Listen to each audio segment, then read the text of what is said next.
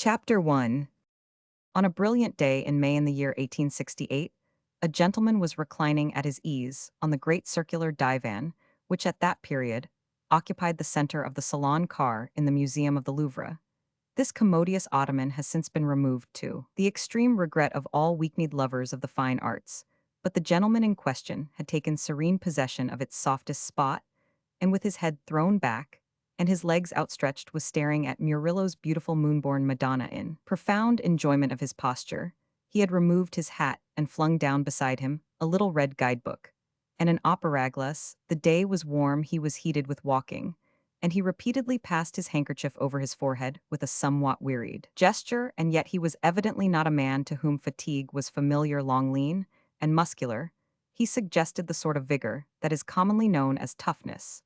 But his exertions on this particular day had been of an unwonted sort, and he had performed great physical feats which left him less jaded than his tranquil stroll through the Louvre. He had looked out all the pictures, to which an asterisk was affixed in those formidable pages of fine print in his Baedeker. His attention had been strained, and his eyes dazzled, and he had sat down with an aesthetic headache. He had looked, moreover, not only at all the pictures, but at all the copies that were going forward around them, in the hands of those innumerable young women in irreproachable toilets who devote themselves in France to the propagation of masterpieces. And if the truth must be told, he had often admired the copy, much more than the original. His physiognomy would have sufficiently indicated that he was a shrewd and capable fellow, and in truth, he had often sat up all night over a bristling bundle of accounts, and heard the cock crow without a yawn. But Raphael and Titian and Rubens were a new kind of arithmetic, and they inspired our friend for the first time in his life with a vague self-mistrust. An observer with anything of an eye for national types would have had no difficulty in determining the local origin of this undeveloped connoisseur, and indeed such an observer might have felt a certain humorous relish of the almost ideal completeness with which he filled out the national mold. The gentleman on the divan was a powerful specimen of an American. But he was not only a fine American, he was in the first place physically a fine man. He appeared to possess that kind of health and strength which, when found in perfection, are the most impressive physical capital, which the owner does nothing to keep up. If he was a muscular Christian, it was quite without knowing it. If it was necessary to walk to a remote spot, he walked. But he had never known himself to exercise. He had no theory with regard to cold bathing or the use of Indian clubs. He was neither an oarsman, a rifleman, nor a fencer, had never had time for these amusements, and he was quite unaware that the saddle is recommended for certain forms of indigestion. He was by inclination a temperate man, but he had supped the night before his visit to the Louvre at the Café Anglais. Sommelier had told him it was an experience not to be omitted, and he had slept none the less the sleep of the just. His usual attitude and carriage were of a rather relaxed and lounging kind, but when under a special inspiration he straightened himself, he looked like a grenadier on parade. He never smoked. He had been assured such things are said that cigars were excellent for the health, and he was quite capable of believing it, but he knew as little about tobacco as about homeopathy. He had a very well-formed head, with a shapely symmetrical balance of the frontal and the occipital development, and a good deal of straight, rather dry brown hair. His complexion was brown, and his nose had a bold, well-marked arch. His eye was of a clear, cold gray, and save for a rather abundant mustache, he was clean-shaved.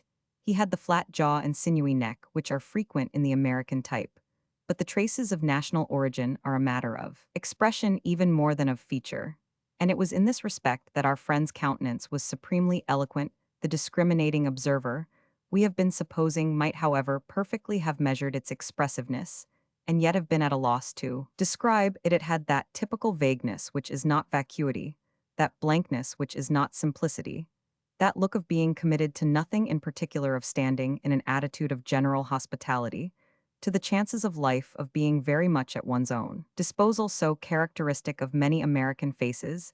It was our friend's eye that chiefly told his story, an eye in which innocence and experience were singularly blended. It was full of contradictory suggestions, and though it was by no means the glowing orb of a hero of romance, you could find in it almost anything you looked for: frigid, and yet friendly, frank, yet cautious, shrewd, yet credulous, positive, yet skeptical, confident, yet shy, extremely intelligent and extremely good-humored. There was something vaguely defiant in its concessions and something profoundly reassuring in its reserve. The cut of this gentleman's mustache, with the two premature wrinkles in the cheek above it, and the fashion of his garments, in which an exposed shirt front and a cerulean cravat played perhaps an obtrusive part completed the conditions of his identity. We have approached him perhaps at a not especially favorable moment.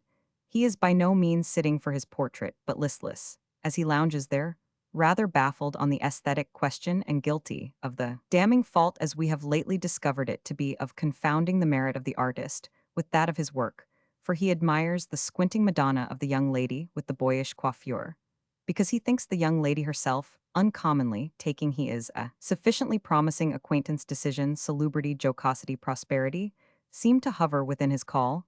He is evidently a practical man, but the idea in his case has undefined and mysterious boundaries, which invite the imagination to bestir itself on his behalf. As the little copyist proceeded with her work, she sent every now and then a responsive glance toward her admirer. The cultivation of the fine arts appeared to necessitate to her mind a great deal of byplay, a great standing off with folded arms, and head drooping from side to side stroking of a dimpled chin, with a dimpled hand sighing and frowning and patting of the foot, fumbling in disordered tresses for wandering hairpins. These performances were accompanied by a restless glance which lingered longer than elsewhere upon the gentleman we have described. At last, he rose abruptly, put on his hat, and approached the young lady. He placed himself before her picture, and looked at it for some moments during which she pretended to be quite unconscious of his inspection. Then addressing her with the single word which constituted the strength of his French vocabulary, and holding up one finger in a manner which appeared to him to illuminate his meaning, combien, he abruptly demanded. The artist stared a moment, gave a little pout, shrugged her shoulders, put down her palette and brushes, and stood rubbing her hands. How much, said our friend in English, combien? Monsieur wishes to buy it, asked the young lady in French. Very pretty, splendid, combien, repeated the American. It pleases Monsieur, my little picture. It's a very beautiful subject, said the young lady. The Madonna, yes, I am not a Catholic, but I want to buy it, combien, write it here. And he took a pencil from his pocket and showed her the flyleaf of his guidebook. She stood looking at him and scratching her chin with the pencil. Is it not for sale, he asked. And as she still stood reflecting and looking at him with an eye which, in spite of her desire to treat this avidity of patronage as a very old story, betrayed an almost touching incredulity, he was afraid he had offended her. She was simply trying to look indifferent and wondering how far she might go. I haven't made a mistake, Buzz. Insult, no, her interlocutor continued. Don't you understand a little English? The young lady's aptitude for playing a part at short notice was remarkable. She fixed him with her conscious, perceptive eye, and asked him if he spoke no French. Then Donnes, she said briefly, and took the open guidebook in the upper corner of the flyleaf. She traced a number in a minute, an extremely neat hand. Then she handed back the book and took up her palette again. Our friend read the number 2,000 francs. He said nothing for a time, but stood looking at the picture, while the copyist began actively to dabble with her paint. For a copy, isn't that a good deal, he asked at last. Pas beaucoup. The young lady raised her eyes from her palette, scanned him from head to foot, and alighted with admirable sagacity upon exactly the right answer. Yes, it's a good deal, but my copy has remarkable qualities. It is worth nothing less. The gentleman in whom we are interested understood no French, but I have said he was intelligent, and here is a good chance to prove it. He apprehended by a natural instinct the meaning of the young woman's phrase, and it gratified him to think that she was so honest. Beauty, talent, virtue. She combined everything. But you must finish it, he said. Finish, you know, and he pointed to the unpainted hand of the figure. Oh, it shall be finished in perfection, in the perfection of perfections, cried Mademoiselle, and to confirm her promise, she deposited a rosy blotch in the middle of the Madonna's cheek. But the American frowned. Ah, too red, too red. He rejoined her complexion, pointing to the Murillo. Is more delicate. Delicate, oh, it shall be delicate, Monsieur, delicate, as Sevres biscuit. I am going to tone that down. I know all the secrets of my art, and where will you allow us to send it to you? Your address. My address, oh yes, and the gentleman drew a card from his pocketbook and wrote something upon it. Then hesitating a moment, he said, if I don't like it when it's finished, you know, I shall not be obliged to take it. The young lady seemed as good a guesser as himself. Oh, I am very sure that Monsieur is not capricious, she said with a roguish smile. Capricious, and at this Monsieur began to laugh. Oh no, I am not capricious. I am very faithful, I am very constant, comprenez. Monsieur is constant, I understand perfectly. It's a rare virtue. To recompense you, you shall have your picture on the first possible day next week. As soon as it is dry, I will take the card of Monsieur. And she took it, and read his name, Christopher Newman. Then she tried to repeat it aloud and laughed at her bad accent. Your English names are so droll. Droll, said Mr. Newman, laughing too. Did you ever hear of Christopher Columbus? Bien, sir, he invented America, a very great man, and is he your patron? My patron? Your patron saint in the calendar. Oh, exactly, my parents named me for him. Monsieur is American. Don't you see it, Monsieur inquired. And you mean to carry my little picture away over there? And she explained her phrase with a gesture. Oh, I mean to buy a great many picturesque beaucoup, said Christopher Newman. The honor is not less for me, the young lady answered, for I am sure Monsieur has a great deal of taste. But you must give me your card, Newman said. Your card, you know. The young lady looked severe for an instant, and then said, my father will wait upon you. But this time, Mr. Newman's powers of divination were at fault. Your card, your address, he simply repeated. My address, said Mademoiselle, then with a little shrug. Happily for you, you are an American. It is the first time I ever gave my card to a gentleman. And taking from her pocket a rather greasy portemonnaie, she extracted from it a small glazed visiting card, and presented the latter to her patron. It was neatly inscribed in pencil with a great many flourishes, emblem nomi niach. But Mr. Newman, unlike his companion, read the name with perfect gravity. All French names to him were equally droll. And precisely here is my father, who has come to escort me home, said Mademoiselle. Know me, he speaks English, he will arrange with you. And she turned to welcome a little old gentleman, who came shuffling up, peering over his spectacles at Newman. Roman 1000 Niach wore a glossy wig of an unnatural color, which overhung his little meek white vacant face, and left it hardly more expressive than the unfeatured block upon which these articles are displayed in the barber's window. He was an exquisite image of shabby gentility. His scant ill-made coat desperately brushed, his darned gloves, his highly polished boots, his rusty shapely hat, told the story of a person who had had losses, and who clung to the spirit of nice habits even though the letter had been hopelessly effaced. Among other things, Roman 1000 Niach had lost courage. Adversity had not only ruined him, it had frightened him, and he was evidently going through his remnant of life on tiptoe for fear of waking up the hostile fates. If this strange gentleman was saying anything improper to his daughter, Roman 1000 Niach would entreat him huskily, as a particular favor, to forbear. But he would admit at the same time that he was very presumptuous to ask for particular favors. Monsieur has bought my picture, said Mademoiselle Nomi. When it's finished, y'all carry it to him in a cab. In a cab, cried Roman 1000 Niach, and he stared in a bewildered way, as if he had seen the sun rising at midnight. Are you the young lady's father, said Newman. I think she said you speak English. Speak English, I, said the old man, slowly rubbing his hands. I will bring it in a cab. Say something then, cried his daughter. Thank him a little, not too much. A little, my daughter, a little, said Roman 1000 Niach, perplexed. How much? 2000, said Mademoiselle Nomi. Don't make a fuss or hell take back his word. 2000, cried the old man, and he began to fumble for his snuff-box. He looked at Newman from head to foot. He looked at his daughter. And then at the picture. Take care. You don't spoil it, he cried almost sublimely. We must go home, said Mademoiselle Nomi. This is a good day's work. Take care how you carry it. And she began to put up her utensils. How can I thank you, said Roman 1000 Niach. My English does not suffice. I wish I spoke French as well, said Newman good-naturedly. Your daughter is very clever. Oh, sir, and Roman 1000 Niach looked over his spectacles with tearful eyes, and nodded several times with a world of sadness. She has had an education très supérieure. Nothing was spared. Lessons in pastel at 10 francs, the lessons in oil at 12 francs. I didn't look at the francs. Then she's an artiste, eh? Do I understand you to say that you have had reverses? Asked Newman. Reverses, oh, sir, misfortunes terrible. Unsuccessful in business, eh? Very unsuccessful, sir. Oh, never fear, y'all get on your legs again, said Newman cheerily. The old man drooped his head on one side and looked at him with an expression of pain, as if this were an unfeeling jest. What does he say? Demanded Mademoiselle Nomi. Roman 1000 Niach took a pinch of snuff. He says I will make my fortune again. Perhaps he will help you, and what else? He says thou art very clever. It is very possible. You believe it yourself, my father. Believe it, my daughter, with this evidence. And the old man turned afresh with a staring, wondering homage to the audacious daub on the easel. Ask him then if he would not like to learn French. To learn French. To take lessons. To take lessons, my daughter, from thee. From you. From me, my child, how should I give lessons? Pas de raisons, ask him, immediately said Mademoiselle Nomi, with soft brevity.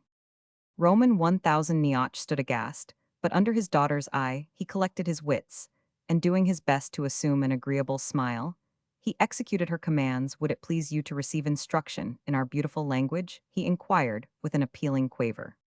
To study French, asked Newman, staring.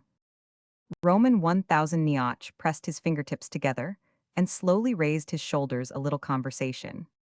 Conversation, that's it, murmured Mademoiselle Nomi, who had caught the word, the conversation of the best society.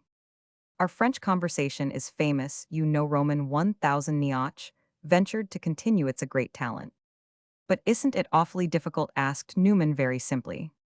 Not to a man of esprit like Monsieur, an admirer of beauty, in every form. And Roman 1000 Nioch cast a significant glance at his daughter's Madonna.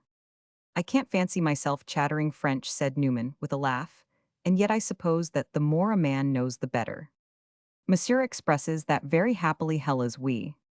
I suppose it would help me a great deal knocking about Paris to know the language. Ah, there are so many things, Monsieur, must want to say difficult things. Everything I want to say is difficult, but you give lessons. Poor Roman 1000 Nioch was embarrassed. He smiled more appealingly. I am not a regular professor. He admitted. I can't nevertheless tell him that I am a professor, he said to his daughter. Tell him it's a very exceptional chance, answered Mademoiselle Nomi, and Homme du Mondion gentleman. Conversing with another, remember what you arrowhat you have been. A teacher of languages in neither case, much more formerly, and much less today, and if he asks the price of the lessons. He won't ask it, said Mademoiselle Nomi. What he pleases, I may say.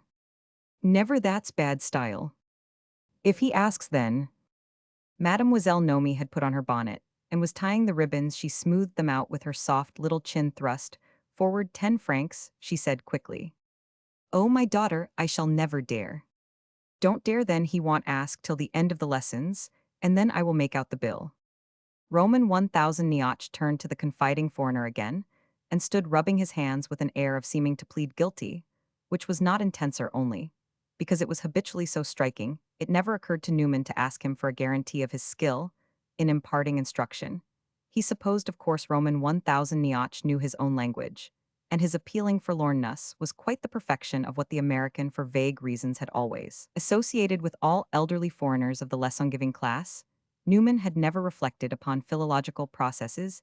His chief impression, with regard to ascertaining those mysterious correlatives of his familiar English vocables, which were current in this extraordinary city of Paris, was that it was simply a matter of a good deal of unwanted, and rather ridiculous muscular effort on his own part. How did you learn English? He asked of the old man. When I was young, before my miseries, oh, I was wide awake. Then my father was a great commercant. He placed me for a year in a counting house in England. Some of it stuck to me, but much I have forgotten. How much French can I learn in a month? What does he say? Asked Mademoiselle Nomi. Roman 1000 Nioch explained. He will speak like an angel, said his daughter. But the native integrity which had been vainly exerted to secure Roman 1000 Nioch's commercial prosperity flickered up again. Dame, Monsieur, he answered, all I can teach you.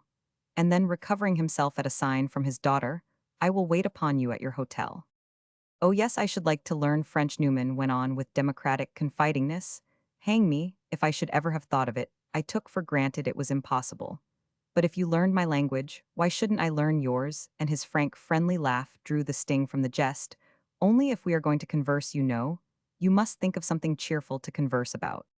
You are very good, sir. I am overcome, said Roman 1000 Nioch, throwing out his hands, but you have cheerfulness and happiness for two. Oh no, said Newman more seriously, you must be bright and lively, that's part of the bargain. Roman 1000 Nioch bowed with his hand on his heart. Very well, sir, you have already made me lively. Come and bring me my picture, then I will pay you for it, and we will talk about that. That will be a cheerful subject. Mademoiselle Nomi had collected her accessories, and she gave the precious Madonna in charge to her father, who retreated backwards out of sight, holding it at arm's length. and reiterating his obeisance, the young lady gathered her shawl about her like a perfect Parisienne, and it was with the smile of a Parisienne that she took leave of her patron. Chapter 2. He wandered back to the divan and seated himself on the other side in view of the great canvas on which Paul Veronese had depicted the marriage feast of Cana wearied. As he found the picture entertaining it had an illusion for him. It satisfied his conception, which was ambitious of what a splendid banquet should be. In the left-hand corner of the picture is a young woman with yellow tresses confined in a golden headdress. She is bending forward and listening with the smile of a charming woman at a dinner party to her neighbor. Newman detected her in the crowd, admired her, and perceived that she too had her votive copyista. Young man with his hair standing on end. Suddenly, he became conscious of the germ of the mania of the collector. He had taken the first step. Why should he not go on? It was only 20 minutes before that he had bought the first picture of his life. And now, he was already thinking of art patronage as a fascinating pursuit. His reflections quickened his good humor, and he was on the point of approaching the young man with another cambion. 2 or 3 facts in this relation are noticeable, although the logical chain, which connects them, may seem imperfect. He knew Mademoiselle Nioche had asked too much. He bore her no grudge for doing so, and he was determined to pay the young man exactly the proper sum at this moment. However, his attention was attracted by a gentleman who had come from another part of the room, and whose manner was that of a stranger to the gallery. Although he was equipped with neither guidebook nor opera-glass, he carried a white sun umbrella lined with blue silk, and he strolled in front of the Paul Veronese, vaguely looking at it, but much too near to see anything. But the grain of the canvas opposite to Christopher Newman, he paused and turned, and then our friend who had been observing him had a chance to verify a suspicion aroused by an imperfect view of his face. The result of this larger scrutiny was that he presently sprang to his feet, strode across the room, and with an outstretched hand arrested the gentleman. With the blue-lined umbrella, the latter stared but put out his hand at a venture. He was corpulent and rosy, and though his countenance, which was ornamented with a beautiful flaxen beard, carefully divided in the middle and brushed outward at the sides, was not remarkable for intensity of expression, he looked like a person who would willingly shake hands with anyone. I know not what Newman thought of his face, but he found a want of response in his grasp. "Oh, come, come," he said, laughing. "Don't say now, you don't know Maif. I have not got a white parasol." The sound of his voice quickened the other's memory, his face expanded to its fullest capacity, and he also broke into a laugh. "Why, Newman, ill be blowed. Where in the world, I declare, who would have thought you have changed?" "You haven't," said Newman. "Not for the better, no doubt. When did you get here?" "3 days ago." "Why didn't you let me know?" "I had no idea you were here." "I have been here these 6 years. It must be 8 or 9 since we met." "Something of that sort. We were very young." "It was in St. Louis. During the war you were in the army." "Oh no, not I, but you were." "I believe I was." "You came out all right." "I came out with my legs and arms in with satisfaction. All that seems very far away." "And how long have you been in Europe?" 17 days. "First time?" "Yes, very much so." "Made your everlasting fortune?" Christopher Newman was silent a moment, and then with a tranquil smile, he answered yes. "And come to Paris to spend it, eh?" "Well, we shall see. So they carry those parasols, Herod menfolk?" "Of course they do. They're great things. They understand comfort out here." "Where do you buy them?" "Anywhere, everywhere." "Well, Tristram, I'm glad to get hold of you. You can show me the ropes, I suppose. You know Paris inside out." Mr. Tristram gave a mellow smile of self-gratulation. "Well, I guess there are not many men that can show me much. I'll take care of you." "It's a pity you were not here a few minutes ago. I have just bought a picture. You might have put the thing through for me." "Bought a picture," said Mr. Tristram, looking vaguely round at the walls. "Why do they sell them?" "I mean a copy." "Oh, I see these," said Mr. Tristram, nodding at the Titians and Van Dycks. "These, I suppose, are originals." "I hope so," cried Newman. "I don't want a copy of a copy." "Ah," said Mr. Tristram, mysteriously, "you can never tell. They imitate, so deucedly well. It's like the jewelers, with their false stones, go into the Palais Royal. There you see imitation on half the windows. The law obliges them to stick it on, but you can't tell the things apart. To tell the truth," Mr. Tristram continued with a wry face, "I don't do much in pictures. I leave that to my wife." Ah, you have got a wife. Didn't I mention it? She's a very nice woman. You must know her. She's up there, in the Avenue di Iena. So you are regularly fixed house and children and all. Yes, a tip-top house and a couple of youngsters. Well said, Christopher Newman, stretching his arms a little with a sigh. I envy you. Oh no, you don't, answered Mr. Tristram, giving him a little poke with his parasol. I beg your pardon, I do. Well, you want then when? You don't certainly mean when I have seen your establishment. When you have seen Paris, my boy, you want to be your own master here. Oh, I have been my own master all my life, and I am tired of it. Well, try Paris. How old are you? 36. C'est la belle age, as they say here. What does that mean? It means that a man shouldn't send away his plate till he has eaten his fill. All that I have just made arrangements to take French lessons. Oh, you don't want any lessons? Y'all pick it up. I never took any. I suppose you speak French as well as English. Better, said Mr. Tristram roundly. It's a splendid language. You can say all sorts of bright things in it. But I suppose, said Christopher Newman, with an earnest desire for information, that you must be bright to begin with. Not a bit, that's just the beauty of it. The two friends, as they exchanged these remarks, had remained standing where they met, and leaning against the rail which protected the pictures. Mr. Tristram at last declared that he was overcome with fatigue, and should be happy to sit down. Newman recommended in the highest terms the great divan on which he had been lounging, and they prepared to seat themselves. This is a great place, isn't it? Said Newman with ardor. Great place, finest thing in the world. And then suddenly Mr. Tristram hesitated and looked about him. I suppose they won't let you smoke here. Newman stared. Smoke, I am sure. I don't know, you know the regulations better than Roman one. I never was here before. Never in 6 years. I believe my wife dragged me here once when we first came to Paris, but I never found my way back. But you say you know Paris so well. I don't call this Paris, cried Mr. Tristram, with assurance. Come, let's go over to the Palais Royal and have a smoke. I don't smoke, said Newman. A drink, then. And Mr. Tristram led his companion away. They passed through the glorious halls of the Louvre, down the staircases, along the cool dim galleries of sculpture, and out into the enormous court. Newman looked about him as he went, but he made no comments, and it was only when they at last emerged into the open air that he said to his friend, It seems to me that in your place I should have come here once a week. Oh no, you wouldn't, said Mr. Tristram.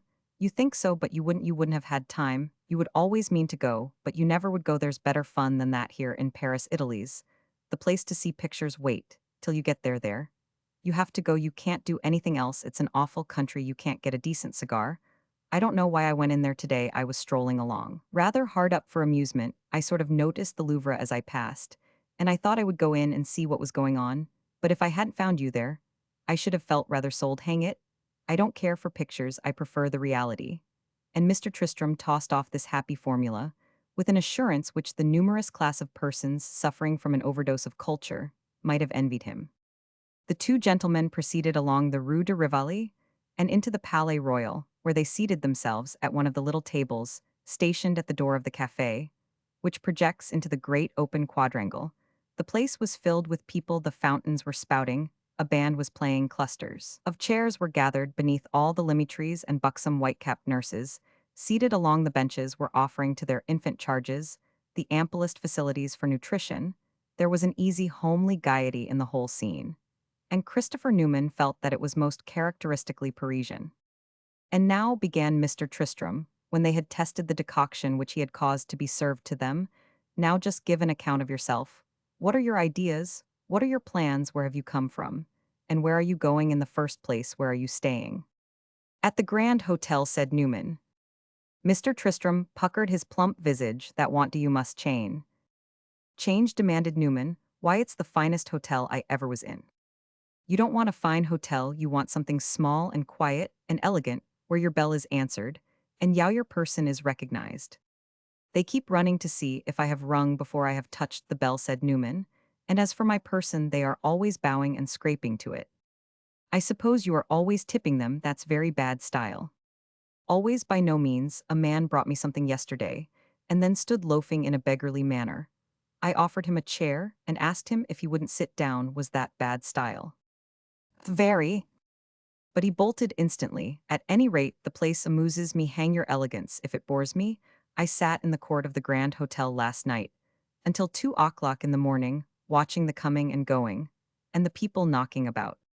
You're easily pleased, but you can do as you choose. A man in your shoes, you have made a pile of money. I have made enough. Happy the man who can say that. Enough for what? Enough to rest a while, to forget the confounded thing, to look about me, to see the world, to have a good time, to improve my mind.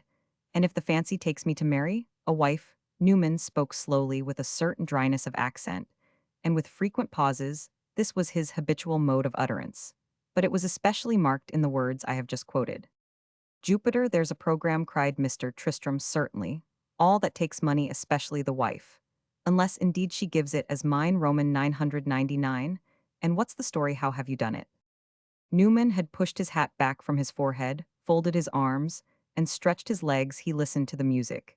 He looked about him at the bustling crowd, at the plashing fountains, at the nurses, and the babies. I have worked, he answered at last. Tristram looked at him for some moments, and allowed his placid eyes to measure his friend's generous longitude, and rest upon his comfortably contemplative face. What have you worked at? He asked. Oh, at several things. I suppose you're a smart fellow, eh? Newman continued to look at the nurses and babies. They imparted to the scene a kind of primordial pastoral simplicity. Yes, he said at last, I suppose I am. And then, in answer to his companion's inquiries, he related briefly his history since their last meeting. It was an intensely Western story, and it dealt with enterprises which it will be needless to introduce to the reader in detail. Newman had come out of the war with a brevet of brigadier general in honor, which in this case, without invidious comparison, shed lighted upon shoulders amply competent to bear it. But though he could manage a fight when need was, Newman heartily disliked the business. His 4 years in the army had left him with an angry, bitter sense of the waste of precious things, life, and time, and money, and smartness, and the early freshness of purpose, and he had addressed himself to the pursuits of peace with passionate zest and energy. He was, of course, as penniless when he plucked off his shoulder straps as when he put them on, and the only capital at his disposal was his dogged resolution, and his lively perception of ends and means. Exertion and action were as natural to him as respiration. A more completely healthy mortal had never trod the elastic soil of the West. His experience, moreover, was as wide as his capacity. When he was 14 years old, necessity had taken him by his slim young shoulders and pushed him into the street to earn that night's supper. He had not earned it, but he had earned the next night's, and afterwards, whenever he had had none, it was because he had gone without it to use the money for something else, a keener pleasure or a finer profit. He had turned his hand with his brain in it to many things. He had been enterprising in an eminent sense of the term. He had been adventurous and even reckless, and he had known bitter failure as well as brilliant success. But he was a born experimentalist, and he had always found something to enjoy in the pressure of necessity, even when it was as irritating as the haircloth shirt of the medieval monk. At one time, failure seemed inexorably his portion. A luck became his bedfellow, and whatever he touched he turned not to gold, but to ashes. His most vivid conception of a supernatural element in the world's affairs had come to him once when this pertinacity of misfortune was at its climax. There seemed to him something stronger in life than his own will, but the mysterious something could only be the devil, and he was accordingly seized with an intense personal enmity to this impertinent force. He had known what it was to have utterly exhausted his credit, to be unable to raise a dollar, and to find himself at nightfall in a strange city without a penny to mitigate its strangeness. It was under these circumstances that he made his entrance into San Francisco, the scene subsequently of his happiest strokes of fortune. If he did not, like Dr. Franklin in Philadelphia, march along the street, munching a pennyloaf, it was only because he had not the pennyloaf necessary to the performance in his darkest days.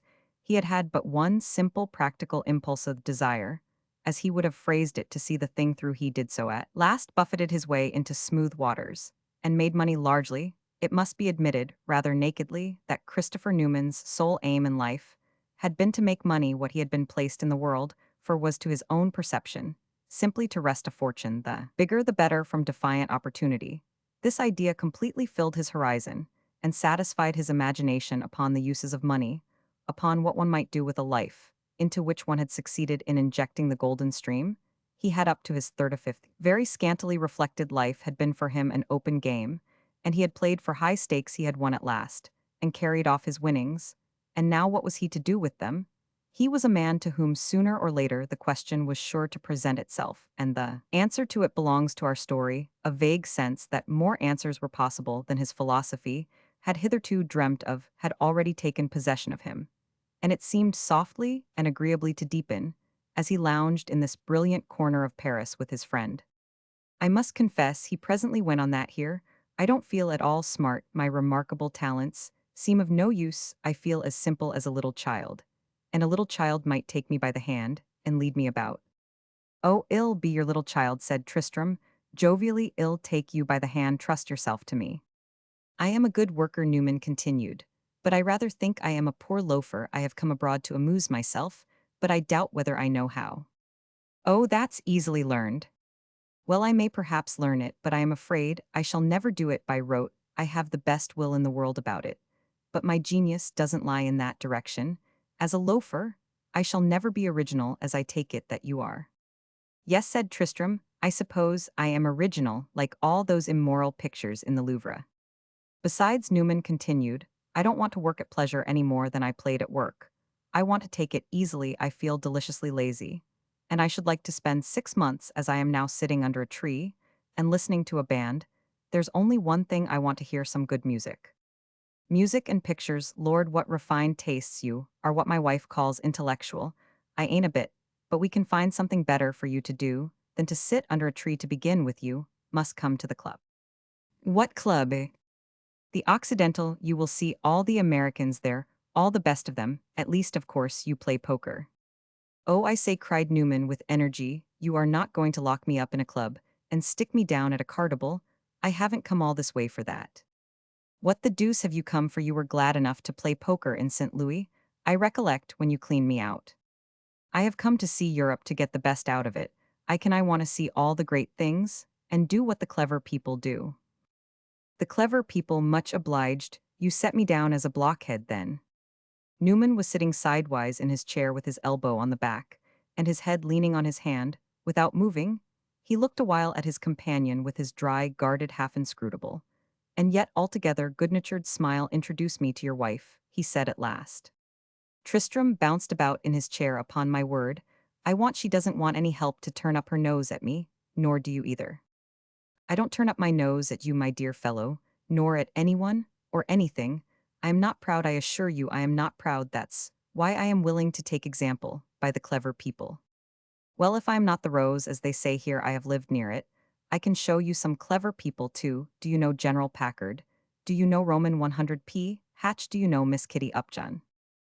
I shall be happy to make their acquaintance. I want to cultivate society. Tristram seemed restless and suspicious. He eyed his friend askance. And then what are you up to anyway? He demanded. Are you going to write a book? Christopher Newman twisted one end of his mustache a while in silence, and at last he made answer. One day a couple of months ago something very curious happened to me. I had come on to New York on some important business. It was rather a long story, a question of getting ahead of another party, in a certain particular way in the stock market. This other party had once played me a very mean trick. I owed him a grudge. I felt awfully savage at the time, and I vowed that when I got chance I would, figuratively speaking, put his nose out of joint. There was a matter of some $60,000 at stake. If I put it out of his way, it was a blow the fellow would feel. And he really deserved no quarter. I jumped into a hack and went about my business. And it was in this hack, thy immortal historical hack, that the curious thing I speak of occurred. It was a hack like any other, only a trifle dirtier, with a greasy line along the top of the drab cushions, as if it had been used for a great many Irish funerals. It is possible I took a nap. I had been traveling all night, and though I was excited with my errand, I felt the want of sleep. At all events, I woke up suddenly from a sleep, or from a kind of a reverie, with the most extraordinary feeling in the world, immortal disgust for the thing I was going to do. It came upon me like that, and he snapped his fingers abruptly, as an old wound that begins to ache. I couldn't tell the meaning of it. I only felt that I loathed the whole business and wanted to wash my hands of it. The idea of losing that $60,000, of letting it utterly slide and scuttle, and never hearing of it again, seemed the sweetest thing in the world. And all this took place quite independently of my will, and I sat watching it as if it were a play at the theater. I could feel it going on inside of me. You may depend upon it that there are things going on inside of us that we understand mighty little about. Jupiter, you make my flesh creep, cried Tristram, and while you sat in your hack watching the play, as you call it, the other man marched in and bagged your $60,000. I have not the least idea, I hope so, poor devil, but I never found out. We pulled up in front of the place I was going to in Wall Street, but I sat still in the carriage, and at last the driver scrambled down off his seat to see whether his carriage had not turned into a hearse. I couldn't have got out any more than. If I had been a corpse, what was the matter with me? Momentary idiocy, yowl. Say what I wanted to get out of was Wall Street. I told the man to drive down to the Brooklyn ferry and to cross over. When we were over, I told him to drive me out into the country, as I had told him originally to drive for dear life down town. I suppose he thought me insane, perhaps I was, but in that case, I am insane still. I spent the morning looking at the first green leaves on Long Island. I was sick of business. I wanted to throw it all up and break off short. I had money enough, or if I hadn't, I ought to have. I seemed to feel a new man inside my old skin, and I longed for a new world. When you want a thing so very badly, you had better treat yourself to it. I didn't understand the matter, not in the least, but I gave the old horse the bridle and let him find his way. As soon as I could get out of the game, I sailed for Europe. That is how I come to be sitting here. You ought to have bought up that hack, said Tristram. It isn't a safe vehicle to have about, and you have really sold out. Then you have retired from business. I have made over my hand to a friend when I feel disposed. I can take up the cards again. I dare say that a 12-month hence the operation will be reversed, the pendulum will swing back again. I shall be sitting in a gondola or on a dromedary, and all of a sudden I shall want to clear out. But for the present I am perfectly free. I have even bargained that I am to receive no business letters. Oh, it's a real caprice de prince, said Tristram. I back out. A poor devil like me can't help you to spend such very magnificent leisure as that you should get introduced to the crowned heads. Newman looked at him a moment, and then with his easy smile, how does one do it, he asked. Come, I like that, cried Tristram. It shows you are in earnest. Of course I am in earnest. Didn't I say I wanted the best? I know the best can't be had for mere money, but I rather think money will do a good deal. In addition, I am willing to take a good deal of trouble. You are not bashful, eh? I haven't the least idea. I want the biggest kind of entertainment. A man can get people, places, art, nature, everything. I want to see the tallest mountains, and the bluest lakes, and the finest pictures, and the handsomest churches, and the most celebrated men, and the most beautiful women.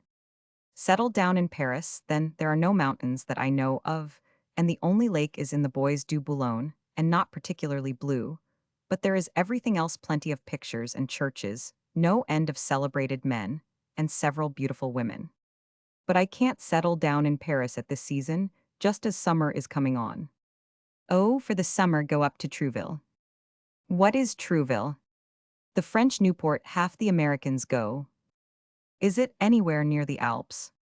About as near as Newport is to the Rocky Mountains. Oh, I want to see Mont Blanc, said Newman, and Amsterdam, and the Rhine, and a lot of places, Venice in particular. I have great ideas about Venice. Ah, said Mr. Tristram, rising, I see I shall have to introduce you to my wife. Chapter 3. He performed this ceremony on the following day, when by appointment Christopher Newman went to dine with him. Mr. and Mrs. Tristram lived behind one of those chalk-colored facades, which decorate with their pompous sameness the broad avenues manufactured by Baron Haussmann in the neighborhood of the Arc de Triomphe. Their apartment was rich in the modern conveniences, and Tristram lost no time in calling his visitors' attention to their principal household treasures, the gas lamps and the furnace holes. Whenever you feel homesick, he said, you must come up here. Well, stick you down before a register, under a good big burner, and you will soon get over your homesickness, said Mrs. Tristram. Her husband stared. His wife often had a tone which he found inscrutable. He could not tell for his life whether she was in jest or in earnest. The truth is that circumstances had done much to cultivate in Mrs. Tristram a marked tendency to irony. Her taste on many points differed from that of her husband, and though she made frequent concessions, it must be confessed that her concessions were not always graceful.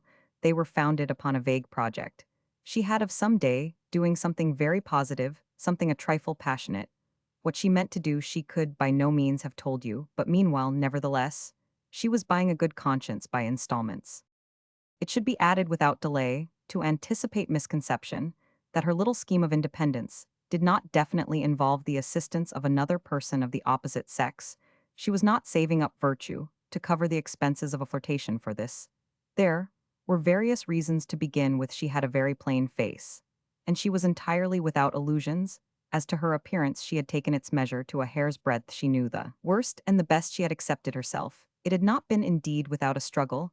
As a young girl, she had spent hours with her back to her mirror, crying her eyes out, and later she had, from desperation and bravado, adopted the habit of proclaiming herself the most ill-favored of women in order that she might, as in common politeness, was inevitable contradicted, and reassured it was since she had come to live in Europe that she had begun to take the matter philosophically. Her observation, acutely exercised here, had suggested to her that a woman's first duty is not to be beautiful, but to be pleasing, and she encountered so many women who pleased without beauty that she began to feel that she had discovered her mission. She had once heard an enthusiastic musician out of patience with a gifted bungler declare that a fine voice is really an obstacle to singing properly, and it occurred to her that it might perhaps be equally true that a beautiful face is an obstacle to the acquisition of charming manners. Mrs. Tristram then undertook to be exquisitely agreeable, and she brought to the task a really touching devotion. How well she would have succeeded I am unable to say, unfortunately. She broke off in the middle. Her own excuse was the want of encouragement in her immediate circle, but I am inclined to think that she had not a real genius for the matter, or she would have pursued the charming art for itself. The poor lady was very incomplete. She fell back upon the harmonies of the toilet, which she thoroughly understood, and contented herself with dressing in perfection. She lived in Paris, which she pretended to detest, because it was only in Paris that one could find things to exactly suit one's complexion. Besides, out of Paris, it was always more or less of a trouble to get Timbit gloves. When she railed at this serviceable city, and you asked her where she would prefer to reside, she returned some very unexpected answer. She would say in Copenhagen or in Barcelona, having, while making the tour of Europe, spent a couple of days at each of these places. On the whole, with her poetic furbelows and her misshapen, intelligent little face, she was, when you knew her, a decidedly interesting woman. She was naturally shy, and if she had been born a beauty, she would, having no vanity, probably have remained shy. Now, she was both diffident and importunate, extremely reserved sometimes with her friends, and strangely expansive with strangers. She despised her husband, despised him too much, for she had been perfectly at liberty not to marry him. She had been in love with a clever man who had slighted her, and she had married a fool in the hope that this thankless wit, reflecting on it, would conclude that she had no appreciation of merit, and that he had flattered himself in supposing that she cared for his own restless, discontented visionary, without personal ambitions. But with a certain avidity of imagination, she was, as I have said before, eminently incomplete. She was full both for good and for aloft beginnings that came to nothing, but she had nevertheless morally a spark of the sacred fire. Newman was fond under all circumstances of the society of women, and now that he was out of his native element and deprived of his habitual interests, he turned to it for compensation. He took a great fancy to Mrs. Tristram. She frankly repaid it, and after their first meeting he passed a great many hours in her drawing-room. After 2 or 3 talks, they were fast friends. Newman's manner with women was peculiar, and it required some ingenuity on a lady's part to discover that he admired her. He had no gallantry in the usual sense of the term, no compliments, no graces, no speeches, very fond of what is called chaffing in his dealings with men. He never found himself on a sofa, beside a member of the softer sex, without feeling extremely serious. He was not shy, and so far as awkwardness proceeds from a struggle with shyness, he was not awkward, grave, attentive, submissive, often silent. He was simply swimming in a sort of rapture of respect.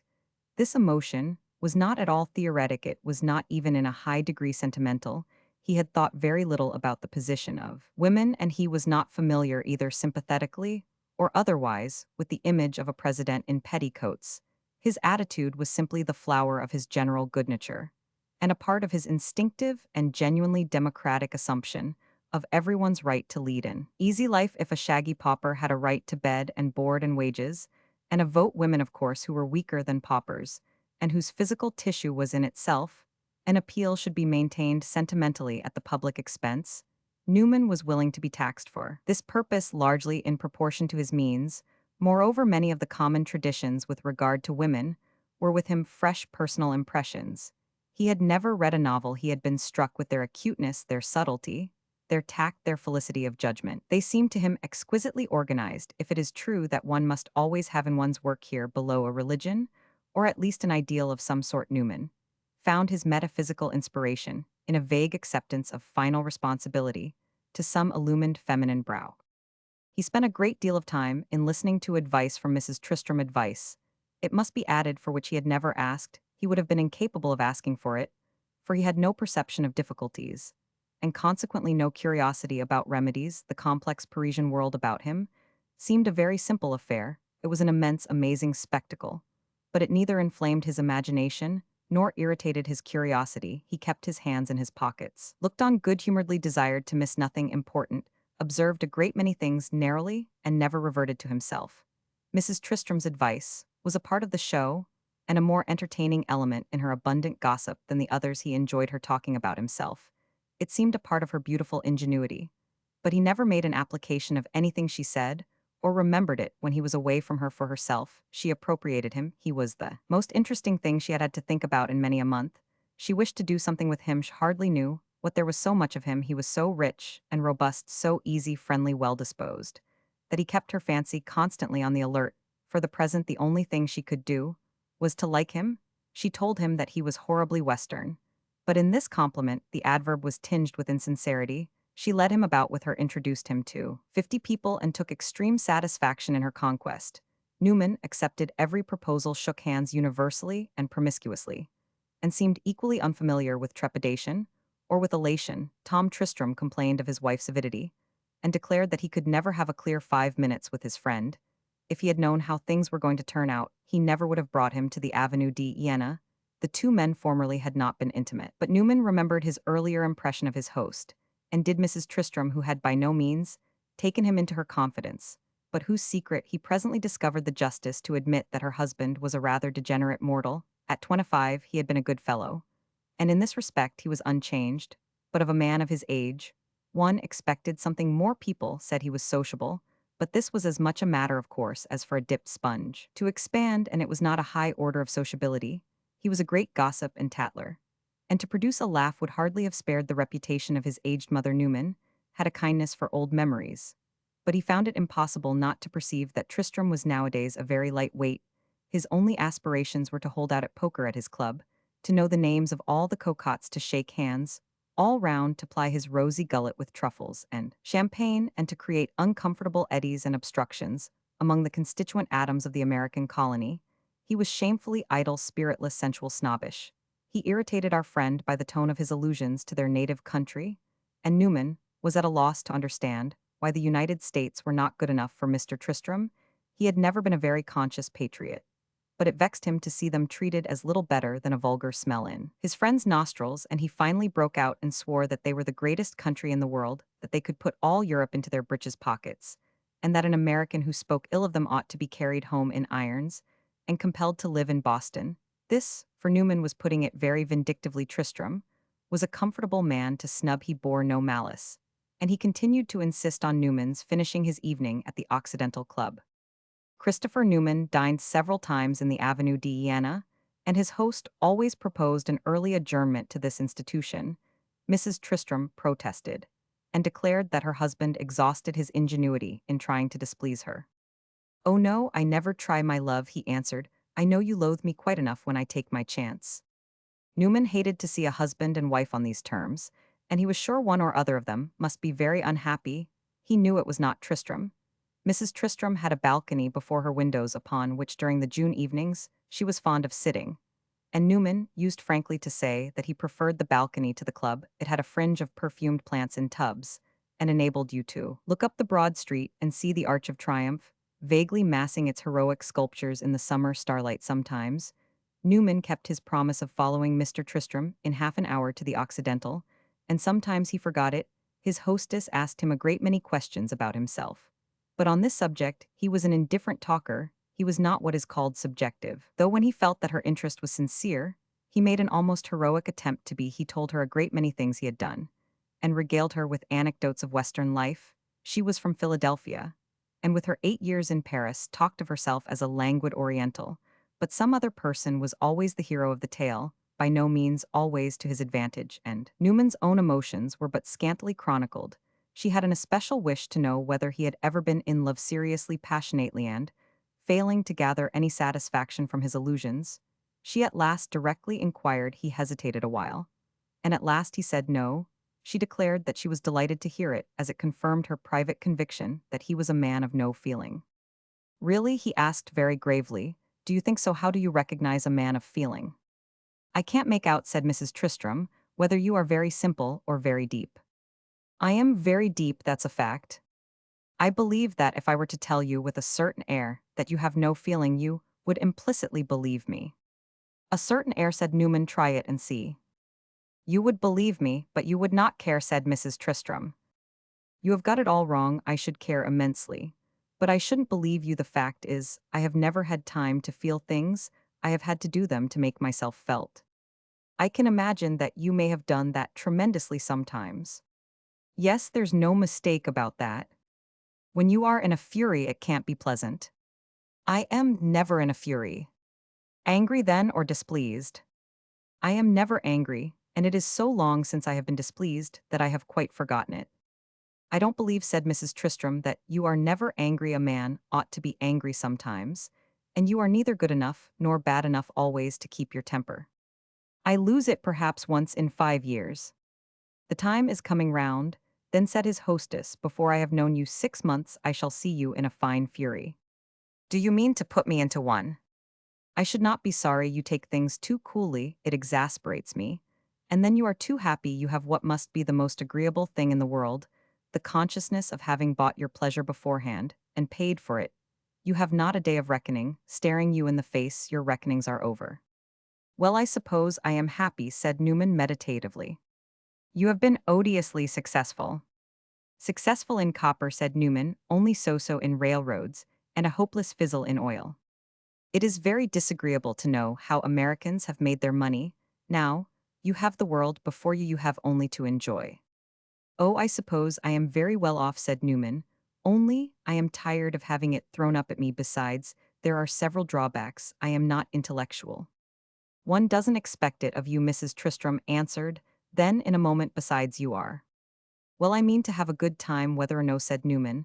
I am not cultivated. I am not even educated. I know nothing about history, or art, or foreign tongues, or any other learned matters. But I am not a fool either, and I shall undertake to know something about Europe by the time I have done with it.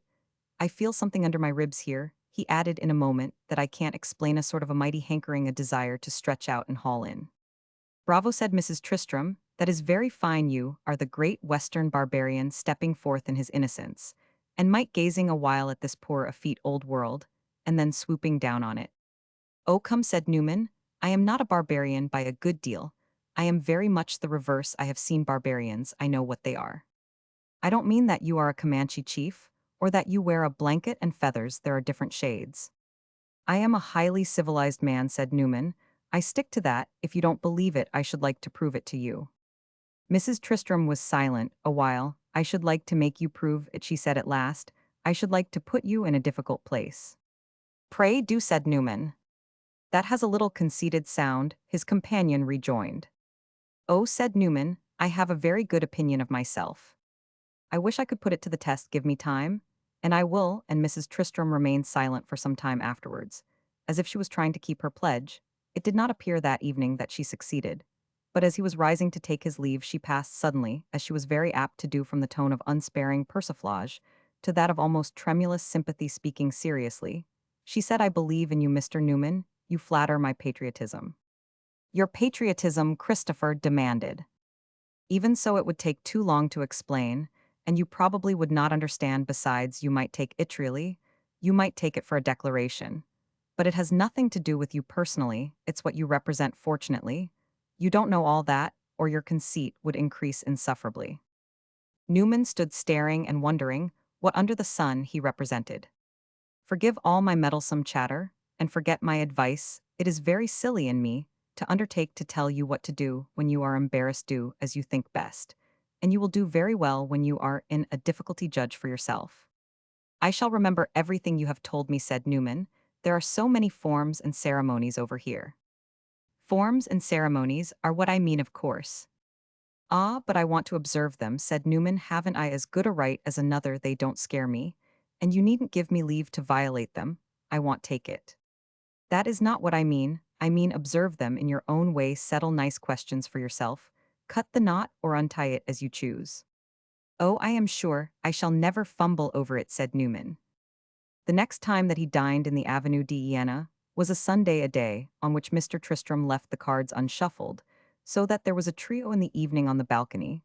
The talk was of many things, and at last Mrs. Tristram suddenly observed to Christopher Newman that it was high time he should take a wife. "Listen to her, she has the audacity," said Tristram, who on Sunday evenings was always rather acrimonious. "I don't suppose you have made up your mind not to marry," Mrs. Tristram continued. "Heaven forbid," cried Newman. "I am sternly resolved on it." "It's very easy," said Tristram, "fatally easy." "Well then, I suppose, you do not mean to wait till you are 50. On the contrary, I am in a great hurry." "One would never suppose it. Do you expect a lady to come and propose to you?" "No, I am willing to propose. I think a great deal about it." "Tell me some of your thoughts." "Well," said Newman slowly, "I want to marry very well." "Marry a woman of 60, then," said Tristram. "Well, in what sense?" "In every sense I shall be hard to please. You must remember that, as the French proverb says, the most beautiful girl in the world can give but what she has." "Since you ask me," said Newman, "I will say frankly that I want extremely to marry. It is time to begin with. Before I know it I shall be 40, and then I am lonely and helpless and dull. But if I marry now, so long as I didn't do it in hot haste, when I was 20 I must do it with my eyes open. I want to do the thing in handsome style. I do not only want to make no mistakes, but I want to make a great hit. I want to take my pick. My wife must be a magnificent woman." "Voilà ce qui s'appelle parlor," cried Mrs. Tristram. "Oh, I have thought an immense deal about it. Perhaps you think too much. The best thing is simply to fall in love. When I find the woman who pleases me, I shall love her enough. My wife shall be very comfortable." "You are superb. There's a chance for the magnificent women." "You are not fair, Newman," rejoined. "You draw a fellow out and put him off guard, and then you laugh at him." "I assure you," said Mrs. Tristram, "that I am very serious. To prove it, I will make you a proposal. Should you like me, as they say here, to marry you?" "To hunt up a wife for me?" "She is already found. I will bring you together." "Oh, come," said Tristram, "we don't keep a matrimonial bureau. He will think you want your commission." "Present me to a woman who comes up to my notions," said Newman, "and I will marry her tomorrow." "You have a strange tone about it, and I don't quite understand you. I didn't suppose you would be so cold-blooded and calculating." Newman was silent a while. "Well," he said at last, "I want a great woman. I stick to that. That's one thing I can treat myself to. And if it is to be had, I mean to have it. What else have I toiled and struggled for all these years? I have succeeded. And now what am I to do with my success, to make it perfect? As I see it, there must be a beautiful woman perched on the pile like a statue on a monument. She must be as good as she is beautiful and as clever as she is good. I can give my wife a good deal, so I am not afraid to ask a good deal myself. She shall have everything a woman can desire. I shall not even object to her being too good for me. She may be cleverer and wiser than I can understand. And I shall only be the better pleased. I want to possess, in a word, the best article in the market." "Why didn't you tell a fellow all this at the outset?" Tristram demanded. "I have been trying so to make you fond of me." "This is very interesting," said Mrs. Tristram. "I like to see a man know his own mind." "I have known mine for a long time," Newman went on. "I made up my mind, tolerably early in life, that a beautiful wife was the thing best worth having. Here below it is the greatest victory over circumstances. When I say beautiful, I mean beautiful in mind and in manners as well as in person. It is a thing every man has an equal right to. He may get it if he can. He doesn't have to be born with certain faculties on purpose. He needs only to be a man, then he needs only to use his will and such wits as he has, and to try. It strikes me that your marriage is to be rather a matter of vanity." "Well, it is certain," said Newman, "that if people notice my wife and admire her, I shall be mightily tickled." After this, cried Mrs. Tristram, "call any man modest. But none of them will admire her so much as Roman one. I see you have a taste for splendor." Newman hesitated a little, and then, "I honestly believe I have," he said. "And I suppose you have already looked about you a good deal." "A good deal, according to opportunity." "And you have seen nothing that satisfied you?" "No," said Newman, half reluctantly. "I am bound to say in honesty that I have seen nothing that really satisfied me. You remind me of the heroes of the French romantic poets, Rolla and Fortunio, and all those other insatiable gentlemen for whom nothing in this world was handsome enough. But I see you are in earnest, and I should like to help you. Who the deuce is it, darling, that you are going to put upon him? Tristram cried. We know a good many pretty girls, thank heaven, but magnificent women are not so common. Have you any objections to a foreigner? His wife continued, addressing Newman, who had tilted back his chair, and with his feet on a bar of the balcony railing, and his hands in his pockets, was looking at the stars. No Irish need apply, said Tristram. Newman meditated a while. As a foreigner, no, he said at last, I have no prejudices. My dear fellow, you have no suspicions, cried Tristram. You don't know what terrible customers these foreign women are, especially the magnificent ones. How should you like a fair Circassian with a dagger in her belt? Newman administered a vigorous slap to his knee. I would marry a Japanese, if she pleased me, he affirmed. We had better confine ourselves to Europe, said Mrs. Tristram. The only thing is then that the person be in herself to your taste. She is going to offer you an unappreciated governess, Tristram groaned. Assuredly, I won't deny that other things being equal, I should prefer one of my own countrywomen. We should speak the same language. And that would be a comfort. But I am not afraid of a foreigner besides. I rather like the idea of taking in Europe too. It enlarges the field of selection. When you choose from a greater number, you can bring your choice to a finer point. You talk like Sardanapalus, exclaimed Tristram. You say all this to the right person, said Newman's hostess. I happen to number among my friends the loveliest woman in the world, neither more nor less. I don't say a very charming person, or a very estimable woman, or a very great beauty. I say simply the loveliest woman in the world. The deuce, cried Tristram, you have kept very quiet about her. Were you afraid of me? You have seen her, said his wife, but you have no perception of such merit as Claire's. Ah, her name is Claire, I give it up. Does your friend wish to marry? Asked Newman. Not in the least. It is for you to make her change her mind. It will not be easy, she has had one husband, and he gave her a low opinion of the species. Oh, she is a widow, then, said Newman. Are you already afraid? She was married at 18 by her parents in the French fashion to a disagreeable old man, but he had the good taste to die a couple of years afterward, and she is now 25. So she is French. French by her father, English by her mother. She is really more English than French, and she speaks English as well as you or Ire. Rather much better. She belongs to the very top of the basket. As they say here, her family on each side is of fabulous antiquity. Her mother is the daughter of an English Catholic earl, her father is dead.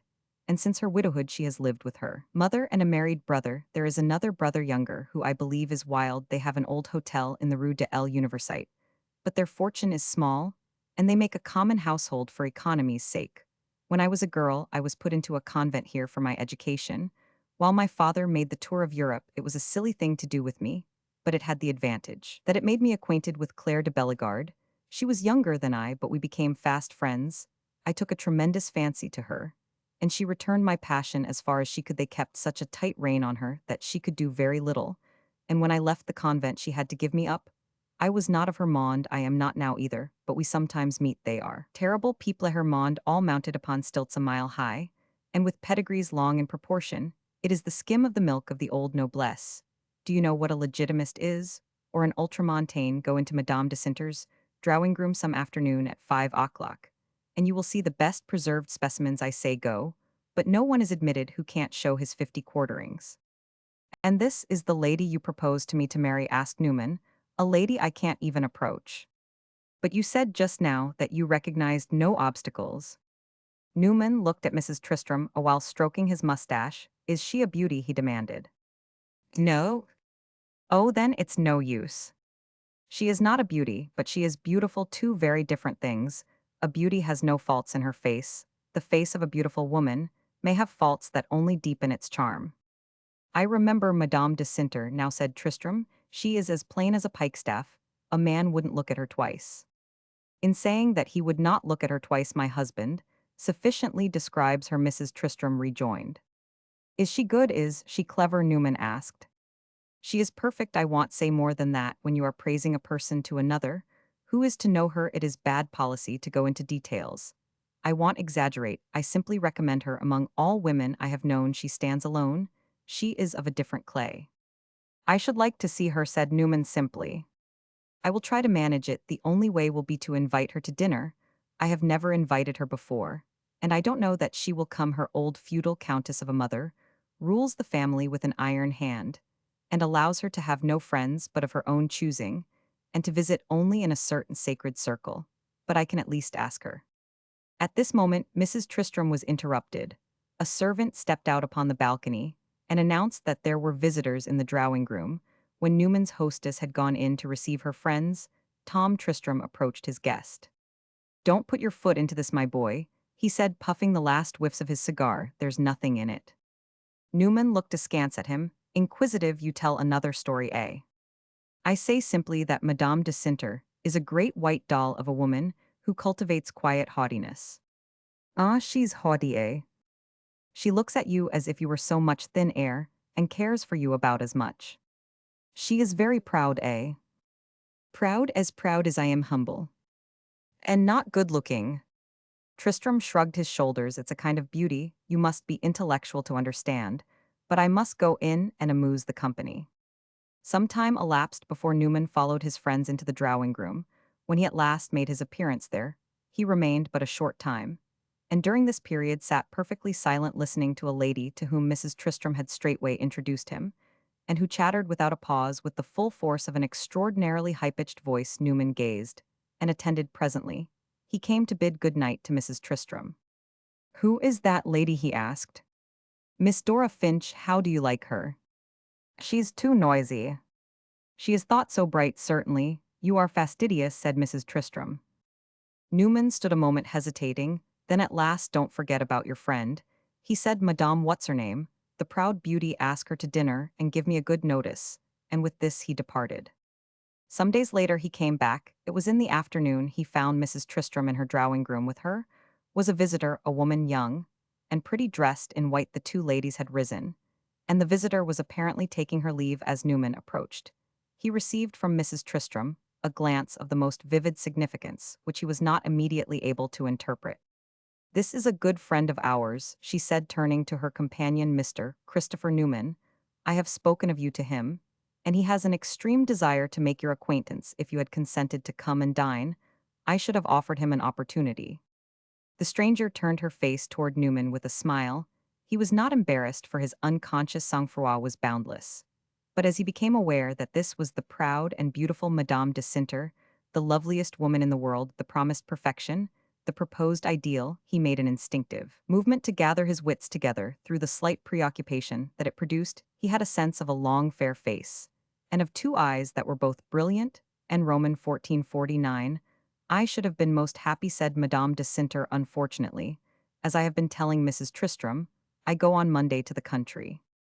Newman had made a solemn bow. "I am very sorry," he said. "Paris is getting too warm," Madame de Cinter added, taking her friend's hand again in farewell. Mrs. Tristram seemed to have formed a sudden and somewhat venturesome resolution, and she smiled more intensely, as women do when they take such resolution. "I want Mr. Newman to know you," she said, dropping her head on one side and looking at Madame de Cinter's bonnet ribbons. Christopher Newman stood gravely silent while his native penetration admonished him. Mrs. Tristram was determined to force her friend to address him a word of encouragement, which should be more than one of the common formulas of politeness. And if she was prompted by charity, it was by the charity that begins at home. Madame de Cinter was her dearest Claire and her especial admiration, but Madame de Cinter had found it impossible to dine with her, and Madame de Cinter should for once be forced gently to render tribute to Mrs. Tristram. "It would give me great pleasure," she said, looking at Mrs. Tristram. "That's a great deal," cried the latter, for Madame de Cinter to say. "I am very much obliged to you," said Newman. "Mrs. Tristram can speak better for me than I can speak for myself." Madame de Cinter looked at him again with the same soft brightness. "Are you to be long in Paris?" she asked. "We shall keep him," said Mrs. Tristram. "But you are keeping me," and Madame de Cinter shook her friend's hand. "A moment longer," said Mrs. Tristram. Madame de Cinter looked at Newman again. This time, without her smile, her eyes lingered a moment. "Will you come and see me?" she asked. Mrs. Tristram kissed her. Newman expressed his thanks, and she took her leave. Her hostess went with her to the door, and left Newman alone a moment. Presently, she returned, rubbing her hands. "It was a fortunate chance," she said. "She had come to decline my invitation. You triumphed on the spot, making her ask you at the end of 3 minutes to her house." It was you who triumphed, said Newman. You must not be too hard upon her. Mrs. Tristram stared. What do you mean? She did not strike me as so proud I should say she was shy. You are very discriminating, and what do you think of her face? It's handsome, said Newman. I should think it was. Of course you will go and see her. Tomorrow, cried Newman. No, not tomorrow, the next day, that will be Sunday. She leaves Paris on Monday. If you don't see her, it will at least be a beginning. And she gave him Madame de Cinter's address. He walked across the Seine late in the summer afternoon, and made his way through those gray and silent streets of the Faubourg Saint-Germain, whose houses present to the outer world a face as impassive, and as suggestive of the concentration of privacy. Within, as the blank walls of Eastern seraglios, Newman thought it a queer way for rich people to live. His ideal of grandeur was a splendid facade, diffusing its brilliancy outward, too, irradiating hospitality. The house to which he had been directed had a dark, dusty painted portal which swung open in answer to his ring. It admitted him into a wide, gravelled court, surrounded on three sides with closed windows, and with a doorway facing the street approached by 3 steps and surmounted by a tin canopy. The place was all in the shade. It answered to Newman's conception of a convent. The portress could not tell him whether Madame de Cinter was visible. He would please to apply at the farther door. He crossed the court. A gentleman was sitting bareheaded on the steps of the portico, playing with a beautiful pointer. He rose as Newman approached, and as he laid his hand upon the bell, said with a smile in English that he was afraid Newman would be kept waiting. The servants were scattered. He himself had been ringing. He didn't know what the deuce was in them. He was a young man. His English was excellent, and his smile very frank. Newman pronounced the name of Madame de Cinter. I think, said the young man, that my sister is visible. Come in, and if you will give me your card, I will carry it to her myself. Newman had been accompanied on his present errand by a slight sentiment, I will not say of defiance, a readiness for aggression or defense, as they might prove needful, but of reflection, good-humored suspicion. He took from his pocket, while he stood on the portico, a card upon which, under his name, he had written the word San Francisco, and while he presented it, he looked warily at his interlocutor. His glance was singularly reassuring. He liked the young man's face. It strongly resembled that of Madame de Cinter.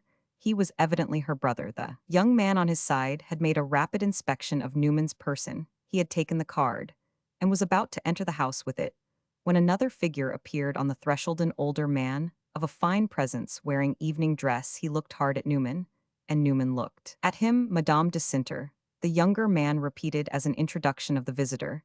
The other took the card from his hand, read it, in a rapid glance, looked again at Newman from head to foot, hesitated a moment, and then said gravely, but urbanely, Madame de Cinter is not at home. The younger man made a gesture, and then turning to Newman, I am very sorry, sir, he said. Newman gave him a friendly nod to show that he bore him no malice, and retraced his steps at the porter's lodge. He stopped. The two men were still standing on the portico. Who is the gentleman with the dog? He asked of the old woman, who reappeared. He had begun to learn French. That is Monsieur le Comte. And the other? That is Monsieur le Marquis. A marquis, said Christopher in English, which the old woman fortunately did not understand. Oh, then he's not the butler. Chapter 4. Early one morning, before Christopher Newman was dressed, a little old man was ushered into his apartment, followed by a youth in a blouse bearing a picture in a brilliant frame. Newman, among the distractions of Paris, had forgotten Roman 1000 Nioche and his accomplished daughter. But this was an effective reminder. I am afraid you had given me up, sir, said the old man, after many apologies and salutations. We have made you wait so many days. You accused us perhaps of inconstancy, of bad faith. But behold me at last, and behold also the pretty Madonna. Place it on a chair, my friend, in a good light, so that monsieur may admire it. And Roman 1000 Nioche, addressing his companion, helped him to dispose the work of art. It had been endued with a layer of varnish an inch thick, and its frame of an elaborate pattern was at least a foot wide. It glittered and twinkled in the morning light, and looked to Newman's eyes wonderfully splendid and precious. It seemed to him a very happy purchase, and he felt rich in the possession of it. He stood looking at it complacently, while he proceeded with his toilet, and Roman 1000 Nioche, who had dismissed his own attendant, hovered near, smiling and rubbing his hands. It has wonderful finesse, he murmured caressingly, and there are marvelous touches. You probably perceive them, sir. It attracted great attention on the boulevard as we came along, And then a gradation of tones, that's what it is to know how to paint. I don't say it because I am her father, sir. But as one man of taste addressing another, I cannot help observing that you have there an exquisite work. It is hard to produce such things, and to have to part with them if our means only allowed us the luxury of keeping it, I really may say, sir, and Roman 1000 Niach gave a little feebly insinuating laugh. I really may say that I envy you. You see, he added in a moment, we have taken the liberty of offering you a frame. It increases by a trifle the value of the work, and it will save you the annoyance so great for a person of your delicacy off going about to bargain at the shops. The language spoken by Roman 1000 Niach was a singular compound, which I shrink from the attempt to reproduce in its integrity. He had apparently once possessed a certain knowledge of English, and his accent was oddly tinged with the cockneyism of the British metropolis, but his learning had grown rusty with disuse, and his vocabulary was defective and capricious. He had repaired it with large patches of French, with words anglicized by a process of his own, and with native idioms, literally translated the result in the form in which he in all humility presented it would be scarcely comprehensible to the reader, so that I have ventured to trim and sift it. Newman only half understood it, but it amused him, and the old man's decent forlornness appealed to his democratic instincts.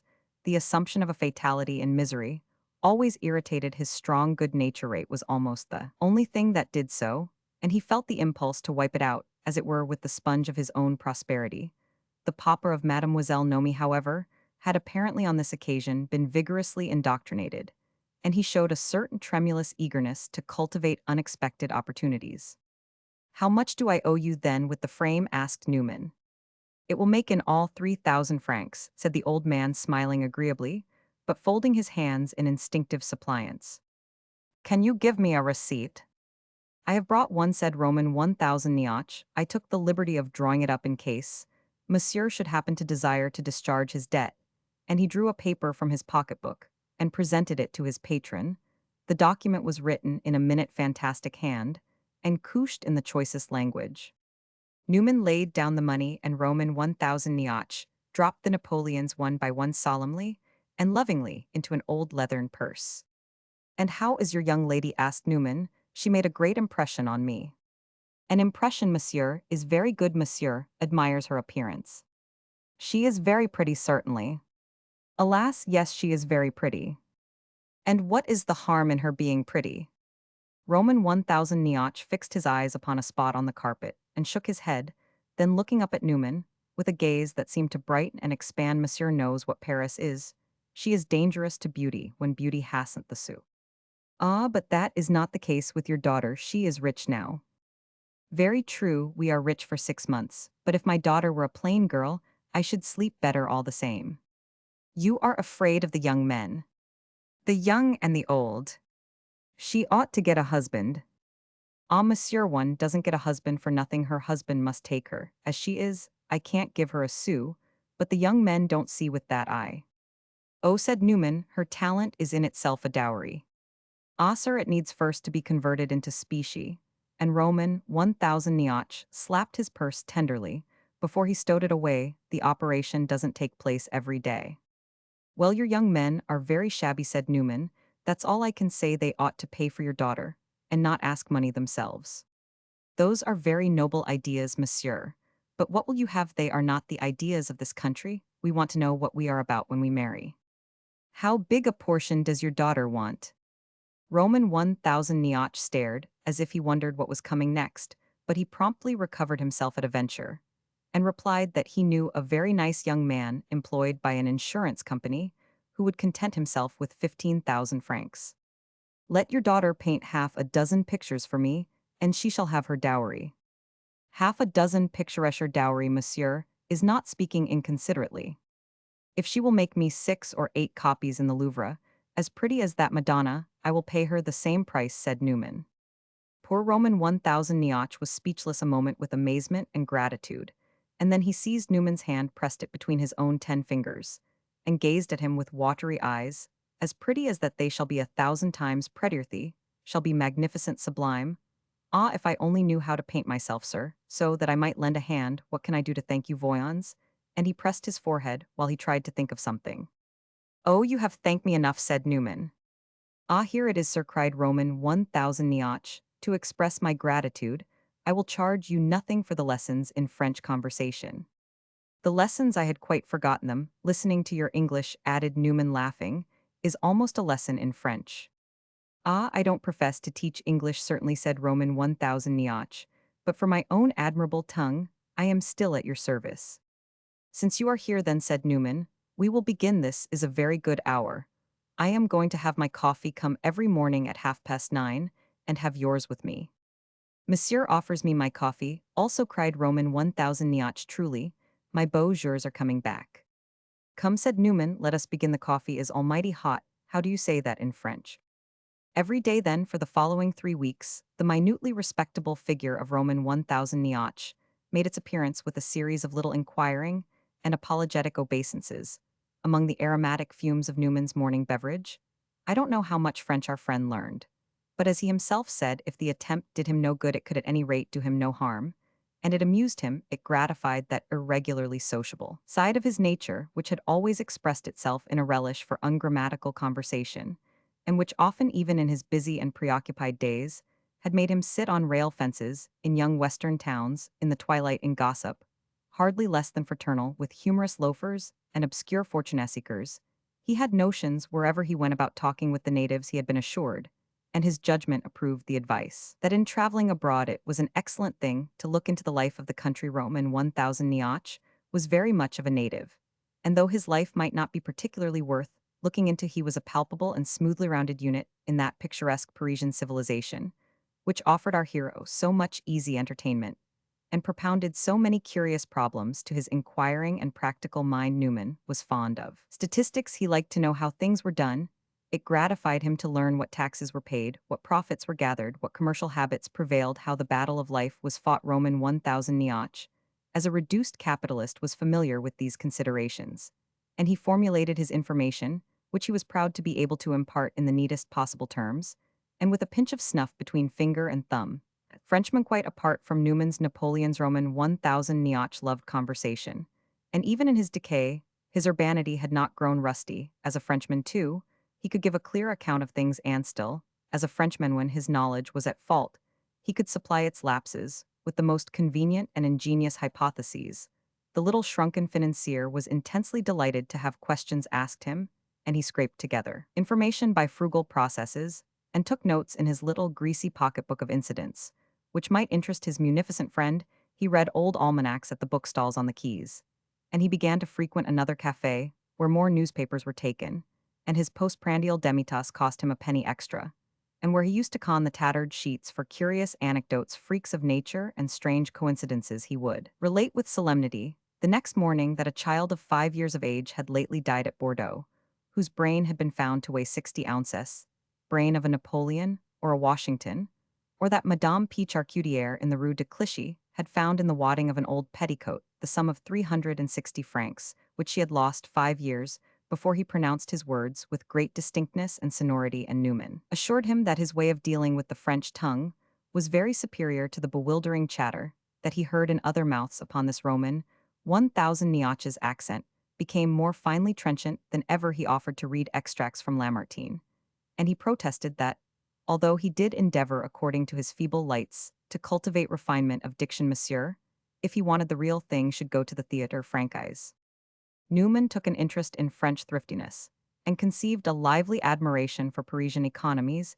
His own economic genius was so entirely for operations on a larger scale, and to move at his ease, he needed so imperatively the sense of great risks and great prizes, that he found an ungrudging entertainment in the spectacle of fortunes made by the aggregation of copper coins, and in the minute subdivision of labor and profit. He questioned Roman 1000 Niach about his own manner of life, and felt a friendly mixture of compassion and respect over the recital of his delicate frugalities.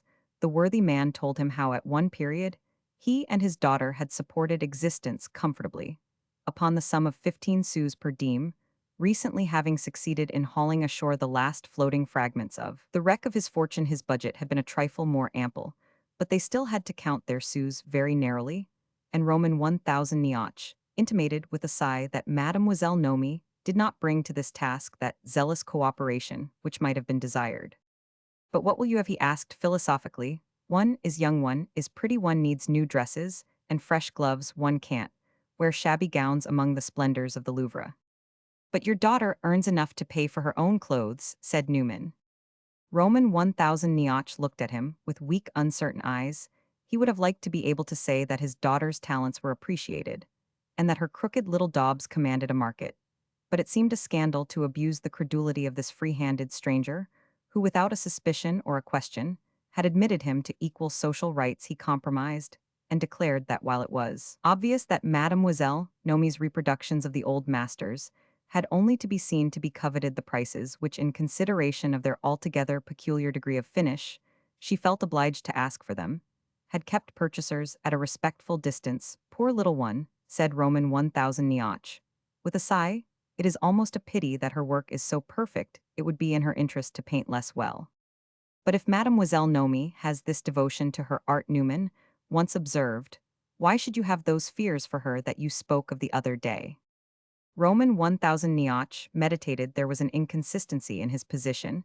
It made him chronically uncomfortable, though he had no desire to destroy the goose. With the golden eggs, Newman's benevolent confidence felt a tremulous impulse to speak out all his trouble. Ah, she is an artist, my dear sir, most assuredly he declared. But to tell you the truth, she is also a French coquette, I am sorry to say, he added in a moment, shaking his head with a world of harmless bitterness, that she comes honestly by it. Her mother was one before her. You were not happy with your wife, Newman asked. Roman 1000 Nioch gave half a dozen little backward jerks of his head. She was my purgatory, monsieur. She deceived you. Under my nose year after year I was too stupid, and the temptation was too great. But I found her out at last. I have only been once in my life a man to be afraid of. I know it very well. It was in that hour, nevertheless. I don't like to think of it. I loved her. I can't tell you how much she was a bad woman. She is not living. She has gone to her account. Her influence on your daughter, then said Newman, encouragingly, is not to be feared. She cared no more for her daughter than for the sole of her shoe, but Nomi has no need of influence. She is sufficient to herself. She is stronger than Roman 1. She doesn't obey you, eh? She can't obey, monsieur, since I don't command. What would be the use? It would only irritate her, and drive her to some coup d'etat. She is very clever, like her mother. She would waste no time about it. As a child, when I was happy or supposed, I studied drawing and painting with first-class professors, and they assured me she had a talent. I was delighted to believe it. And when I went into society, I used to carry her pictures with me in a portfolio, and hand them round to the company. I remember, once a lady thought I was offering them for sale, and I took it very. Roman 99. We don't know what we may come to. Then came my dark days and my explosion. With Madame Nioch, Nomi had no more 20 franc lessons, but in the course of time, when she grew older, and it became highly expedient that she should do something that would help to keep us alive, she bethought herself of her palette and brushes. Some of our friends in the quartier pronounced the idea fantastic. They recommended her to try bonnet making to get a situation in a shop, or if she was more ambitious to advertise for a place of dame de compagnie. She did advertise, and an old lady wrote her a letter and bade her come and see her. The old lady liked her and offered her her living and 600 francs a year. But Nomi discovered that she passed her life in her armchair and had only two visitors, her confessor and her nephew, the confessor very strict, and the nephew a man of 50 with a broken nose and a government clerkship of 2,000 francs. She threw her old lady over, bought a paint box, a canvas, and a new dress, and went and set up her easel in the Louvre. There, in one place and another, she has passed the last 2 years. I can't say it has made us millionaires. But Nomi tells me that Rome was not built in a day, that she is making great progress, that I must leave her to her own devices. The fact is, without prejudice to her genius, that she has no idea of burying herself alive. She likes to see the world, and to be seen. She says herself that she can't work in the dark. With her appearance, it is very natural, only I can't help worrying and trembling and wondering what may happen to her there, all alone, day after day, amid all that coming and going of strangers. I can't be always at her side. I go with her in the morning, and I come to fetch her away, but she won't have me near her in the interval. She says I make her nervous, as if it didn't make me nervous to wander about all day without her. Ah, if anything were to happen to her, cried Roman 1000 Nioch, clenching his two fists and jerking back his head again portentously. Oh, I guess nothing will happen, said Newman. I believe I should shoot her, said the old man solemnly. "Oh well, marry her," said Newman, "since that's how you manage it, and I will go and see her tomorrow at the Louvre, and pick out the pictures she is to copy for me." Roman 1000 Nioch had brought Newman a message from his daughter. In acceptance of his magnificent commission, the young lady declaring herself his most devoted servant, promising her most zealous endeavor, and regretting that the proprieties forbade her coming to thank him in person the morning after the conversation just narrated. Newman reverted to his intention of meeting Mademoiselle Nomi at the Louvre. Roman 1000 Nioch appeared preoccupied and left his budget of anecdotes unopened. He took a great deal of snuff and sent certain oblique appealing glances toward his stalwart pupil. At last, when he was taking his leave, he stood a moment after he had polished his hat with his calico pocket handkerchief, with his small pale eyes fixed strangely upon Newman. "What's the matter?" our hero demanded. "Excuse the solicitude of a father's heart," said Roman 1000 Nioch. "You inspire me with boundless confidence. But I can't help giving you a warning. After all, you are a man, you are young, and at liberty. Let me beseech you, then, to respect the innocence of Mademoiselle Nioch." Newman had wondered what was coming, and at this, he broke into a laugh. He was on the point of declaring that his own innocence struck him as the more exposed. But he contented himself with promising to treat the young girl with nothing less than veneration. He found her waiting for him seated upon the great divan in the salon car. She was not in her working day costume, but wore her bonnet and gloves, and carried her parasol in honor of the occasion. These articles had been selected with unerring taste, and a fresher, prettier image of youthful alertness and blooming discretion was not to be conceived. She made Newman a most respectful curtsy, and expressed her gratitude for his liberality in a wonderfully graceful little speech.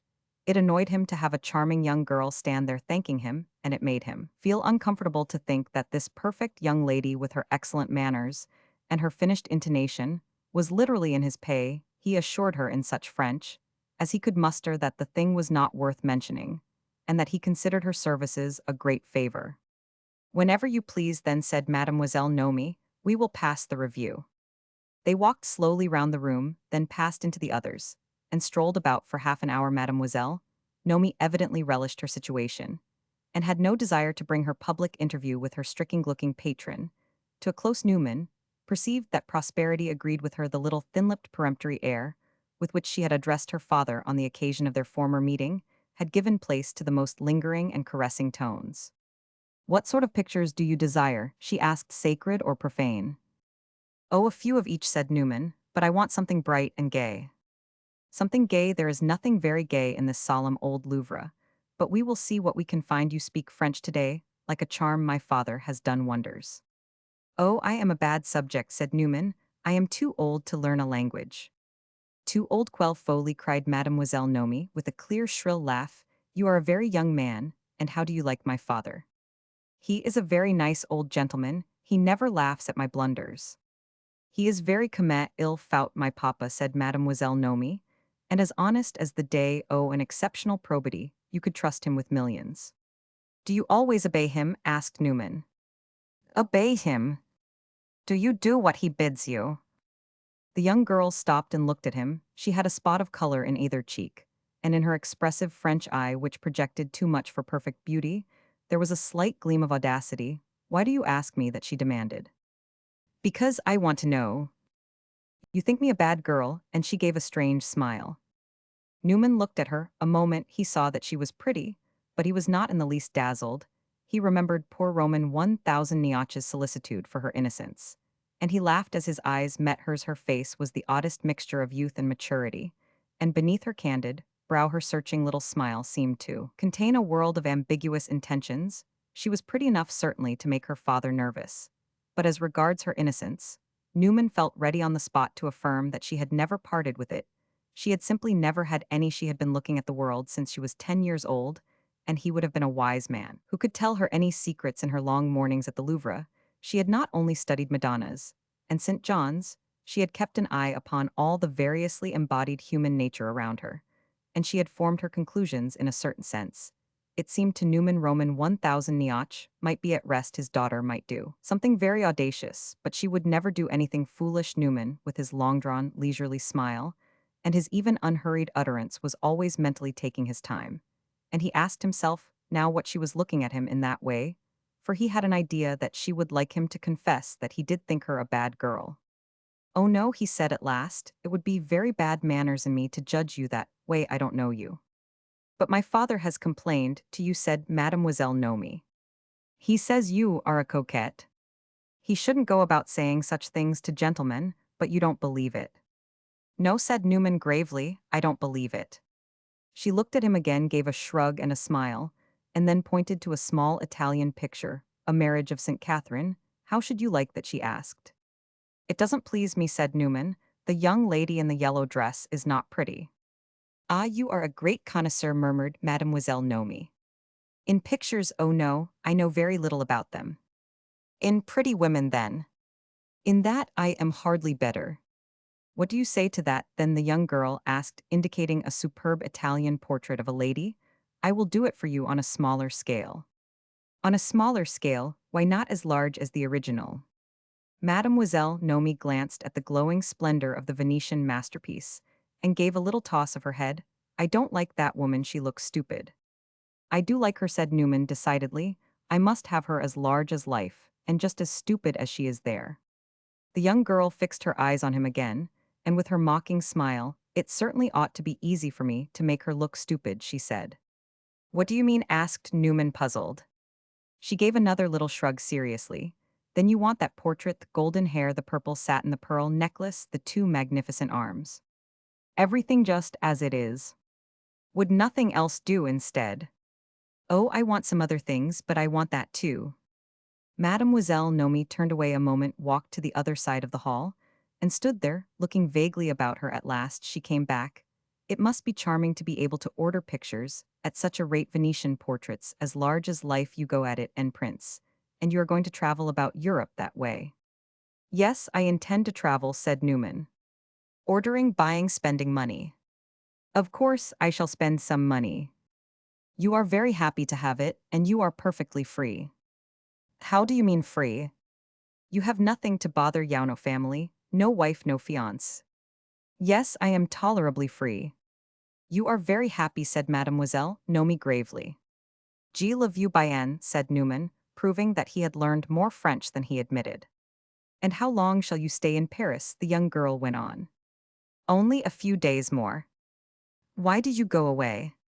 "It is getting hot, and I must go to Switzerland." "To Switzerland? That's a fine country. I would give my new parasol to see it. Lakes and mountains, romantic valleys and icy peaks. Oh, I congratulate you. Meanwhile, I shall sit here through all the hot summer daubing at your pictures." "Oh, take your time about it," said Newman. "Do them at your convenience." They walked farther and looked at a dozen other things. Newman pointed out what pleased him, and Mademoiselle Nomi generally criticized it, and proposed something else. Then suddenly, she diverged and began to talk about some personal matter. "What made you speak to me the other day in the salon car?" she abruptly asked. "I admired your picture." "But you hesitated a long time." "Oh, I do nothing rashly," said Newman. "Yes, I saw you watching me, but I never supposed you were going to speak to me. I never dreamed I should be walking about here with you today. It's very curious." "It is very natural," observed Newman. "Oh, I beg your pardon, not to me coquette. As you think me, I have never walked about in public with a gentleman before. What was my father thinking of when he consented to our interview?" "He was repenting of his unjust accusations," replied Newman. Mademoiselle Nomi remained silent at last. She dropped into a seat. "Well, then, for those 5 it is fixed," she said. "5 copies as brilliant and beautiful as I can make them. We have one more to choose. Shouldn't you like one of those great Rubens's Marriage of Marie de Medicis? Just look at it, and see how handsome it is." "Oh yes, I should like that," said Newman. "Finish off with that." "Finish off with that, good." And she laughed. She sat a moment looking at him, and then she suddenly rose and stood before him with her hands hanging and clasped in front of her. "I don't understand you," she said with a smile. "I don't understand how a man can be so ignorant." "Oh, I am ignorant, certainly," said Newman, putting his hands into his pockets. "It's ridiculous. I don't know how to paint." "You don't know how?" "I paint like a cat. I can't draw a straight line. I never sold a picture until you bought that thing the other day." And as she offered this surprising information, she continued to smile. Newman burst into a laugh. "Why do you tell me this?" he asked. Because it irritates me to see a clever man blunder, so my pictures are grotesque. And the one I possess, that one is rather worse than usual. Well said Newman, I like it all the same. She looked at him askance. That is a very pretty thing to say, she answered. But it is my duty to warn you before you go farther. This order of yours is impossible, you know. What do you take me for? It is work for 10 men. You pick out the 6 most difficult pictures in the Louvre. And you expect me to go to work as if I were sitting down to hem a dozen pocket handkerchiefs. I wanted to see how far you would go. Newman looked at the young girl in some perplexity. In spite of the ridiculous blunder of which he stood convicted, he was very far from being a simpleton, and he had a lively suspicion that Mademoiselle Nomi's sudden frankness was not essentially more honest than her leaving him in error would have been. She was playing a game. She was not simply taking pity on his aesthetic verdancy. What was it? She expected to win. The stakes were high, and the risk was great. The prize, therefore, must have been commensurate, but even granting that the prize might be great, Newman could not resist a movement of admiration for his companion's intrepidity. She was throwing away with one hand whatever she might intend to do with the other, a very handsome sum of money. Are you joking, he said, or are you serious? Oh, serious, cried Mademoiselle Nomi, but with her extraordinary smile. I know very little about pictures, or how they are painted. If you can't do all that, of course, you can't do what you can then. It will be very bad, said Mademoiselle Nomi. Oh, said Newman, laughing, if you are determined, it shall be bad, of course, it will, but why do you go on painting badly? I can do nothing else, I have no real talent. You are deceiving your father, then. The young girl hesitated a moment. He knows very well. No, Newman declared, I am sure he believes in you. He is afraid of me. I go on painting badly, as you say, because I want to learn. I like it at any rate. And I like being here. It is a place to come to every day. It is better than sitting in a little dark damp room on a court, or selling buttons and whalebones over a counter. Of course it is much more amusing, said Newman, but for a poor girl, isn't it rather an expensive amusement? Oh, I am very wrong, there is no doubt about that, said Mademoiselle Nomi, but rather than earn my living as some girls dawdling with a needle, in little black holes, out of the world I would throw myself into the Seine. There is no need of that, Newman answered. Your father told you my offer. Your offer? He wants you to marry, and I told him I would give you a chance to earn your dot. He told me all about it, and you see the account I make of it. Why should you take such an interest in my marriage? My interest was in your father. I hold to my offer. Do what you can, and I will buy what you paint. She stood for some time, meditating with her eyes on the ground. At last, looking up, what sort of a husband can you get for 12,000 francs, she asked. Your father tells me he knows some very good young men. Grocers and butchers and little maîtres de cafés. I will not marry at all if I can't marry well. I would advise you not to be too fastidious, said Newman. That's all the advice I can give you. I am very much vexed at what I have said, cried the young girl. It has done me no good, but I couldn't help it. What good did you expect it to do you? I couldn't help it, simply. Newman looked at her a moment. Well, your pictures may be bad, he said, but you are too clever for me nevertheless. I don't understand you. Goodbye, and he put out his hand. She made no response and offered him no farewell. She turned away and seated herself sidewise on a bench, leaning her head on the back of her hand, which clasped the rail in front of the pictures. Newman stood a moment, and then turned on his heel and retreated. He had understood her better than he confessed. This singular scene was a practical commentary upon her father's statement that she was a frank coquette. Chapter 5. When Newman related to Mrs. Tristram his fruitless visit to Madame de Cinter, she urged him not to be discouraged, but to carry out his plan of seeing Europe during the summer and return to Paris in the autumn, and settle down comfortably for the winter. Madame de Cinter will keep, she said. She is not a woman who will marry from one day to another. Newman made no distinct affirmation that he would come back to Paris. He even talked about Rome and the Nile, and abstained from professing any especial interest in Madame de Cinter's continued widowhood. This circumstance was at variance with his habitual frankness, and may perhaps be regarded as characteristic of the incipient stage of that passion, which is more particularly known as the mysterious one. The truth is that the expression of a pair of eyes that were at once brilliant and mild had become very familiar to his memory, and he would not easily have resigned himself to the prospect of never looking into them again. He communicated to Mrs. Tristram a number of other facts of greater or less importance as you choose.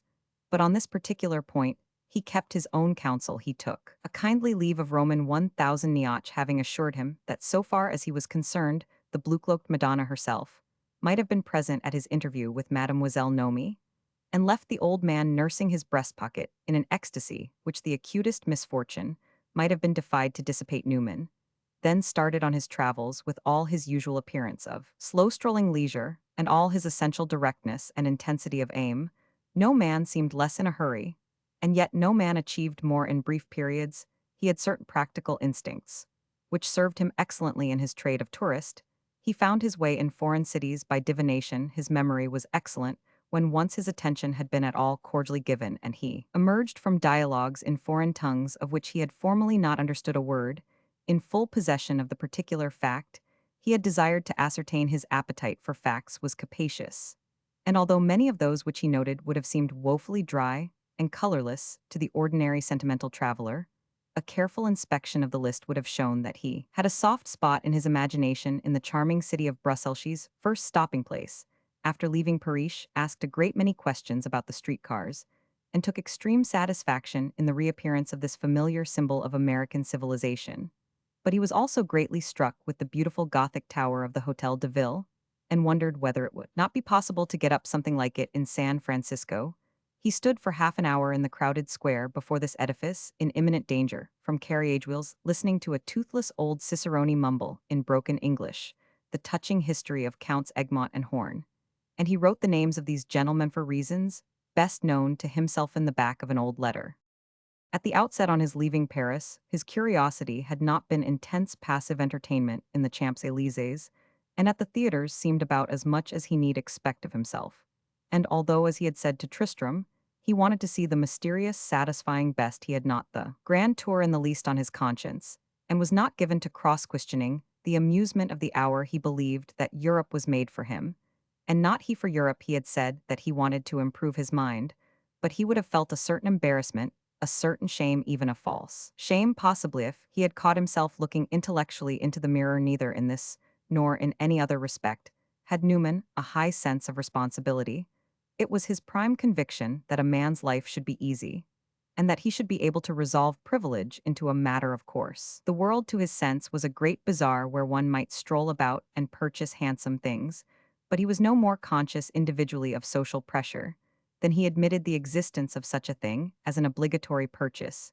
He had not only a dislike, but a sort of moral mistrust of uncomfortable thoughts, and it was both uncomfortable and slightly contemptible to feel obliged to square oneself with a standard. One's standard was the ideal of one's own good-humored prosperity, the prosperity which enabled one to give as well as take, to expand, without bothering about it, without shiftless timidity on one side or loquacious eagerness on the other. Two, the full compass of what he would have called a pleasant experience was Newman's most definite program of life. He had always hated to hurry to catch railroad trains, and yet he had always caught them, and just so an undue solicitude for culture seemed a sort of silly dawdling at the station, a proceeding properly confined to women foreigners and other unpractical persons.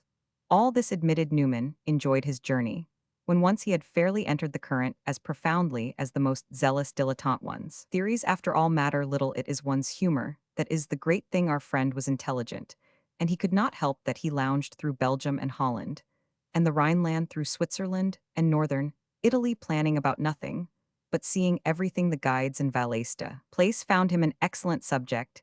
He was always approachable, for he was much addicted to standing about in the vestibules and porticos of inns, and he availed himself little of the opportunities for impressive seclusion, which are so liberally offered in Europe to gentlemen who travel with long purses. When an excursion, a church, a gallery, a ruin was proposed to him, the first thing Newman usually did, after surveying his postulant in silence from head to foot, was to sit down at a little table and order something to drink. The cicerone, during this process, usually retreated to a respectful distance. Otherwise, I am not sure that Newman would not have bidden him sit down and have a glass also, and tell him as an honest fellow whether his church or his gallery was really worth a man's trouble. At last, he rose and stretched his long legs, beckoned to the man of monuments, looked at his watch, and fixed his eye on his adversary. "What is it?" he asked. How far? And whatever the answer was, although he sometimes seemed to hesitate, he never declined. He stepped into an open cab, made his conductor sit beside him to answer questions, bade the driver go fast. He had a particular aversion to slow driving and rolled in all probability through a dusty suburb to the goal of his pilgrimage. If the goal was a disappointment, if the church was meager, or the ruin a heap of rubbish, Newman never protested or berated his cicerone. He looked with an impartial eye upon great monuments and small, made the guide recite his lesson, listened to it, religiously asked if there was nothing else to be seen in the neighborhood, and drove back again at a rattling pace. It is to be feared that his perception of the difference between good architecture and bad was not acute, and that he might sometimes have been seen gazing with culpable serenity at inferior productions. Ugly churches were a part of his pastime in Europe, as well as beautiful ones, and his tour was altogether a pastime, but there is sometimes nothing like the imagination of these people who have none end. Newman now and then in an unguided stroll in a foreign city before some lonely sad-toured church, or some angular image of one who had rendered civic service in an unknown past, had felt a singular inward tremor. It was not an excitement or a perplexity, it was a placid, fathomless sense of diversion. He encountered by chance in Holland a young American with whom for a time he formed a sort of traveler's partnership. They were men of a very different caste, but each in his way was so good a fellow that for a few weeks at least it seemed something of a pleasure to share the chances of the road. Newman's comrade, whose name was Babcock, was a young Unitarian minister, a small, spare, neatly haired man with a strikingly candid physiognomy. He was a native of Dorchester, Massachusetts, and had spiritual charge of a small congregation in another suburb of the New England metropolis. His digestion was weak, and he lived chiefly on graham bread and Haminia regimen, to which he was so much attached that his tour seemed to him destined to be blighted. When on landing on the continent, he found that these delicacies did not flourish under the table d'hote system in Paris. He had purchased a bag of hominy at an establishment which called itself an American agency, and at which the New York illustrated papers were also to be procured, and he had carried it about with him, and shown extreme serenity and fortitude in the somewhat delicate position of having his hominy prepared for him, and served at anomalous hours at the hotels he successively visited. Newman had once spent a morning in the course of business at Mr. Babcock's birthplace, and for reasons too recondite to unfold his visit there always assumed in his mind a jocular cast to carry out his joke, which certainly seems poor so long as it is not explained. He used often to address his companion as Dorchester fellow travelers very soon grow intimate, but it is highly improbable that at home these extremely dissimilar characters would have found any very convenient points of contact. They were indeed as different as possible. Newman, who never reflected on such matters, accepted the situation with great equanimity, but Babcock used to meditate over it, privately used often indeed to retire to his room early in the evening for the express purpose of considering it conscientiously and impartially. He was not sure that it was a good thing for him to associate with our hero, whose way of taking life was so little his own. Newman was an excellent, generous fellow. Mr. Babcock sometimes said to himself that he was a noble fellow, and certainly it was impossible not to like him, but would it not be desirable to try to exert an influence upon him, to try to quicken his moral life, and sharpen his sense of duty? He liked everything, he accepted everything, he found amusement in everything. He was not discriminating, he had not a high tone. The young man from Dorchester accused Newman of a fault which he considered very grave, and which he did his best to avoid, what he would have called a want of moral reaction. Poor Mr. Babcock was extremely fond of pictures and churches and carried Mrs. Jameson's works about in his trunk. He delighted in aesthetic analysis and received peculiar impressions from everything he saw, but nevertheless in his secret soul he detested Europe, and he felt an irritating need to protest against Newman's gross intellectual hospitality. Mr. Babcock's moral malaise, I am afraid, lay deeper than where any definition of mine can reach it.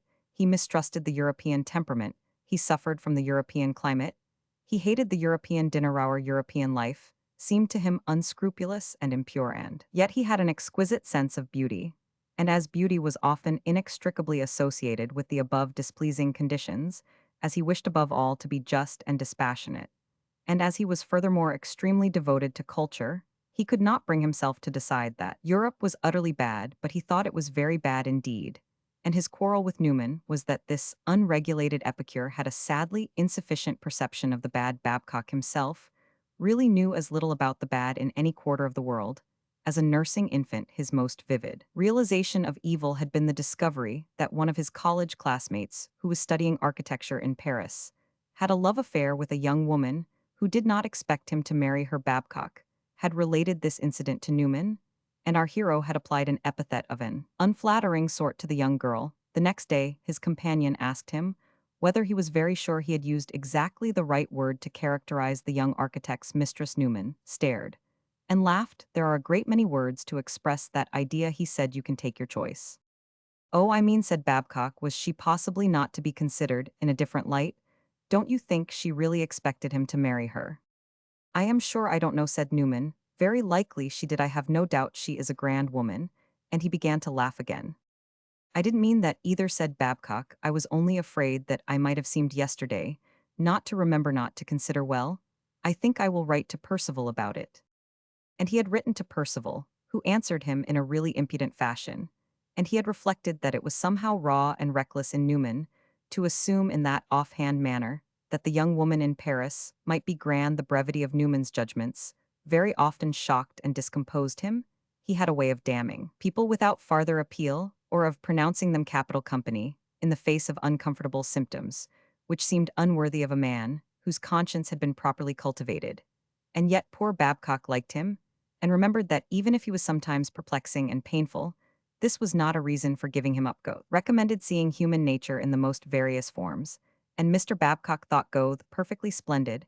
He often tried in odd half-hours of conversation to infuse into Newman a little of his own spiritual starch. But Newman's personal texture was too loose to admit of stiffening. His mind could no more hold principles than a sieve can hold water. He admired principles extremely, and thought Babcock a mighty fine little fellow. For having so many, he accepted all that his high-strung companion offered him, and put them away in what he supposed to be a very safe place. But poor Babcock never afterwards recognized his gifts among the articles that Newman had in daily use. They traveled together through Germany and into Switzerland, where for 3 or 4 weeks they trudged over passes and lounged upon blue lakes. At last they crossed the Simplon and made their way to Venice. Mr. Babcock had become gloomy, and even a trifle irritable. He seemed moody, absent, preoccupied. He got his plans into a tangle, and talked one moment of doing one thing, and the next of doing another. Newman led his usual life, made acquaintances, took his ease in the galleries and churches, spent an unconscionable amount of time in strolling in the Piazza San Marco, bought a great many bad pictures, and for a fortnight enjoyed Venice grossly. One evening, coming back to his inn, he found Babcock waiting for him in the little garden beside it. The young man walked up to him looking very dismal, thrust out his hand, and said with solemnity that he was afraid they must part. Newman expressed his surprise and regret and asked why a parting had become necessary. Don't be afraid, I'm tired of you, he said. You are not tired of me, demanded Babcock, fixing him with his clear gray eye. Why the deuce should I be? You are a very plucky fellow. Besides, I don't grow tired of things. We don't understand each other, said the young minister. Don't I understand you? Cried Newman. Why, I hoped I Roman 999, but what if I don't? Where's the harm? I don't understand you, said Babcock, and he sat down and rested his head on his hand and looked up mournfully at his immeasurable friend. Oh Lord, I don't mind that, cried Newman with a laugh. But it's very distressing to me. It keeps me in a state of unrest, it irritates me. I can't settle anything. I don't think it's good for me. You worry too much, that's what's the matter with you, said Newman. Of course it must seem so to you. You think I take things too hard, and I think you take things too easily. We can never agree. But we have agreed very well all along. No, I haven't agreed, said Babcock, shaking his head. I am very uncomfortable. I ought to have separated from you a month ago. Oh, horrors, ill agree to anything, cried Newman. Mr. Babcock buried his head in both hands at last, looking up. I don't think you appreciate my position, he said. I try to arrive at the truth about everything. And then you go too fast for me. You are too passionate, too extravagant. I feel as if I ought to go over all this ground we have traversed again by myself. Alone, I am afraid. I have made a great many mistakes. Oh, you needn't give so many reasons, said Newman. You are simply tired of my company. You have a good right to be. No, no, I am not tired, cried the pestered young divine. It is very wrong to be tired. I give it up, laughed Newman. But of course it will never do to go on making mistakes. Go your way by all means. I shall miss you. But you have seen I make friends very easily. You will be lonely yourself. But drop me a line when you feel like it, and I will wait for you anywhere. I think I will go back to Milan. I am afraid I didn't do justice to Luini. Poor Luini, said Newman. I mean that I am afraid I overestimated him. I don't think that he is a painter of the first rank. Luini, Newman exclaimed, why he's enchanting's magnificent there is something in his genius that is like a beautiful woman. It gives one the same feeling. Mr. Babcock frowned and winced, and it must be added that this was for Newman an unusually metaphysical flight. But in passing through Milan, he had taken a great fancy to the painter. There you are again, said Mr. Babcock. Yes, we had better separate. And on the morrow he retraced his steps, and proceeded to tone down his impressions of the great Lombard artist. A few days afterwards, Newman received a note from his late companion, which ran as follows. My dear Mr. Newman, I am afraid that my conduct at Venice, a week ago, seemed to you strange and ungrateful, and I wish to explain my position which, as I said at the time, I do not think you appreciate. I had long had it on my mind to propose that we should part company, and this step was not really so abrupt, as it seemed. In the first place, you know, I am traveling in Europe on funds supplied by my congregation, who kindly offered me a vacation and an opportunity to enrich my mind with the treasures of nature and art in the old world. I feel, therefore, as if I ought to use my time to the very best advantage. I have a high sense of responsibility. You appear to care only for the pleasure of the hour, and you give yourself up to it with a violence which I confess I am not able to emulate. I feel as if I must arrive at some conclusion and fix my belief on certain points. Art and life seem to me intensely serious things, and in our travels in Europe, we should especially remember the immense seriousness of art. You seem to hold that if a thing amuses you for the moment, that is all you need ask for it, and your relish for mere amusement is also much higher than mine. You put, however, a kind of reckless confidence into your pleasure, which at times I confess has seemed to mesh all I say it'll most cynical. Your way, at any rate, is not my way, and it is unwise that we should attempt any longer to pull together. And yet, let me add that I know there is a great deal to be said for your way. I have felt its attraction in your society very strongly, but for this I should have left you long ago. But I was so perplexed. I hope I have not done wrong. I feel as if I had a great deal of lost time to make up. I beg you take all this, as I mean it, which heaven knows is not invidiously. I have a great personal esteem for you and hope that some day, when I have recovered my balance, we shall meet again. I hope you will continue to enjoy your travels. Only do remember that life and art are extremely serious. Believe me, your sincere friend and well-wisher, Benjamin Babcock. P.S. I am greatly perplexed by Luini.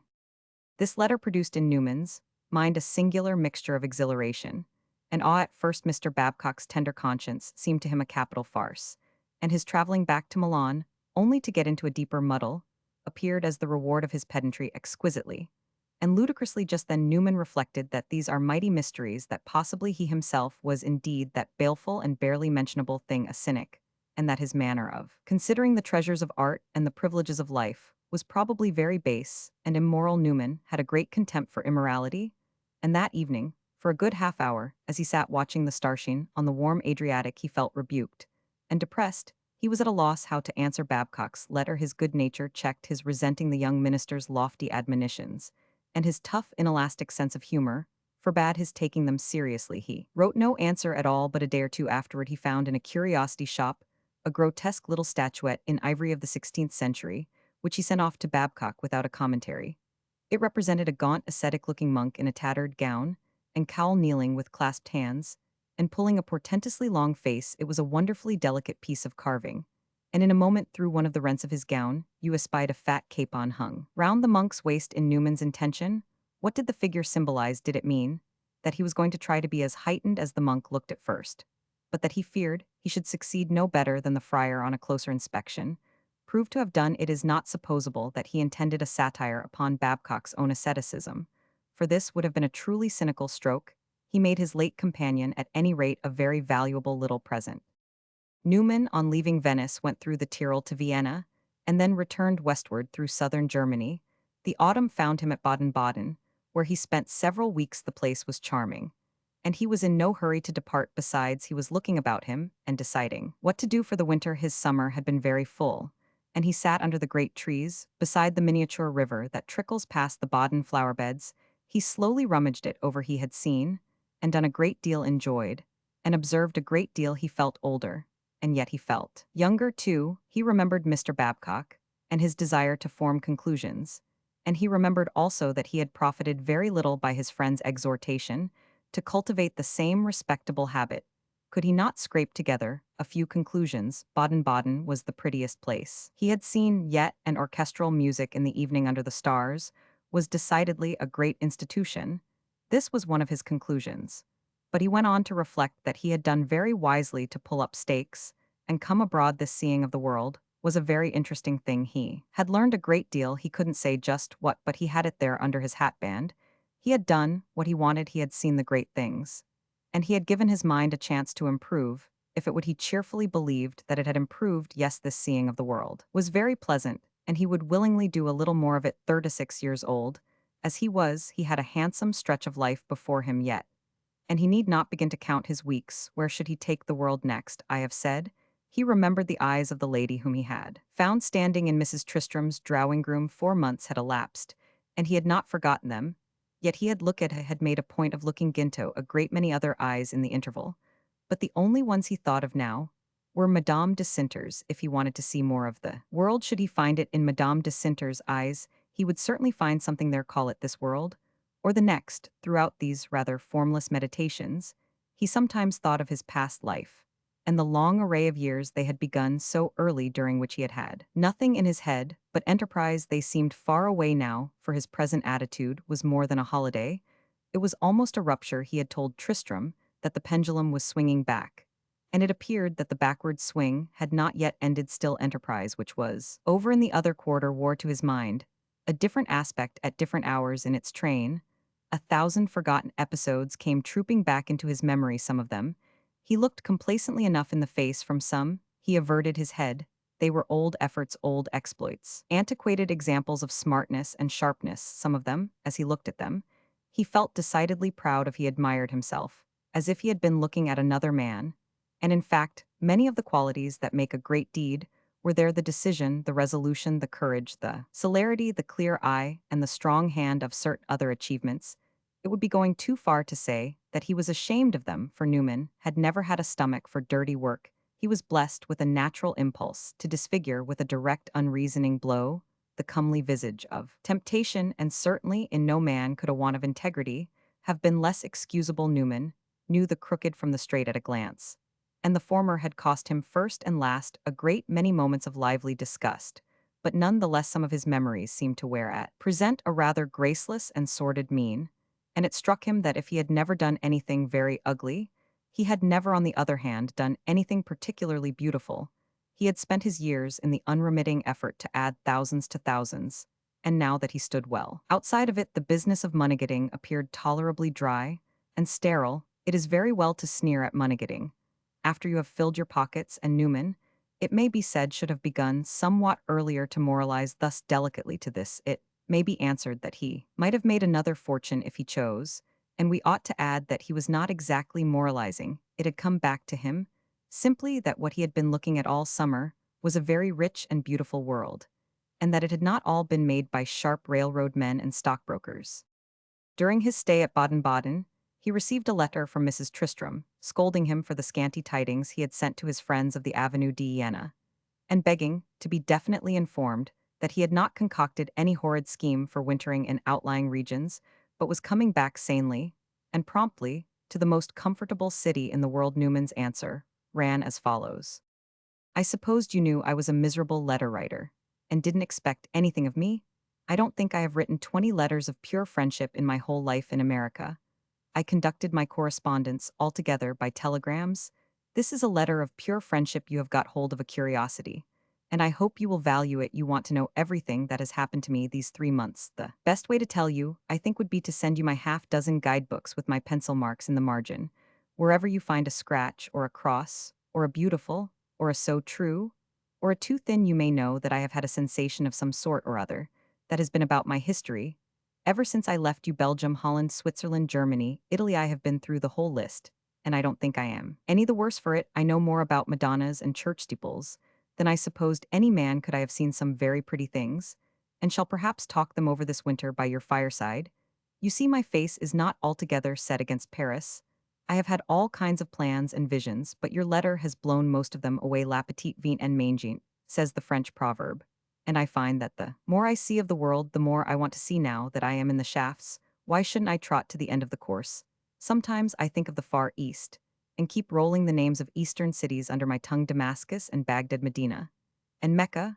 I spent a week last month in the company of a returned missionary, who told me I ought to be ashamed to be loafing about Europe, when there are such big things to be seen out there. I do want to explore, but I think I would rather explore over in the Rue de l'Université.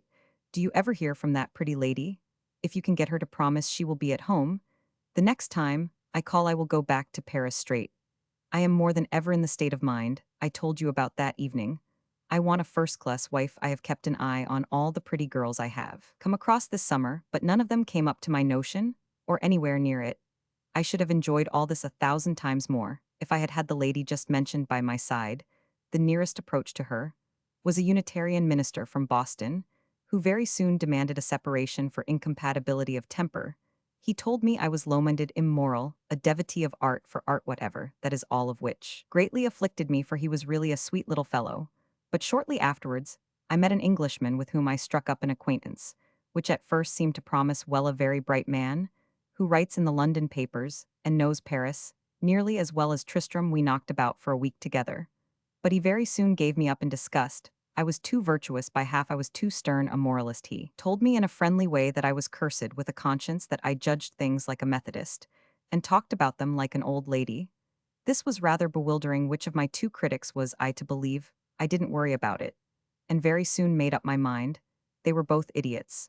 But there is one thing in which no one will ever have the impudence to pretend I am wrong, that is, in being your faithful friend.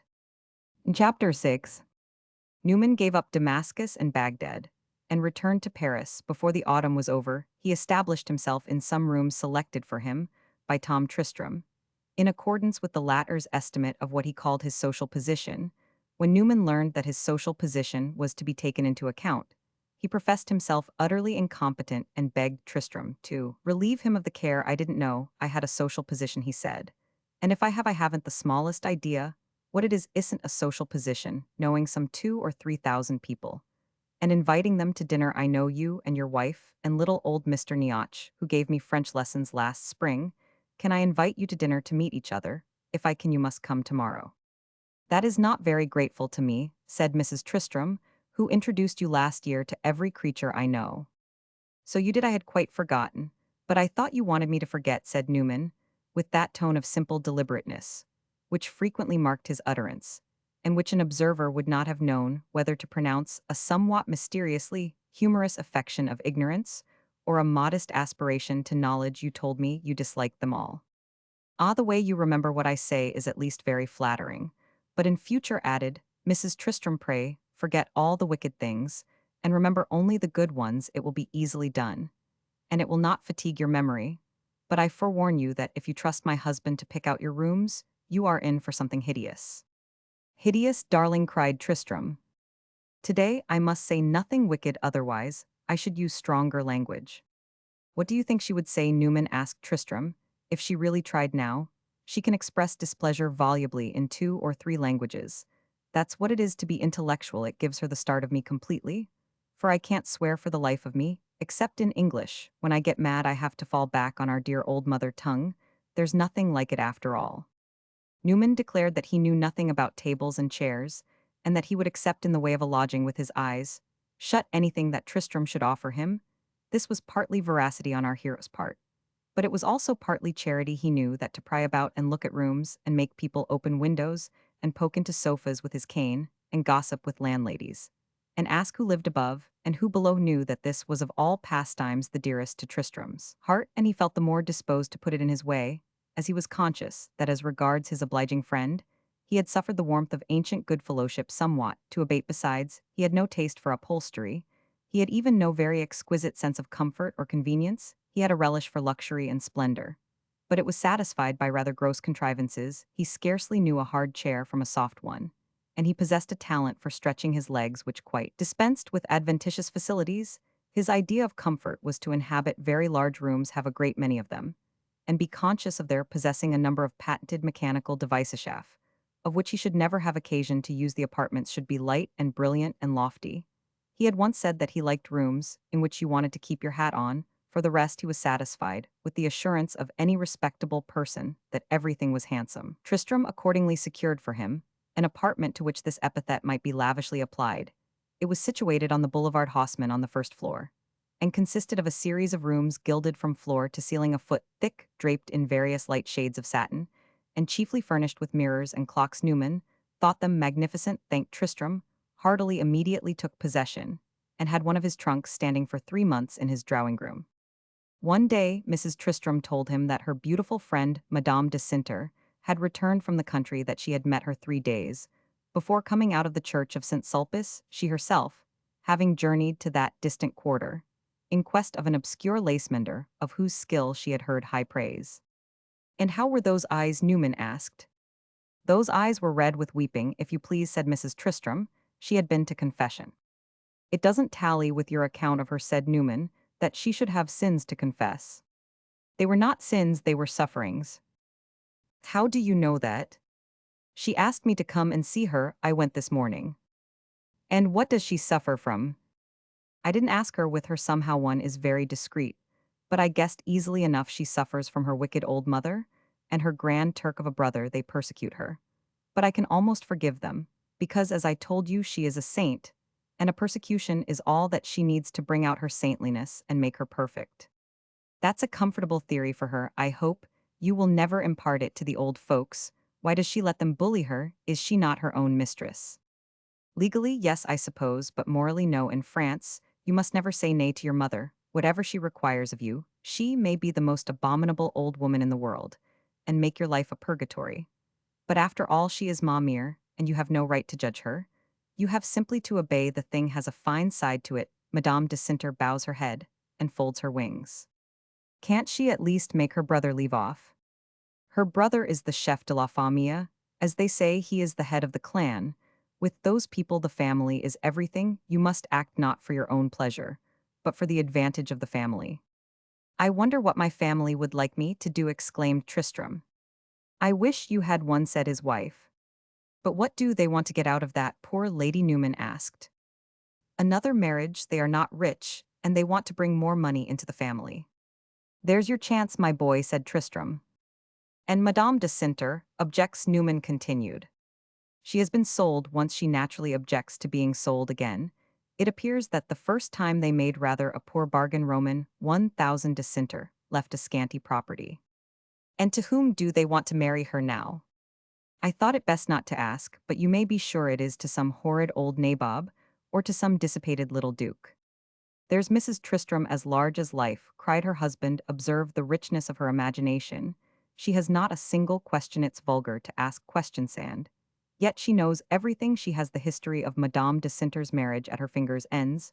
She has seen the lovely Claire on her knees with loosened tresses and streaming eyes, and the rest of them standing over her with spikes and goads, and red-hot irons ready to come down on her. If she refuses the tipsy duke, the simple truth is that they made a fuss about her milliner's bill, or refused her an opera box." Newman looked from Tristram to his wife with a certain mistrust in each direction. "Do you really mean," he asked of Mrs. Tristram, "that your friend is being forced into an unhappy marriage?" "I think it extremely probable. Those people are very capable of that sort of thing." "It is like something in a play," said Newman. "That dark old house over there looks as if wicked things had been done in it, and might be done again." "They have a still darker old house in the country, Madame de Sinter tells me, and there, during the summer, this scheme must have been hatched." "Must have been mind that," said Tristram. "After all," suggested Newman, after a silence, "she may be in trouble about something else." "If it is something else, then it is something worse," said Mrs. Tristram, with rich decision. Newman was silent a while, and seemed lost in meditation. "Is it possible," he asked at last, "that they do that sort of thing over here, that helpless women are bullied into marrying men they hate?" "Helpless women all over the world have a hard time of it," said Mrs. Tristram. "There is plenty of bullying everywhere." "A great deal of that kind of thing goes on in New York," said Tristram. "Girls are bullied, or coaxed, or bribed, or all three together, into marrying nasty fellows. There is no end of that always going on in the Fifth Avenue, and other bad things besides. The mysteries of the Fifth Avenue, someone ought to show them up." "I don't believe it," said Newman, very gravely. "I don't believe that in America girls are ever subjected to compulsion. I don't believe there have been a dozen cases of it since the country began. Listen to the voice of the spread eagle, cried Tristram. The spread eagle ought to use his wings, said Mrs. Tristram. Fly to the rescue of Madame de Cinter. To her rescue. Pounce down, seize her in your talons, and carry her off. Marry her yourself. Newman for some moments answered nothing, but presently, I should suppose she had heard enough of marrying. He said the kindest way to treat her would be to admire her, and yet never to speak of it. But that sort of thing is infamous, he added. It makes me feel savage to hear of it. He heard of it, however, more than once afterward. Mrs. Tristram again saw Madame de Cinter, and again found her looking very sad. But on these occasions there had been no tears. Her beautiful eyes were clear and still. She is cold, calm, and hopeless, Mrs. Tristram declared. And she added that on her mentioning that her friend Mr. Newman was again in Paris, and was faithful in his desire to make Madame de Cinter's acquaintance, this lovely woman had found a smile in her despair, and declared that she was sorry to have missed his visit in the spring, and that she hoped he had not lost courage. I told her something about you, said Mrs. Tristram. That's a comfort, said Newman placidly. I like people to know about me. A few days after this, one dusky autumn afternoon, he went again to the Rue de l'Université. The early evening had closed in, as he applied for admittance at the stoutly guarded Hôtel de Bellegarde. He was told that Madame de Cinter was at home. He crossed the court, entered the farther door, and was conducted through a vestibule vast, dim, and cold, up a broad stone staircase with an ancient iron balustrade to an apartment on the second floor, announced and ushered. In he found himself in a sort of paneled boudoir, at one end of which a lady and gentleman were seated before the fire. The gentleman was smoking a cigarette. There was no light in the room save that of a couple of candles, and the glow from the hearth. Both persons rose to welcome Newman, who, in the firelight, recognized Madame de Cinter. She gave him her hand with a smile which seemed in itself an illumination, and pointing to her companion, said softly, "My brother." The gentleman offered Newman a frank, friendly greeting, and our hero then perceived him to be the young man who had spoken to him in the court of the hotel on his former visit, and who had struck him as a good fellow. "Mrs. Tristram has spoken to me a great deal of you," said Madame de Cinter, gently, as she resumed her former place. Newman, after he had seated himself, began to consider what in truth was his errand. He had an unusual, unexpected sense of having wandered into a strange corner of the world. He was not given, as a general thing, to anticipating danger or forecasting disaster, and he had had no social tremors on this particular occasion. He was not timid, and he was not impudent. He felt too kindly toward himself to be the one, and too good-naturedly toward the rest of the world to be the other. But his native shrewdness sometimes placed his ease of temper at its mercy. With every disposition to take things simply, it was obliged to perceive that some things were not so simple as others. He felt, as one does in missing a step, in an ascent, where one expected to find it. This strange, pretty woman sitting in fireside talk with her brother in the gray depths of her inhospitable-looking house. What had he to say to her? She seemed enveloped in a sort of fantastic privacy. On what grounds had he pulled away the curtain? For a moment he felt as if he had plunged into some medium as deep as the ocean, and as if he must exert himself to keep from sinking. Meanwhile, he was looking at Madame de Cinter, and she was settling herself in her chair and drawing in her long dress, and turning her face towards him. Their eyes met a moment afterwards. She looked away, and motioned to her brother to put a log on the fire, but the moment and the glance which traversed it had been sufficient to relieve Newman of the first and the last fit of personal embarrassment he was ever to know. He performed the movement which was so frequent with him, and which was always a sort of symbol of his taking mental possession of a scene. Extended his legs. The impression Madame de Cinter had made upon him on their first meeting came back in an instant. It had been deeper than he knew. She was pleasing, she was interesting. He had opened a book, and the first lines held his attention. She asked him several questions: how lately he had seen Mrs. Tristram, how long he had been in Paris, how long he expected to remain there, how he liked it. She spoke English without an accent, or rather with that distinctively British accent, which on his arrival in Europe had struck Newman as an altogether foreign tongue, but which in women he had come to like extremely here, and their Madame de Cinter's utterance had a faint shade of strangeness. But at the end of 10 minutes, Newman found himself waiting for these soft roughnesses. He enjoyed them, and he marveled to see that gross thing error brought down to so fine a point. "You have a beautiful country," said Madame de Cinter presently. "Oh, magnificent," said Newman. "You ought to see it." "I shall never see it," said Madame de Cinter with a smile. "Why not?" asked Newman. "I don't travel especially so far." But you go away sometimes, you are not always here. I go away in summer, a little way to the country. Newman wanted to ask her something more, something personal. He hardly knew. What, don't you find it rather quiet here? He said, so far from the street.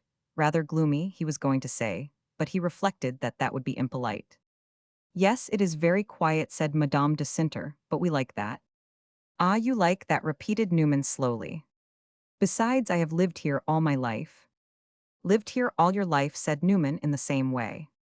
I was born here, and my father was born here before me, and my grandfather, and my great-grandfathers, were they not, Valentin? And she appealed to her brother. Yes, it's a family habit to be born here, the young man said with a laugh, and rose, and threw the remnant of his cigarette into the fire, and then remained leaning against the chimney-piece. An observer would have perceived that he wished to take a better look at Newman, whom he covertly examined, while he stood stroking his mustache. Your house is tremendously old, then, said Newman. How old is it, brother? Asked Madame de Cinter. The young man took the two candles from the mantelshelf, lifted one high in each hand, and looked up toward the cornice of the room above the chimney-piece. This latter feature of the apartment was of white marble, and in the familiar Rococo style of the last century, but above it was a paneling of an earlier date, quaintly carved, painted white and gilded here, and there the white had turned to yellow, and the gilding was tarnished on the top. The figures ranged themselves into a sort of shield, on which an armorial device was cut above it in relief. Was a date there, you have it, said the young man, that is old or new according to your point of view. Well, over here, said Newman, one's point of view gets shifted round considerably, and he threw back his head and looked about the room. Your house is of a very curious style of architecture, he said. Are you interested in architecture? Asked the young man at the chimney-piece. Well, I took the trouble this summer, said Newman, to examine as well as I can calculate some 470 churches. Do you call that interested? Perhaps you are interested in theology, said the young man. Not particularly. Are you a Roman Catholic, madam? And he turned to Madame de Cinter. Yes, sir, she answered gravely. Newman was struck with the gravity of her tone. He threw back his head and began to look round the room again. Had you never noticed that number up there? He presently asked. She hesitated a moment, and then in former years she said. Her brother had been watching Newman's movement. Perhaps you would like to examine the house, he said. Newman slowly brought down his eyes and looked at him. He had a vague impression that the young man at the chimney-piece was inclined to irony. He was a handsome fellow, his face wore a smile, his mustaches were curled up at the ends, and there was a little dancing gleam in his eye. Damn, his French impudence, Newman was on the point of saying to himself, what the deuce is he grinning at? He glanced at Madame de Cinter. She was sitting with her eyes fixed on the floor. She raised them, they met his, and she looked at her brother. Newman turned again to this young man, and observed that he strikingly resembled his sister. This was in his favor, and our hero's first impression of the Count Valentin, moreover, had been agreeable. His mistrust expired, and he said he would be very glad to see the house. The young man gave a frank laugh and laid his hand on one of the candlesticks. Good, good, he exclaimed, come then. But Madame de Cinter rose quickly and grasped his arm. Ah, Valentin, she said, what do you mean to do? To show Mr. Newman the house. It will be very amusing. She kept her hand on his arm and turned to Newman with a smile. Don't let him take you, she said. You will not find it amusing. It is a musty old house like any other. It is full of curious things, said the Count, resisting. Besides, I want to do it. It is a rare chance. You are very wicked, brother, Madame de Cinter answered. Nothing venture, nothing have, cried the young man. Will you come? Madame de Cinter stepped toward Newman, gently clasping her hands, and smiling softly. Would you not prefer my society here, by my fire, to stumbling about dark passages after my brother? 100 times, said Newman. We will see the house some other day. The young man put down his candlestick with mock solemnity, and shaking his head, ah, you have defeated a great scheme, sir, he said. A scheme? I don't understand, said Newman. You would have played your part in it all the better. Perhaps some day I shall have a chance to explain it. Be quiet and ring for the tea, said Madame de Cinter. The young man obeyed, and presently a servant brought in the tea, placed the tray on a small table, and departed. Madame de Cinter from her place busied herself with making it. She had but just begun when the door was thrown open, and a lady rushed in, making a loud rustling sound. She stared at Newman, gave a little nod and a monsieur, and then quickly approached Madame de Cinter and presented her forehead to be kissed. Madame de Cinter saluted her, and continued to make tea. The newcomer was young and pretty it seemed to Newman. She wore her bonnet and cloak, and a train of royal proportions. She began to talk rapidly in French. "Oh, give me some tea, my beautiful one, for the love of God, I am exhausted, mangled, massacred." Newman found himself quite unable to follow her. She spoke much less distinctly than Roman 1000 Niach. "That is my sister-in-law," said the Count Valentin, leaning towards him. "She is very pretty," said Newman. "Exquisite," answered the young man, and this time again Newman suspected him of irony. His sister-in-law came round to the other side of the fire with her cup of tea in her hand, holding it out at arm's length, so that she might not spill it on her dress, and uttering little cries of alarm. She placed the cup on the mantel shelf, and begun to unpin her veil and pull off her gloves, looking meanwhile at Newman. "Is there anything I can do for you, my dear lady?" the Count Valentin asked in a sort of mock-cursing tone. "Present, monsieur," said his sister-in-law. The young man answered Mr. Newman. "I can't courtesy to you, monsieur, or I shall spill my tea," said the lady. "So Claire receives strangers like that," she added, in a low voice in French to her brother-in-law. Apparently he answered with a smile. Newman stood a moment, and then he approached Madame de Cinter. She looked up at him as if she were thinking of something to say, but she seemed to think of nothing, so she simply smiled. He sat down near her, and she handed him a cup of tea. For a few moments they talked about that, and meanwhile he looked at her. He remembered what Mrs. Tristram had told him of her perfection, and of her having in combination all the brilliant things that he dreamed of finding. This made him observe her not only without mistrust, but without uneasy conjectures. The presumption from the first moment he looked at her had been in her favor. And yet if she was beautiful, it was not a dazzling beauty. She was tall and molded in long lines. She had thick fair hair, a wide forehead, and features with a sort of harmonious irregularity. Her clear gray eyes were strikingly expressive. They were both gentle and intelligent, and Newman liked them immensely, but they had not those depths of splendor, those many-colored race which illumine the brows of famous beauties. Madame de Cinter was rather thin, and she looked younger than probably she was in her whole person.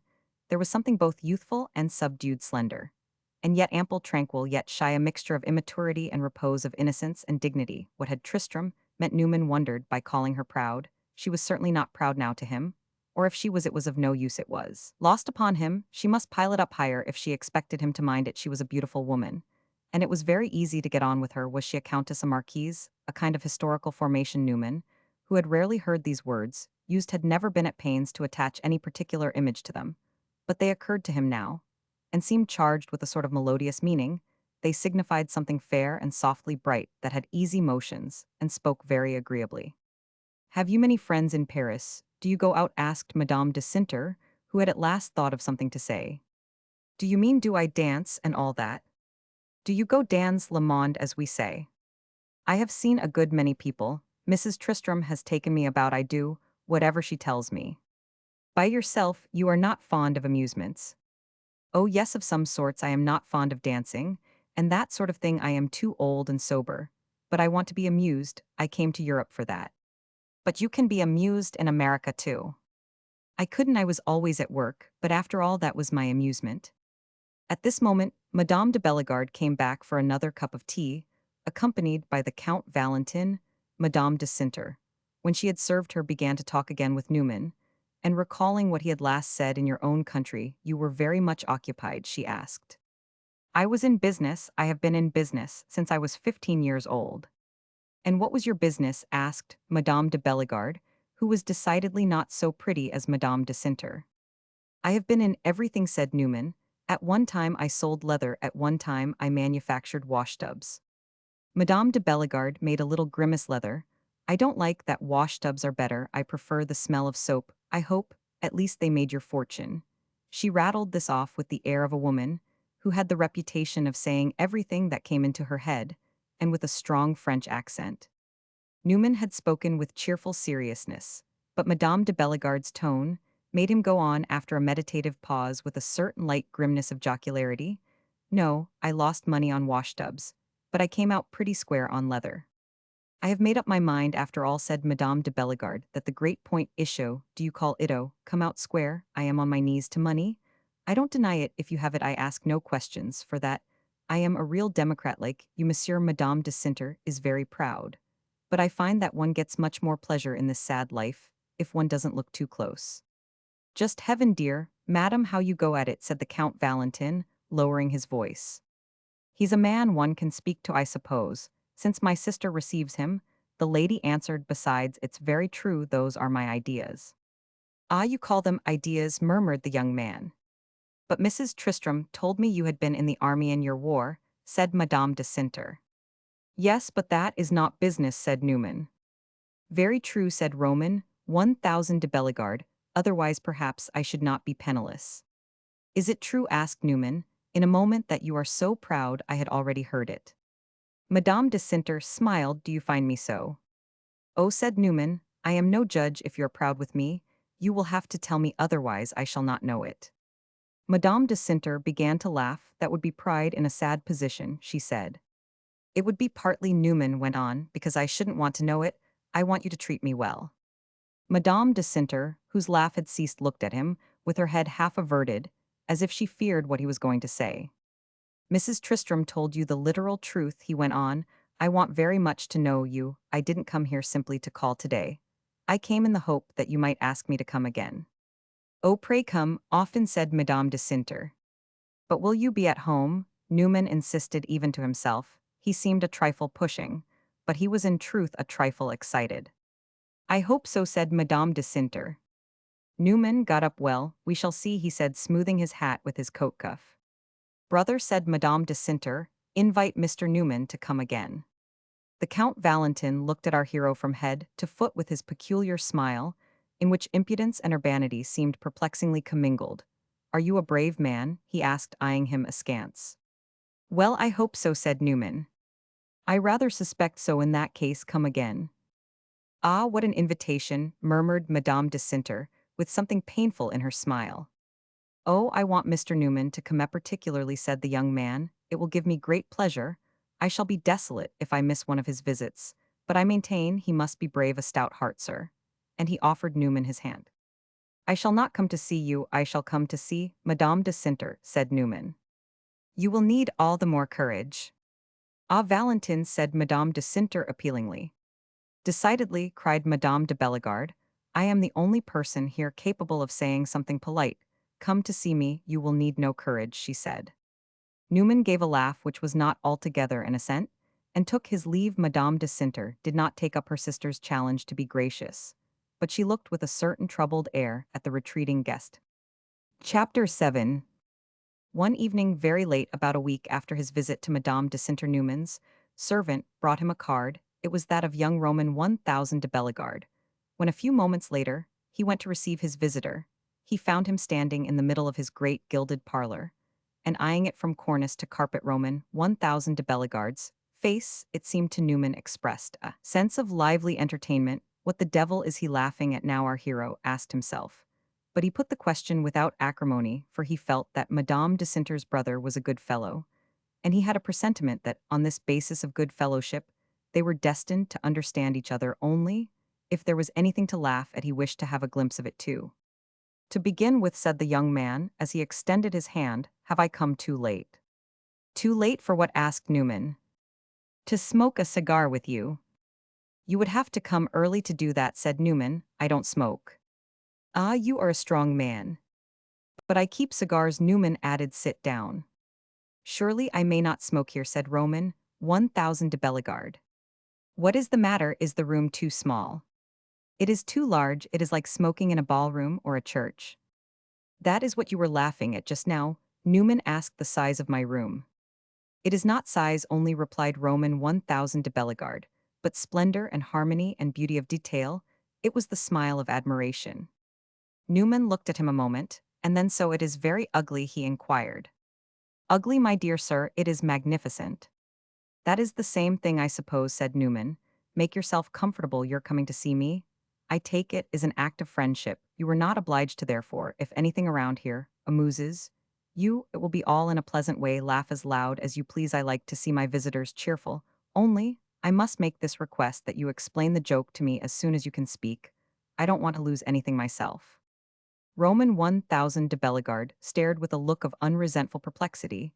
He laid his hand on Newman's sleeve, and seemed on the point of saying something, but he suddenly checked himself, leaned back in his chair, and puffed at his cigar at last, however, breaking silence certainly. He said my coming to see you is an act of friendship. Nevertheless, I was in a measure obliged to do so. My sister asked me to come, and a request from my sister is for me a law. I was near you, and I observed lights, in what I supposed were your rooms. It was not a ceremonious hour for making a call, but I was not sorry to do something that would show I was not performing a mere ceremony. Well, here I am as large as life, said Newman, extending his legs. I don't know what you mean, the young man went on, by giving me unlimited leave to laugh. Certainly, I am a great laugher, and it is better to laugh too much than too little. But it is not in order that we may laugh together separate lithet.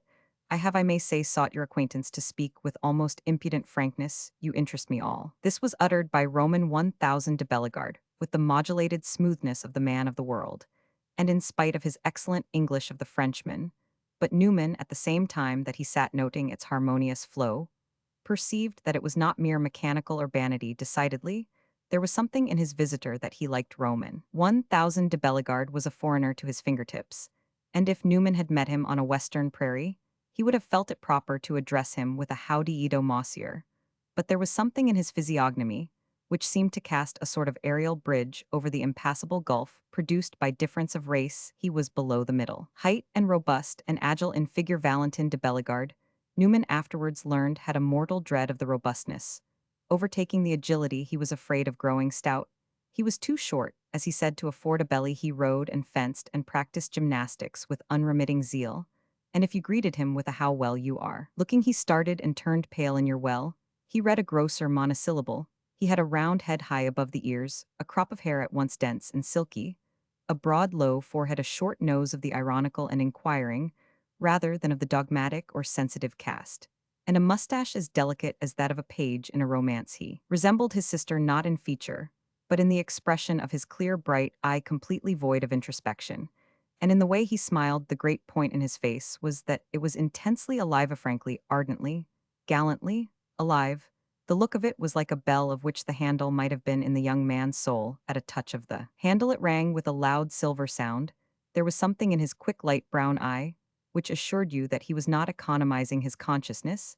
He was not living in a corner of it to spare the furniture of the rest. He was squarely encamped in the center, and he was keeping open house. When he smiled, it was like the movement of a person who, in emptying a cup, turns it upside down. He gave you the last drop of his jollity. He inspired Newman with something of the same kindness that our hero used to feel in his earlier years for those of his companions who could perform strange and clever tricks, make their joints crack in queer places, or whistle at the back of their mouths. My sister told me, Roman 1000 de Bellegarde continued, that I ought to come and remove the impression that I had taken such great pains to produce upon you, the impression that I am a lunatic. Did it strike you that I behaved very oddly the other day? Rather so, said Newman.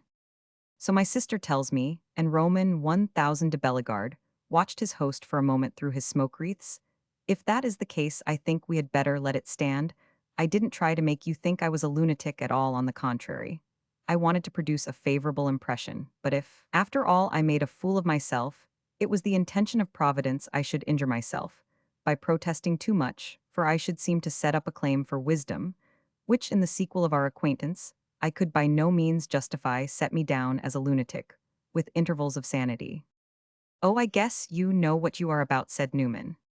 When I am sane, I am very sane, that I admit, Roman 1000 de Bellegarde answered. But I didn't come here to talk about myself. I should like to ask you a few questions. You allow me? Give me a specimen, said Newman. You live here all alone? Absolutely. With whom should I live? For the moment, said Roman 1000 de Bellegarde, with a smile, I am asking questions, not answering them. You have come to Paris for your pleasure.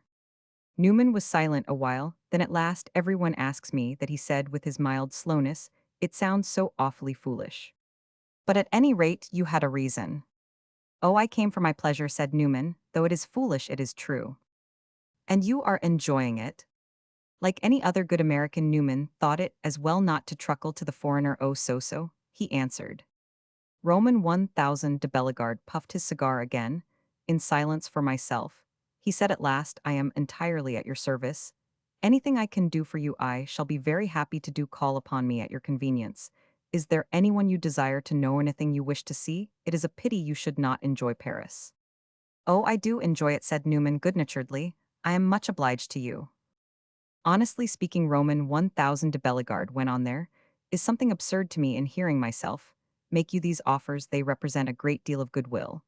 But they represent little else. You are a successful man, and I am a failure, and it's a turning of the tables to talk as if I could lend you a hand. In what way are you a failure? Asked Newman. Oh, I am not a tragical failure, cried the young man with a laugh. I have fallen from a height, and my fiasco has made no noise. You evidently are a success. You have made a fortune, you have built up an edifice. You are a financial commercial power. You can travel about the world until you have found a soft spot and lie down in it with the consciousness of having earned your rest. Is not that true? Well, imagine the exact reverse of all that, and you have me. I have done nothing, I can do nothing. Why not? It's a long story. Some day I will tell you. Meanwhile, I am right, eh? You are a success, you have made a fortune, it's none of my business. But in short, you are rich. That's another thing that it sounds foolish to say, said Newman. Hang it, no man is rich. I have heard philosophers affirm, laughed Roman 1000 de Bellegarde, that no man was poor. But your formula strikes me as an improvement as a general thing. I confess I don't like successful people. And I find clever men who have made great fortunes very offensive. They tread on my toes, they make me uncomfortable. But as soon as I saw you, I said to myself, ah, there is a man with whom I shall get on. He has the good nature of success. And none of the morgue. He has not our confoundedly irritable French vanity. In short, I took a fancy to you. We are very different, I am sure. I don't believe there is a subject on which we think or feel alike. But I rather think we shall get on, for there is such a thing, you know, as being too different to quarrel. Oh, I never quarrel, said Newman. Never. Sometimes it's a duty, or at least it's a pleasure. Oh, I have had 2 or 3 delicious quarrels in my day. And Roman 1000 de Bellegarde's handsome smile assumed at the memory of these incidents an almost voluptuous intensity. With the preamble embodied in his share of the foregoing fragment of dialogue, he paid our hero a long visit as the 2 men sat with their heels on Newman's glowing hearth. They heard the small hours of the morning striking larger from a far-off belfry. Valentin de Bellegarde was, by his own confession, at all times a great chatterer, and on this occasion he was evidently in a particularly loquacious mood. It was a tradition of his race that people of its blood always conferred a favor by their smiles, and as his enthusiasms were as rare as his civility was constant, he had a double reason for not suspecting that his friendship could ever be importunate. Moreover, the flower of an ancient stem as he was, tradition, since I have used the word, had in his temperament nothing of disagreeable rigidity. It was muffled in sociability and urbanity. As an old dowager in her laces and strings of pearls, Valentin was what is called in France a gentilhomme of the purest source, and his rule of life, so far as it was definite, was to play the part of a gentilhomme. This, it seemed to him, was enough to occupy comfortably a young man of ordinary good parts. But all that he was by instinct and not by theory, and the amiability of his character was so great that certain of the aristocratic virtues, which in some aspects seem rather brittle and trenchant, acquired in his application of them an extreme geniality in his younger years. He had been suspected of low tastes, and his mother had greatly feared he would make a slip in the mud of the highway, and bespatter the family shield. He had been treated, therefore, to more than his share of schooling and drilling, but his instructors had not succeeded in mounting him upon stilts.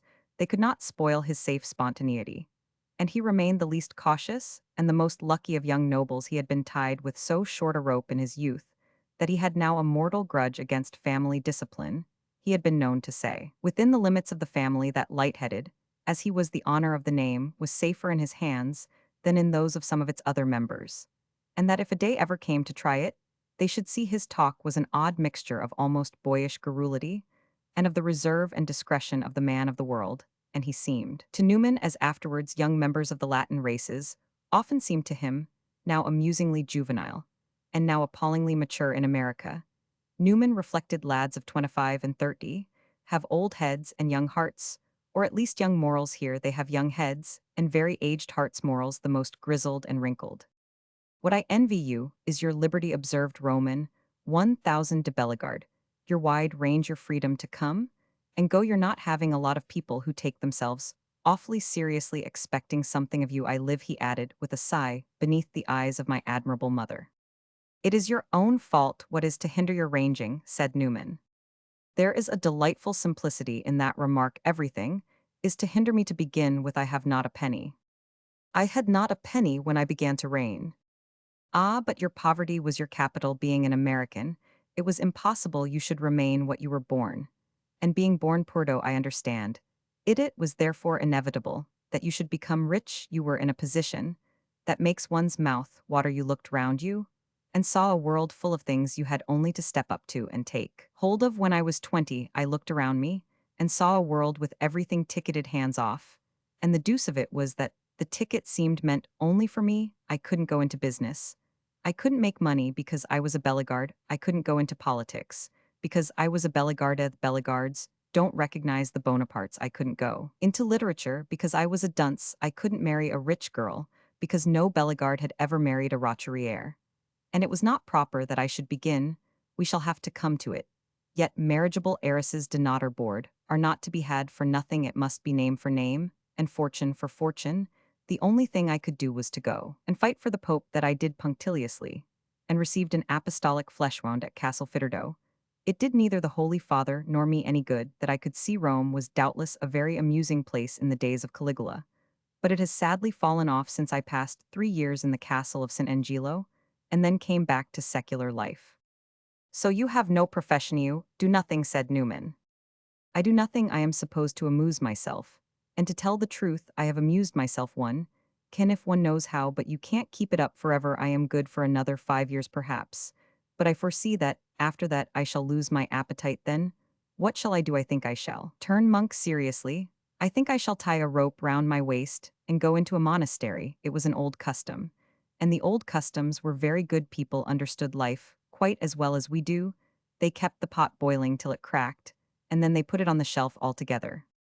Are you very religious? Asked Newman in a tone which gave the inquiry a grotesque effect. Roman 1000 de Bellegarde evidently appreciated the comical element in the question, but he looked at Newman a moment with extreme soberness. I am a very good Catholic. I respect the Church. I adore the Blessed Virgin. I fear the devil. Well then, said Newman, you are very well fixed. You have got pleasure in the present and religion in the future. What do you complain of? It's a part of one's pleasure to complain. There is something in your own circumstances that irritates me. You are the first man I have ever envied. It singular. But so it is. I have known many men who, besides any factitious advantages that I may possess, had money and brains into the bargain. But somehow they have never disturbed my good humor. But you have got something that I should have liked to have. It is not money. It is not even brains, though. No doubt yours are excellent. It is not your 6 feet of height, though I should have rather liked to be a couple of inches taller. It's a sort of air you have of being thoroughly at home in the world. When I was a boy, my father told me that it was by such an air as that people recognized a Bellegarde. He called my attention to it. He didn't advise me to cultivate it. He said that, as we grew up, it always came of itself. I supposed it had come to me, because I think I have always had the feeling my place in life was made for me, and it seemed easy to occupy it. But you who, as I understand it, have made your own place, you who, as you told us the other day, have manufactured washtubs, strike me somehow as a man who stands at his ease, who looks at things from a height. I fancy you going about the world like a man traveling on a railroad in which he owns a large amount of stock. You make me feel as if I had missed something. What is it? It is the proud consciousness of honest Toiloff, having manufactured a few washtubs, said Newman, at once jocose and serious. Oh no, I have seen men who had done even more, men who had made not only washtubs, but soap, strong-smelling yellow soap in great bars, and they never made me the least uncomfortable. Then it's the privilege of being an American citizen, said Newman, that sets a man up. Possibly, rejoined Roman 1000 de Bellegarde, but I am forced to say that I have seen a great many American citizens who didn't seem at all set up, or in the least like large stockholders. I never envied them. I rather think the thing is an accomplishment of your own. Oh, come, said Newman, you will make me proud. No, I shall not. You have nothing to do with pride, or with humility. That is a part of this easy manner of yours. People are proud only when they have something to lose, and humble when they have something to gain. I don't know what I have to lose, said Newman, but I certainly have something to gain. What is it? Asked his visitor. Newman hesitated a while. I will tell you when I know you better. I hope that will be soon then. If I can help you to gain it, I shall be happy. Perhaps you may, said Newman. Don't forget then that I am your servant Roman, 1,000 de Bellegarde answered, and shortly afterwards he took his departure. During the next 3 weeks, Newman saw Bellegarde several times, and without formally swearing an eternal friendship, the two men established a sort of comradeship to Newman. Bellegarde was the ideal Frenchman, the Frenchman of tradition and romance. So far as our hero was concerned with these mystical influences, gallant, expansive, amusing, more pleased himself with the effect he produced than those even when they were well pleased for whom he produced it, a master of all the distinctively social virtues, and a votary of all agreeable sensations, a devotee of something mysterious and sacred to which he occasionally alluded in terms more ecstatic even than those in which he spoke of the last pretty woman, and which was simply the beautiful, though somewhat superannuated image of honor. He was irresistibly entertaining and enlivening, and he formed a character to which Newman was as capable of doing justice, when he had once been placed in contact with it, as he was unlikely in musing upon the possible mixtures of our human ingredients mentally to have foreshadowed it. Bellegarde did not in the least cause him to modify his needful premise that all Frenchmen are of a frothy and imponderable substance. He simply reminded him that light materials may be beaten up into a most agreeable compound. No two companions could be more different, but their differences made a capital basis for a friendship of which the distinctive characteristic was that it was extremely amusing to each. Valentin de Bellegarde lived in the basement of an old house in the Rue d'Anjou Saint Honor, and his small apartments lay between the court of the house and an old garden, which spread itself behind one of those large, sunless, humid gardens, into which you look unexpectedly in Paris, from back windows, wondering how among the grudging habitations they find their space. When Newman returned Bellegarde's visit, he hinted that his lodging was at least as much a laughing matter as his own, but its oddities were of a different cast from those of our hero's gilded saloons on the Boulevard Haussmann. The place was low, dusky, contracted, and crowded with curious bric-a-brac. Bellegarde, penniless patrician, as he was an insatiable collector, and his walls were covered with rusty arms and ancient panels and platters, his doorways draped in faded tapestries, his floors muffled in the skins of beasts here. And there was one of those uncomfortable tributes to elegance, in which the upholsterer's art in France is so prolific, a curtain recess, with a sheet of looking-glass, in which among the shadows you could see nothing, a divan on which for its festoons and furbelows you could not sit, a fireplace draped, flounced, and frilled to the complete exclusion of fire. The young man's possessions were in picturesque disorder, and his apartment was pervaded by the odor of cigars mingled with perfumes. More inscrutable, Newman thought it a damp, gloomy place to live in, and was puzzled by the obstructive and fragmentary character of the furniture. Bellegarde, according to the custom of his country, talked very generously about himself, and unveiled the mysteries of his private history with an unsparing hand. Inevitably, he had a vast deal to say about women, and he used frequently to indulge in sentimental and ironical apostrophes to these authors of his joys and woes. "Oh, the women, and the things they have made me do," he would exclaim with a lustrous eye, "cest egal, of all the follies and stupidities I have committed for them, I would not have missed one." On this subject, Newman maintained an habitual reserve to expatiate largely upon it, had always seemed to him a proceeding vaguely analogous to the cooing of pigeons and the chattering of monkeys, and even inconsistent with a fully developed human character.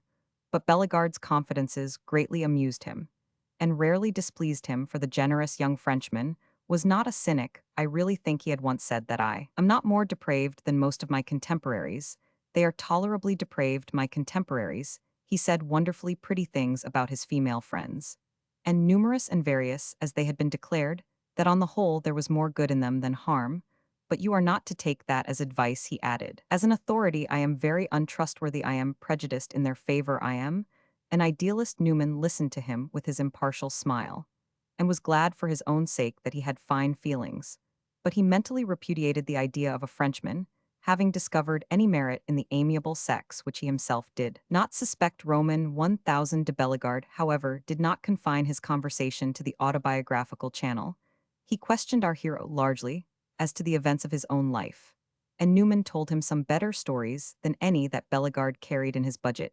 He narrated his career, in fact, from the beginning, through all its variations, and whenever his companion's credulity or his habits of gentility appeared to protest, it amused him to heighten the color of the episode. Newman had sat with Western humorists in knots round cast-iron stoves, and seen tall stories grow taller without toppling over and his own imagination had learned the trick of piling up consistent wonders. Bellegarde's regular attitude, at last, became that of laughing self-defense to maintain his reputation as an all-knowing Frenchman.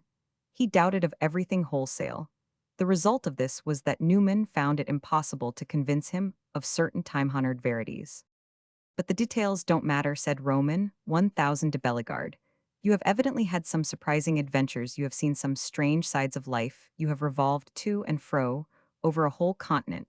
As I walked up and down the boulevard, you are a man of the world with a vengeance. You have spent some deadly, dull hours, and you have done some extremely disagreeable things. You have shoveled sand as a boy for supper, and you have eaten roast dog in a gold digger's camp. You have stood casting up figures for 10 hours at a time, and you have sat through Methodist sermons for the sake of looking at a pretty girl in another pew. All that is rather stiff, as we say, but at any rate you have done something, and you are something. You have used your will, and you have made your fortune. You have not stupefied yourself with debauchery, and you have not mortgaged your fortune to social conveniences. You take things easily, and you have fewer prejudices even than I, who pretend to have none, but who in reality have 3 or 4 happy men. You are strong, and you are free. But what the deuce, demanded the young man in conclusion, do you propose to do with such advantages? Really, to use them, you need a better world than this. There is nothing worth your while here. Oh, I think there is something, said Newman. What is it? Well, murmured Newman, I will tell you some other time. In this way our hero delayed from day to day, broaching a subject which he had very much at heart. Meanwhile, however, he was growing practically familiar with it. In other words, he had called again 3 times on Madame de Cinter. On only 2 of these occasions had he found her at home, and on each of them she had other visitors. Her visitors were numerous and extremely loquacious, and they exacted much of their hostess' attention. She found time, however, to bestow a little of it on Newman, in an occasional vague smile, the very vagueness of which pleased him, allowing him, as it did, to fill it out mentally both at the time and afterwards with such meanings as most pleased him. He sat by without speaking, looking at the entrances and exits, the greetings and chatterings of Madame de Cinter's visitors. He felt as if he were at the play, and as if his own speaking would be an interruption. Sometimes he wished he had a book to follow the dialogue. He half expected to see a woman in a white cap and pink ribbons come and offer him one for 2 francs. Some of the ladies looked at him very hard or very soft, as you please. Others seemed profoundly unconscious of his presence. The men looked only at Madame de Cinter.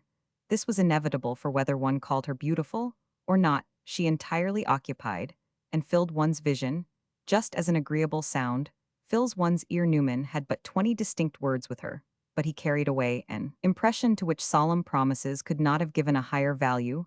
She was part of the play that he was seeing acted quite as much as her companions, but how she filled the stage, and how much better she did it, whether she rose or seated herself, whether she went with her departing friends to the door, and lifted up the heavy curtain as they passed out, and stood an instant looking after them, and giving them the last nod, or whether she leaned back in her chair with her arms crossed, and her eyes resting, listening and smiling. She gave Newman the feeling that he should like to have her always before him, moving slowly to and fro along the whole scale of expressive hospitality. If it might be to him, it would be well. If it might be for him, it would be still better. She was so tall, and yet so light, so active, and yet so still, so elegant, and yet so simple, so frank, and yet so mysterious. It was the mystery, it was what she was off the stage as it, where that interested Newman. Most of all, he could not have told you what warrant he had for talking about mysteries. If it had been his habit to express himself in poetic figures, he might have said that, in observing Madame de Cinter, he seemed to see the vague circle which sometimes accompanies the partly filled disk of the moon. It was not that she was reserved; on the contrary, she was as frank as flowing water. But he was sure she had qualities which she herself did not suspect. He had abstained for several reasons from saying some of these things to Bellegarde. One reason was that, before proceeding to any act, he was always circumspect, conjectural, contemplative. He had little eagerness, as became a man who felt that whenever he really began to move he walked with long steps. And then it simply pleased him not to speak. It occupied him. It excited him. But one day Bellegarde had been dining with him at a restaurant, and they had sat long over their dinner. On rising from it, Bellegarde proposed that, to help them through the rest of the evening, they should go and see Madame Dandelard. Madame Dandelard was a little Italian lady who had married a Frenchman who proved to be a rake and a brute, and the torment of her life, her husband had spent all her money, and then, lacking the means of obtaining more expensive pleasures, had taken in his duller hours to beating her. She had a blue spot somewhere which she showed to several persons, including Bellegarde. She had obtained a separation from her husband, collected the scraps of her fortune, they were very meager, and come to live in Paris, where she was staying at a Hotel Garni. She was always looking for an apartment, and visiting inquiringly those of other people. She was very pretty, very childlike, and she made very extraordinary remarks. Bellegarde had made her acquaintance, and the source of his interest in her was, according to his own declaration, a curiosity as to what would become of her. She is poor. She is pretty and she is silly, he said. It seems to me she can go only one way. It's a pity. But it can't be helped. I will give her 6 months. She has nothing to fear from me. But I am watching the process. I am curious to see just how things will go. Yes, I know what you are going to say. This horrible Paris hardens one's heart, but it quickens one's wits, and it ends by teaching one a refinement of observation. To see this little woman's little drama play itself out now is for me an intellectual pleasure. If she is going to throw herself away, Newman had said, you ought to stop her. Stop her? How stop her? Talk to her, give her some good advice. Bellegarde laughed. Heaven deliver us both. Imagine the situation. Go and advise her yourself. It was after this that Newman had gone with Bellegarde to see Madame Dandelard. When they came away, Bellegarde reproached his companion. Where was your famous advice? He asked. I didn't hear a word of it. Oh, I give it up, said Newman simply. Then you are as bad as I, said Bellegarde. No, because I don't take an intellectual pleasure in her prospective adventures.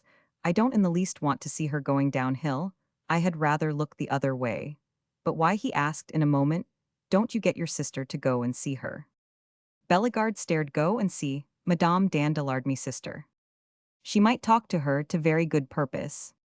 Bellegarde shook his head with sudden gravity. My sister can't see that sort of person. Madame Dandelard is nothing at all. They would never meet. I should think, said Newman, that your sister might see whom she pleased, and he privately resolved that, after he knew her a little better, he would ask Madame de Sinter to go and talk to the foolish little Italian lady. After his dinner with Bellegarde on the occasion I have mentioned, he demurred to his companion's proposal that they should go again and listen to Madame Dandelard describe her sorrows and her bruises. I have something better in mind, he said. Come home with me and finish the evening before my fire.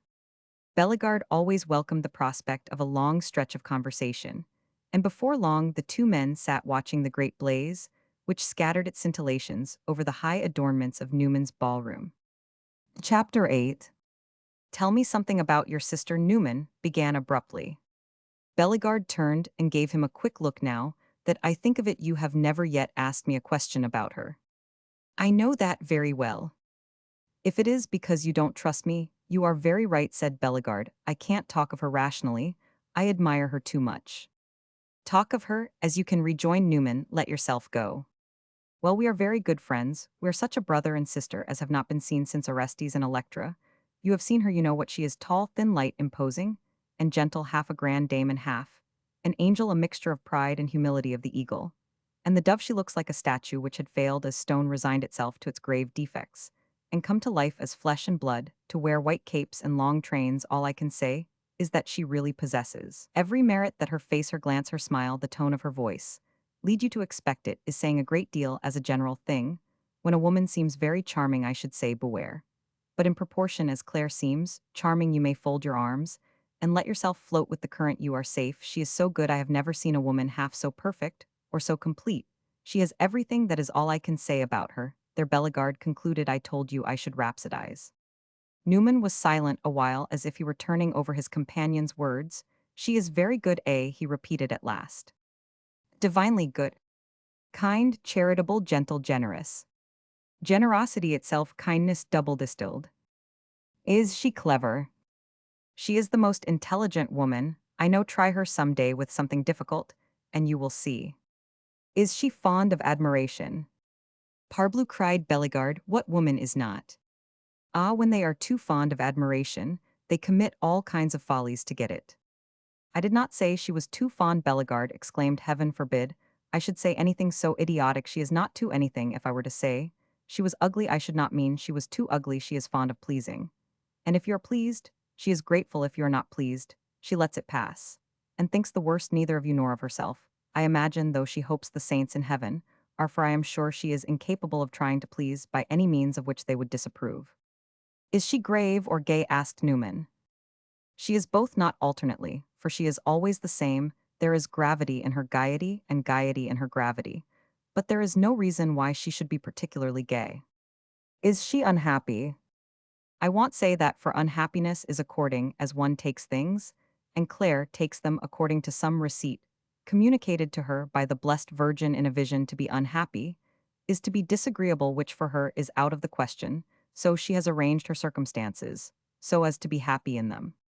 She is a philosopher, said Newman. No, she is simply a very nice woman. Her circumstances, at any rate, have been disagreeable. Bellegarde hesitated a moment. A thing, he very rarely. Roman 999. Oh, my dear fellow, if I go into the history of my family, I shall give you more than you bargain for. No, on the contrary, I bargain for that, said Newman.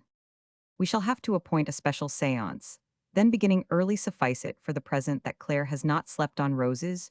She made at 18 a marriage that was expected to be brilliant, but that turned out like a lamp that goes out all smoke and bad smell. Roman 1000 Dissenter was 60 years old and an odious old gentleman. He lived, however, but a short time, and after his death his family pounced upon his money, brought a lawsuit against his widow, and pushed things very hard. Their case was a good one, for Roman 1000 Dissenter, who had been trustee for some of his relatives, appeared to have been guilty of some very irregular practices in the course of the suit.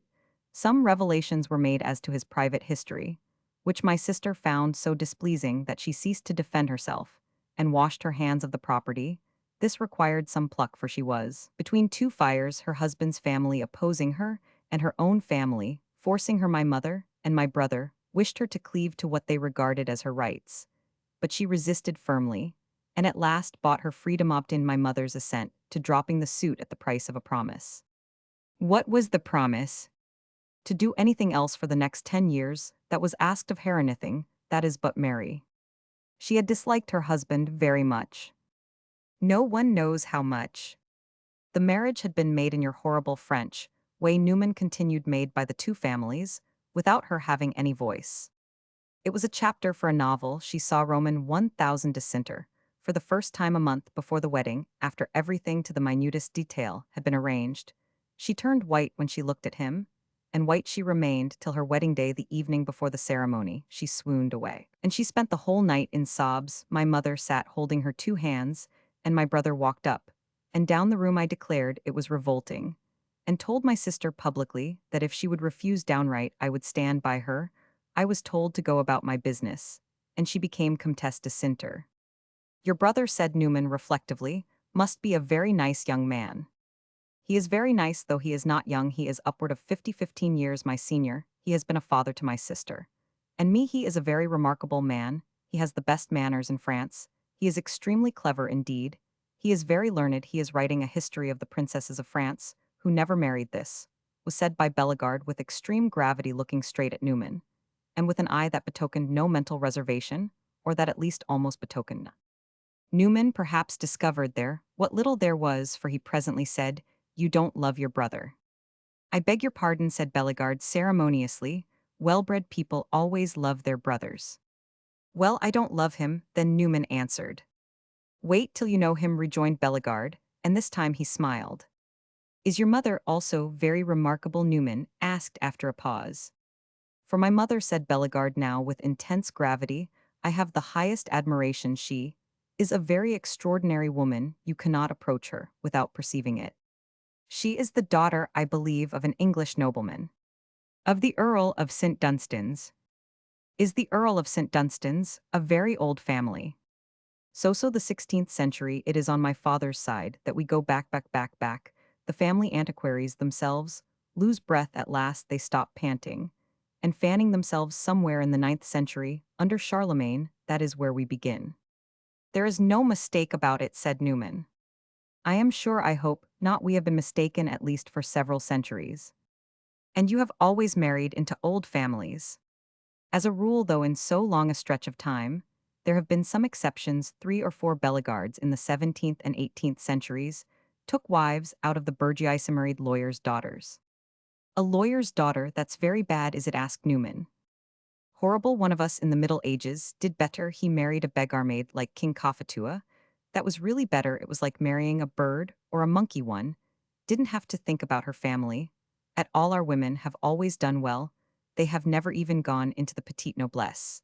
There is, I believe, not a case on record of a misalliance among the women.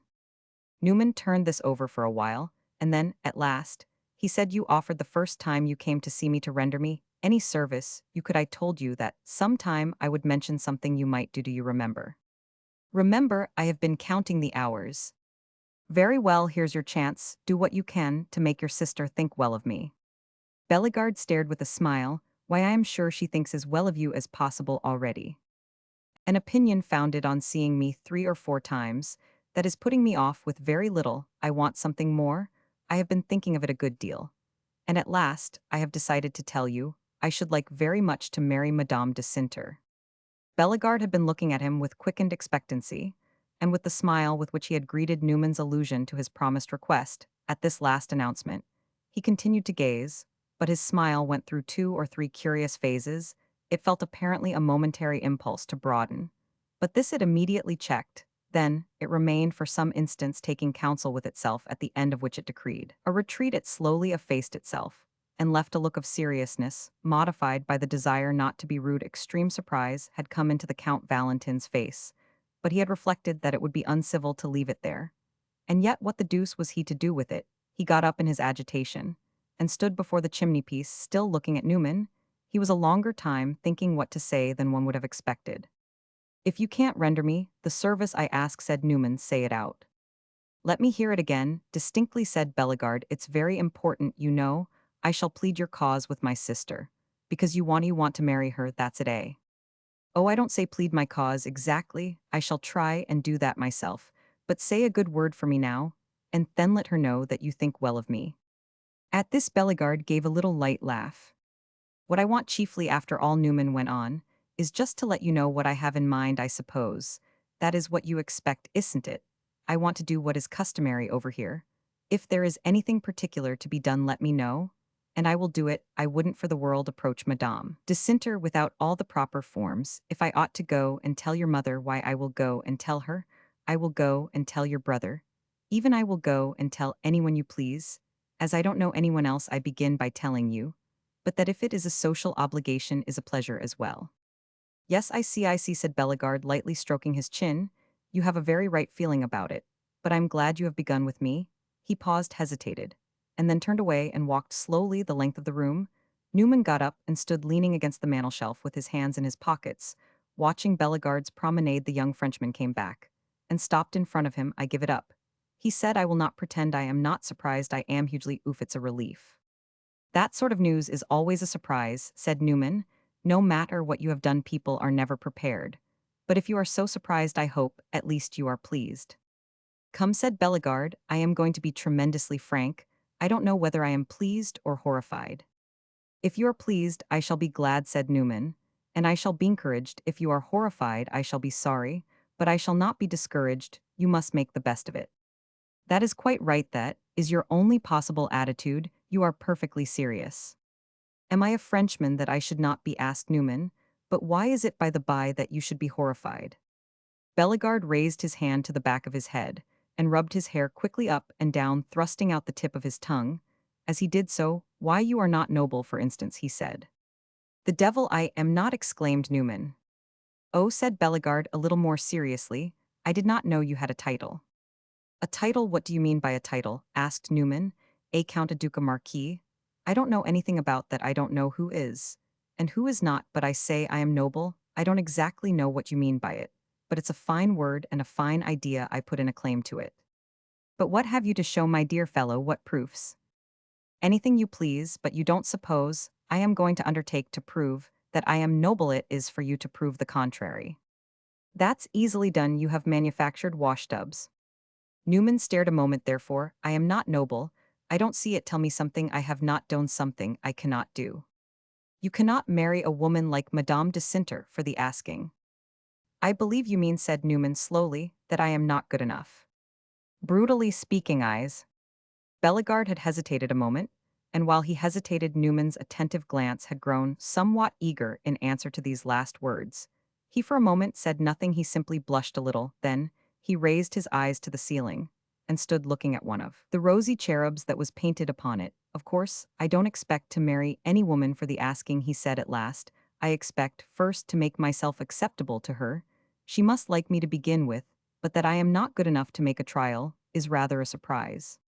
Bellegarde wore a look of mingled perplexity, sympathy, and amusement. You should not hesitate then to go up tomorrow and ask a duchess to marry you. Not if I thought she would suit me, but I am very fastidious, she might not at all. Bellegarde's amusement began to prevail, and you should be surprised if she refused you. Newman hesitated a moment. It sounds conceited to say yes, but nevertheless, I think I should make a very handsome offer. What would it be? Everything she wishes. If I get hold of a woman that comes up to my standard, I shall think nothing too good for her. I have been a long time looking, and I find such women are rare to combine the qualities I require. Seems to be difficult, but when the difficulty is vanquished, it deserves a reward. My wife shall have a good position, and I'm not afraid to say that I shall be a good husband. And these qualities that you require, what are they? Goodness, beauty, intelligence, a fine education, personal elegance, everything, in a word, that makes a splendid woman. And noble birth, evidently, said Bellegarde. Oh, throw that in by all means, if it's there the more the better. And my sister seems to you to have all these things. She is exactly what I have been looking for. She is my dream realized. And you would make her a very good husband. That is what I wanted you to tell her. Bellegarde laid his hand on his companion's arm, a moment looked at him with his head on one side from head to foot, and then with a loud laugh, and shaking the other hand in the air, turned away. He walked again the length of the room, and again he came back, and stationed himself in front of Newman. All this is very interesting. It is very curious. In what I said just now, I was speaking not for myself, but for my tradition, my superstitions, for myself. Really, your proposal tickles me. It startled me at first, but the more I think of it, the more I see in it. It's no use attempting to explain anything. You want understand me. After all, I don't see why you need. It's no great loss. Oh, if there is anything more to explain, try it. I want to proceed with my eyes open. I will do my best to understand. No, said Bellegarde, it's disagreeable to me. I give it up. I liked you the first time I saw you, and I will abide by that. It would be quite odious for me to come talking to you, as if I could patronize you. I have told you before that I envy you. Vous m'imposez, as we say. I didn't know you much, until within 5 minutes, so we will let things go, and I will say nothing to you that, if our positions were reversed, you would not say to me. I do not know whether, in renouncing the mysterious opportunity to which he alluded, Bellegarde felt that he was doing something very generous. If so, he was not rewarded. His generosity was not appreciated. Newman quite failed to recognize the young Frenchman's power to wound his feelings, and he had now no sense of escaping or coming off easily. He did not thank his companion, even with a glance. My eyes are open, though, he said, so far as that you have practically told me that your family and your friends will turn up their noses at me. I have never thought much about the reasons that make it proper for people to turn up their noses, and so I can only decide the question offhand. Looking at it in that way, I can't see anything in it. I simply think, if you want to know, that I am as good as the best. Who the best are I don't pretend to say. I have never thought much about that either, to tell the truth. I have always had rather a good opinion of myself. A man who is successful can't help it, but I will admit that I was conceited. What I don't say yes to is that I don't stand high as anyone else. This is a line of speculation I should not have chosen. But you must remember you began it yourself. I should never have dreamed that I was on the defensive, or that I had to justify myself. But if your people will have it so, I will do my best. But you offered a while ago to make your court, as we say to my mother and my brother. Damn it, cried Newman, I want to be polite. Good, rejoined Bellegarde. This will go far. It will be very entertaining. Excuse my speaking of it in that cold-blooded fashion. But the matter must of necessity be for me something of a spectacle. It's positively exciting. But apart from that, I sympathize with you, and I shall be actor so far as I can, as well as spectator. You are a capital fellow. I believe in you, and I back you. The simple fact that you appreciate my sister will serve as the proof I was asking for. All men are equal, especially men of taste. Do you think, asked Newman presently, that Madame de Cinter is determined not to marry? That is my impression, but that is not against you. It's for you to make her change her mind. I am afraid it will be hard, said Newman gravely. I don't think it will be easy in a general way. I don't see why a widow should ever marry again. She has gained the benefits of matrimony freedom, and consideration, and she has got rid of the drawbacks. Why should she put her head into the noose again? Her usual motive is ambition. If a man can offer her a great position, make her a princess or an ambassadress, she may think the compensation sufficient. And in that ways Madame de Cinter ambitious. Who knows, said Bellegarde with a profound shrug.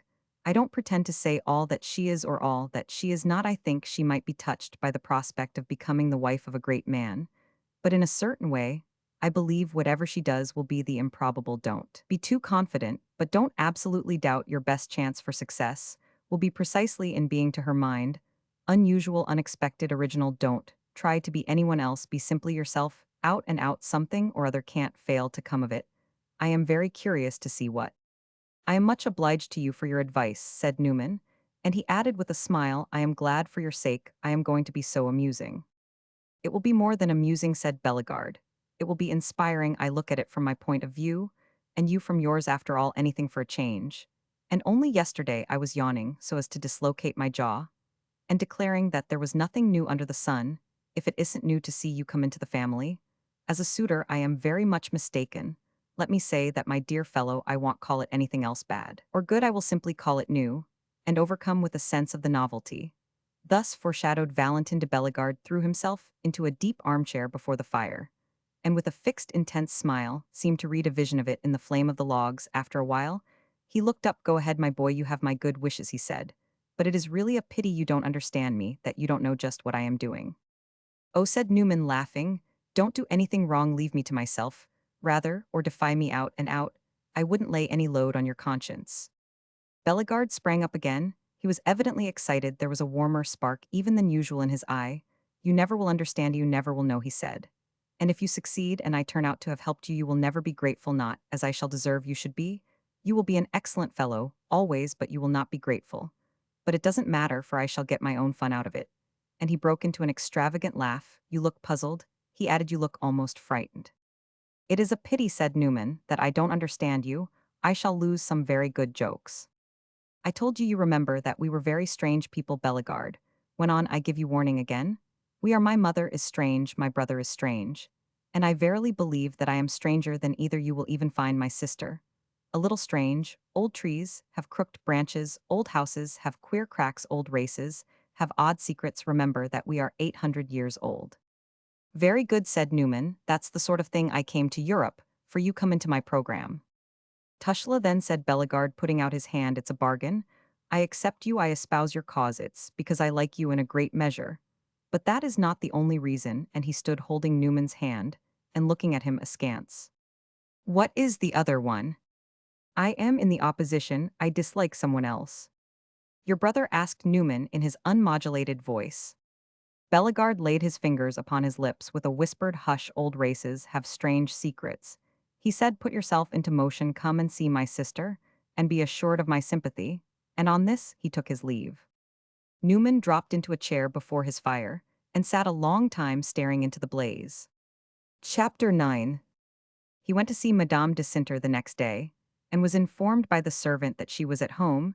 He passed as usual up the large cold staircase, and through a spacious vestibule, above, where the walls seemed all composed of small door panels touched with long-faded gilding, whence he was ushered into the sitting room in which he had already been received. It was empty, and the servant told him that Madame la Comtesse would presently appear. He had time, while he waited, to wonder whether Bellegarde had seen his sister since the evening before, and whether, in this case, he had spoken to her of their talk. In this case, Madame de Cinter's receiving him was an encouragement. He felt a certain trepidation, as he reflected that she might come in with the knowledge of his supreme admiration, and of the project he had built upon it in her eyes.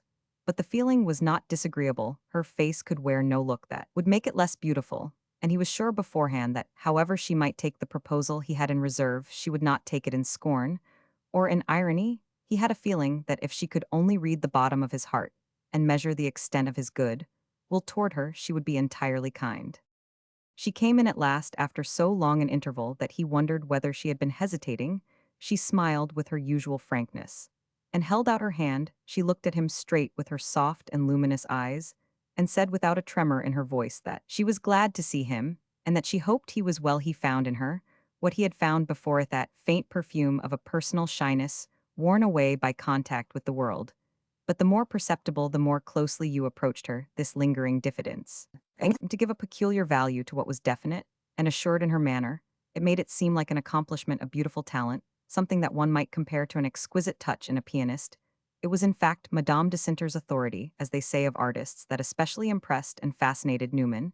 He always came back to the feeling that, when he should complete himself by taking a wife that was the way he should like his wife to interpret him to the world, the only trouble indeed was that when the instrument was so perfect it seemed to interpose too much between you and the genius that used it. Madame de Sinter gave Newman the sense of an elaborate education of her having passed through mysterious ceremonies and processes of culture, in her youth of her having been fashioned, and made flexible to certain exalted social needs.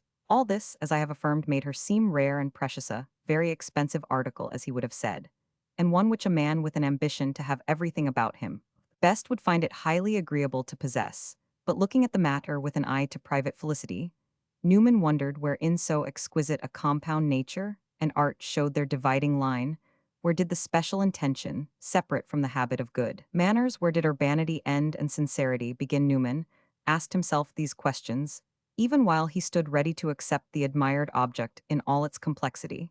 He felt that he could do so in profound security and examine its mechanism afterwards at leisure.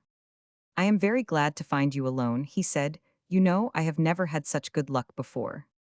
"But you have seemed before very well contented with your luck," said Madame de Sinter. "You have sat and watched my visitors with an air of quiet amusement. What have you thought of them?" "Oh, I have thought the ladies were very elegant, and very graceful and wonderfully quick at repartee. But what I have chiefly thought has been that they only helped me to admire you." This was not gallantry on Newman's part in art, in which he was quite unversed. It was simply the instinct of the practical man who had made up his mind what he wanted, and was now beginning to take active steps to obtain it.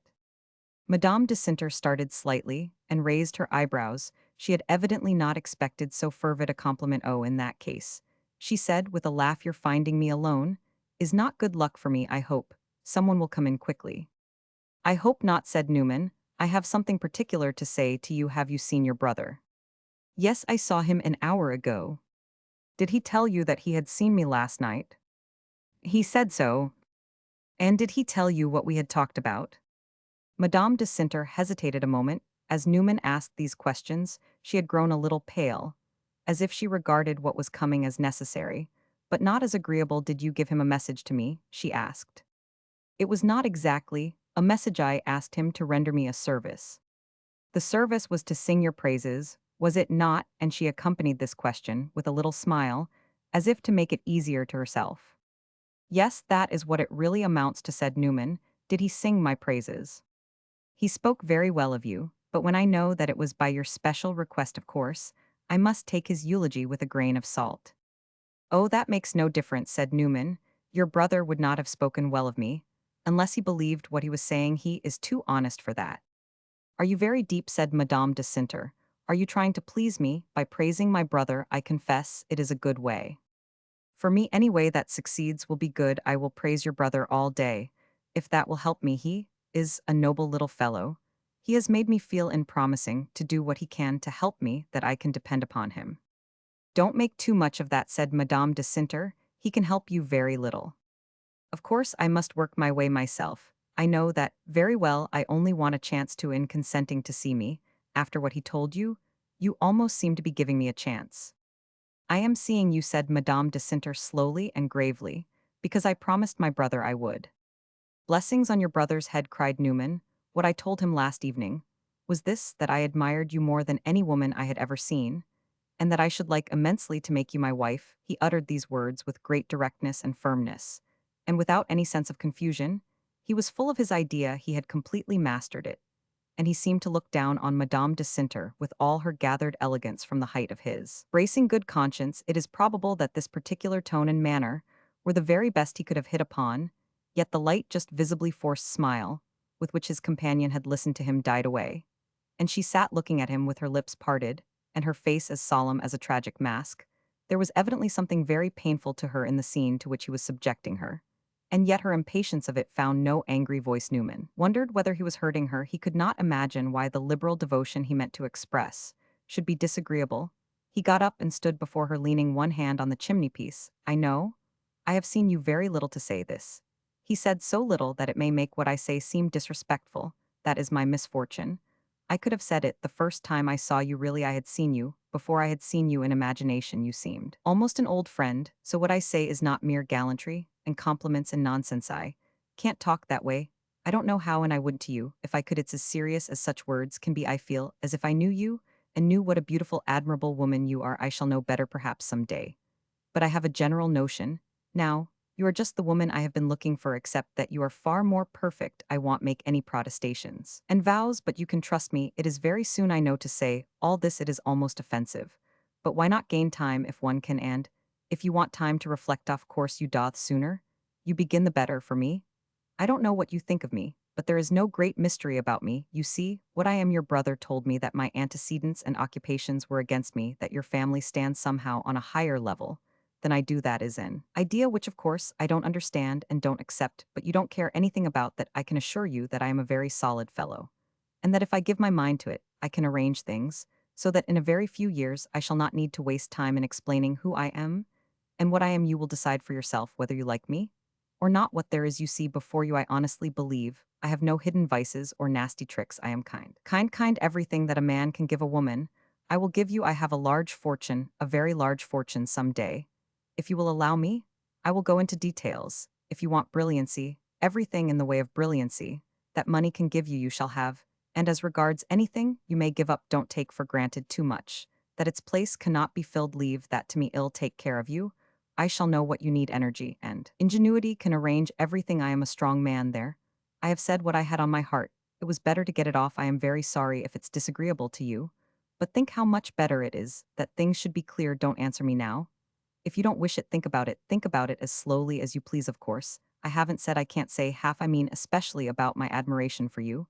But take a favorable view of me, it will only be just. During this speech, the longest that Newman had ever made, Madame de Cinter kept her gaze fixed upon him, and it expanded at the last into a sort of fascinated stare when he ceased speaking. She lowered her eyes and sat for some moments looking down and straight before her, then she slowly rose to her feet, and a pair of exceptionally keen eyes would have perceived that she was trembling a little in the movement. She still looked extremely serious. I am very much obliged to you for your offer, she said. It seems very strange, but I am glad you spoke without waiting any longer. It is better the subject should be dismissed. I appreciate all you say, you do me great honor, but I have decided not to marry. Oh, don't say that, cried Newman in a tone absolutely naïf from its pleading and caressing cadence. She had turned away, and it made her stop a moment with her back to him. Think better of that. You are too young, too beautiful, too much made to be happy. And to make others happy, if you are afraid of losing your freedom, I can assure you that this freedom here, this life you now lead, is a dreary bondage. To what I will offer you, you shall do things that I don't think you have ever thought of. I will take you anywhere in the wide world that you propose. Are you unhappy? You give me a feeling that you are unhappy. You have no right to be, or to be made so. Let me come in and put an end to it. Madame de Cinter stood there a moment longer looking away from him. If she was touched by the way he spoke, the thing was conceivable. His voice, always very mild and interrogative, gradually became as soft and as tenderly argumentative as if he had been talking to a much-loved child. He stood watching her, and she presently turned round again. But this time she did not look at him, and she spoke in a quietness in which there was a visible trace of effort. There are a great many reasons why I should not marry, she said, more than I can explain to you. As for my happiness, I am very happy. Your offer seems strange to me for more reasons also than I can say. Of course, you have a perfect right to make it, but I cannot accept it. It is impossible. Please, never speak of this matter again. If you cannot promise me this, I must ask you not to come back. Why is it impossible? Newman demanded. You may think it is at first without its really being, so I didn't expect you to be pleased at first. But I do believe that if you will think of it a good while, you may be satisfied. I don't know you, said Madame de Cinter. Think how little I know you. Very little, of course, and therefore I don't ask for your ultimatum on the spot. I only ask you not to say no, and to let me hope. I will wait as long as you desire. Meanwhile, you can see more of me, and know me better. Look at me as a possible husband, as a candidate, and make up your mind. Something was going on rapidly in Madame de Cinter's thoughts. She was weighing a question there, beneath Newman's eyes, weighing it, and deciding it from the moment. I don't very respectfully beg you to leave the house, and never return, she said. I listen to you, I seem to give you hope. I have listened to you against my judgment. It is because you are eloquent. If I had been told this morning that I should consent to consider you as a possible husband, I should have thought my informant a little crazy. I am listening to you, you see. And she threw her hands out for a moment and let them drop with a gesture in which there was just the slightest expression of appealing weakness. Well, as far as saying goes, I have said everything, said Newman. I believe in you without restriction. And I think all the good of you that it is possible to think of a human creature. I firmly believe that in marrying me, you will be safe, as I said just now. He went on with a smile. I have no bad ways. I can do so much for you. And if you're afraid that I am not what you have been accustomed to, not refined and delicate and punctilious, you may easily carry that too far. I am delicate, you shall see. Madame de Cinter walked some distance away and paused before a great plant, an azalea, which was flourishing in a porcelain tub before her window. She plucked off one of the flowers and, twisting it in her fingers, retraced her steps. Then she sat down in silence, and her attitude seemed to be a consent that Newman should say more. Why should you say it is impossible you should marry? He continued. The only thing that could make it really impossible would be your being already married, is it? Because you have been unhappy in marriage. That is all the more reason, is it? Because your family exert a pressure upon you, interfere with you, annoy you? That is still another reason you ought to be perfectly free in marriage will make you so. I don't say anything against your family, understand, that added Newman, with an eagerness which might have made a perspicacious observer smile. Whatever way you feel toward them is the right way, and anything that you should wish me to do to make myself agreeable to them, I will do as well as I know how. Depend upon that. Madame de Cinter rose again and came toward the fireplace, near which Newman was standing. The expression of pain and embarrassment had passed out of her face, and it was illuminated with something which this time at least Newman need not have been perplexed whether to attribute to habit, or to intention, to art, or to nature. She had the air of a woman who has stepped across the frontier of friendship, and looking around her finds the region vast. A certain checked and controlled exaltation seemed mingled with the usual level radiance of her glance. I will not refuse to see you again, she said, because much of what you have said has given me pleasure. But I will see you only on this condition, that you say nothing more in the same way for a long time. For how long? For 6 months. It must be a solemn promise. Very well, I promise.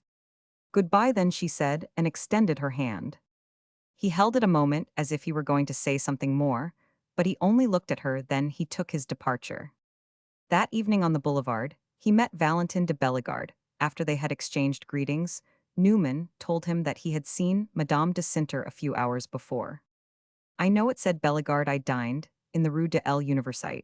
And then for some moments both men were silent. Newman wished to ask Bellegarde what visible impression his visit had made, and the Count Valentin had a question of his own. Bellegarde spoke first. It's none of my business, but what the deuce did you say to my sister? I am willing to tell you, said Newman, that I made her an offer of marriage. Already, and the young man gave a whistle. Time is money. Is that what you say in America? And Madame de Cinter, he added with an interrogative inflection. She did not accept my offer. She couldn't, you know, in that way. But I am to see her again, said Newman. Oh, the strangeness of woman, exclaimed Bellegarde. Then he stopped and held Newman off at arm's length. I look at you. With respect, he exclaimed, you have achieved what we call a personal success. Immediately now, I must present you to my brother. Whenever you please, said Newman. Chapter 10. Newman continued to see his friends the Tristrams with a good deal of frequency, though if you had listened to Mrs. Tristram's account of the matter, you would have supposed that they had been cynically repudiated for the sake of grander acquaintance. We were all very well so long as we had no rivals. We were better than nothing. But now that you have become the fashion, and have your pick every day of 3 invitations to dinner, we are tossed into the corner, I am sure. It is very good of you to come and see us once a month. I wonder you don't send us your cards in an envelope. When you do, pray have them with black edges. It will be for the death of my last illusion. It was in this incisive strain that Mrs. Tristram moralized over Newman's so-called neglect, which was in reality a most exemplary constancy. Of course she was joking, but there was always something ironical in her jokes, as there was always something jocular in her gravity. I know no better proof that I have treated you very well, Newman had said, than the fact that you make so free with my character. Familiarity breeds contempt. I have made myself too cheap. If I had a little proper pride, I would stay away a while. And when you asked me to dinner, say, I was going to the Princess Borilska's. but I have not any pride where my pleasure is concerned. And to keep you in the humor to see Mafe you must. See me only to call me bad names I will agree to anything you choose I will admit that I am the biggest snob in Paris. Newman in fact had declined an invitation, personally given by the Princess Borilska, an inquiring Polish lady, to whom he had been presented on the ground that on that particular day he always dined at Mrs. Tristram's, and it was only a tenderly perverse theory of his hostess of the Avenue de Iena that he was faithless to his early friendships. She needed the theory to explain a certain moral irritation, by which she was often visited, though if this explanation was unsound a deeper analyst, then I must give the right one. Having launched our hero upon the current which was bearing him so rapidly along, she appeared, but half pleased at its swiftness. She had succeeded too well, she had played her game too cleverly, and she wished to mix up the cards. Newman had told her in due season that her friend was satisfactory. The epithet was not romantic, but Mrs. Tristram had no difficulty in perceiving that, in essentials, the feeling which lay beneath it was indeed the mild, expansive brevity with which it was uttered, and a certain look at once appealing and inscrutable that issued from Newman's half-closed eyes, as he leaned his head against the back of his chair, seemed to her the most eloquent attestation of a mature sentiment that she had ever encountered. Newman was, according to the French phrase, only abounding in her own sense, but his temperate raptures exerted a singular effect upon the ardor which she herself had so freely manifested a few months before. She now seemed inclined to take a purely critical view of Madame de Cinter, and wished to have it understood that she did not in the least answer for her being a compendium of all the virtues. No woman was ever so good as that woman seems. She said, remember what Shakespeare calls Desdemona, a supersubtle Venetian. Madame de Cinter is a supersubtle Parisian. She is a charming woman, and she has 500 merits, but you had better keep that in mind, was Mrs. Tristram, simply finding out that she was jealous of her dear friend on the other side of the Seine, and that in undertaking to provide Newman with an ideal wife, she had counted too much on her own disinterestedness. We may be permitted to doubt it. The inconsistent little lady of the Avenue de Iena had an insuperable need of changing her place intellectually. She had a lively imagination, and she was capable at certain times of imagining the direct reverse of her most cherished beliefs with a vividness more intense than that of conviction. She got tired of thinking aright, but there was no serious harm in it, as she got equally tired of thinking wrong in the midst of her mysterious perversities. She had admirable flashes of justice. One of these occurred when Newman related to her that he had made a formal proposal to Madame de Cinter. He repeated in a few words what he had said, and in a great many what she had answered. Mrs. Tristram listened with extreme interest. But after all, said Newman, there is nothing to congratulate me upon. It is not a triumph. I beg your pardon, said Mrs. Tristram. It is a great triumph. It is a great triumph that she did not silence you at the first word, and request you never to speak to her again. I don't see that, observed Newman. Of course you don't, heaven forbid you should, when I told you to go on your own way, and do what came into your head. I had no idea you would go over the ground so fast. I never dreamed you would offer yourself, after 5 or 6 morning calls. As yet, what had you done to make her like you? You had simply sat not very straight and stared at her, but she does like you. That remains to be seen. No, that is proved. What will come of it remains to be seen. That you should propose to marry her without more ado could never have come into her head. You can form very little idea of what passed through her mind as you spoke. If she ever really marries you, the affair will be characterized by the usual justice of all human beings towards women. You will think you take generous views of her, but you will never begin to know through what a strange sea of feeling she passed before she accepted you. As she stood there in front of you the other day, she plunged into it. She said, why not, to something which a few hours earlier had been inconceivable. She turned about on 1,000 gathered prejudices and traditions as on a pivot, and looked where she had never looked hitherto. When I think of Itwin, I think of Claire de Cinter, and all that she represents. There seems to me something very fine in it. When I recommended you to try your fortune with her, I of course thought well of you, and in spite of your sins, I think so still. But I confess, I don't see quite what you are, and what you have done to make such a woman do this sort of thing for you. Oh, there is something very fine in it, said Newman, with a laugh, repeating her words. He took an extreme satisfaction in hearing that there was something fine in it.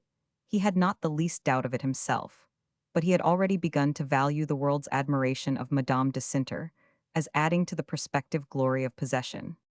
It was immediately after this conversation that Valentin de Bellegarde came to conduct his friend to the Rue de l'Université to present him to the other members of his family. You are already introduced, he said. and you have begun to be talked about. My sister has mentioned your successive visits to my mother, and it was an accident that my mother was present at none of them. I have spoken of you as an American of immense wealth and the best fellow in the world, who is looking for something very superior in the way of a wife. Do you suppose, asked Newman, that Madame de Sinter has related to your mother the last conversation I had with her? I am very certain that she has not. She will keep her own counsel meanwhile. You must make your way with the rest of the family. Thus much is known about you. You have made a great fortune in trade. You are a little eccentric. And you frankly admire our dear Claire, my sister-in-law, whom you remember seeing in Madame de Sinter's sitting room. Took it appears a fancy to you. She has described you as having beaucoup de cachet. My mother, therefore, is curious to see you. She expects to laugh at me, said Newman. She never laughs if she does not like you. Don't hope to purchase favor by being amusing. Take warning by me. This conversation took place in the evening, and half an hour later Valentin ushered his companion into an apartment of the house of the Rue de l'Université, into which he had not yet penetrated. The salon of the Dowager Marquise de Bellegarde. It was a vast high room with elaborate and ponderous moldings, painted a whitish gray along the upper portion of the walls, and the ceiling with a great deal of faded and carefully repaired tapestry in the doorways, and chairbacks a Turkey carpet in light colors still soft and deep in spite of great antiquity. On the floor and portraits of each of Madame de Bellegarde's children at the age of 10, suspended against an old screen of red silk.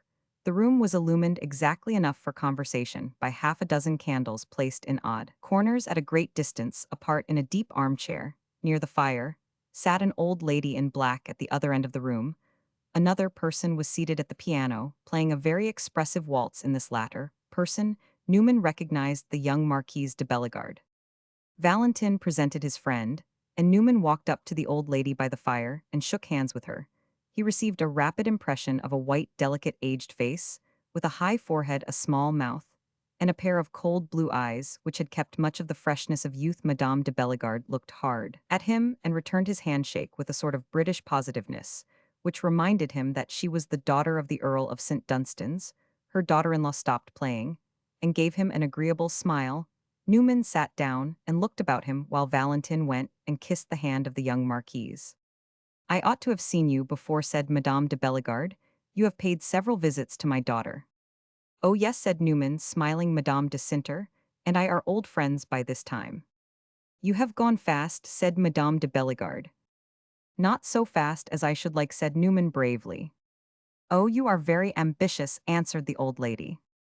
Yes, I confess I am, said Newman, smiling. Madame de Bellegarde looked at him with her cold, fine eyes, and he returned her gaze, reflecting that she was a possible adversary. And trying to take her measure, their eyes remained in contact for some moments. Then Madame de Bellegarde looked away, and without smiling, I am very ambitious too, she said.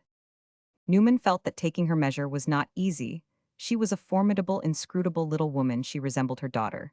And yet she was utterly unlike her. The coloring in Madame de Sinter was the same, and the high delicacy of her brow and nose was hereditary, but her face was a larger and freer copy, and her mouth in especial, a happy divergence from that conservative orifice, a little pair of lips, at once plump and pinched, that looked when closed as if they could not open wider than to swallow a gooseberry, or to emit an oh dear no, which probably had been thought to give the finishing touch to the aristocratic prettiness of the Lady Emmeline Atheling, as represented 40 years before in several books of beauty. Madame de Sinter's face had to Newman's eye a range of expression as delightfully vast as the wind-streaked cloud-flecked distance on a western prairie, but her mother's white, intense, respectable countenance with its formal gaze, and its circumscribed smile, suggested a document signed and sealed, a thing of parchment ink and ruled lines.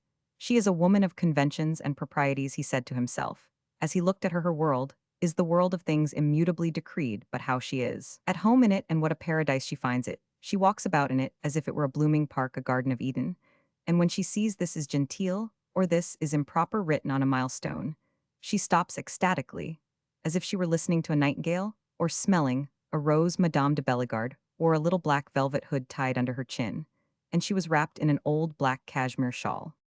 You are an American, she said presently. I have seen several Americans. There are several in Paris, said Newman jocosely. Oh, really, said Madame de Bellegarde. It was in England I saw these, or somewhere else, not in Paris. I think it must have been in the Pyrenees. Many years ago, I am told your ladies are very pretty. One of these ladies was very pretty, such a wonderful complexion. She presented me a note of introduction from someone I forgot. Whom she sent with it a note of her own. I kept her letter a long time afterwards. It was so strangely expressed. I used to know some of the phrases by heart, but I have forgotten them now. It is so many years ago since then. I have seen no more Americans. I think my daughter-in-law has she is a great gadabout. She sees everyone.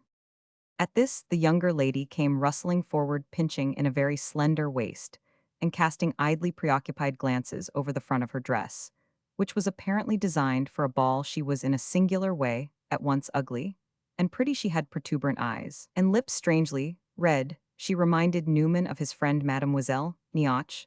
This was what that much obstructed young lady would have liked to be. Valentin de Bellegarde walked behind her at a distance, hopping about to keep off the far-spreading train of her dress. You ought to show more of your shoulders behind, he said very gravely. You might as well wear a standing ruff as such a dress as that. The young woman turned her back to the mirror over the chimney-piece and glanced behind her to verify Valentin's assertion.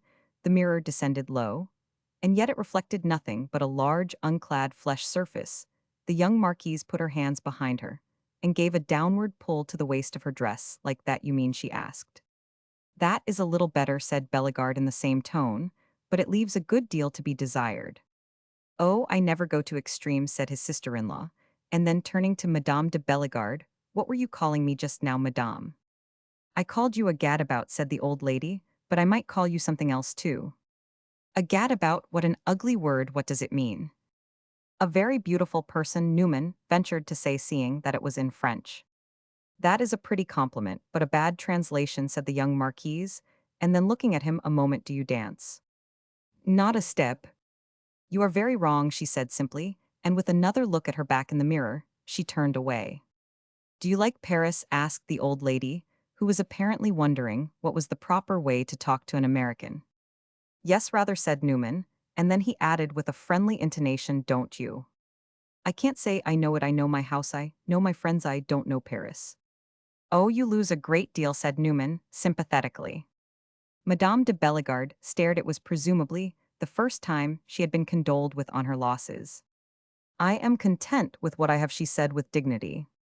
Newman's eyes at this moment were wandering round the room, which struck him as rather sad and shabby, passing from the high casements with their small, thickly-framed panes to the sallow tints of 2 or 3 portraits in pastel of the last century which hung between them. He ought obviously to have answered that the contentment of his hostess was quite natural, had a great deal, but the idea did not occur to him during the pause of some moments which followed. Well, my dear mother, said Valentin, coming and leaning against the chimney-piece, what do you think of my dear friend Newman? Is he not the excellent fellow I told you? My acquaintance with Mr. Newman has not gone very far, said Madame de Bellegarde. I can as yet only appreciate his great politeness. My mother is a great judge of these matters, said Valentin. To Newman, if you have satisfied her, it is a triumph. I hope I shall satisfy you some day, said Newman, looking at the old lady. I have done nothing yet. You must not listen to my son, he will bring you into trouble. He is a sad scatterbrain. Oh, I like him, said Newman genially. He amuses you, eh? Yes, perfectly. Do you hear that, Valentin, said Madame de Bellegarde. You amuse Mr. Newman. Perhaps we shall all come to that, Valentin exclaimed. You must see my other son, said Madame de Bellegarde. He is much better than this one, but he will not amuse you. I don't know, murmured Valentin reflectively, but we shall very soon see. Here comes Monsieur Monfrere. The door had just opened to give ingress to a gentleman, who stepped forward, and whose face Newman remembered. He had been the author of our hero's discomfiture, the first time he tried to present himself to Madame de Sinter. Valentin de Bellegarde went to meet his brother, looked at him a moment, and then taking him by the arm led him up to Newman. This is my excellent friend, Mr. Newman, he said very blandly. You must know him. I am delighted to know Mr. Newman, said the Marquis with a low bow, but without offering his hand. He is the old woman at second hand, Newman said to himself, as he returned Roman 1000 de Bellegarde's greeting. And this was the starting point of a speculative theory in his mind that the late Marquis had been a very amiable foreigner, with an inclination to take life easily and a sense that it was difficult for the husband of the stilted little lady by the fire to do so, But if he had taken little comfort in his wife, he had taken much in his two younger children, who were after his own heart, while Madame de Bellegarde had paired with her eldest born. My brother has spoken to me of you, said Roman, 1000 de Bellegarde. And as you are also acquainted with my sister, it was time we should meet. He turned to his mother and gallantly bent over her hand, touching it with his lips. And then he assumed an attitude before the chimney-piece, with his long, lean face, his high-bridged nose, and his small, opaque eye. He looked much like an Englishman. His whiskers were fair and glossy, and he had a large dimple of unmistakably British origin in the middle of his handsome chin. He was distinguished to the tips of his polished nails, and there was not a movement of his fine perpendicular person that was not noble and majestic. Newman had never yet been confronted with such an incarnation of the art of taking one's self seriously. He felt a sort of impulse to step backward, as you do to get a view of a great facade. Urbain, said young Madame de Bellegarde, who had apparently been waiting for her husband to take her to her ball, I call your attention to the fact that I am dressed. That is a good idea, murmured Valentin. I am at your orders, my dear friend, said Roman, 1000 de Bellegarde, only you must allow me first the pleasure of a little conversation with Mr. Newman. Oh, if you are going to a party, don't let me keep you, objected Newman. I am very sure we shall meet again. Indeed, if you would like to converse with me, I will gladly name an hour. He was eager to make it known that he would readily answer all questions and satisfy all exactions. Roman 1000 de Bellegarde stood in a well-balanced position, before the fire, caressing one of his fair whiskers with one of his white hands, and looking at Newman half askance with eyes from which a particular ray of observation made its way through a general meaningless smile. It is very kind of you to make such an offer, he said. If I am not mistaken, your occupations are such as to make your time precious. You are in Oz, we say, Dan's less affairs. In business, you mean? Oh no, I have thrown business overboard. For the present I am loafing. As we say, my time is quite my own. Ah, you are taking a holiday, rejoined Roman 1000 de Bellegarde. Loafing? Yes, I have heard that expression. Mr. Newman is American, said Madame de Bellegarde. My brother is a great ethnologist, said Valentin. An ethnologist, said Newman. Ah, you collect Negroes' skulls and that sort of thing. The Marquis looked hard at his brother and began to caress his other whisker. Then, turning to Newman with sustained urbanity, you are traveling for your pleasure, he asked. Oh, I am knocking about to pick up one thing and another, of course. I get a good deal of pleasure out of it. What especially interests you? Inquired the Marquis. Well, everything interests me, said Newman. I am not particular. Manufactures are what I care most about. That has been your specialty. I can't say I have any specialty. My specialty has been to make the largest possible fortune in the shortest possible time. Newman made this last remark very deliberately. He wished to open the way, if it were necessary, to an authoritative statement of his means. Roman 1000 de Bellegarde laughed agreeably. I hope you have succeeded, he said. Yes, I have made a fortune in a reasonable time. I am not so old, you see. Paris is a very good place to spend a fortune. I wish you great enjoyment of yours. And Roman 1000 de Bellegarde drew forth his gloves and began to put them on. Newman for a few moments watched him sliding his white hands into the white kid, and as he did so his feelings took a singular turn. Roman 1000 de Bellegarde's good wishes seemed to descend out of the white expanse of his sublime serenity, with the soft scattered movement of a shower of snowflakes. Yet Newman was not irritated. He did not feel that he was being patronized. He was conscious of no especial impulse to introduce a discord into so noble a harmony. Only, he felt himself suddenly in personal contact with the forces with which his friend Valentin had told him that he would have to contend, and he became sensible of their intensity. He wished to make some answering manifestation, to stretch himself out at his own length, to sound a note at the uttermost end of his scale. It must be added that if this impulse was not vicious or malicious, it was by no means void of humorous expectancy. Newman was quite as ready to give play to that loosely adjusted smile of his, if his hosts should happen to be shocked, as he was far from deliberately planning to shock them. Paris is a very good place for idle people, he said, or it is a very good place if your family has been settled here for a long time, and you have made acquaintances, and got your relations round you, or if you have got a good big house like this and a wife, and children and mother and sister, and everything comfortable. I don't like that way of living all in rooms next door to each other. But I am not an idler, I try to be. but I can't manage it. It goes against the grain. My business habits are too deep-seated then. I haven't any house to call my own or anything in the way of a family. My sisters are 5,000 miles away. My mother died when I was a youngster, and I haven't any wife. I wish I had. So you see, I don't exactly know what to do with myself. I am not fond of books as you are, sir, and I get tired of dining out and going to the opera. I miss my business activity.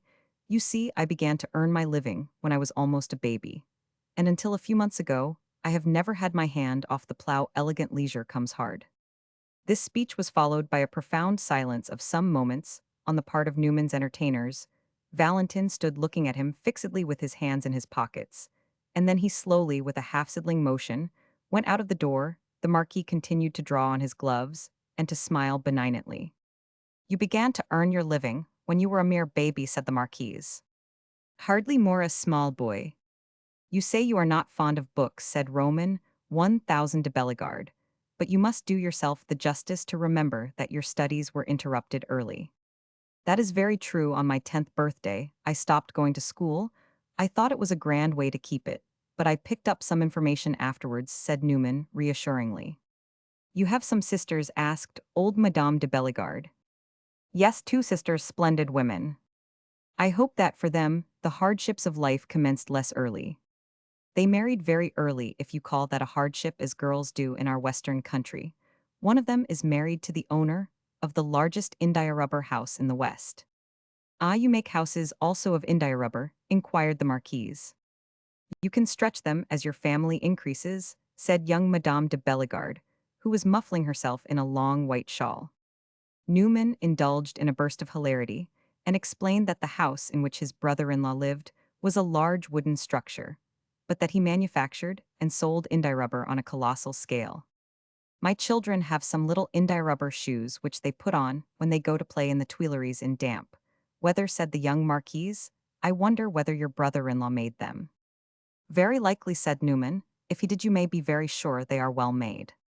"Well, you must not be discouraged," said Roman 1000 de Bellegarde with vague urbanity.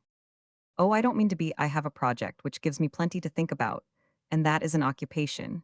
And then Newman was silent a moment, hesitating, yet thinking rapidly. He wished to make his point, and yet to do so forced him to speak out in a way that was disagreeable to him. Nevertheless, he continued, addressing himself to old Madame de Bellegarde, "I will tell you my project. Perhaps you can help me. I want to take a wife." "It is a very good project, but I am no matchmaker," said the old lady. Newman looked at her an instant, and then with perfect sincerity, "I should have thought you were," he declared. Madame de Bellegarde appeared to think him too sincere. She murmured something sharply in French, and fixed her eyes on her son. At this moment, the door of the room was thrown open, and with a rapid step, Valentin reappeared. "I have a message for you," he said to his sister-in-law. "Claire bids me to request you not to start for your ball. She will go with you." "Claire will go with us," cried the young Marquise. "En voilà de nouveau. She has changed her mind, she decided half an hour ago, and she is sticking the last diamond into her hair," said Valentin. "What has taken possession of my daughter?" demanded Madame de Bellegarde sternly. "She has not been into the world. These 3 years does she take such a step at half an hour's notice, and without consulting me?" "She consulted me, dear mother, 5 minutes since," said Valentin, "and I told her that such a beautiful woman is beautiful. You will see, had no right to bury herself alive." "You should have referred Claire to her mother, my brother," said Roman 1000 de Bellegarde in French. "This is very strange." "I refer her to the whole company," said Valentin. "Here she comes." And he went to the open door, met Madame de Sinter on the threshold, took her by the hand, and led her into the room. She was dressed in white, but a long blue cloak, which hung almost to her feet, was fastened across her shoulders by a silver clasp. She had tossed it back, however, and her long white arms were uncovered. In her dense fair hair there glittered a dozen diamonds. She looked serious, and Newman thought rather pale, but she glanced round her, and when she saw him, smiled and put out her hand. He thought her tremendously handsome. He had a chance to look at her full in the face, for she stood a moment in the center of the room, hesitating apparently what she should do without meeting his eyes. Then she went up to her mother, who sat in her deep chair by the fire, looking at Madame de Sinter almost fiercely, with her back turned to the others. Madame de Sinter held her cloak apart to show her dress. "What do you think of me?" she asked. "I think you are audacious," said the Marquise. "It was but 3 days ago when I asked you as a particular favor to myself to go to the Duchess de Lusignan's. that you told me you were going nowhere. And that one must be consistent. Is this your consistency? Why should you distinguish Madame Robineau? Who is it you wish to please tonight? I wish to please myself, dear mother, said Madame de Cinter, and she bent over and kissed the old lady. I don't like surprises, my sister, said Urbain de Bellegarde, especially when one is on the point of entering a drawing room. Newman at this juncture felt inspired to speak. Oh, if you're going into a room with Madame de Cinter, you needn't be afraid of being noticed yourself. Roman 1000 de Bellegarde turned to his sister with a smile too intense to be easy. I hope you appreciate a compliment that is paid you at your brother's expense. He said, come, come, madame, and offering Madame de Cinter his arm, he led her rapidly out of the room. Valentin rendered the same service to young Madame de Bellegarde, who had apparently been reflecting on the fact that the ball dress of her sister-in-law was much less brilliant than her own, and yet had failed to derive absolute comfort from the reflection. With a farewell smile, she sought the compliment of her consolation in the eyes of the American visitor, and perceiving in them a certain mysterious brilliancy, it is not improbable that she may have flattered herself she had found it. Newman, left alone with old Madame de Bellegarde, stood before her a few moments in silence. Your daughter is very beautiful, he said at last. She is very strange, said Madame de Bellegarde. I am glad to hear it, Newman rejoined, smiling. It makes me hope. Hope what? That she will consent some day to marry me. The old lady slowly rose to her feet. That really is your project, then? Yes, will you favor it? Favor it? Madame de Bellegarde looked at him a moment, and then shook her head. No, she said softly. Will you suffer it then? Will you let it pass? You don't know what you ask. I am a very proud and meddlesome old woman. Well, I am very rich, said Newman. Madame de Bellegarde fixed her eyes on the floor, and Newman thought it probable she was weighing the reasons in favor of resenting the brutality of this remark. But at last, looking up, she said simply, how rich? Newman expressed his income in a round number which had the magnificent sound that large aggregations of dollars put on when they are translated into francs. He added a few remarks of a financial character, which completed a sufficiently striking presentment of his resources. Madame de Bellegarde listened in silence. You are very frank, she said finally. I will be the same. I would rather favor you on the whole than suffer you. It will be easier. I am thankful for any terms, said Newman, but for the present you have suffered me long enough. Good night, and he took his leave. Chapter 11. Newman, on his return to Paris, had not resumed the study of French conversation with Roman 1000 Nioche. He found that he had too many other uses for his time. Roman 1000 Nioche, however, came to see him very promptly, having learned his whereabouts by a mysterious process to which his patron never obtained the key. The shrunken little capitalist repeated his visit more than once. He seemed oppressed by a humiliating sense of having been overpaid, and wished apparently to redeem his debt by the offer of grammatical and statistical information in small installments. He wore the same decently melancholy aspect, as a few months before. A few months more or less of brushing could make little difference in the antique luster of his coat and hat, but the poor old man's spirit was a trifle more threadbare. It seemed to have received some hard rubs during the summer. Newman inquired with interest about Mademoiselle Nomi, and Roman 1000 Nioche at first, for answer, simply looked at him in lachrymose silence. Don't ask me, sir, he said at last. I sit and watch her, but I can do nothing. Do you mean that she misconducts herself? I don't know. I am sure I can't follow her. I don't understand her. She has something in her head. I don't know what she is trying to do. She is too deep for me. Does she continue to go to the Louvre? Has she made any of those copies for me? She goes to the Louvre, but I see nothing of the copies. She has something on her easel, I suppose. It is one of the pictures you ordered. Such a magnificent order ought to give her fairer fingers. But she is not in earnest. I can't say anything to her. I am afraid of her. One evening last summer, when I took her to walk in the Champs-Élysées, she said some things to me that frightened me. What were they? Excuse an unhappy father from telling you, said Roman 1000 Nioche, unfolding his calico pocket handkerchief. Newman promised himself to pay Mademoiselle Nomi another visit at the Louvre. He was curious about the progress of his copies, but it must be added that he was still more curious about the progress of the young lady herself. He went one afternoon to the great museum and wandered through several of the rooms. In fruitless quest of her, he was bending his steps to the long hall of the Italian masters, when suddenly He found himself face to face with Valentin de Bellegarde. The young Frenchman greeted him with ardor and assured him that he was a godsend. He himself was in the worst of humors, and he wanted someone to contradict. In a bad humor among all these beautiful things, said Newman, I thought you were so fond of pictures, especially the old black ones. There are 2 or 3 here that ought to keep you in spirits. Oh, today, answered Valentin, I am not in a mood for pictures, and the more beautiful they are, the less I like them. Their great staring eyes and fixed positions irritate me. I feel as if I were at some big dull party in a room full of people. I shouldn't wish to speak to what should I care for their beauty. It's a bore, and worse still, it's a reproach. I have a great many ennuis. I feel vicious. If the Louvre has so little comfort for you, why in the world did you come here? Newman asked. That is one of my ennuis. I came to meet my cousin, a dreadful English cousin, a member of my mother's family who is in Paris for a week for her husband, and who wishes me to point out the principal beauties. Imagine a woman who wears a green crepe bonnet in December and has straps sticking out of the ankles of her interminable boots. My mother begged I would do something to oblige them. I have undertaken to play valet de place this afternoon.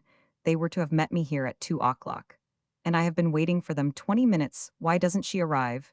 She has at least a pair of feet to carry her. I don't know whether to be furious at their playing me false or delighted to have escaped them. I think in your place I would be furious, said Newman, because they may arrive yet, and then your fury will still be of use to you, whereas if you were delighted, and they were afterwards to turn up, you might not know what to do with your delight. You give me excellent advice, and I already feel better. I will be furious, I will let them go to the deuce, and I myself will go with Yowanless. By chance you two have a rendezvous. It is not exactly a rendezvous, said Newman, but I have in fact come to see a person, not a picture. A woman, presumably. A young lady. Well, said Valentin, I hope for you with all my heart that she is not clothed in green tulle, and that her feet are not too much out of focus. I don't know much about her feet, but she has very pretty hands.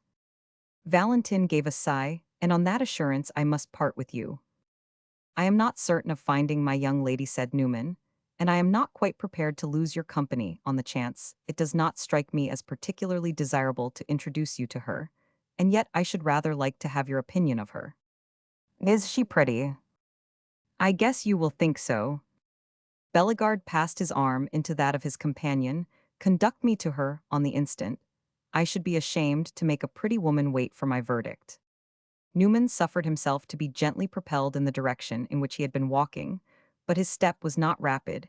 He was turning something over in his mind. The 2 men passed into the long gallery of the Italian masters, and Newman, after having scanned for a moment its brilliant vista, turned aside into the smaller apartment. Devoted to the same school on the left, it contained very few persons, but at the farther end of it sat Mademoiselle Nioche before her easel. She was not at work. Her palette and brushes had been laid down beside her. Her hands were folded in her lap, and she was leaning back in her chair and looking intently at 2 ladies on the other side of the hall who, with their backs turned to her, had stopped before one of the pictures. These ladies were apparently persons of high fashion. They were dressed with great splendor, and their long silken trains and furbelows were spread over the polished floor. It was at their dresses Mademoiselle Nomi was looking, though what she was thinking of I am unable to say. I hazard the supposition that she was saying to herself that to be able to drag such a train over a polished floor was a felicity worth any price. Her reflections at any rate were disturbed by the advent of Newman and his companion. She glanced at them quickly, and then, coloring a little, rose and stood before her easel. I came here on purpose to see you, said Newman in his bad French, offering to shake hands, and then, like a good American, he introduced Valentin formally. Allow me to make you acquainted with the Comte Valentin de Bellegarde. Valentin made a bow which must have seemed to Mademoiselle Nomi quite in harmony with the impressiveness of his title, but the graceful brevity of her own response made no concession to underbred surprise. She turned to Newman, putting up her hands to her hair and smoothing its delicate roughness. Then rapidly, she turned the canvas that was on her easel over upon its face. You have not forgot me, she asked. I shall never forget you, said Newman. You may be sure of that. Oh, said the young girl, there are a great many different ways of remembering a person, and she looked straight at Valentin de Bellegarde, who was looking at her as a gentleman may, when a verdict is expected of him. Have you painted anything for me, said Newman. Have you been industrious? No, I have done nothing, and taking up her palette, she began to mix her colors at hazard.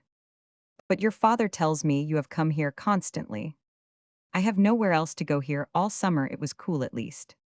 Being here then, said Newman, you might have tried something. I told you before, she answered softly, that I don't know how to paint. But you have something charming on your easel now, said Valentin, if you would only let me see it. She spread out her two hands, with the fingers expanded over the back of the canvas, those hands, which Newman had called pretty, and which, in spite of several paint stains, Valentin could now admire. My painting is not charming, she said. It is the only thing about you that is not, then, mademoiselle, quoth Valentin gallantly. She took up her little canvas and silently passed it to him. He looked at it, and in a moment she said, I am sure you are a judge. Yes, he answered, I am. You know then that that is very bad. Mon Dieu, said Valentin, shrugging his shoulders, let us distinguish. You know that I ought not to attempt to paint, the young girl continued. Frankly then, mademoiselle, I think you ought not. She began to look at the dresses of the two splendid ladies again, point on which, having risked one conjecture, I think I may risk another. While she was looking at the ladies, she was seeing Valentin de Bellegarde. He, at all events, was seeing her.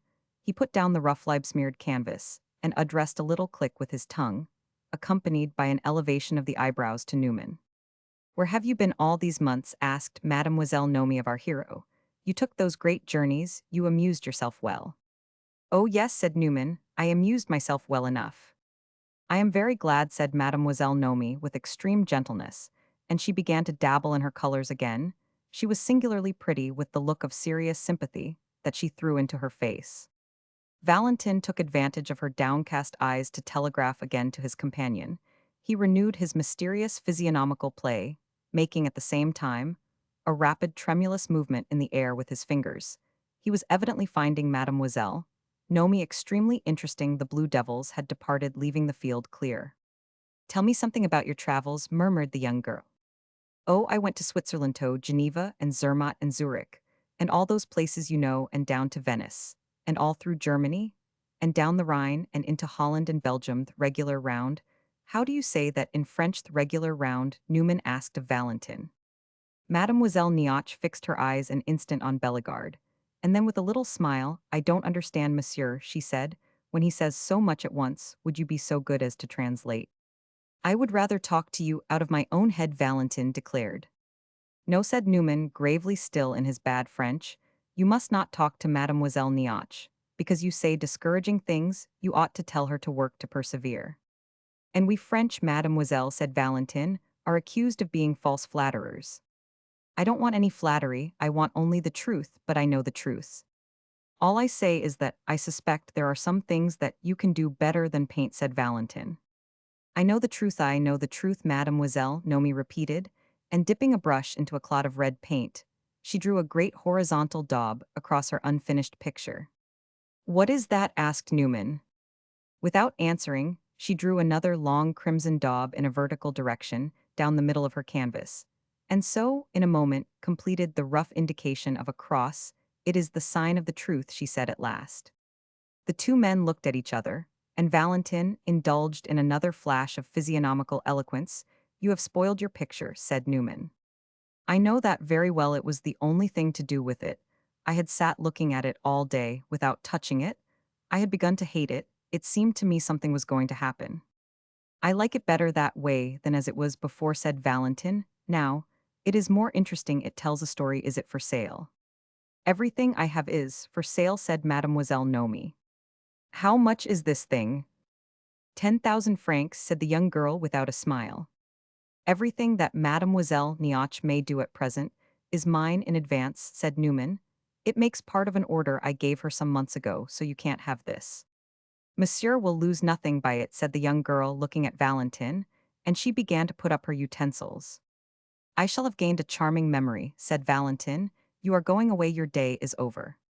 My father is coming to fetch me, said Mademoiselle Nomi. She had hardly spoken when through the door behind her, which opens on one of the great white stone staircases of the Louvre, Roman 1000, Nioche made his appearance. He came in with his usual even patient shuffle, and he made a low salute to the two gentlemen who were standing before his daughter's easel. Newman shook his hands with muscular friendliness, and Valentin returned his greeting with extreme deference, While the old man stood waiting for Nomi to make a parcel of her implements, he let his mild oblique gaze hover toward Bellegarde, who was watching Mademoiselle. Nomi put on her bonnet and mantle. Valentin was at no pains to disguise his scrutiny. He looked at a pretty girl, as he would have listened to a piece of music. Attention in each case was simple good manners. Roman 1000 Nioch at last took his daughter's paintbox in one hand and the bedaubed canvas, after giving it a solemn, puzzled stare in the other, and led the way to the door. Mademoiselle Nomi made the young men the salute of a duchess, and followed her father. "Well," said Newman, "what do you think of her?" "She is very remarkable." Diable, repeated Roman 1000 de Bellegarde, reflectively. "She is very remarkable." "I am afraid she is a sad little adventuress," said Newman. "Not a little one, a great one. She has the material." And Valentin began to walk away slowly, looking vaguely at the pictures on the walls, with a thoughtful illumination in his eye. Nothing could have appealed to his imagination more than the possible adventures of a young lady endowed with the material of Mademoiselle Nioch. "She is very interesting," he went on. "She is a beautiful type." "A beautiful type? What the deuce do you mean?" asked Newman. "I mean from the artistic point of view. She is an artist outside of her painting, which obviously is execrable. But she is not beautiful. I don't even think her very pretty. She is quite pretty enough for her purposes, and it is a face and figure on which everything tells. If she were prettier, she would be less intelligent, and her intelligence is half of her charm." "In what way?" asked Newman, who was much amused at his companion's immediate philosophization of Mademoiselle Nioch. "Does her intelligence strike you as so remarkable?" "She has taken the measure of life, and she has determined to be something to succeed at any cost. Her painting, of course, is a mere trick to gain time. She is waiting for her chance. She wishes to launch herself, and to do it well. She knows her Paris. She is one of 50,000 so far as the ambition goes, but I am very sure that in the way of resolution and capacity she is a rarity, and in one gift perfect heartlessness I will warrant she is unsurpassed. She has not as much heart as will go on the point of a needle. That is an immense virtue. Yes, she is one of the celebrities of the future." "Heaven help us," said Newman, "how far the artistic point of view may take a man. But in this case, I must request that you don't let it take you too far. You have learned a wonderful deal about Mademoiselle Nomi. In a quarter of an hour let that suffice. Don't follow up your researches." "My dear fellow," cried Bellegarde with warmth, "I hope I have too good manners to intrude." "You are not intruding. The girl is nothing to me. In fact, I rather dislike her, but I like her poor old father, and for his sake, I beg you to abstain from any attempt to verify your theories." "For the sake of that seedy old gentleman who came to fetch her," demanded Valentin, stopping short. And on Newman's assenting, ah no," he went on with a smile, "you are quite wrong, my dear fellow. You needn't mind him.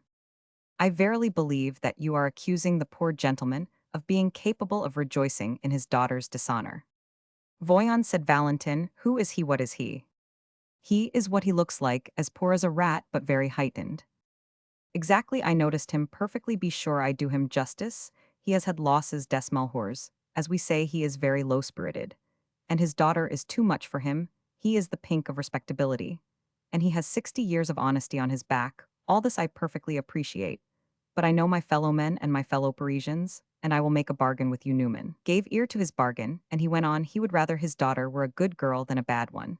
But if the worst comes to the worst, the old man will not do what Virginius Roman 999 success justifies everything. If Mademoiselle Nomi makes a figure her papa will feel well, we will call it relieved. And she will make a figure the old gentleman's future is assured. I don't know what Virginius did, but Roman 1000 Nioch will shoot Miss Nomi," said Newman. "After that I suppose his future will be assured in some snug prison." "I am not a cynic, I am simply an observer." Valentin rejoined. "Mademoiselle Nomi interests me. She is extremely remarkable. If there is a good reason in honor or decency for dismissing her from my thoughts, forever I am perfectly willing to do it. Your estimate of the papa's sensibilities is a good reason. Until it is invalidated, I promise you not to look at the young girl again, until you tell me that you have changed your mind about the papa. When he has given distinct proof of being a philosopher, you will raise your interdict. Do you agree to that?" "Do you mean to bribe him?" "Oh, you admit then that he is bribable?" "No, he would ask too much. And it would not be exactly fair. I mean, simply to wait. You will continue, I suppose, to see this interesting couple, and you will give me the news yourself." Well said, Newman, if the old man turns out a humbug. You may do what you please, I wash my hands of the matter. For the girl herself, you may be at rest. I don't know what harm she may do to me. But I certainly can't hurt her. It seems to me, said Newman, that you are very well matched. You are both hard cases and Roman 1000 Niach, and I believe are the only virtuous men to be found in Paris. Soon after this, Roman 1000 de Bellegarde, in punishment for his levity, received a stern poke in the back from a pointed instrument. Turning quickly round, he found the weapon to be a parasol, wielded by a lady in green gauze bonnet. Valentin's English cousins had been drifting about unpiloted and evidently deemed that they had a grievance. Newman left him to their mercies, but with a boundless faith in his power to plead his cause. Chapter 12. 3 days after his introduction to the family of Madame de Sinter, Newman, coming in toward evening, found upon his table the card of the Marquis de Bellegarde. On the following day, he received a note informing him that the Marquise de Bellegarde would be grateful for the honor of his company at dinner. He went, of course, though he had to break another engagement to do it. He was ushered into the room in which Madame de Bellegarde had received him before, and here he found his venerable hostess, surrounded by her entire family. The room was lighted only by the crackling fire, which illuminated the very small pink slippers of a lady who, seated in a low chair, was stretching out her toes before it. This lady was the younger Madame de Bellegarde. Madame de Sinter was seated at the other end of the room, holding a little girl against her knee, the child of her brother Urbain, to whom she was apparently relating a wonderful story. Valentin was sitting on a puff close to his sister-in-law, into whose ear he was certainly distilling the finest nonsense. The Marquis was stationed before the fire with his head erect, and his hands behind him, in an attitude of formal expectancy. Old Madame de Bellegarde stood up to give Newman her greeting, and there was that in the way she did so, which seemed to measure narrowly the extent of her condescension. We are all alone, you see. We have asked no one else, she said austerely. I am very glad you didn't. This is much more sociable, said Newman. Good evening, sir. And he offered his hand to the Marquis. Roman 1000 de Bellegarde was affable, but in spite of his dignity, he was restless. He began to pace up and down the room. He looked out of the long windows. He took up books and laid them down again. Young Madame de Bellegarde gave Newman her hand without moving and without looking at him. You may think that is coldness, exclaimed Valentin, but it is not. It is warmth. It shows she is treating you as an intimate now. She detests me, and yet she is always looking at me. No wonder I detest you, if I am always looking at you, cried the lady. If Mr. Newman does not like my way of shaking hands, I will do it again. But this charming privilege was lost upon our hero, who was already making his way across the room to Madame de Sinter. She looked at him as she shook hands, but she went on with the story she was telling her little niece. She had only 2 or 3 phrases to add, but they were apparently of great moment. She deepened her voice, smiling as she did so, and the little girl gazed at her with round eyes. But in the end the young prince married the beautiful Floribella, said Madame de Sinter, and carried her off to live with him in the land of the pink sky. There she was so happy that she forgot all her troubles, and went out to drive every day of her life in an ivory coach drawn by 500 white mice. Poor Floribella, she exclaimed to Newman, had suffered terribly. She had had nothing to eat for 6 months, said little Blanche. Yes, but when the 6 months were over, she had a plum cake as big as that ottoman, said Madame de Sinter, that quite set her up again. What a checkered career, said Newman. Are you very fond of children? He was certain that she was, but he wished to make her say it. I like to talk with them, she answered. We can talk with them so much more seriously than with grown persons. That is great nonsense that I have been telling Blanche. But it is a great deal more serious than most of what we say in society. I wish you would talk to me, then, as if I were Blanche's age, said Newman, laughing. Were you happy at your ball the other night? Ecstatically. Now you are talking the nonsense that we talk in society, said Newman. I don't believe that. It was my own fault if I was not happy. The ball was very pretty, and everyone very amiable. It was on your conscience, said Newman, that you had annoyed your mother and your brother. Madame de Sinter looked at him a moment without answering. That is true, she replied at last. I had undertaken more than I could carry out. I have very little courage. I am not a heroine. She said this with a certain soft emphasis. But then, changing her tone, I could never have gone through the sufferings of the beautiful Floribella. She added, not even for her prospective rewards. Dinner was announced, and Newman betook himself to the side of the old Madame de Bellegarde. The dining room at the end of a cold corridor was vast and somber. The dinner was simple and delicately excellent. Newman wondered whether Madame de Sinter had had something to do with ordering the repast, and greatly hoped she had once seated at table with the various members of the ancient house of Bellegarde around him. He asked himself the meaning of his position. Was the old lady responding to his advances? Did the fact that he was a solitary guest augment his credit, or diminish it? Were they ashamed to show him to other people? Or did they wish to give him a sign of sudden adoption into their last reserve of favor? Newman was on his guard. He was watchful and conjectural. And yet at the same time he was vaguely indifferent whether they gave him a long rope or a short one. He was there now, and Madame de Sinter was opposite to him. She had a tall candlestick on each side of her. She would sit there for the next hour. And that was enough. The dinner was extremely solemn and measured. He wondered whether this was always the state of things in old families. Madame de Bellegarde held her head very high and fixed her eyes, which looked peculiarly sharp in her little finely wrinkled white face, very intently upon the table service. The Marquis appeared to have decided that the fine arts offered a safe subject of conversation, as not leading to startling personal revelations every now and then. Having learned from Newman that he had been through the museums of Europe, he uttered some polished aphorism upon the fleshtints of Rubens and the good taste of Sansovino. His manners seemed to indicate a fine nervous dread that something disagreeable might happen if the atmosphere were not purified by illusions of a thoroughly superior caste. What under the sun is the man afraid of? Newman asked himself. Does he think I am going to offer to swap jackknives with him? It was useless to shut his eyes to the fact that the Marquis was profoundly disagreeable to him. He had never been a man of strong personal aversions. His nerves had not been at the mercy of the mystical qualities of his neighbors. But here was a man towards whom he was irresistibly in opposition, a man of forms and phrases and postures, a man full of possible impertinences and treacheries. Roman 1000 de Bellegarde made him feel as if he were standing barefooted on a marble floor.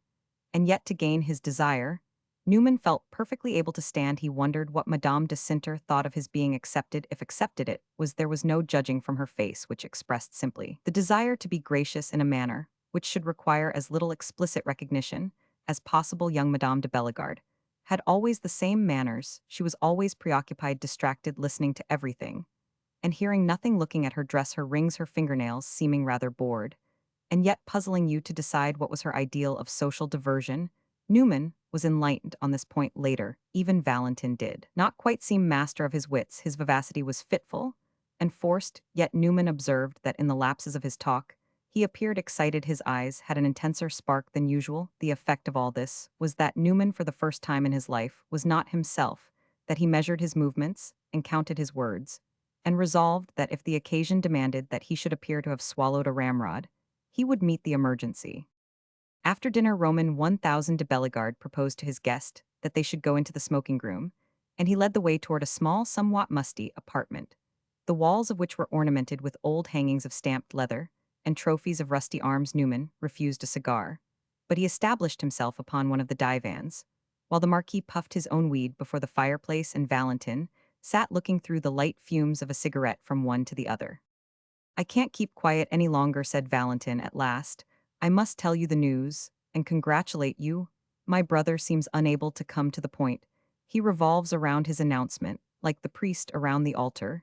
You are accepted as a candidate for the hand of our sister. Valentin, be a little proper, murmured the Marquis, with a look of the most delicate irritation, contracting the bridge of his high nose. There has been a family council. The young man continued. My mother and Urbain have put their heads together, and even my testimony has not been altogether excluded. My mother and the Marquis sat at a table covered with green cloth. My sister-in-law and I were on a bench against the wall. It was like a committee at the Corps Legislatif. We were called up one after the other to testify. We spoke of you very handsomely. Madame de Bellegarde said that if she had not been told who you were, she would have taken you for a Dukean American Duke, the Duke of California. I said that I could warrant you grateful for the smallest favors, modest, humble, unassuming. I was sure that you would know your own place always, and never give us occasion to remind you of certain differences. After all, you couldn't help it. If you were not a duke, there were none in your country. But if there had been, it was certain that, smart and active as you are, you would have got the pick of the titles. At this point, I was ordered to sit down, but I think I made an impression in your favor. Roman 1000 de Bellegarde looked at his brother with dangerous coldness and gave a smile as thin as the edge of a knife. Then he removed a spark of cigarash from the sleeve of his coat. He fixed his eyes for a while on the cornice of the room, and at last he inserted one of his white hands into the breast of his waistcoat. I must apologize to you for the deplorable levity of my brother, he said, and I must notify you that this is probably not the last time that his want of tact will cause you serious embarrassment. No, I confess I have no tact, said Valentin. Is your embarrassment really painful, Newman? The Marquis will put you right again. His own touch is deliciously delicate. Valentin, I am sorry to say, the Marquis continued, has never possessed the tone, the manner that belongs to a young man in his position. It has been a great affliction to his mother, who is very fond of the old traditions. But you must remember that he speaks for no one but himself. Oh, I don't mind him, sir, said Newman good-humoredly. I know what he amounts to. In the good old times, said Valentin, marquises and counts used to have their appointed fools and jesters to crack jokes for them. Nowadays we see a great strapping democrat keeping account about him to play the fool. It's a good situation. But I certainly am very degenerate. Roman 1000 de Bellegarde fixed his eyes for some time on the floor. My mother informed me, he said presently, of the announcement that you made to her the other evening. That I desired to marry your sister, said Newman. That you wished to arrange a marriage, said the Marquis slowly, with my sister. The Comtesse de Sinter. The proposal was serious and required on my mother's part a great deal of reflection. She naturally took me into her counsels, and I gave my most zealous attention to the subject. There was a great deal to be considered, more than you appear to imagine. We have viewed the question on all its faces. We have weighed one thing against another. Our conclusion has been that we favor your suit. My mother has desired me to inform you of our decision. She will have the honor of saying a few words to you on the subject herself. Meanwhile, by us, the heads of the family, you are accepted. Newman got up and came nearer to the Marquis. You will do nothing to hinder me, and all you can to help me, eh? I will recommend my sister to accept you. Newman passed his hand over his face and pressed it for a moment upon his eyes. This promise had a great sound, and yet the pleasure he took in it was embittered by his having to stand there so, and receive his passport from Roman 1000. De Bellegarde, the idea of having this gentleman mixed up with his wooing and wedding was more and more disagreeable to him, but Newman had resolved to go through the mill as he imagined it, and he would not cry out at the first turn of the wheel. He was silent a while, and then he said with a certain dryness, which Valentin told him afterwards had a very grand air, I am much obliged to you. I take note of the promise, said Valentin. I register the vow. Roman 1000 de Bellegarde began to gaze at the cornice again. He apparently had something more to say. I must do my mother the justice, he resumed. I must do myself the justice to say that our decision was not easy. Such an arrangement was not what we had expected. The idea that my sister should marry a gentleman in business was something of a novelty. So I told you, said Valentin, raising his finger at Newman. The novelty has not quite worn away. I confess, the Marquis went on, perhaps it never will entirely, but possibly that is not altogether to be regretted. And he gave his thin smile again. It may be that the time has come when we should make some concession to novelty. There had been no novelties in our house for a great many years. I made the observation to my mother, and she did me the honor to admit that it was worthy of attention. My dear brother, interrupted Valentin, is not your memory just here leading you the least bit astray? Our mother is, I may say, distinguished for her small respect of abstract reasoning. Are you very sure that she replied to your striking proposition in the gracious manner you describe? You know how terribly incisive she is sometimes. Didn't she rather do you the honor to say a fiddlestick for your phrases? There are better reasons than that. Other reasons were discussed, said the Marquis without looking at Valentin, but with an audible tremor in his voice. Some of them possibly were better. We are conservative, Mr. Newman, but we are not also bigots. We judge the matter liberally. We have no doubt that everything will be comfortable. Newman had stood listening to these remarks with his arms folded, and his eyes fastened upon Roman 1000 de Bellegarde. Comfortable, he said, with a sort of grim flatness of intonation. Why shouldn't we be comfortable? If you are not, it will be your own fault. I have everything to make me so. My brother means that with the lapse of time, you may get used to the change. And Valentin paused to light another cigarette. What change? Asked Newman in the same tone. Urban, said Valentin very gravely. I am afraid that Mr. Newman does not quite realize the change. We ought to insist upon that. My brother goes too far, said Roman 1000 de Bellegarde. It is his fatal want of tact again. It is my mother's wish and mine that no such allusions should be made. Pray, Never make them yourself. We prefer to assume that the person accepted as the possible husband of my sister is one of ourselves, and that he should have no explanations to make with a little discretion on both sides. Everything, I think, will be easy. That is exactly what I wish to say, that we quite understand what we have undertaken, and that you may depend upon our adhering to our resolution. Valentin shook his hands in the air, and then buried his face in them. I have less tact than I might have, no doubt, but oh, my brother, if you knew what you yourself were saying. And he went off into a long laugh. Roman 1000 de Bellegarde's face flushed a little, but he held his head higher, as if to repudiate this concession to vulgar perturbability. I am sure you understand me, he said to Newman. Oh no, I don't understand you at all, said Newman. But you needn't mind that I don't care. In fact, I think I had better not understand you. I might not like it, that wouldn't suit me at all, you know. I want to marry your sister, that's all, to do it as quickly as possible. And to find fault with nothing, I don't care how I do it, I am not marrying you, you know, sir, I have got my leave, and that is all I want. You had better receive the last word from my mother, said the Marquis. Very good, I will go and get it, said Newman, and he prepared to return to the drawing-room. Roman 1000 de Bellegarde made a motion for him to pass first, and when Newman had gone out he shut himself into the room with Valentin. Newman had been a trifle bewildered by the audacious irony of the younger brother, and he had not needed its aid to point the moral of Roman 1000 de Bellegarde's transcendent patronage. He had wit enough to appreciate the force of that civility, which consists in calling your attention to the impertinences it spares you, but he had felt warmly the delicate sympathy with himself that underlay Valentin's fraternal irreverence, and he was most unwilling that his friend should pay a tax upon it. He paused a moment in the corridor, after he had gone a few steps, expecting to hear the resonance of Roman 1000 de Bellegarde's displeasure. But he detected only a perfect stillness. The stillness itself seemed a trifle portentous. He reflected, however, that he had no right to stand listening, and he made his way back to the salon in his absence. Several persons had come in. They were scattered about the room in groups, 2 or 3 of them having passed into a small boudoir, next to the drawing-room, which had now been lighted.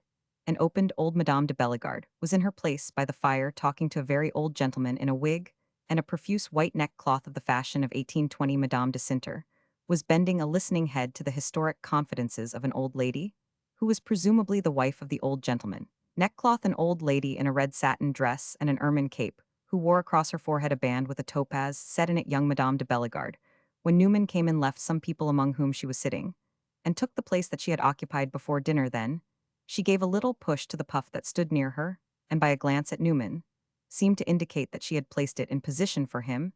He went and took possession of it. The Marquis' wife amused and puzzled him. I know your secret, she said in her bad but charming English. You need make no mystery of it. You wish to marry my sister-in-law, c'est un beau choix. A man like you ought to marry a tall, thin woman. You must know that I have spoken in your favor. You owe me a famous taper. You have spoken to Madame de Sinter, said Newman.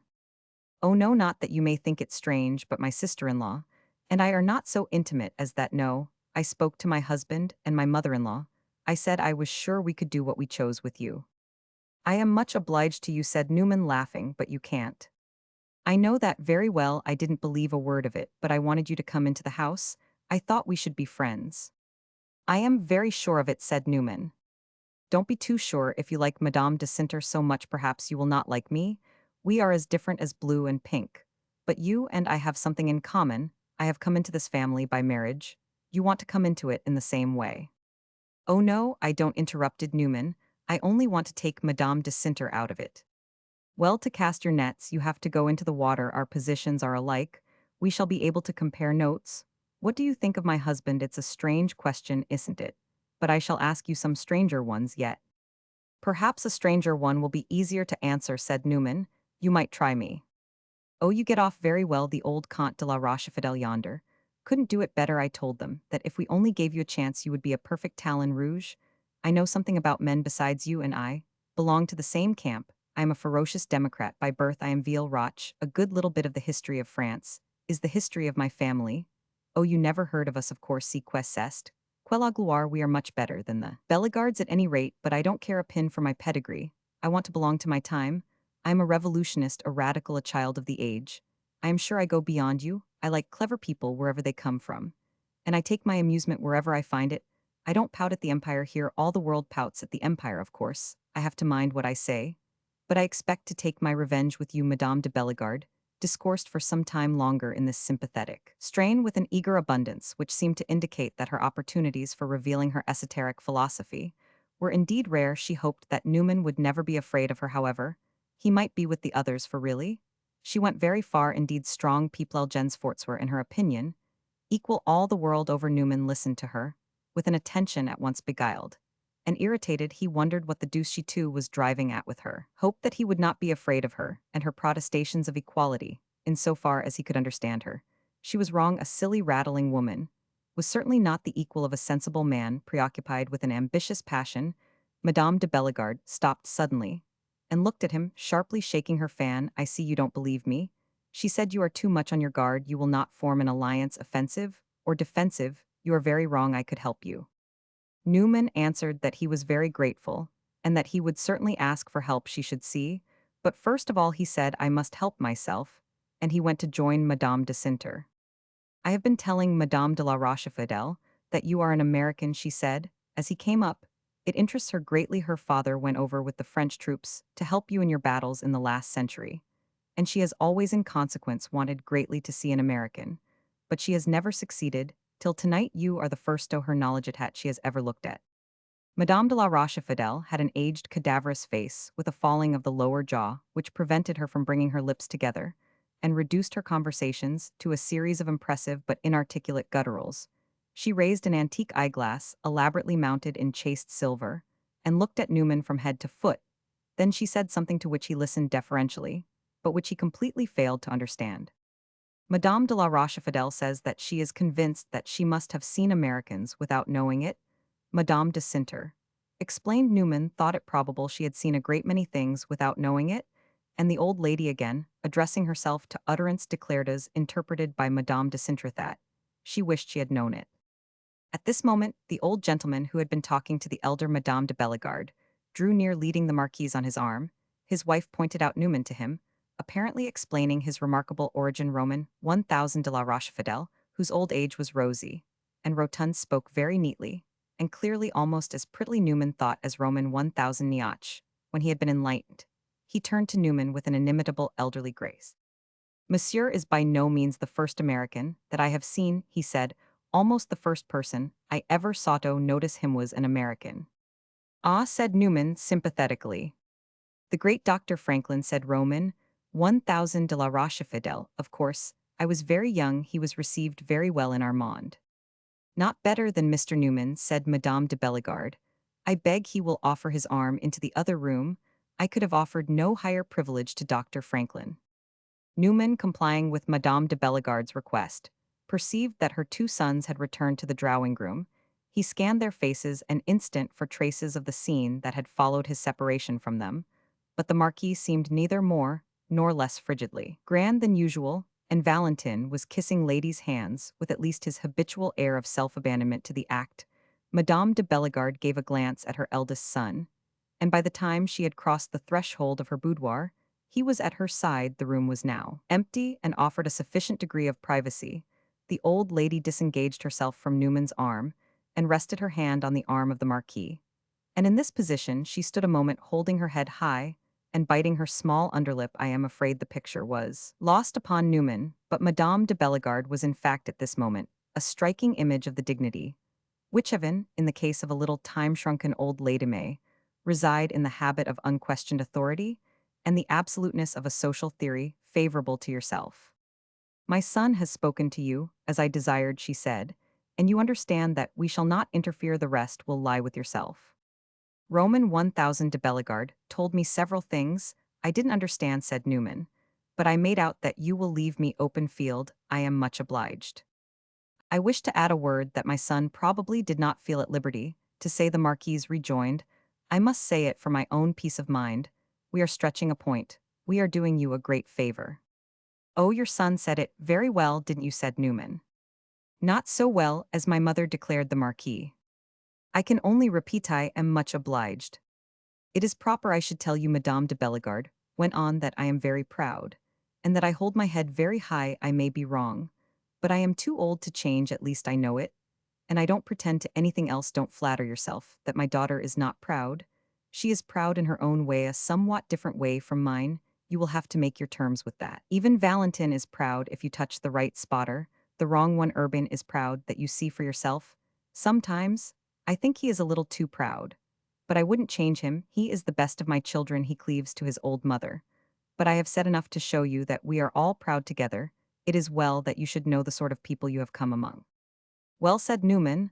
I can only say in return that I am not proud. I shan't mind you, but you speak as if you intended to be very disagreeable. I shall not enjoy having my daughter marry you, and I shall not pretend to enjoy it if you don't mind that so much the better. If you stick to your own side of the contract, we shall not quarrel. That is all I ask of you, said Newman. Keep your hands off, and give me an open field. I am very much in earnest, and there is not the slightest danger of my getting discouraged or backing out. You will have me constantly before your eyes. If you don't like it, I am sorry for you. I will do for your daughter. If she will accept me everything that a man can do for a woman, I am happy to tell you that, as a promissory pledge, I consider that on your side you make me an equal pledge. You will not back out, eh? I don't know what you mean by backing out, said the Marquise. It suggests a movement of which I think no Bellegarde has ever been guilty. Our word is our word, said Urbain. We have given it. Well now, said Newman, I am very glad you are so proud. It makes me believe that you will keep it. The Marquise was silent a moment, and then suddenly, I shall always be polite to you, Mr. Newman, she declared, but decidedly I shall never like you. Don't be too sure, said Newman, laughing. I am so sure that I will ask you to take me back to my armchair, without the least fear of having my sentiments modified by the service you render me. And Madame de Bellegarde took his arm and returned to the salon, and to her customary place. Roman 1000 de la Rochefidèle and his wife were preparing to take their leave, and Madame de Cinter's interview with the mumbling old lady was at an end. She stood looking about her, asking herself apparently to whom she should next speak, when Newman came up to her. Your mother has given me leave every solemn lido come here. Often, he said. I mean to come often. I shall be glad to see you, she answered simply. And then, in a moment, you probably think it very strange that there should be such a solemnity as you say about your coming. Well, yes, I do rather. Do you remember what my brother Valentin said the first time you came to see Methet? We were a strange, strange family. It was not the first time I came, but the second, said Newman. Very true. Valentin annoyed me at the time. But now I know you better. I may tell you he was right. If you come often you will see. And Madame de Cinter turned away. Newman watched her a while talking with other people, and then he took his leave. He shook hands last with Valentin de Bellegarde, who came out with him to the top of the staircase. Well, you have got your permit, said Valentin. I hope you liked the process. I like your sister more than ever, but don't worry your brother any more for my sake. Newman added, I don't mind him, I am afraid. He came down on you in the smoking room after I went out. When my brother comes down on me, said Valentin, he falls hard. I have a peculiar way of receiving him. I must say, he continued, that they came up to the mark much sooner than I expected. I don't understand it. They must have had to turn the screw pretty tight. It's a tribute to your millions. Well, it's the most precious one they have ever received, said Newman. He was turning away when Valentin stopped him, looking at him with a brilliant, softly cynical glance. I should like to know whether within a few days you have seen your venerable friend Roman 1000 Niach. He was yesterday at my rooms, Newman answered. What did he tell you? Nothing particular. You didn't see the muzzle of a pistol sticking out of his pocket?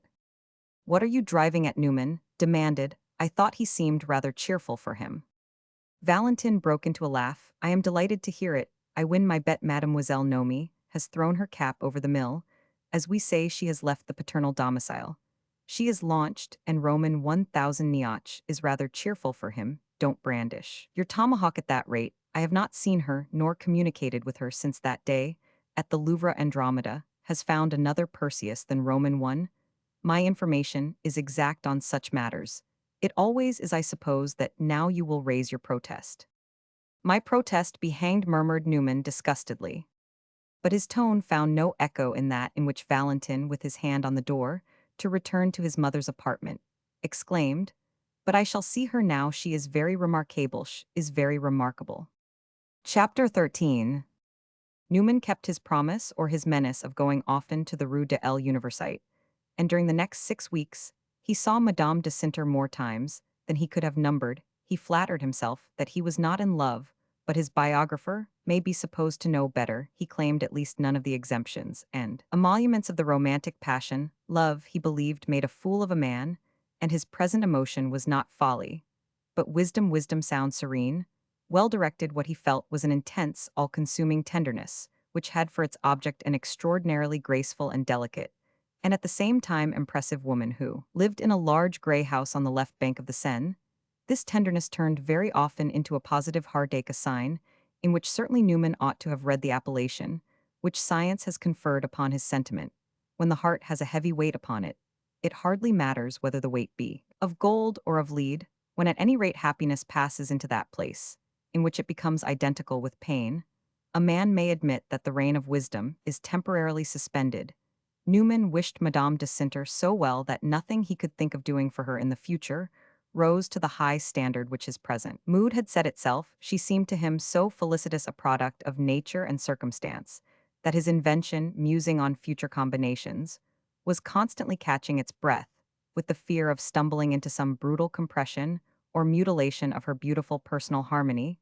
This is what I mean by Newman's tenderness. Madame de Sinter pleased him so exactly as she was that his desire to interpose between her and the troubles of life had the quality of a young mother's eagerness to protect the sleep of her firstborn child. Newman was simply charmed, and he handled his charm as if it were a music box which would stop if one shook it. There can be no better proof of the hankering epicure that is hidden in every man's temperament, waiting for a signal from some divine confederate, that he may safely peep out. Newman at last was enjoying purely, freely, deeply certain of Madame de Sinter's personal qualities, luminous sweetness of her eyes, the delicate mobility of her face, the deep liquidity of her voice filled all his consciousness. A rose-crowned Greek of old, gazing at a marble goddess, with his whole bright intellect resting, satisfied in the act, could not have been a more complete embodiment of the wisdom that loses itself in the enjoyment of quiet harmonies. He made no violent love to her, no sentimental speeches.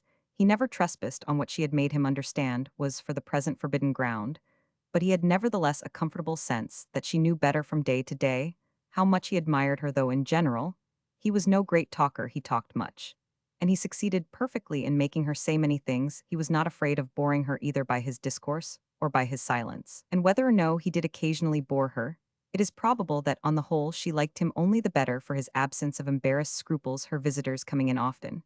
While Newman sat there, found a tall, lean, silent man, in a half-lunging attitude, who laughed out sometimes, when no one had meant to be droll, and remained grave in the presence of calculated witticisms, for appreciation of which he had apparently not the proper culture.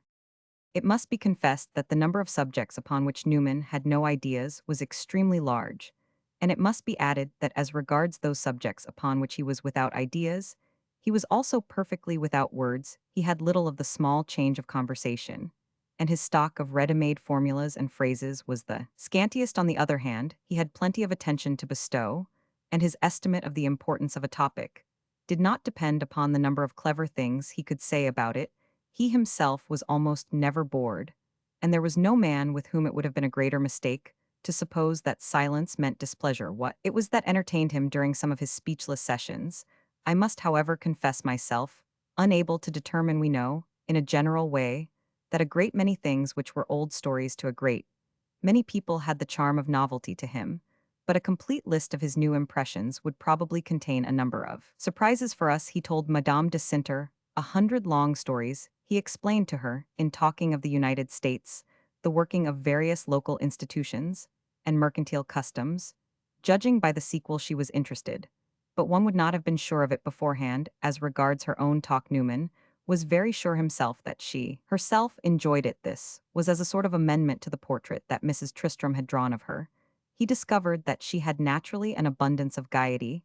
He had been right at first in saying she was shy. Her shyness in a woman whose circumstances and tranquil beauty afforded every facility for well-mannered hardihood was only a charm the more for Newman. It had lasted some time, and even when it went, it left something behind it which for a while performed the same office. Was this the tearful secret of which Mrs. Tristram had had a glimpse, and of which, as of her friends' reserve, her high breeding, and her profundity, she had given a sketch of which the outlines were perhaps rather too heavy? Newman supposed so, but he found himself wondering less every day what Madame de Cinter's secrets might be, and more convinced that secrets were in themselves hateful things to her. She was a woman for the light, not for the shade, and her natural line was not picturesque, reserve, and mysterious. Melancholy but frank, joyous, brilliant action, with just so much meditation as was necessary, and not a grain more to this apparently. He had succeeded in bringing her back. He felt himself that he was an antidote to oppressive secrets. What he offered her was in fact above all things a vast sunny immunity from the need of having any. He often passed his evenings, when Madame de Cinter had so appointed it, at the chilly fireside of Madame de Bellegarde, contenting himself with looking across the room through narrowed eyelids at his mistress, who always made a point before her family of talking to someone else. Madame de Bellegarde sat by the fire conversing neatly and coldly with whomsoever approached her, and glancing round the room with her slowly restless eye, the effect of which, when it lighted upon him, was to Newman's sense identical with that of a sudden spurt of damp air when he shook hands with her. He always asked her with a laugh whether she could stand him another evening, and she replied without a laugh that thank God she had always been able to do her duty. Newman, talking once of the Marquise to Mrs. Tristram, said that, after all, it was very easy to get on with her. It always was easy to get on with outanded rascals. And is it by that elegant term, said Mrs. Tristram, that you designate the Marquise de Bellegarde? Well, said Newman, she is wicked, she is an old sinner. What is her crime? Asked Mrs. Tristram. I shouldn't wonder if she had murdered someone, all from a sense of duty, of course. How can you be so dreadful? Sighed Mrs. Tristram. I am not dreadful, I am speaking of her favorably. Pray, what will you say when you want to be severe? I shall keep my severity for someone else. For the Marquis, there's a man I can't swallow, mix the drink as I will. And what has he done? I can't quite make out. It is something dreadfully bad, something mean and underhand, and not redeemed by audacity, as his mother's misdemeanors may have been. If he has never committed murder, he has at least turned his back and looked the other way while someone else was committing it.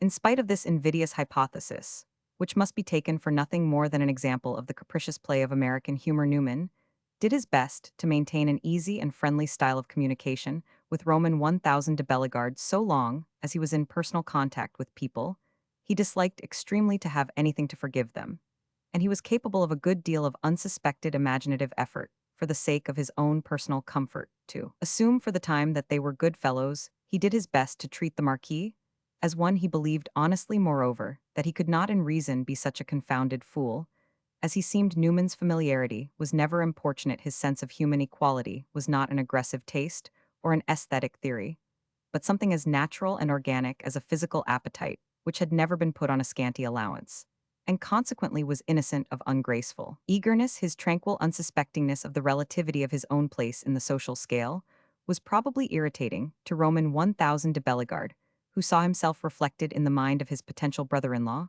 in a crude and colorless form, unpleasantly dissimilar to the impressive image projected upon his own intellectual mirror.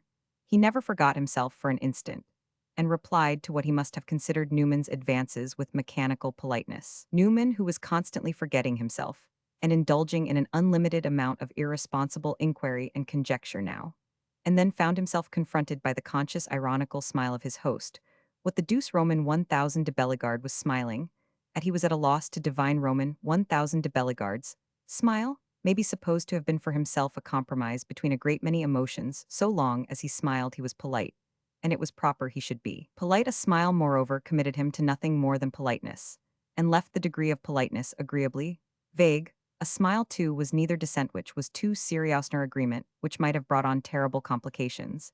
And then a smile covered his own personal dignity, which in this critical situation he was resolved to keep immaculate. It was quite enough that the glory of his house should pass into eclipse between him and Newman. His whole manner seemed to declare there could be no interchange of opinion. He was holding his breath so as not to inhale the odor of democracy. Newman was far from being versed in European politics, but he liked to have a general idea of what was going on about him, and he accordingly asked Roman 1000 de Bellegarde several times what he thought of public affairs. Roman 1000 de Bellegarde answered with suave concision that he thought as ill of them as possible, that they were going from bad to worse, and that the age was rotten to its core. This gave Newman for the moment an almost kindly feeling for the Marquis. He pitied a man for whom the world was so cheerless a place.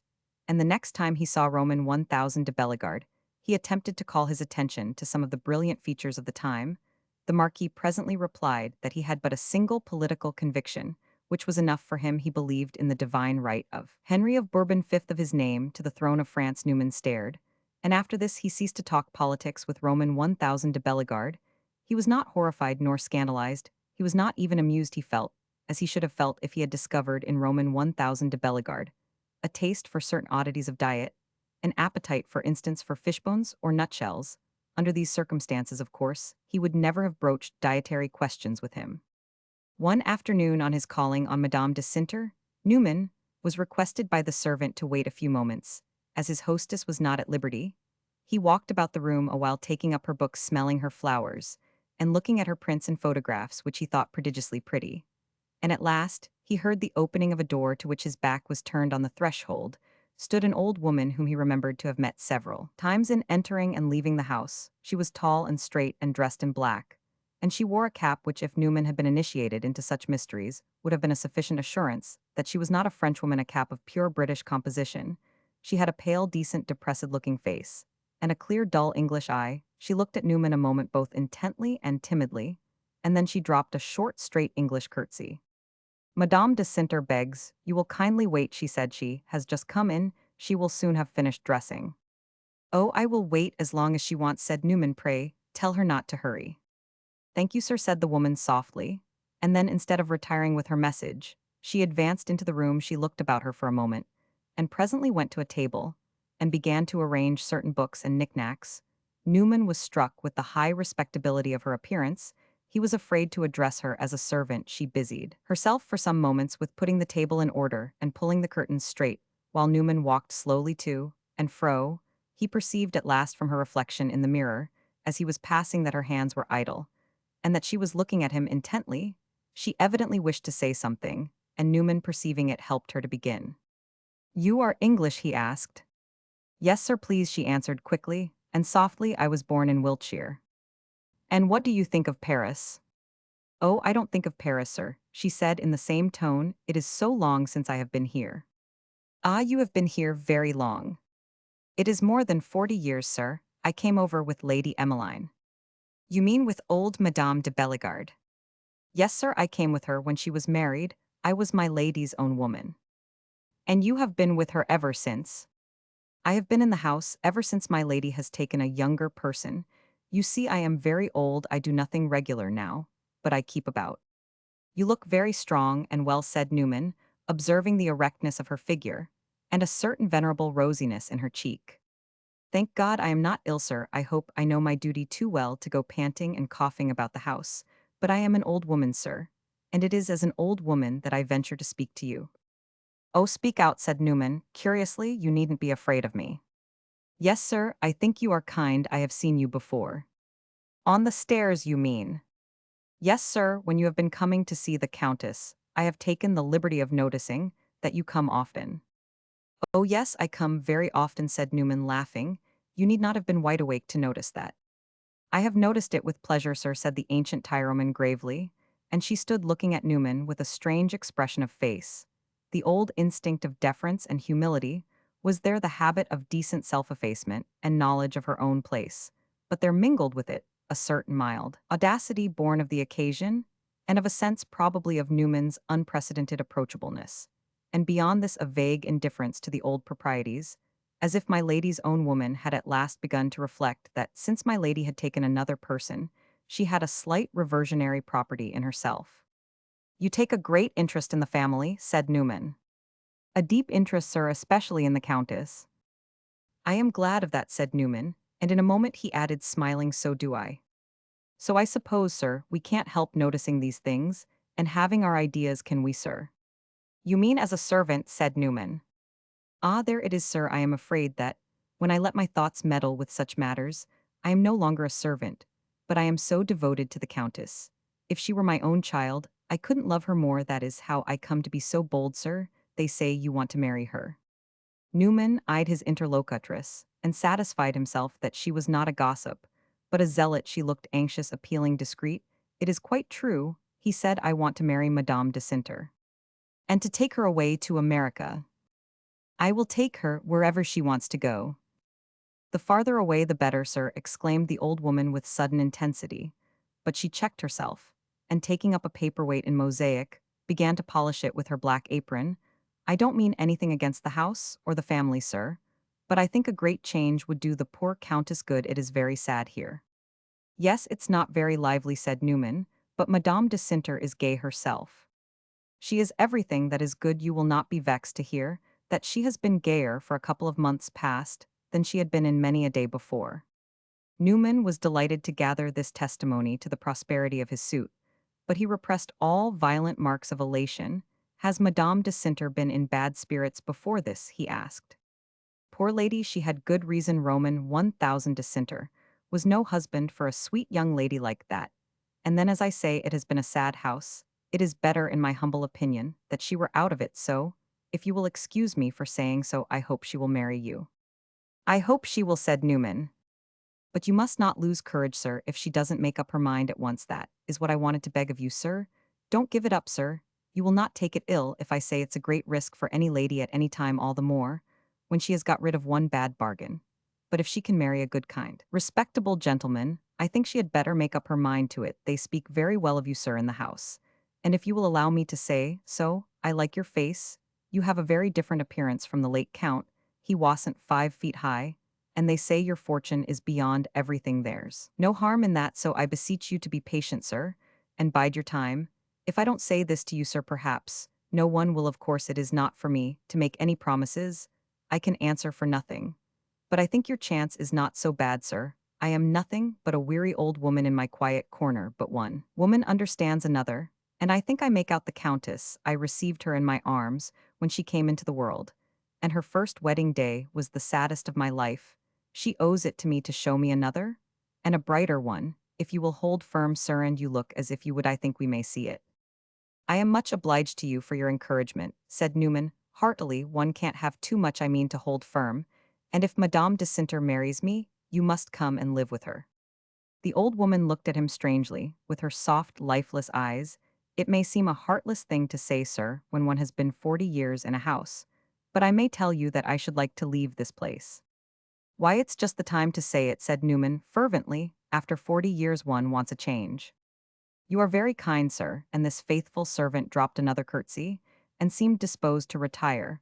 But she lingered a moment, and gave a timid, joyless smile. Newman was disappointed, and his fingers stole half shyly, half irritably into his waistcoat pocket. His informant noticed the movement. Thank God, I am not a Frenchwoman, she said. If I were, I would tell you with a brazen simper, old as I am, that, if you please, monsieur, my information is worth something. Let me tell you so in my own decent English way. It is worth something. How much, please? Said Newman. Simply this, a promise not to hint to the countess that I have said these things. If that is all you have, it, said Newman. That is all, sir. Thank you, sir. Good day, sir. And having once more slid down telescope-wise into her scanty petticoats, the old woman departed. At the same moment, Madame de Sinter came in by an opposite door. She noticed the movement of the other portiere, and asked Newman, who had been entertaining him. The British female, said Newman, an old lady in a black dress, and a cap, who curtsies up and down, and expresses herself ever so well. An old lady who curtsies and expresses herself? Ah, you mean poor Mrs. Bread. I happen to know that you have made a conquest of her. Mrs. Cake she ought to be called, said Newman. She is very sweet. She is a delicious old woman. Madame de Sinter looked at him a moment. What can she have said to you? She is an excellent creature, but we think her rather dismal. I suppose, Newman answered presently, that I like her, because she has lived near you so long. Since your birth, she told me. Yes, said Madame de Sinter, simply, she is very faithful. I can trust her. Newman had never made any reflections to this lady upon her mother, and her brother Urban had given no hint of the impression they made upon him. But as if she had guessed his thoughts, she seemed careful to avoid all occasion for making him speak of them. She never alluded to her mother's domestic decrees, she never quoted the opinions of the Marquis. They had talked, however, of Valentin, and she had made no secret of her extreme affection for her younger brother, Newman. Listened sometimes with a certain harmless jealousy. He would have liked to divert some of her tender allusions. To his own credit, once, Madame de Sinter told him with a little air of triumph about something that Valentin had done, which she thought very much to his honor. It was a service he had rendered to an old friend of the family. something more serious than Valentin was usually supposed capable of being. Newman said he was glad to hear of it, and then began to talk about something which lay upon his own heart. Madame de Sinter listened. But after a while she said, "I don't like the way you speak of my brother Valentin." Hereupon Newman, surprised, said that he had never spoken of him but kindly. "It is too kindly," said Madame de Sinter. "It is a kindness that costs nothing. It is the kindness you show to a child. It is as if you didn't respect him." "Respect him? Why, I think I do." "You think? If you are not sure, it is no respect." "Do you respect him?" said Newman. "If you do, I do." "If one loves a person, that is a question. One is not bound to answer," said Madame de Sinter. "You should not have asked it of me. Then I am very fond of your brother. He amuses you, but you would not like to resemble him." "I shouldn't like to resemble anyone. It is hard enough work resembling oneself." "What do you mean?" asked Madame de Sinter, "by resembling oneself?" "Why, doing what is expected of one, doing one's duty." "But that is only when one is very good." "Well, a great many people are good," said Newman. "Valentin is quite good enough for me." Madame de Sinter was silent for a short time. "He is not good enough for me," she said at last. "I wish he would do something." "What can he do?" asked Newman. "Nothing yet. He is very clever." "It is a proof of cleverness," said Newman, "to be happy without doing anything." "I don't think Valentin is happy in reality. He is clever, generous, brave. But what is there to show for it to me? There is something sad in his life. And sometimes I have a sort of foreboding about him. I don't know why, but I fancy he will have some great trouble, perhaps an unhappy end." "Oh, leave him to me," said Newman, jovially. "I will watch over him and keep harm away." One evening in Madame de Bellegarde's salon, the conversation had flagged most sensibly. The Marquis walked up and down in silence like a sentinel, at the door of some smooth-fronted citadel of the proprieties. His mother sat staring at the fire. Young Madame de Bellegarde worked at an enormous band of tapestry. Usually there were 3 or 4 visitors. But on this occasion, a violent storm sufficiently accounted for the absence of even the most devoted habitués. In the long silences, the howling of the wind and the beating of the rain were distinctly audible. Newman sat perfectly still, watching the clock, determined to stay till the stroke of 11. But not a moment longer. Madame de Sinter had turned her back to the circle, and had been standing for some time within the uplifted curtain of a window, with her forehead against the pane, gazing out into the deluged darkness. Suddenly, she turned round toward her sister-in-law. "For heaven's sake," she said with peculiar eagerness, "go to the piano and play something." Madame de Bellegarde held up her tapestry, and pointed to a little white flower. "Don't ask me to leave this. I am in the midst of a masterpiece. My flower is going to smell very sweet. I am putting in the smell with this gold-colored silk. I am holding my breath. I can't leave off. Play something yourself." "It is absurd for me to play when you are present," said Madame de Sinter. But the next moment she went to the piano and began to strike the keys with vehemence. She played for some time rapidly and brilliantly. When she stopped, Newman went to the piano and asked her to begin again. She shook her head, and on his insisting, she said, "I have not been playing for you. I have been playing for myself." She went back to the window again and looked out, and shortly afterwards left the room. When Newman took leave, Urbain de Bellegarde accompanied him, as he always did, just 3 steps down the staircase. At the bottom stood a servant with his overcoat. He had just put it on when he saw Madame de Sinter coming towards him across the vestibule. "Shall you be at home on Friday?" Newman asked. She looked at him a moment before answering his question. "You don't like my mother and my brother," she said. He hesitated a moment, and then he said softly, "No." She laid her hand on the balustrade and prepared to ascend the stairs, fixing her eyes on the first step. "Yes, I shall be at home on Friday," and she passed up the wide, dusky staircase. On the Friday, as soon as he came in, she asked him to please to tell her why he disliked her family. "Dislike your family?" he exclaimed. "That has a horrid sound. I didn't say so, did I? I didn't mean it, if I Roman 999. "I wish you would tell me what you think of them," said Madame de Sinter. "I don't think of any of them but you." "That is because you dislike them. Speak the truth, you can't offend me." "Well, I don't exactly love your brother," said Newman. "I remember now. But what is the use of my saying so? I had forgotten it." "You are too good-natured," said Madame de Sinter, gravely. Then, as if to avoid the appearance of inviting him to speak ill of the Marquis, she turned away, motioning him to sit down. But he remained standing before her, and said presently, "What is of much more importance is that they don't like me." "Not they don't," she said. And don't you think they are wrong? Newman asked. I don't believe I am a man to dislike. I suppose that a man who may be liked may also be disliked, and my brother me mother, she added, have not made you angry. Yes, sometimes. You have never shown it. So much the better. Yes, so much the better. They think they have treated you very well. I have no doubt they might have handled me much more roughly, said Newman. I am much obliged to them, honestly. You are generous, said Madame de Sinter. It's a disagreeable position. For them, you mean, not for me. For me, said Madame de Sinter. Not when their sins are forgiven, said Newman. They don't think I am as good as they are, I do, but we shan't quarrel about it. I can't even agree with you, without saying something that has a disagreeable sound. The presumption was against you, that you probably don't understand. Newman sat down and looked at her for some time. I don't think I really understand it, but when you say it, I believe it. That's a poor reason, said Madame de Sinter, smiling. No, it's a very good one. You have a high spirit, a high standard. But with you, it's all natural and unaffected. You don't seem to have stuck your head into a vice, as if you were sitting for the photograph of propriety. You think of me as a fellow who has had no idea in life. But to make money and drive sharp bargains, that's a fair description of me. But it is not the whole story. A man ought to care for something else, though I don't know exactly what I cared for money making, but I never cared particularly for the money. There was nothing else to do, and it was impossible to be idle. I have been very easy to others and to myself. I have done most of the things that people asked me. I don't mean rascals as regards your mother.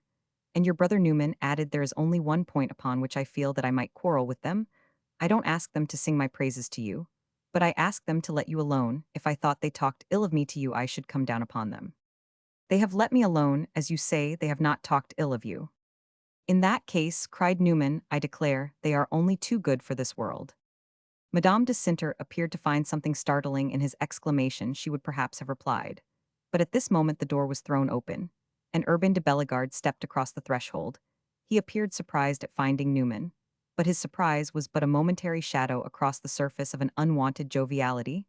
Newman had never seen the Marquis so exhilarated. His pale, unlighted countenance had a sort of thin transfiguration. He held open the door for someone else to enter, and presently appeared old Madame de Bellegarde, leaning on the arm of a gentleman whom Newman had not seen before he had already risen, and Madame de Sinter rose, as she always did before her mother.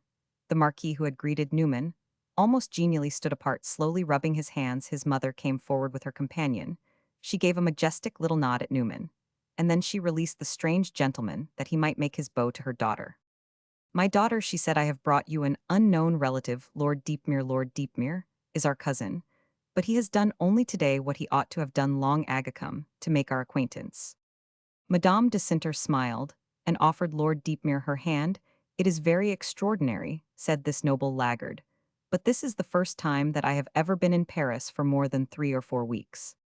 And how long have you been here now? Asked Madame de Sinter. Oh, for the last 2 months, said Lord Deepmere. These two remarks might have constituted an impertinence, but a glance at Lord Deepmere's face would have satisfied you, as it apparently satisfied Madame de Sinter, that they constituted only a naivete. When his companions were seated, Newman, who was out of the conversation, occupied himself with observing the newcomer. Observation, however, as regards Lord Deepmere's person, had no great range. He was a small, meagre man of some 33 years of age, with a bald head, short nose, and no front teeth in the upper jaw. He had round, candid blue eyes and several pimples on his chin. He was evidently very shy, and he laughed a great deal, catching his breath with an odd, startling sound as the most convenient imitation of repose. His physiognomy denoted great simplicity, a certain amount of brutality, and probable failure in the past to profit by rare educational advantages. He remarked that Paris was awfully jolly, but that for real thorough-paced entertainment it was nothing to Dublin. He even preferred Dublin to London. Had Madame de Sinter ever been to Dublin, they must all come over there some day, and he would show them some Irish sport. He always went to Ireland for the fishing, and he came to Paris for the new Offenbach things. They always brought them out in Dublin. But he couldn't wait. He had been 9 times to hear La Pomme de Paris. Madame de Sinter, leaning back with her arms folded, looked at Lord Deepmere with a more visibly puzzled face than she usually showed to society. Madame de Bellegarde, on the other hand, wore a fixed smile. The Marquis said that among light operas his favorite was the Gaza Ladra. The Marquise then began a series of inquiries about the Duke and the Cardinal, the old Countess, and Lady Barbara, after listening to which, and to Lord Deepmere's somewhat irreverent responses for a quarter of an hour Newman rose. To take his leave, the Marquis went with him 3 steps into the hall. "Is he Irish?" asked Newman, nodding in the direction of the visitor. "His mother was the daughter of Lord Finucane," said the Marquis. "He has great Irish estates." Lady Bridget, in the complete absence of male heirs, either direct or collateral. "Most extraordinary circumstance came in for everything, but Lord Deepmere's title is English, and his English property is immense. He is a charming young man." Newman answered nothing, but he detained the Marquis, as the latter was beginning gracefully to recede. "It is a good time for me to thank you," he said, "for sticking so punctiliously to our bargain, for doing so much to help me on with your sister." The Marquis stared. "Really, I have done nothing that I can boast of," he said. "Oh, don't be modest," Newman answered, laughing. "I can't flatter myself that I am doing so well simply by my own merit. And thank your mother for me too." And he turned away, leaving Roman 1000 de Bellegarde looking after him. Chapter 14. The next time Newman came to the Rue de l'Université, he had the good fortune to find Madame de Sinter alone. He had come with a definite intention, and he lost no time in executing it. She wore moreover a look which he eagerly interpreted as expectancy. "I have been coming to see you for 6 months now," he said, "and I have never spoken to you a second time of marriage. That was what you asked me. I obeyed. Could any man have done better?" "You have acted with great delicacy," said Madame de Sinter. "Well, I'm going to change now," said Newman. "I don't mean that I am going to be indelicate, but I'm going to go back to where I began. I am back there. I have been all round the circle. Or rather, I have never been away from here. I have never ceased to want what I wanted then, only now I am more sure of it. If possible, I am more sure of myself. And more sure of you. I know you better, though I don't know anything I didn't believe 3 months ago. You are everything you are. Beyond everything I can imagine or desire. You know me now, you must know me. I won't say that you have seen the best, but you have seen the worst. I hope you have been thinking all this while. You must have seen that I was only waiting. You can't suppose that I was changing. What will you say to me now? Say that everything is clear and reasonable, and that I have been very patient and considerate and deserve my reward. And then give me your hand, Madame de Sinter. Do that, do it." "I knew you were only waiting," she said, "and I was very sure this day would come. I have thought about it a great deal. At first I was half afraid of it, but I am not afraid of it now." She paused a moment, and then she added, "It's a relief." She was sitting on a low chair, and Newman was on an ottoman near her. He leaned a little, and took her hand, which for an instant she let him keep. "That means that I have not waited for nothing," he said. She looked at him for a moment, and he saw her eyes fill with tears. "With me," he went on, "you will be as Sophia's Sophiend, even in his ardor." He hesitated a moment. "For a comparison as safe," he said, with a kind of simple solemnity, "as in your father's arms." Still she looked at him, and her tears increased. Then abruptly she buried her face on the cushioned arm of the sofa beside her chair, and broke into noiseless sobs. "I am weak, I am weak," he heard her say. "All the more reason why you should give yourself up to me," he answered. "Why are you troubled? There is nothing but happiness. Is that so hard to believe? To you everything seems so simple," she said, raising her head. "But things are not so. I like you extremely. I liked you 6 months ago. And now I am sure of it, as you say you are sure. But it is not easy simply for that to decide to marry you. There are a great many things to think about." "There ought to be only one thing to think about, that we love each other," said Newman. And as she remained silent, he quickly added, "Very good. If you can't accept that, don't tell me so." "I should be very glad to think of nothing," she said at last. "Not to think at all, only to shut both my eyes and give myself up. But I can't. I'm cold, I'm old, I am a coward. I never supposed I should marry again. And it seems to me very strange I should ever have listened to you, when I used to think as a girl of what I should do, if I were to marry freely by my own choice. I thought of a very different man from you." "That's nothing against me," said Newman, with an immense smile. "Your taste was not formed." His smile made Madame de Sinter smile. "Have you formed it?" she asked, and then she said in a different tone, "Where do you wish to live?" "Anywhere in the wide world you like. We can easily settle that." "I don't know why I ask you," she presently continued. "I care very little. I think, if I were to marry you, I could live almost anywhere. You have some false ideas about me. You think that I need a great many things, that I must have a brilliant, worldly life. I am sure you are prepared to take a great deal of trouble to give me such things. But that is very arbitrary. I have done nothing to prove that." She paused again, looking at him, and her mingled sound and silence were so sweet to him that he had no wish to hurry her any more than he would have had a wish to hurry a golden sunrise. "Your being so different, which at first seemed a difficulty, a trouble, began one day to seem to me a pleasure, a great pleasure. I was glad you were different. And yet, if I had said so, no one would have understood me. I don't mean simply to my family. They would have said I was a queer monster, said Newman. They would have said I could never be happy with Yaoyu, we're too different. And I would have said it was just because you were so different that I might be happy. But they would have given better reasons than Roman one, my only reason. And she paused again. But this time, in the midst of his golden sunrise, Newman felt the impulse to grasp at a rosy cloud. Your only reason is that you love me, he murmured with an eloquent gesture. And for want of a better reason, Madame de Sinter reconciled herself to this one. Newman came back the next day, and in the vestibule as he entered the house, he encountered his friend Mrs. Bread. She was wandering about in honorable idleness. And when his eyes fell upon her, she delivered him one of her curtsies, then turning to the servant who had admitted him, she said with the combined majesty of her native superiority, and of a rugged English accent, you may retire. I will have the honor of conducting monsieur in spite of this combination. However, it appeared to Newman that her voice had a slight quaver, as if the tone of command were not habitual to it. The man gave her an impertinent stare, but he walked slowly away, and she led Newman upstairs at half its course. The staircase gave a bend, forming a little platform. In the angle of the wall stood an indifferent statue of an 18th-century nymph, simpering sallow and cracked. Here, Mrs. Bread stopped and looked with shy kindness at her companion. I know the good news, sir, she murmured. You have a good right to be first to know it, said Newman. You have taken such a friendly interest. Mrs. Bread turned away and began to blow the dust off the statue, as if this might be mockery. I suppose you want to congratulate me, said Newman. I am greatly obliged. And then he added, you gave me much pleasure the other day.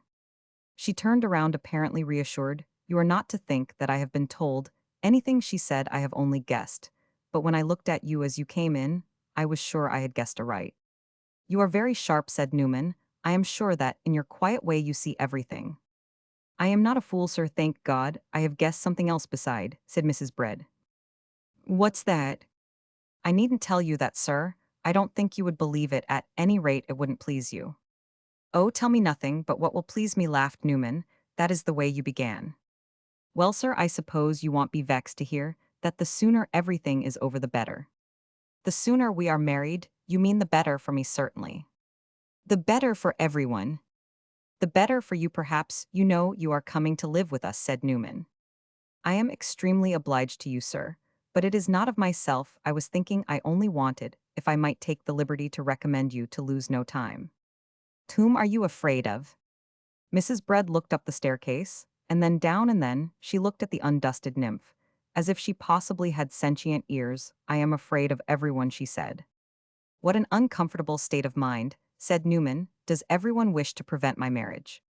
I am afraid of already having said too much, Mrs. Bread replied. I won't take it back, but I won't say any more, and she took her way up the staircase again, and led him into Madame de Sinter's salon. Newman indulged in a brief and silent imprecation when he found that Madame de Sinter was not alone. With her sat her mother, and in the middle of the room stood young Madame de Bellegarde in her bonnet and mantle. The old marquise, who was leaning back in her chair with a hand clasping the knob of each arm, looked at him fixedly without moving. She seemed barely conscious of his greeting. She appeared to be musing intently. Newman said to himself that her daughter had been announcing her engagement, and that the old lady found the morsel hard to swallow. But Madame de Sinter, as she gave him her hand, gave him also a look by which she appeared to mean that he should understand something. Was it a warning or a request? Did she wish to enjoin speech or silence? He was puzzled, and young Madame de Bellegarde's pretty grin gave him no information. I have not told my mother, said Madame de Sinter, abruptly looking at him. Told me what? Demanded the marquise. You tell me too little. You should tell me everything. That is what I do, said Madame Urbain with a little laugh. Let me tell your mother, said Newman. The old lady stared at him again, and then turned to her daughter. You are going to marry him? She cried softly. Oui, ma mère, said Madame de Sinter. Your daughter has consented to my great happiness, said Newman. And when was this arrangement made? Asked Madame de Bellegarde. I seem to be picking up the news by chance. My suspense came to an end yesterday, said Newman. And how long was mine to have lasted? Said the marquise to her daughter. She spoke without irritation, with a sort of cold, noble displeasure. Madame de Sinter stood silent with her eyes on the ground. It is over now, she said. "Where is my son? Where is Urbain?" asked the Marquise. "Send for your brother, and inform him."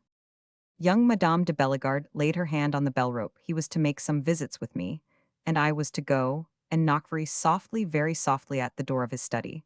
But he can come to me." She pulled the bell, and in a few moments, Mrs. Bread appeared with a face of calm inquiry.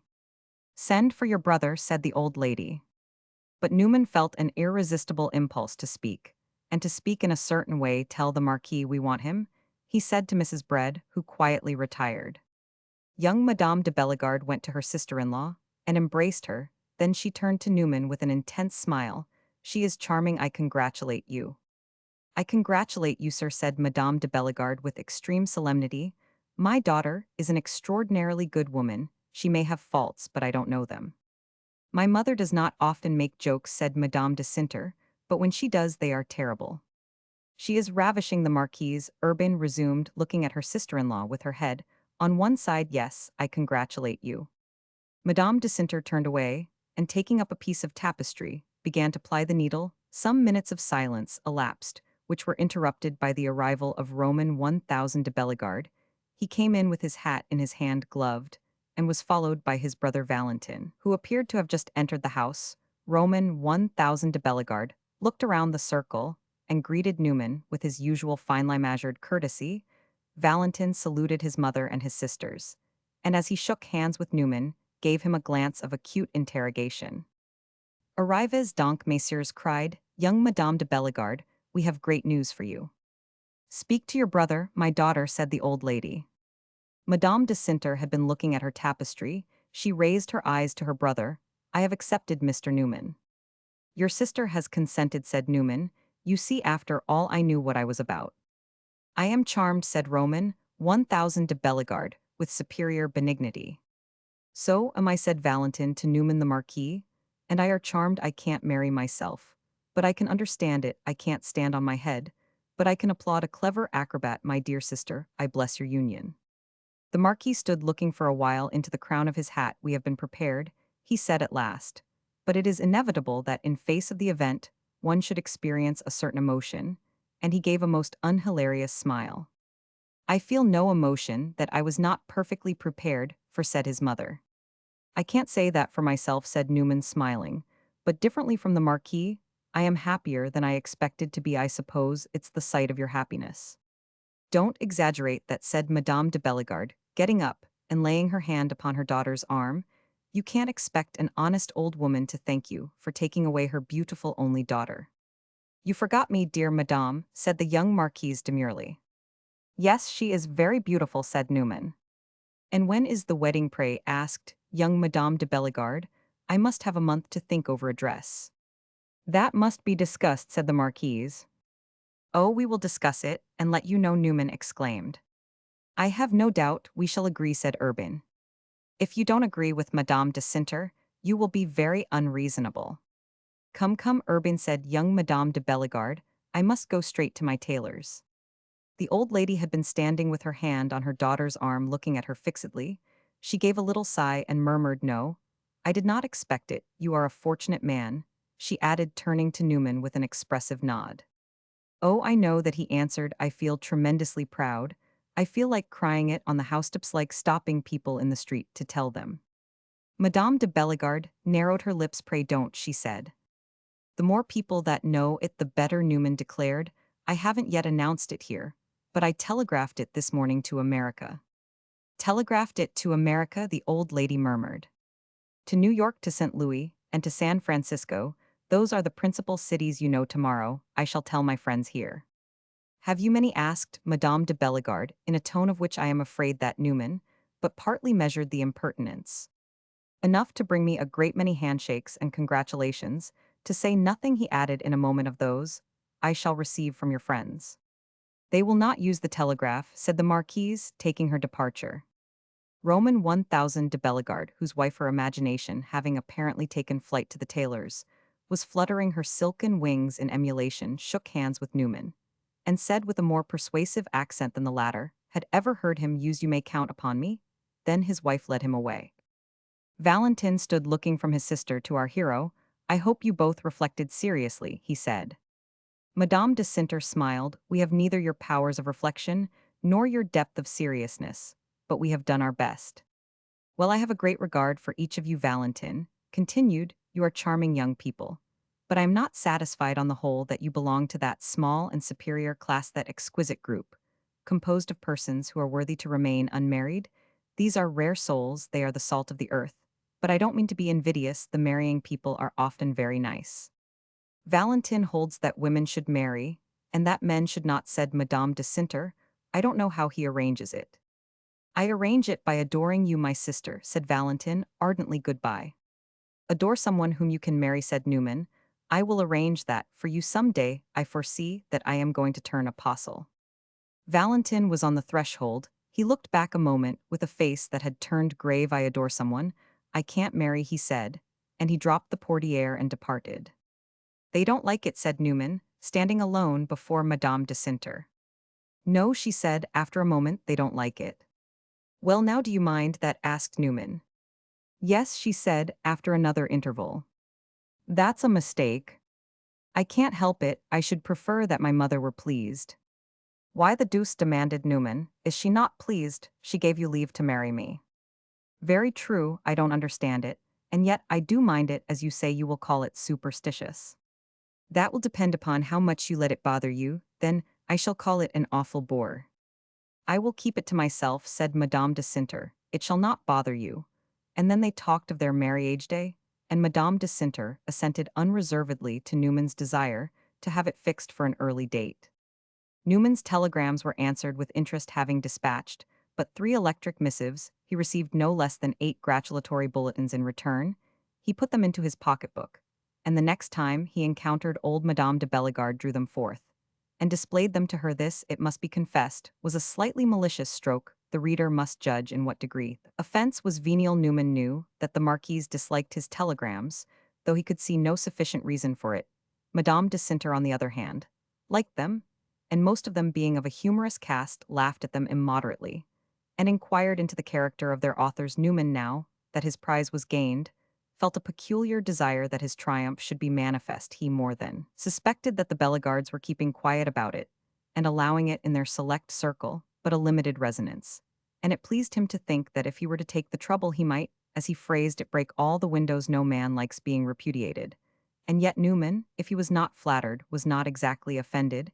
He had not this good excuse for his somewhat aggressive impulse to promulgate his felicity. His sentiment was of another quality. He wanted for once to make the heads of the house of Bellegarde feel him. He knew not when he should have another chance. He had had for the past 6 months a sense of the old lady and her son looking straight over his head, and he was now resolved that they should toe a mark which he would give himself the satisfaction of drawing. It is like seeing a bottle emptied when the wine is poured too slowly, he said to Mrs. Tristram. They make me want to joggle their elbows and force them to spill their wine. To this, Mrs. Tristram answered that he had better leave them alone and let them do things in their own way. You must make allowances for them. She said it is natural enough that they should hang fire a little. They thought they accepted you when you made your application, but they are not people of imagination. They could not project themselves into the future, and now they will have to begin again, but they are people of honor, and they will do whatever is necessary. Newman spent a few moments in narrowed meditation. I am not hard on them, he presently said, and to prove it, I will invite them all to a festival. To a festival? You have been laughing at my great gilded rooms all winter. I will show you that they are good for something. I will give a party. What is the grandest thing one can do here? I will hire all the great singers from the opera, and all the first people from the theatre franchise, and I will give an entertainment. And whom will you invite? You first of all, and then the old lady and her son, and then everyone among her friends whom I have met at her house or elsewhere, everyone who has shown me the minimum of politeness, every duke of them and his wife. And then all my friends without exception, Miss Kitty Upjohn, Miss Dora Finch General, Packard Roman 100p Hatch, and all the rest, and everyone shall know what it is about, that is, to celebrate my engagement to the Countess de Cinter. What do you think of the idea? I think it is odious, said Mrs. Tristram, and then in a moment I think it is delicious. The very next evening, Newman repaired to Madame de Bellegarde's salon, where he found her surrounded by her children, and invited her to honor his poor dwelling by her presence on a certain evening, a fortnight distant. The Marquise stared a moment. My dear sir, She cried, "What do you want to do to me?" "To make you acquainted with a few people, and then to place you in a very easy chair and ask you to listen to Madame Frezzolini's singing." "You mean to give a concert?" "Something of that sort. And to have a crowd of people. All my friends and I hope some of yours, and your daughters. I want to celebrate my engagement." It seemed to Newman that Madame de Bellegarde turned pale. She opened her fan, a fine old painted fan of the last century, and looked at the picture which represented a fete champetria lady with a guitar singing and a group of dancers round a garlanded Hermes. "We go out so little," murmured the Marquis, "since my poor father's death." "But my dear father is still alive," my friend said his wife. "I am only waiting for my invitation to accept it." And she glanced with amiable confidence at Newman. "It will be magnificent, I am very sure of that." I am sorry to say, to the discredit of Newman's gallantry, that this lady's invitation was not then and there bestowed. He was giving all his attention to the old marquise. She looked up at last, smiling. "I can't think of letting you offer me a fete," she said, "until I have offered you one. We want to present you to our friends. We will invite them all. We have it very much at heart. We must do things in order. Come to me about the 25th. I will let you know the exact day immediately. We shall not have anyone so fine as Madame Frezzolini, but we shall have some very good people. After that you may talk of your own fate." The old lady spoke with a certain quick eagerness, smiling more agreeably as she went on. It seemed to Newman a handsome proposal, and such proposals always touched the sources of his good nature. He said to Madame de Bellegarde that he should be glad to come on the 25th or any other day, and that it mattered very little whether he met his friends at her house or at his own. I have said that Newman was observant, but it must be admitted that on this occasion he failed to notice a certain delicate glance which passed between Madame de Bellegarde and the Marquis, and which we may presume to have been a commentary upon the innocence displayed in that latter clause of his speech. Valentin de Bellegarde walked away with Newman that evening, and when they had left the Rue de l'Université some distance behind them, he said reflectively, "My mother is very strong, very strong."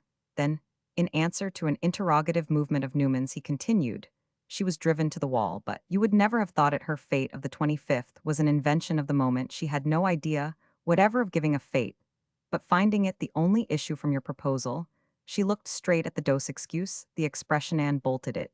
As you saw without winking, she is very strong." "Dear me," said Newman, divided between relish and compassion. "I don't care a straw for her fate. I am willing to take the will for the deed." "No, no," said Valentin with a little inconsequent touch of family pride. "The thing will be done now, and done handsomely." Chapter 15. Valentin de Bellegarde's announcement of the secession of Mademoiselle Nioche from her father's domicile, and his irreverent reflections upon the attitude of this anxious parent in so grave a catastrophe, received a practical commentary in the fact that Roman 1000 Nioche was slow to seek another interview with his late pupil. It had cost Newman some disgust to be forced to assent to Valentin's somewhat cynical interpretation of the old man's philosophy, and though circumstances seemed to indicate that he had not given himself up to a noble despair, Newman thought it very possible he might be suffering more keenly than was apparent. Roman 1000 Nioche had been in the habit of paying him a respectful little visit every 2 or 3 weeks, and his absence might be a proof quite as much of extreme depression as of a desire to conceal the success with which he had patched up his sorrow. Newman presently learned from Valentin several details touching this new phase of Mademoiselle Nomi's career. "I told you she was remarkable," this unshrinking observer declared, "and the way she has managed this performance proves it. She has had other chances, but she was resolved to take none. But the best, she did you the honor to think for a while that you might be such a chance. You were not so. She gathered up her patience, and waited a while longer. At last her occasion came along, and she made her move with her eyes wide open. I am very sure she had no innocence to lose, but she had all her respectability. Dubious little damsel, as you thought her, she had kept a firm hold of that. Nothing could be proved against her, and she was determined not to let her reputation go till she had got her equivalent. About her equivalent, she had high ideas. Apparently her ideal has been satisfied. It is 50 years old, bald-headed and deaf, but it is very easy about money." "And where in the world," asked Newman, "did you pick up this valuable information?" "In conversation. Remember my frivolous habits. In conversation with a young woman engaged in the humble trade of glove cleaner, who keeps a small shop in the Rue Saint Roch. Roman 1000 Nioche. lives in the same house up 6 pair of stairs across the court in end, out of whose ill-swept doorway Miss Nomi has been flitting for the last 5 years. The little glove cleaner was an old acquaintance. She used to be the friend of a friend of mine, who has married and dropped such friends. I often saw her in his society. As soon as I espied her behind her clear little window pane, I recollected her.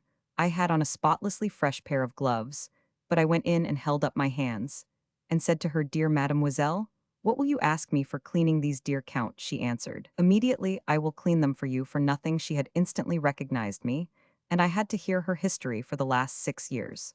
But after that I put her upon that of her neighbors. She knows and admires Nomi, and she told me what I have just repeated. A month elapsed without Roman 1000 Niach reappearing, and Newman, who every morning read 2 or 3 suicides in the Figaro, began to suspect that, mortification proving stubborn, he had sought a balm for his wounded pride in the waters of the Seine.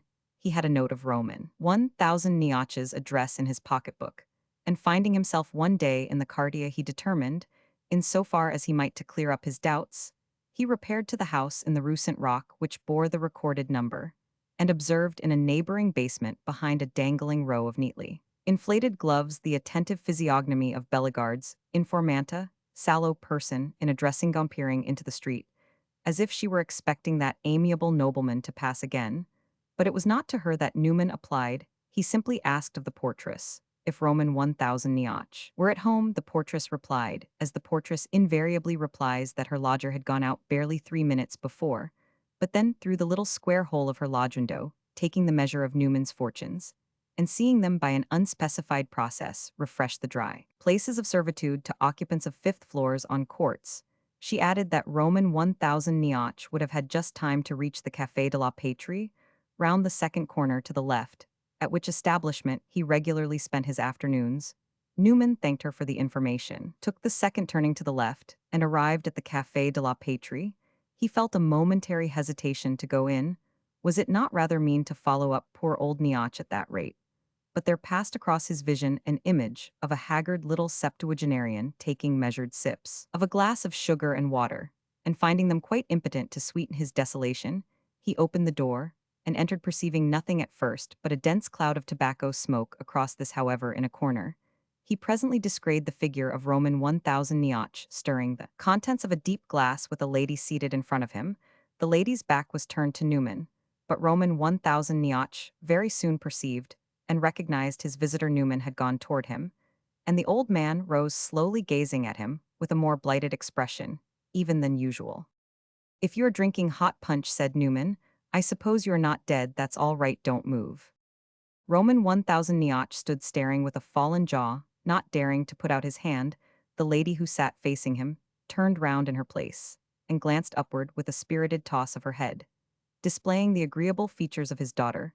She looked at Newman sharply to see how he was looking at her. Then, "I don't know what she discovered," said graciously. "How do ye do, monsieur? Want you come into our little corner?" Did you come after me?" asked Roman 1000 Niach very softly. "I went to your house to see what had become of you. I thought you might be sick," said Newman. "It is very good of you, as always," said the old man. "No, I am not well. Yes, I am sick." "Ask monsieur to sit down," said Mademoiselle Niach. "Garcon, bring a chair." "Will you do us the honor to seat?" said Roman 1000 Niach timorously, and with a double foreignness of accent. Newman said to himself that he had better see the thing out, and he took a chair at the end of the table with Mademoiselle Niach on his left and her father on the other side. "You will take something, of course," said Miss Nomi, who was sipping a glass of Madeira. Newman said that he believed not, and then she turned to her papa with a smile. "What an honor, eh? He has come only for us." Roman 1000 Niach drained his pungent glass at a long draught, and looked out from eyes more lachrymose in consequence. "But you didn't come for me, eh, mademoiselle?" Nomi went on. "You didn't expect to find me here." Newman observed the change in her appearance. She was very elegant and prettier than before. She looked a year or two older, and it was noticeable that to the eye she had only gained in respectability. She looked ladylike. She was dressed in quiet colors, and wore her expensively unobtrusive toilet with a grace that might have come from years of practice. Her present self-possession and aplomb struck Newman as really infernal, and he inclined to agree with Valentin de Bellegarde that the young lady was very remarkable. "No, to tell the truth, I didn't come for you," he said. "And I didn't expect to find you. I was told, he added in a moment, that you had left your father. Quel horror, cried Mademoiselle Nioche with a smile. Does one leave one's father? You have the proof of the contrary. Yes, convincing proof, said Newman, glancing at Roman 1000 Nioche. The old man caught his glance obliquely with his faded, deprecating eye, and then lifting his empty glass pretended to drink again. Who told you that? Nomi demanded. I know very well it was Roman 1000 de Bellegarde. Why don't you say yes? You are not polite. I am embarrassed, said Newman. I set you a better example. I know Roman 1000 de Bellegarde. Told you he knows a great deal about me, or he thinks he does. He has taken a great deal of trouble to find out. But half of it isn't true in the first place. I haven't left my father. I am much too fond of him. Isn't it so? Little Father Roman 1000 de Bellegarde is a charming young man.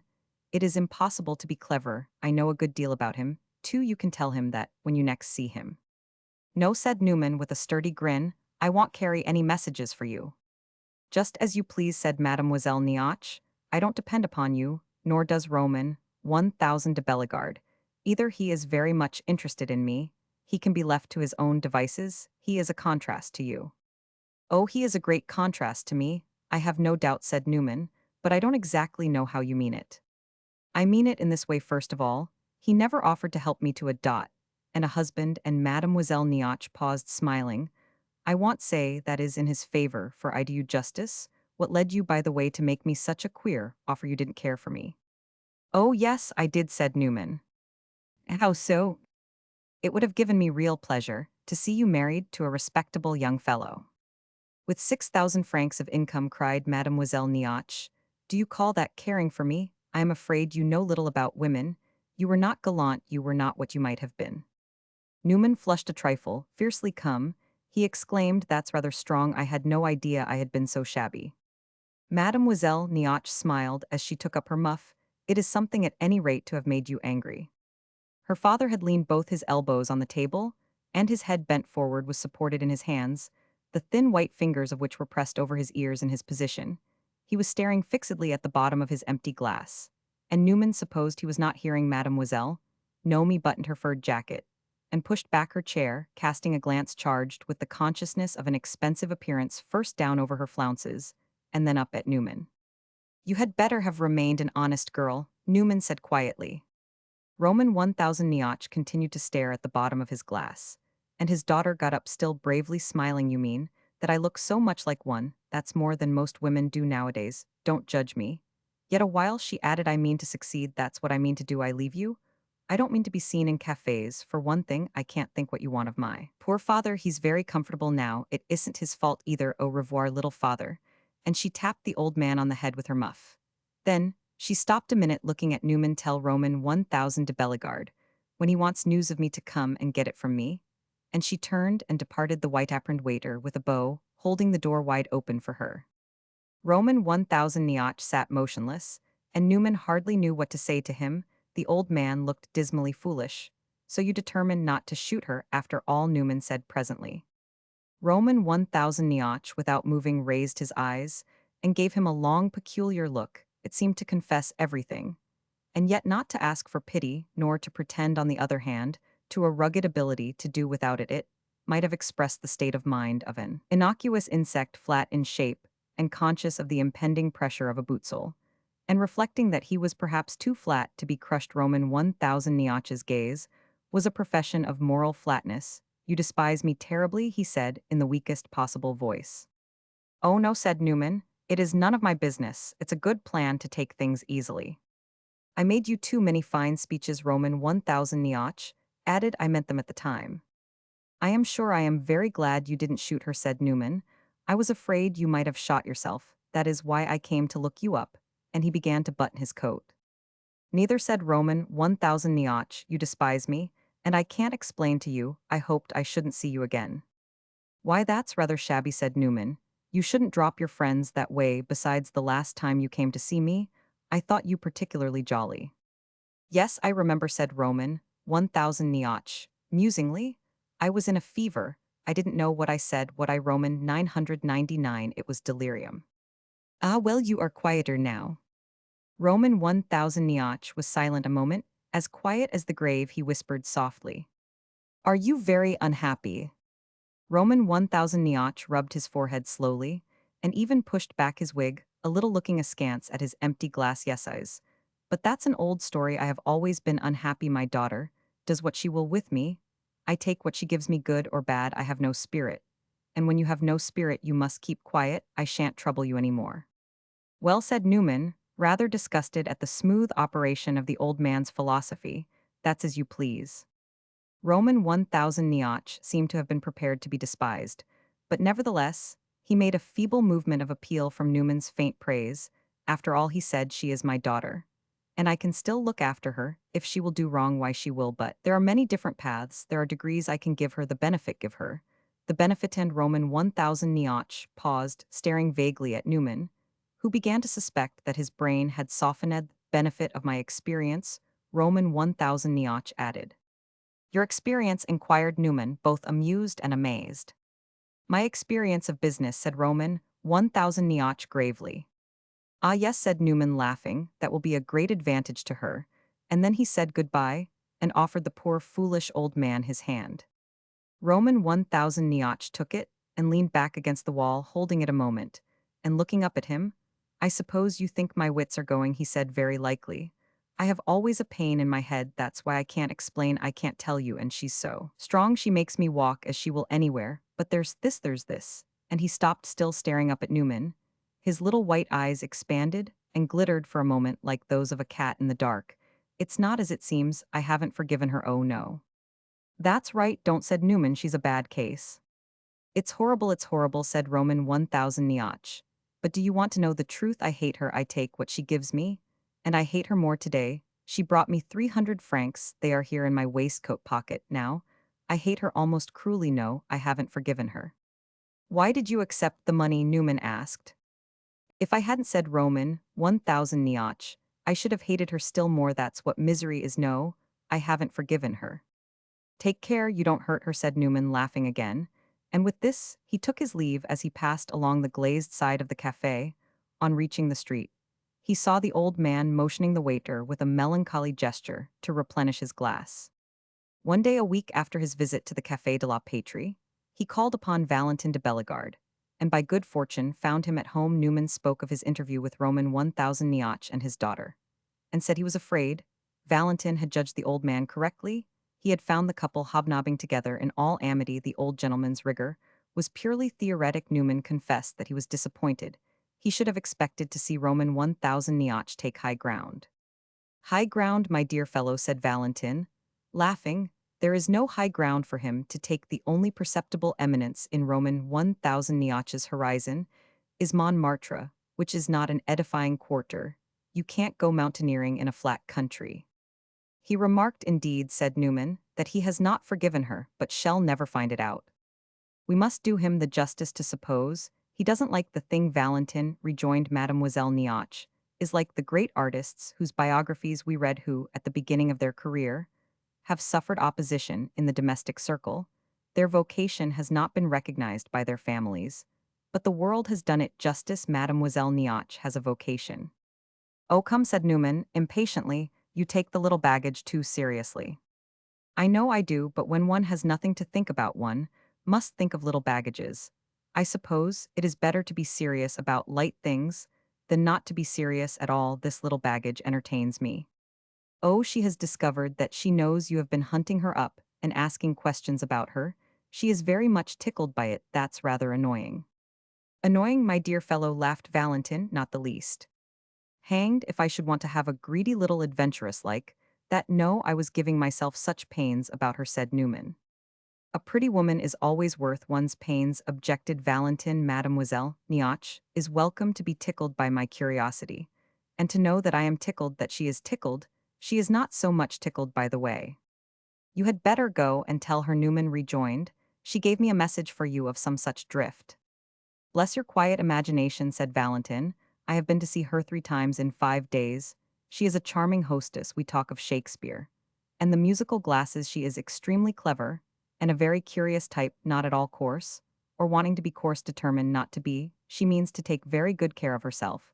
She is extremely perfect. She is as hard and clear-cut as some little figure of a sea nymph in an antique intaglio, and I will warrant that she has not a grain more of sentiment or heart than if she was scooped out of a big amethyst. You can't scratch her even with a diamond.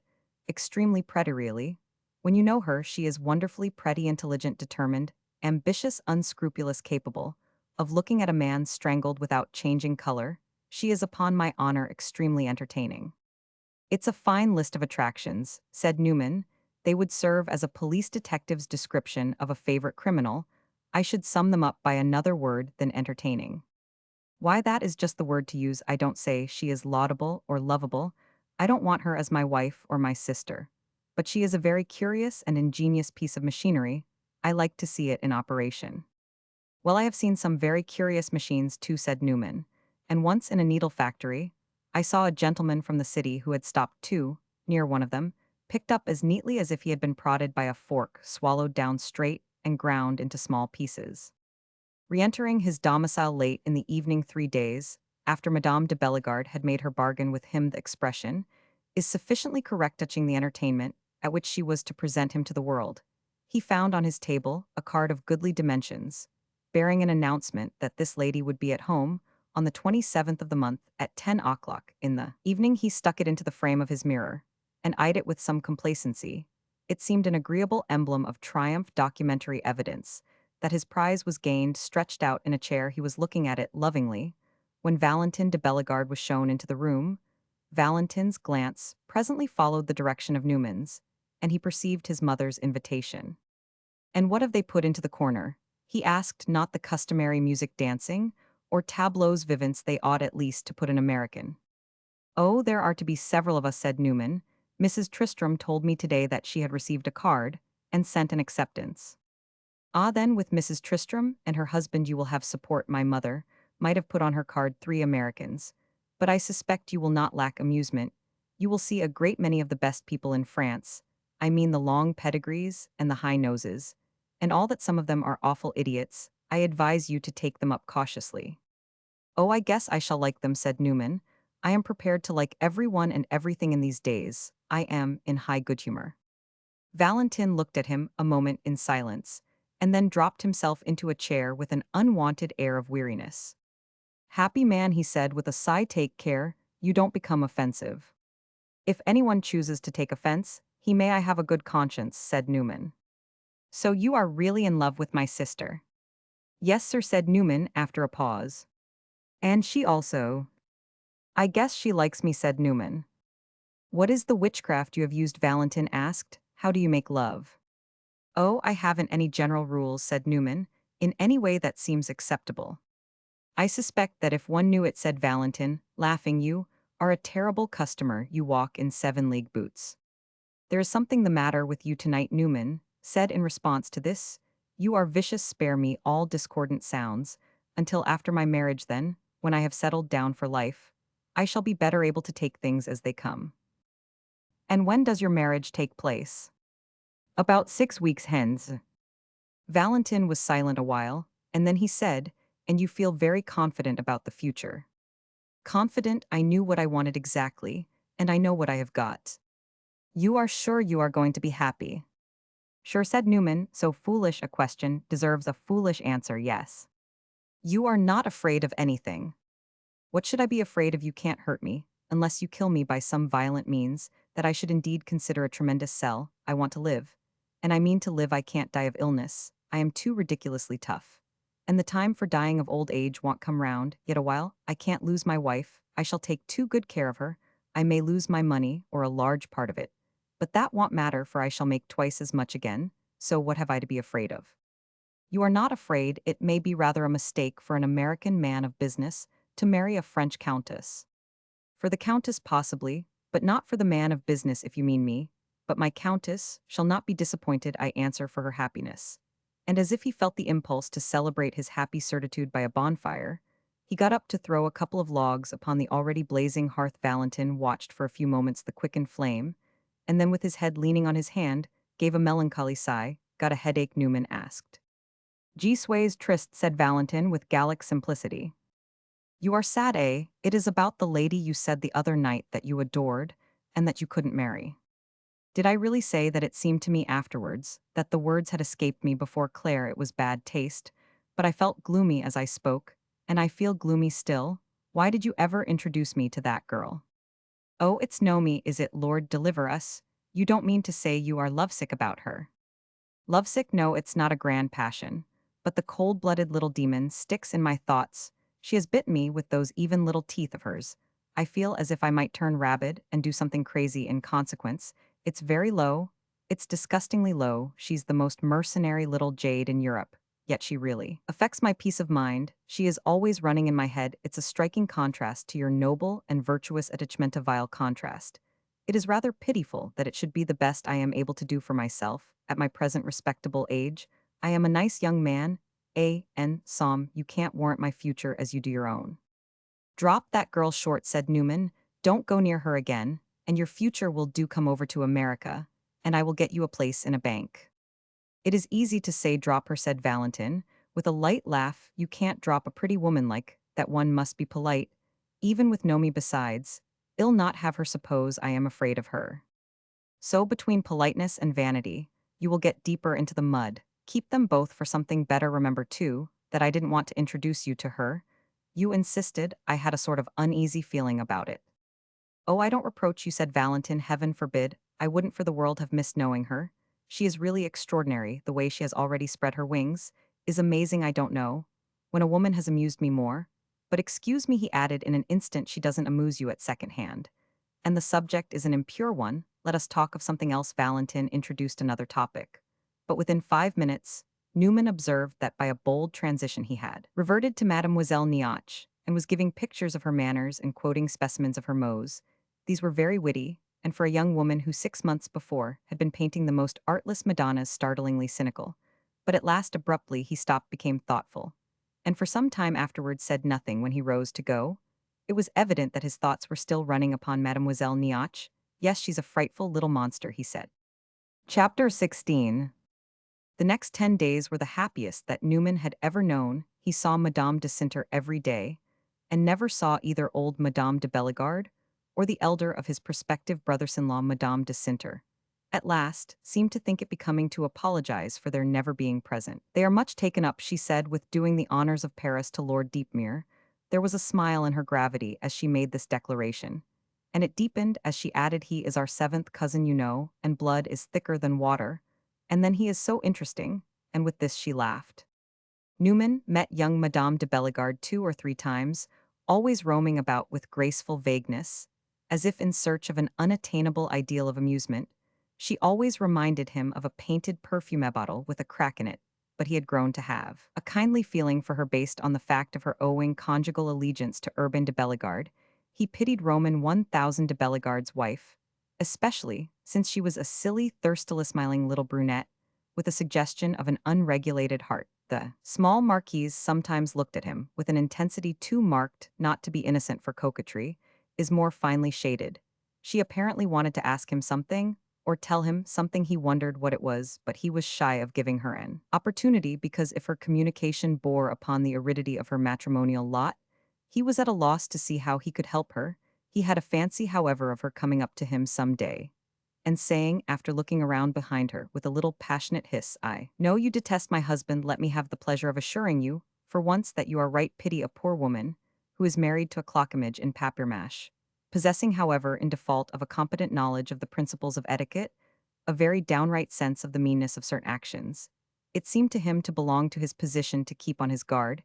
He was not going to put it into the power of these people to say that in their house he had done anything unpleasant, as it was Madame de Bellegarde used to give him news of the dress she meant to wear at his wedding, and which had not yet, in her creative imagination, in spite of many interviews with the tailor, resolved itself into its composite totality. I told you, pale blue bows on the sleeves at the elbows, she said, but today I don't see my blue bows at all. I don't know what has become of them today. I see pink, a tender pink. And then I pass through strange, dull phases, in which neither blue nor pink says anything to me, and yet I must have the bows. Have them green or yellow, said Newman. Malheureux, the little marquise, would cry green bows, would break your marriage, your children, would be illegitimate. Madame de Sinter was calmly happy before the world, and Newman had the felicity of fancying that before him, when the world was absent, she was almost agitatedly happy. She said very tender things. I take no pleasure in you. You never give me a chance to scold you, to correct you. I bargain for that. I expected to enjoy it. But you won't do anything dreadful, you are dismally inoffensive. It is very stupid, there is no excitement for me. I might as well be marrying someone else. I am afraid it's the worst I can do, Newman would say in answer to this. Kindly overlook the deficiency, he assured her, that he at least would never scold her. She was perfectly satisfactory. If you only knew, he said, how exactly you are what I coveted.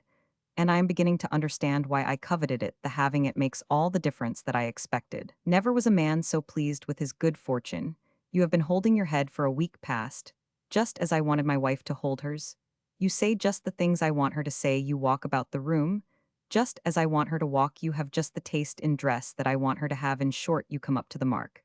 And I can tell you my mark was high. These observations seemed to make Madame de Cinter rather grave at last. She said, depend upon it, I don't come up to the mark. Your mark is too high. I am not all that you suppose. I am a much smaller affair. She is a magnificent woman, your ideal prey. How did she come to such perfection? She was never anything else, Newman said.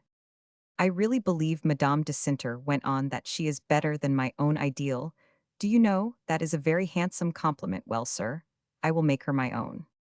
Mrs. Tristram came to see her dear Claire after Newman had announced his engagement, and she told our hero the next day that his good fortune was simply absurd. For the ridiculous part of it is, she said, that you are evidently going to be as happy as if you were marrying Miss Smith or Miss Thompson. I call it a brilliant match for you. But you get brilliancy without paying any tax upon it. Those things are usually a compromise. But here you have everything, and nothing crowds anything else out. You will be brilliantly happy as well. Newman thanked her for her pleasant, encouraging way of saying things. No woman could encourage or discourage better. Tristram's way of saying things was different. He had been taken by his wife to call upon Madame de Cinter, and he gave an account of the expedition. You don't catch me giving an opinion on your countess this time, he said. I put my foot in it once. That's a underhand thing to do, by the way, coming round to sound a fellow upon the woman you are going to marry. You deserve anything you get. Then of course you rush and tell her, and she takes care to make it pleasant for the poor spiteful wretch the first time he calls. I will do you the justice to say, however, that you don't seem to have told Madame de Cinter, or if you have, she's uncommonly magnanimous. She was very nice, she was tremendously polite. She and Lizzie sat on the sofa, pressing each other's hands and calling each other Cheer Belle, and Madame de Cinter sent me with every third word a magnificent smile, as if to give me to understand that I too was a handsome dear. She quite made up for past neglect. I assure you she was very pleasant and sociable. Only in an evil hour it came into her head to say that she must present us to her mother. Her mother wished to know your friends. I didn't want to know her mother, and I was on the point of telling Lizzie to go in alone and let me wait for her outside. But Lizzie, with her usual infernal ingenuity, guessed my purpose and reduced me by a glance of her eye. So they marched off arm in arm, and I followed as I could. We found the old lady in her armchair, twiddling her aristocratic thumbs. She looked at Lizzie from head to foot. But at that game, Lizzie, to do her justice, was a match for her. My wife told her we were great friends of Mr. Newman. The Marquise started a moment, and then said, oh, Mr. Newman, my daughter has made up her mind to marry a Mr. Newman. Then Madame de Cinter began to fondle Lizzie again, and said it was this dear lady that had planned the match and brought them together. Oh, tease you I have to thank for my American son-in-law, the old lady said to Mrs. Tristram. It was a very clever thought of yours, be sure of my gratitude. And then she began to look at me, and presently said, pray, are you engaged in some species of manufacture? I wanted to say that I manufactured broomsticks for old witches to ride on, but Lizzie got in ahead of me. My husband, Madame la Marquise, she said, belongs to that unfortunate class of persons who have no profession and no business and do very little good in the world. To get her poke at the old woman, she didn't care where she shoved me, dear me, said the Marquise. We all have our duties. I am sorry mine compel me to take leave of you, said Lizzie, and we bundled out again. But you have a mother-in-law in all the force of the term. Oh, said Newman, my mother-in-law desires nothing better than to let me alone. Betimes on the evening of the 27th, he went to Madame de Bellegarde's ball. The old house in the Rue de l'Université looked strangely brilliant in the circle of light projected from the outer gate. A detachment of the populace stood watching the carriages roll, in the court was illumined with flaring torches, and the portico carpeted with crimson. When Newman arrived, there were but a few people present. The Marquise and her two daughters were at the top of the staircase, where the sallow old nymph in the angle peeped out from a bower of plants. Madame de Bellegarde, in purple and fine laces, looked like an old lady painted by Van Dyck. Madame de Cinter was dressed in white. The old lady greeted Newman with majestic formality, and looking round her called several of the persons who were standing near. They were elderly gentlemen of what Valentin de Bellegarde had designated as the high-nosed category. Two or three of them wore cordons and stars. They approached with measured alertness, and the Marquise said that she wished to present them to Mr. Newman, who was going to marry her daughter. Then she introduced successively 3 dukes, 3 counts, and a baron. These gentlemen bowed and smiled most agreeably, and Newman indulged in a series of impartial handshakes, accompanied by a happy to make your acquaintance, sir. He looked at Madame de Cinter, but she was not looking at him. If his personal self-consciousness had been of a nature to make him constantly refer to her as the critic before whom in company he played his part, he might have found it a flattering proof of her confidence that he never caught her eyes resting upon him. It is a reflection Newman did not make, but we nevertheless risk it that, in spite of this circumstance, she probably saw every movement of his little finger. Young Madame de Bellegarde was dressed in an audacious toilet of crimson crepe bestrewn with huge silver moonstone crescent and full discs. "You don't say anything about my dress," she said to Newman. "I feel," he answered, "as if I were looking at you through a telescope. It is very strange. If it is strange, it matches the occasion, but I am not a heavenly body. I never saw the sky at midnight that particular shade of crimson," said Newman. "That is my originality. Anyone could have chosen blue. My sister-in-law would have chosen a lovely shade of blue with a dozen little delicate moons. But I think crimson is much more amusing, and I give my idea, which is moonshine." "Moonshine and bloodshed," said Newman. "A murder by moonlight," laughed Madame de Bellegarde. "What a delicious idea for a toilet to make it complete. There is the silver dagger you see stuck into my hair. But here comes Lord Deepmere," she added in a moment. "I must find out what he thinks of it." Lord Deepmere came up looking very red in the face, and laughing. "Lord Deepmere can't decide which he prefers, my sister-in-law or me," said Madame de Bellegarde. "He likes Claire because she is his cousin, and me because I am not, but he has no right to make love to Claire, whereas I am perfectly disposable. It is very wrong to make love to a woman who is engaged, but it is very wrong not to make love to a woman who is married." "Oh, it's very jolly making love to married women," said Lord Deepmere, "because they can't ask you to marry them." "Is that what the others do, the spinsters?" Newman inquired. "Oh dear, yes," said Lord Deepmere. "In England, all the girls ask a fellow to marry them." "And a fellow brutally refuses," said Madame de Bellegarde. "Why, really, you know, a fellow can't marry any girl that asks him," said his lordship. "Your cousin won't ask you. She is going to marry Mr. Newman." "Oh, that's a very different thing," laughed Lord Deepmere. "You would have accepted her, I suppose. That makes me hope that, after all, you prefer me." "Oh, when things are nice, I never prefer one to the other," said the young Englishman. "I take them all." "Ah, what a horror! I won't be taken in that way.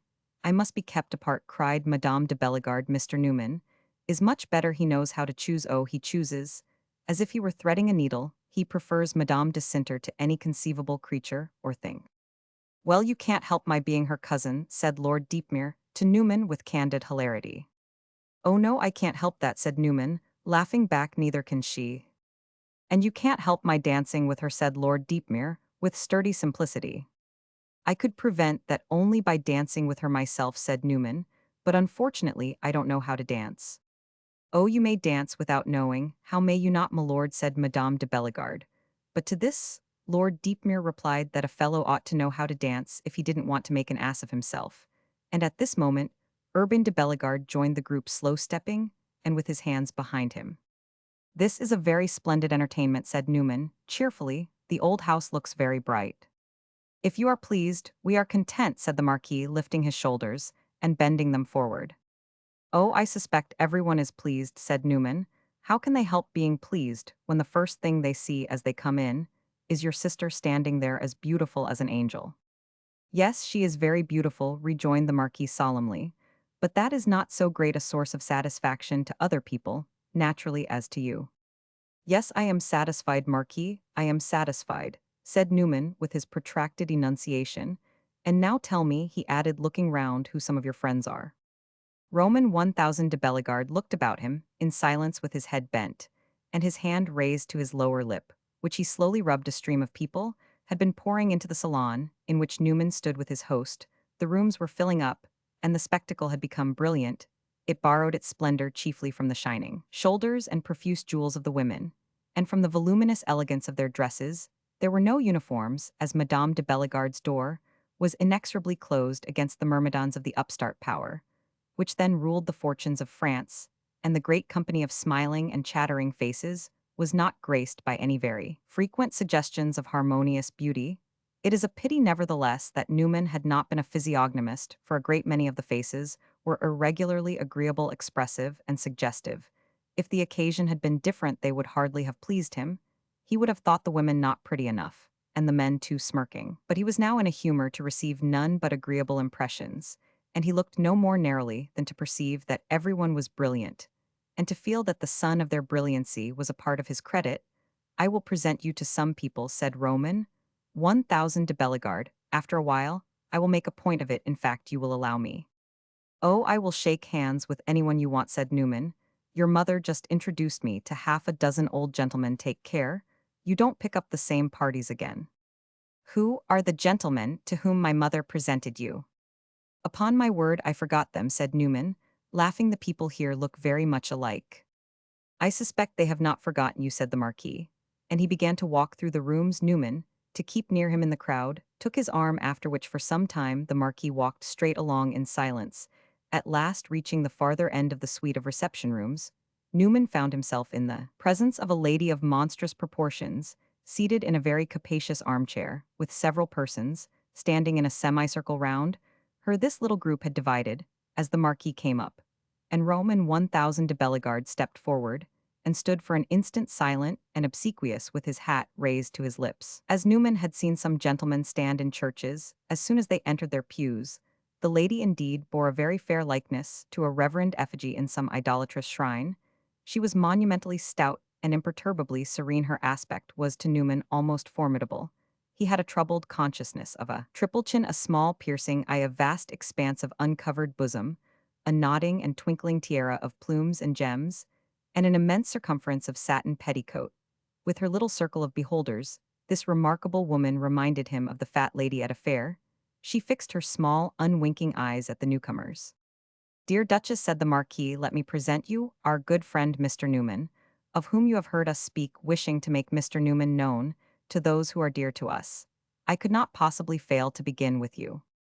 "Charmed, dear friend, charmed, monsieur," said the Duchess in a voice which, though small and shrill, was not disagreeable, while Newman executed his obeisance. "I came on purpose to see monsieur. I hope he appreciates the compliment. You have only to look at me to do so, sir," she continued, sweeping her person with a much-encompassing glance. Newman hardly knew what to say, though it seemed that, to a duchess who joked about her corpulence, one might say almost anything on hearing that the Duchess had come on purpose to see Newman.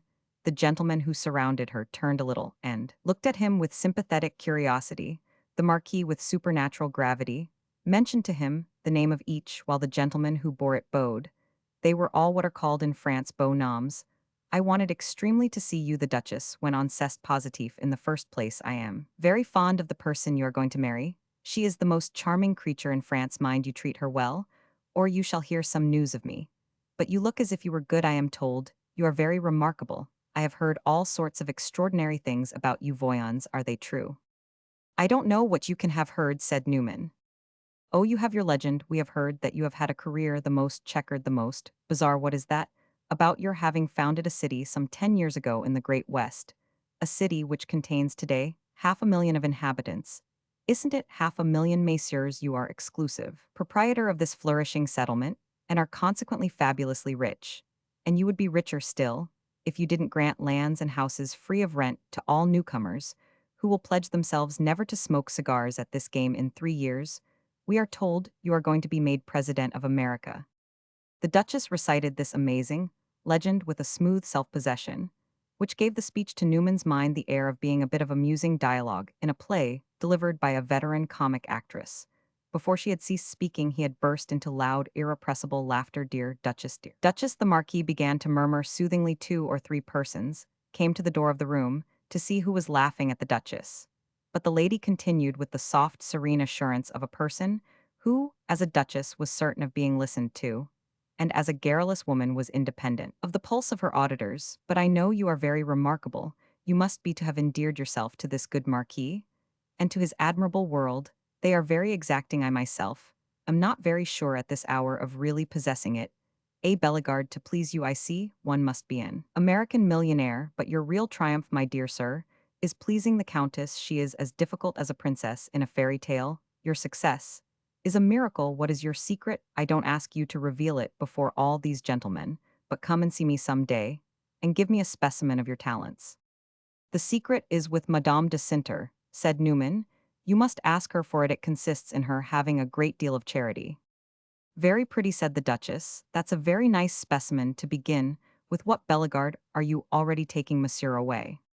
I have a duty to perform, dear friend, said the Marquis, pointing to the other groups.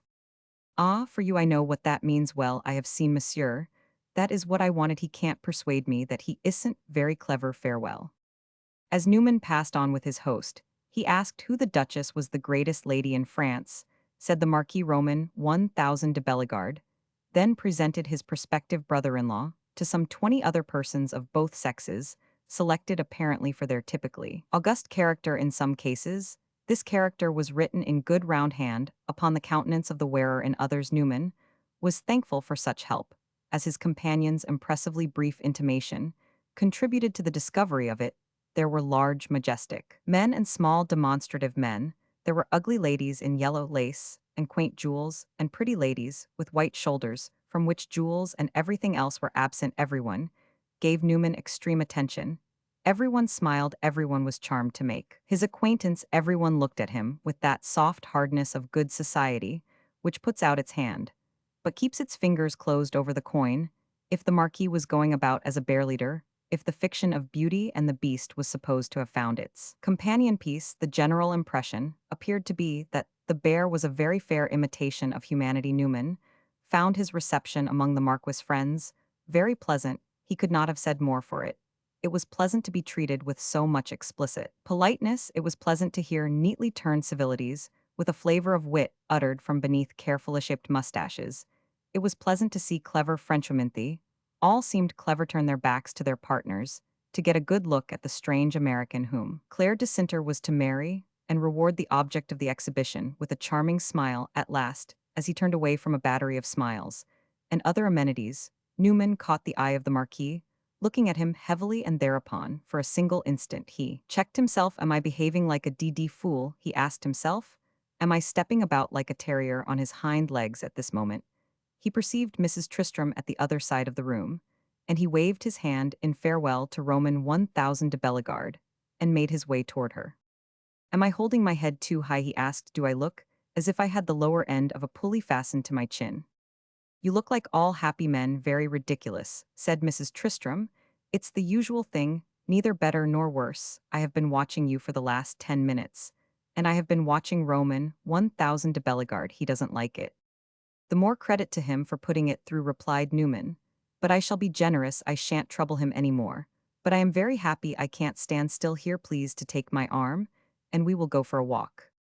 He led Mrs. Tristram through all the rooms. There were a great many of them, and decorated for the occasion, and filled with a stately crowd. Their somewhat tarnished nobleness recovered its luster. Mrs. Tristram, looking about her, dropped a series of softly incisive comments upon her fellow guests, but Newman made vague answers. He hardly heard her. His thoughts were elsewhere. They were lost in a cheerful sense of success, of attainment and victory. His momentary care as to whether he looked like a fool passed away, leaving him simply with a rich contentment. He had got what he wanted. The savor of success had always been highly agreeable to him, and it had been his fortune to know it often, but it had never before been so sweet, been associated with so much that was brilliant and suggestive and entertaining. The lights, the flowers, the music, the crowd, the splendid women, the jewels, the strangeness even of the universal murmur of a clever foreign tongue, were all a vivid symbol, an assurance of his having grasped his purpose and forced along his groove. If Newman's smile was larger than usual, it was not tickled vanity that pulled the strings. He had no wish to be shown with the finger, or to achieve a personal success. If he could have looked down at the scene invisible from a hole in the roof, he would have enjoyed it quite as much. It would have spoken to him about his own prosperity, and deepened that easy feeling about life to which sooner or later he made all experience contribute. Just now the cup seemed full. It is a very pretty party, said Mrs. Tristram, after they had walked a while. I have seen nothing objectionable, except my husband leaning against the wall and talking to an individual whom, I suppose, he takes for a duke. but whom I more than suspect to be the functionary who attends to the lamps. Do you think you could separate them knock over a lamp?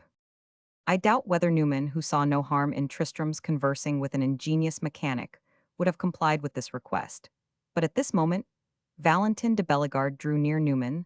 Some weeks previously had presented Madame de Cinter's youngest brother to Mrs. Tristram, for whose merits Valentin professed a discriminating relish, and to whom he had paid several visits.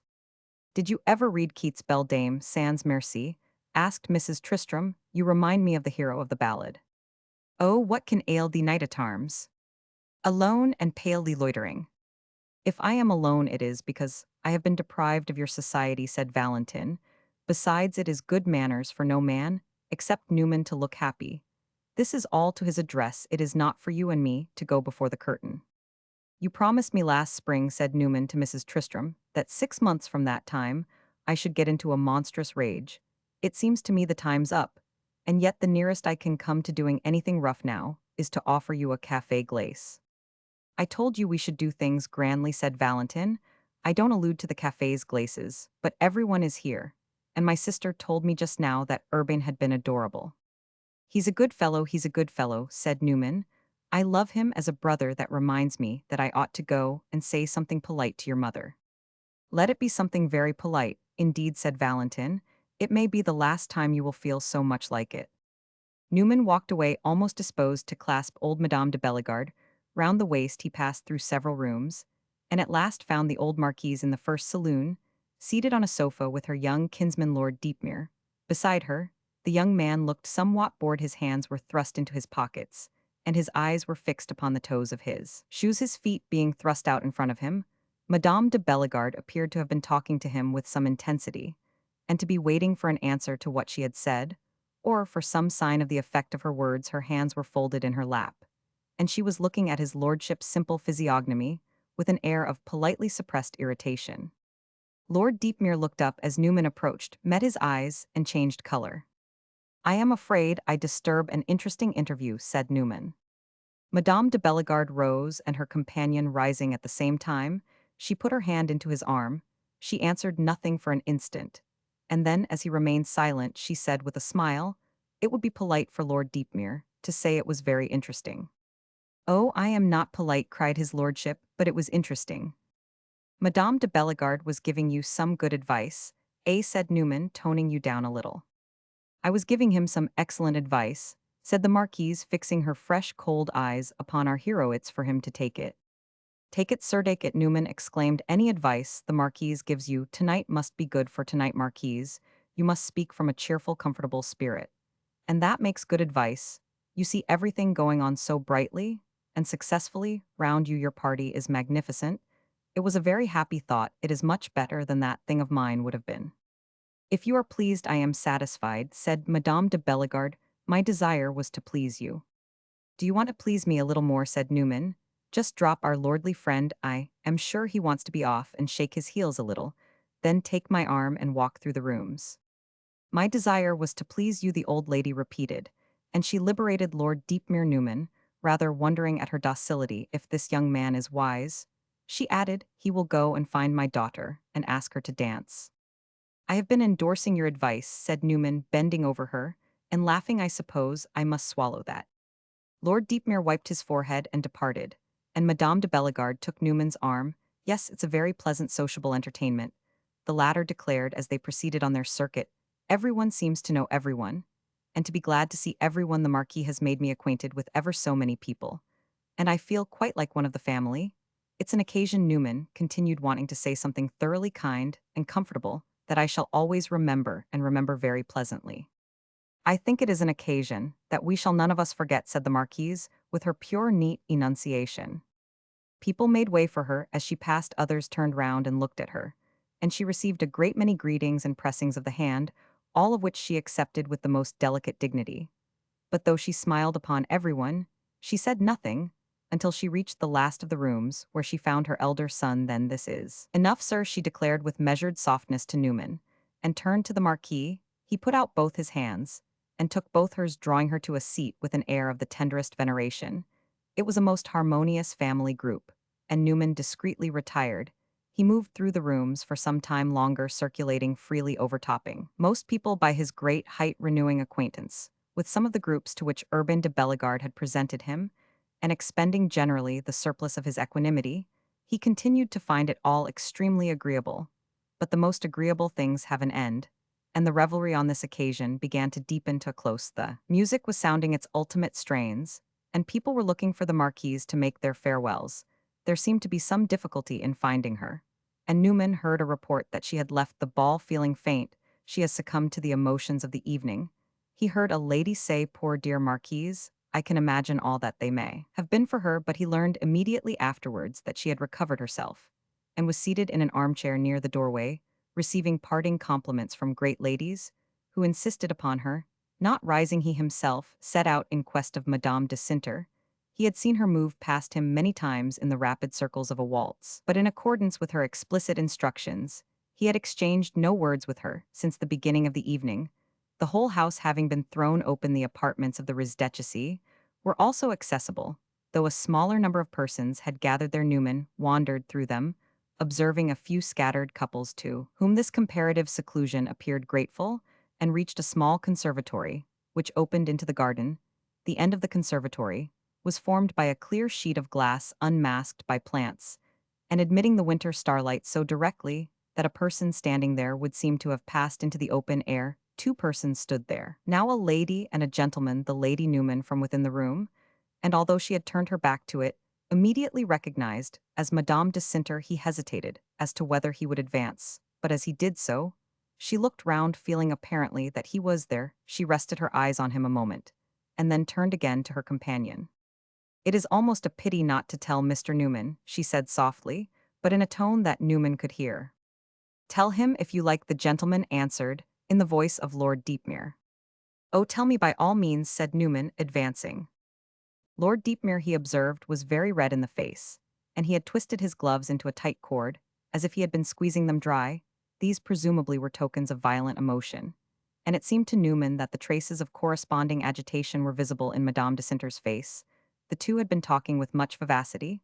"What I should tell you is only to my lord's credit," said Madame de Cinter, smiling frankly enough.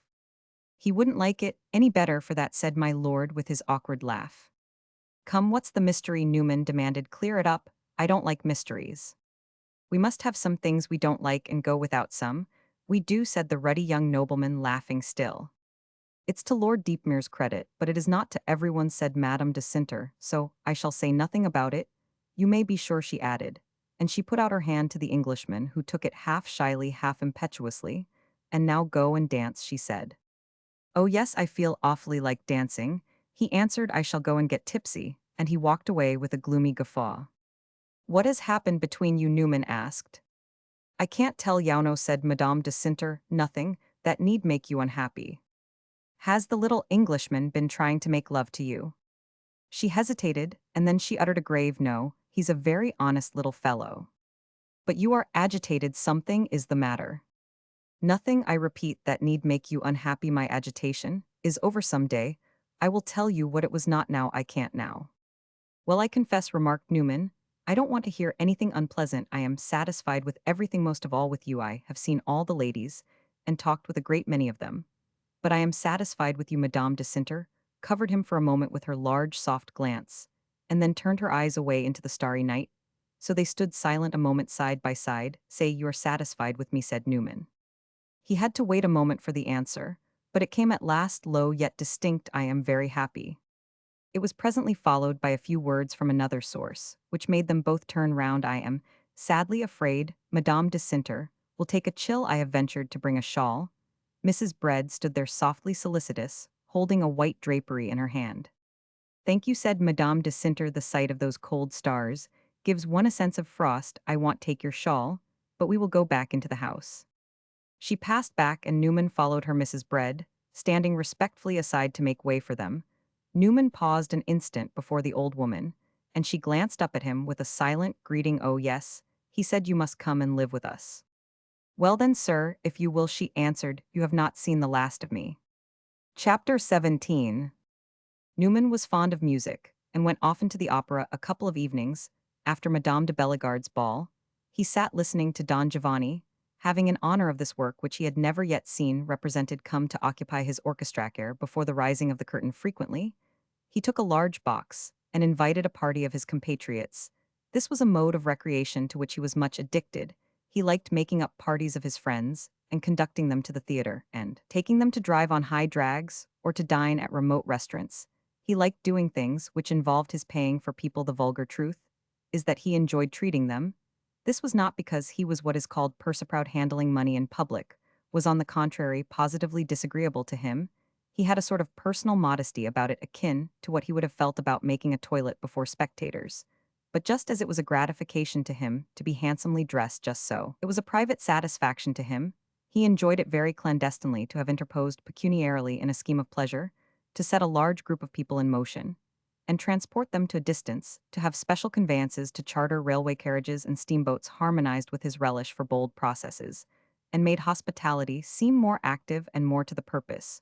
A few evenings before the occasion of which I speak, he had invited several ladies and gentlemen to the opera to listen to Madame Albonia party, which included Miss Dora Finch.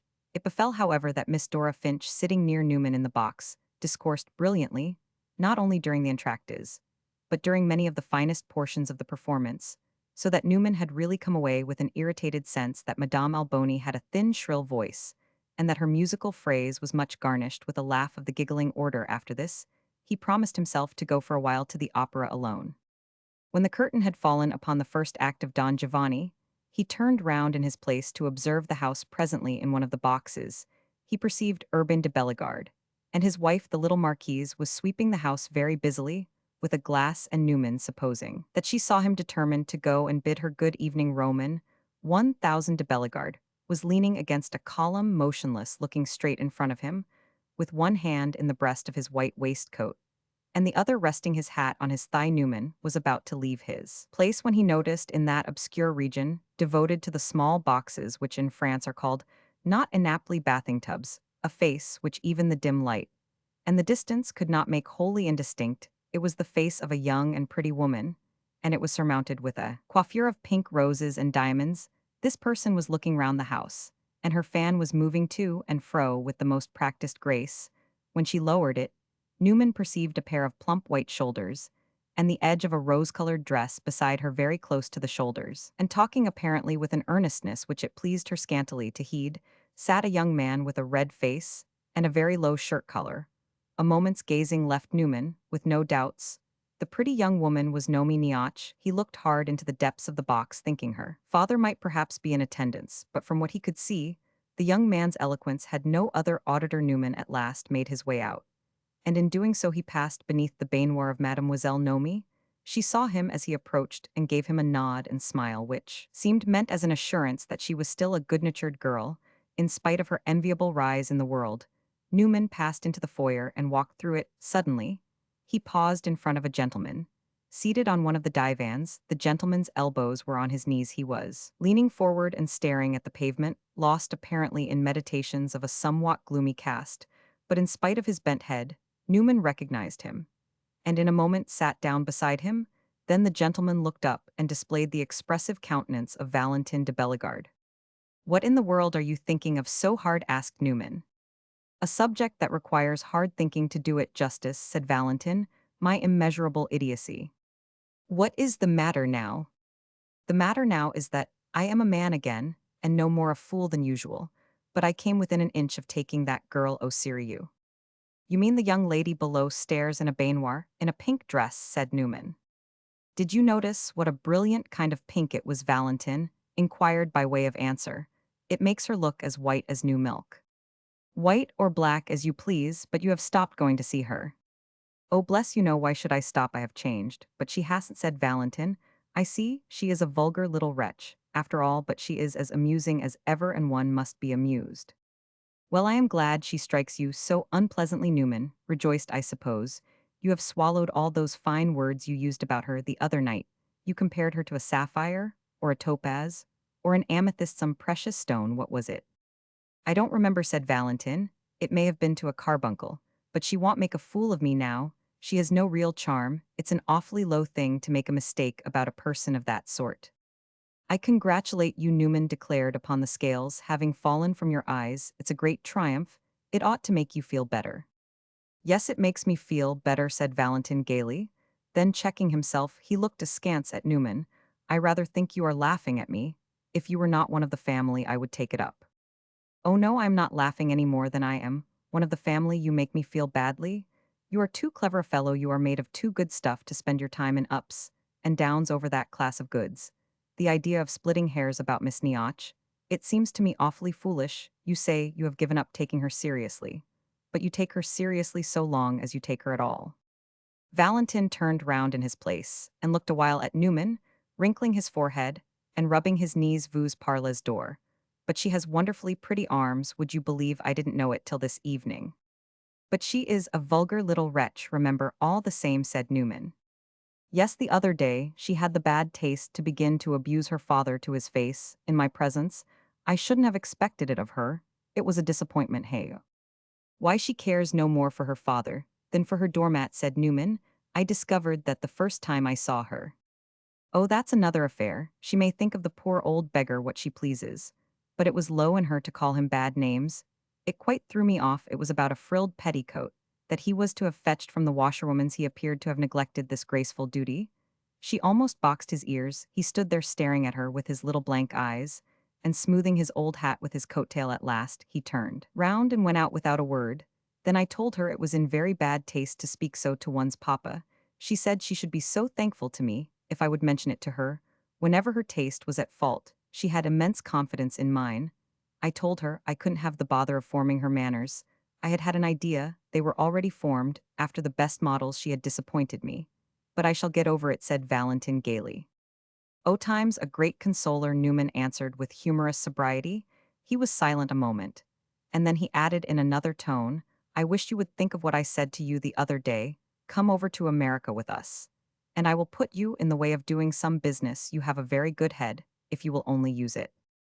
Valentin made a genial grimace. My head is much obliged to you. Do you mean the place in a bank? There are several places, but I suppose you would consider the bank the most aristocratic. Valentin burst into a laugh. My dear fellow, at night, all cats are gray. When one derogates, there are no degrees. Newman answered nothing for a minute. Then I think you will find there are degrees in success, he said, with a certain dryness. Valentin had leaned forward again with his elbows on his knees, and he was scratching the pavement with his stick. At last he said, looking up, Do you really think I ought to do something? Newman laid his hand on his companion's arm and looked at him a moment through sagacious linerode eyelids. Try it, and see you are not good enough for it, but we will stretch a point. Do you really think I can make some money? I should like to see how it feels to have a little. Do what I tell you, and you shall be rich, said Newman. Think of it. And he looked at his watch and prepared to resume his way to Madame de Bellegarde's box. Upon my word, I will think of it, said Valentin. I will go and listen to Mozart another half hour. I can always think better to music and profoundly meditate upon it. The Marquis was with his wife when Newman entered their box. He was bland, remote, and correct as usual, or as it seemed to Newman, even more than usual. What do you think of the opera? Asked our hero. What do you think of the dawn? We all know what Mozart is, said the Marquis. Our impressions don't date from this evening. Mozart is youth, freshness, brilliancy, facilitia. Little too great facility, perhaps, but the execution is here, and they're deplorably rough. I am very curious to see how it ends, said Newman. You speak as if it were a feuilleton in the Figaro, observed the Marquis. You have surely seen the opera before. Never, said Newman. I am sure I should have remembered it. Donna Elvira reminds me of Madame de Cinter. I don't mean in her circumstances, but in the music she sings. It is a very nice distinction, laughed the Marquis lightly. There is no great possibility, I imagine, of Madame de Cinter being forsaken. Not much, said Newman, but what becomes of the dawn? The devil comes downer, comes up, said Madame de Bellegarde, and carries him off, I suppose. Zerlina reminds you of me. I will go to the foyer for a few moments, said the Marquis, and give you a chance to say that the commander, the man of stone, resembles me, and he passed out of the box. The little Marquise stared an instant at the velvet ledge of the balcony, and then murmured, not a man of stone, a man of wood. Newman had taken her husband's empty chair. She made no protest, and then she turned suddenly and laid her closed fan upon his arm. I am very glad you came in. She said, I want to ask you a favor I wanted to do. So on Thursday at my mother-in-law's ball, but you would give me no chance. You were in such very good spirits that I thought you might grant my little favor. Then, not that you look particularly doleful now. It is something you must promise me now. Is the time to take you. After you are married, you will be good for nothing, come promise. I never sign a paper without reading it. First, said Newman, show me your document. No, you must sign with your eyes shut. I will hold your hand, come, before you put your head into the noose. You ought to be thankful to me for giving you a chance to do something amusing.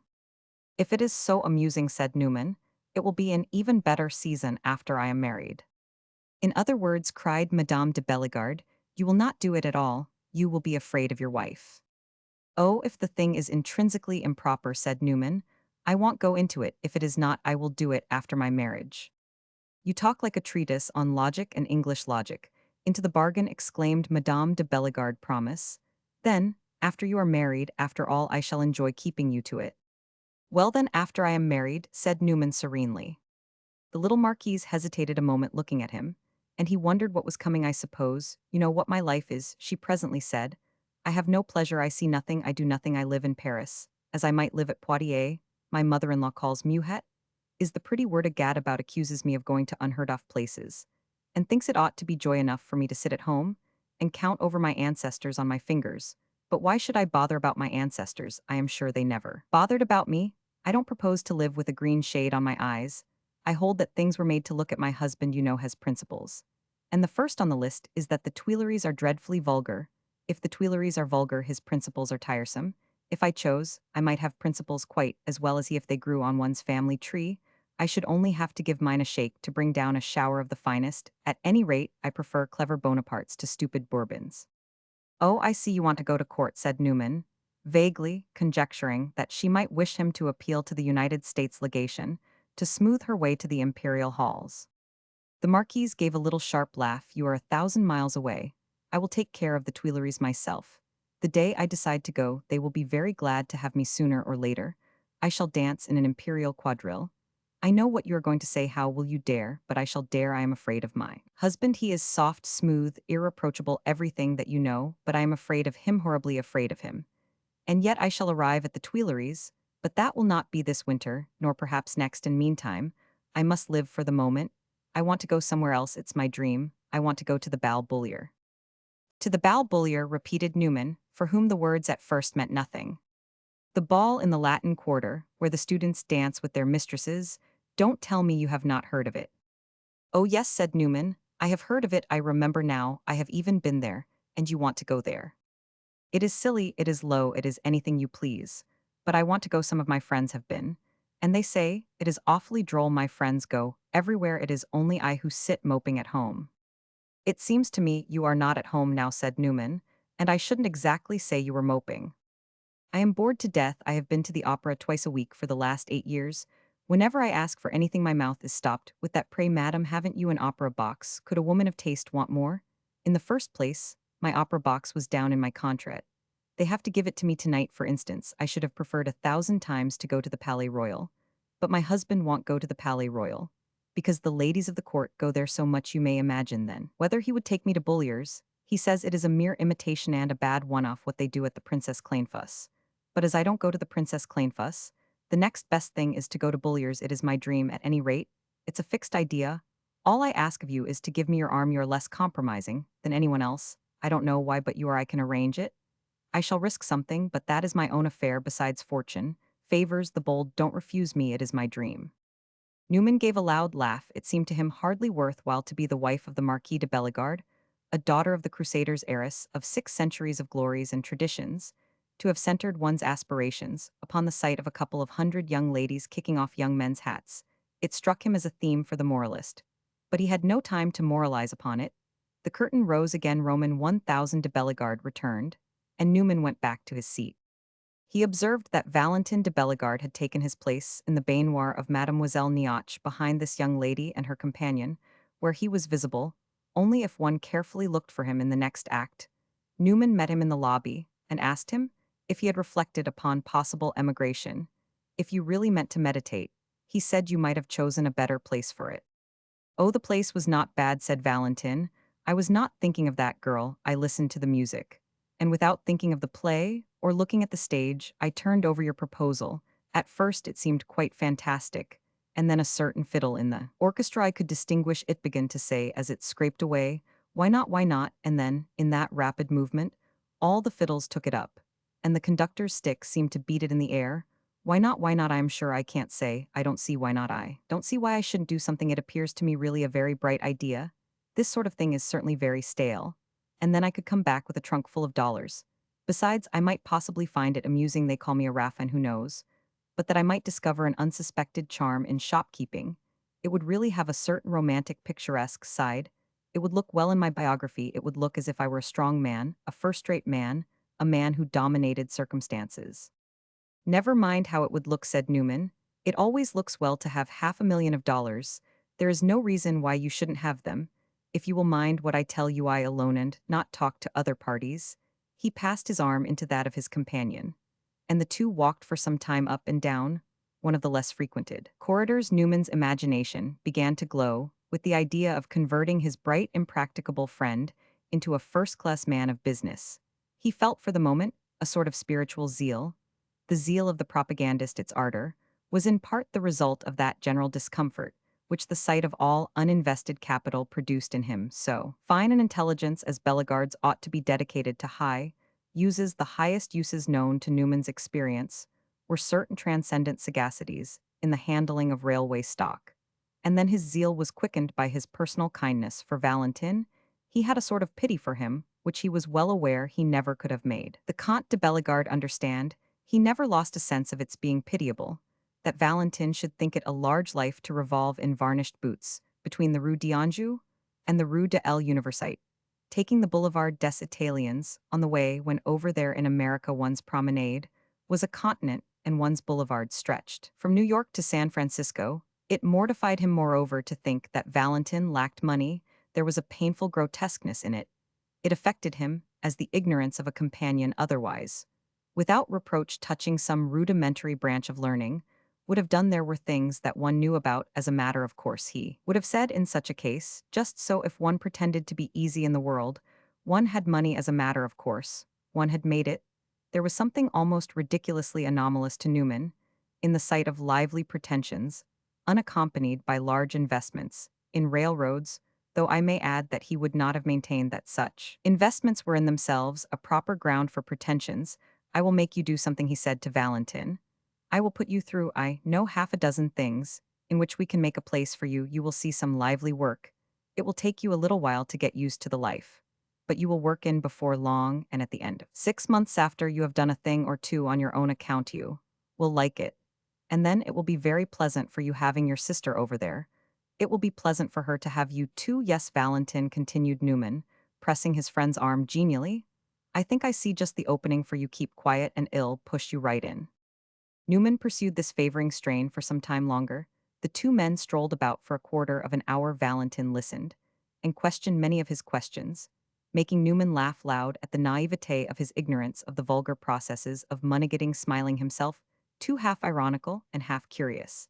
And yet he was serious. He was fascinated by Newman's plain prose version of the legend of El Dorado. It is true, however, that though to accept an opening in an American mercantile house might be a bold original, and in its consequences extremely agreeable thing to do, he did not quite see himself objectively doing it, so that, when the bell rang to indicate the close of the entr'acte, there was a certain mock heroism in his saying with his brilliant smile, well, then put me through, push me, and I make myself over to you, dip me into the pot, and turn me into gold. They had passed into the corridor, which encircled the row of baignoires, and Valentin stopped in front of the dusky little box, in which Mademoiselle Nioche had bestowed herself, laying his hand on the doorknob. Oh, come, are you going back there? Asked Newman. Mon Dieu, oui, said Valentin. Haven't you another place? Yes, I have my usual place in the stalls. You had better go and occupy it then. I see her very well from there too, added Valentin serenely, and tonight she is worth seeing, but he added in a moment, I have a particular reason for going back just now. Oh, I give you up, said Newman, you are infatuated. No, it is only this, there is a young man in the box whom I shall annoy by going in, and I want to annoy him. I am sorry to hear it, said Newman, can't you leave the poor fellow alone? No, he has given me cause. The box is not his. Nomi came in alone, and installed herself. I went and spoke to her, and in a few moments she asked me to go and get her fan from the pocket of her cloak, which the Uvius had carried off in my absence. This gentleman came in and took the chair beside Nomi, in which I had been sitting. My reappearance disgusted him, and he had the grossness to show it. He came within an ace of being impertinent. I don't know who he is some vulgar wretch. I can't think where she picks up such acquaintances. He has been drinking too. But he knows what he is about just now in the second act. He was unmannerly again. I shall put in another appearance for 10 minutest enough to give him an opportunity to commit himself. If he feels inclined, I really can't. Let the brute suppose that he is keeping me out of the box. My dear fellow, said Newman, remonstrantly, what child's play, you are not going to pick a quarrel about that girl, I hope. That girl has nothing to do with it, and I have no intention of picking a quarrel. I am not a bully, nor a fireator. I simply wish to make a point that a gentleman must. Oh, damn your point, said Newman. That is the trouble with you Frenchmen. You must be always making points. Well, he added, be short. But if you are going in for this kind of thing, we must ship you off to America in advance. Very good, Valentin answered, whenever you please. But if I go to America, I must not let this gentleman suppose that it is to run away from him. And they separated at the end of the act. Newman observed that Valentin was still in the baignoire. He strolled into the corridor again, expecting to meet him, and when he was within a few yards of Mademoiselle Niache's box, saw his friend pass out accompanied by the young man who had been seated beside its fair occupant. The two gentlemen walked with some quickness of step to a distant part of the lobby, where Newman perceived them stop and stand talking. The manner of each was perfectly quiet, but the stranger, who looked flushed, had begun to wipe his face very emphatically with his pocket handkerchief. By this time, Newman was abreast of the baignoire. The door had been left ajar, and he could see a pink dress inside. He immediately went in. Mademoiselle Niache turned and greeted him with a brilliant smile. Ah, you have at last decided to come and see me, she exclaimed. You just save your politeness. You find me in a fine moment. Sit down. There was a very becoming little flush in her cheek, and her eye had a noticeable spark. You would have said that she had received some very good news. Something has happened here, said Newman, without sitting down. You find me in a very fine moment, she repeated. Two gentlemen on of them is Roman 1000 de Bellegarde, the pleasure of whose acquaintance I owe to Yauhave. Just had words about your humble servant, very big words too. They can't come off without crossing swords. A duel that will give me a push, cried Mademoiselle, Nomi, clapping her little hands. Cest, coqui pose une femme. You don't mean to say that Bellegarde is going to fight about you, exclaimed Newman, disgustedly. Nothing else, and she looked at him with a hard little smile. No, no, you are not gallant. And if you prevent this affair, I shall owe you a grudge and pay my debt. Newman uttered an imprecation which, though brief, it consisted simply of the interjection "o," followed by a geographical, or more correctly perhaps a theological noun, in 4 letters shed, better not be transferred to these pages. He turned his back without more ceremony upon the pink dress, and went out of the box in the corridor. He found Valentin and his companion walking towards him. The latter was thrusting a card into his waistcoat pocket. Mademoiselle Nomi's jealous votary was a tall, robust young man with a thick nose, a prominent blue eye, a Germanic physiognomy, and a massive watch chain. When they reached the box, Valentin, with an emphasized bow, made way for him to pass in first. Newman touched Valentin's arm as a sign that he wished to speak with him, and Bellegarde answered that he would be with him in an instant. Valentin entered the box after the robust young man, but a couple of minutes afterwards, he reappeared largely smiling. She is immensely tickled, he said. She says we will make her fortune. I don't want to be fatuous, but I think it is very possible. So you are going to fight, said Newman. My dear fellow, don't look so mortally disgusted. It was not my choice. The thing is all arranged. I told you so, groaned Newman. I told him so, said Valentin, smiling. What did he do to you? My good friend, it doesn't matter what he used an expression. I took it up. But I insist upon knowing. I can't, as your elder brother, have you rushing into this sort of nonsense. I am very much obliged to you, said Valentin. I have nothing to conceal, but I can't go into particulars now and here.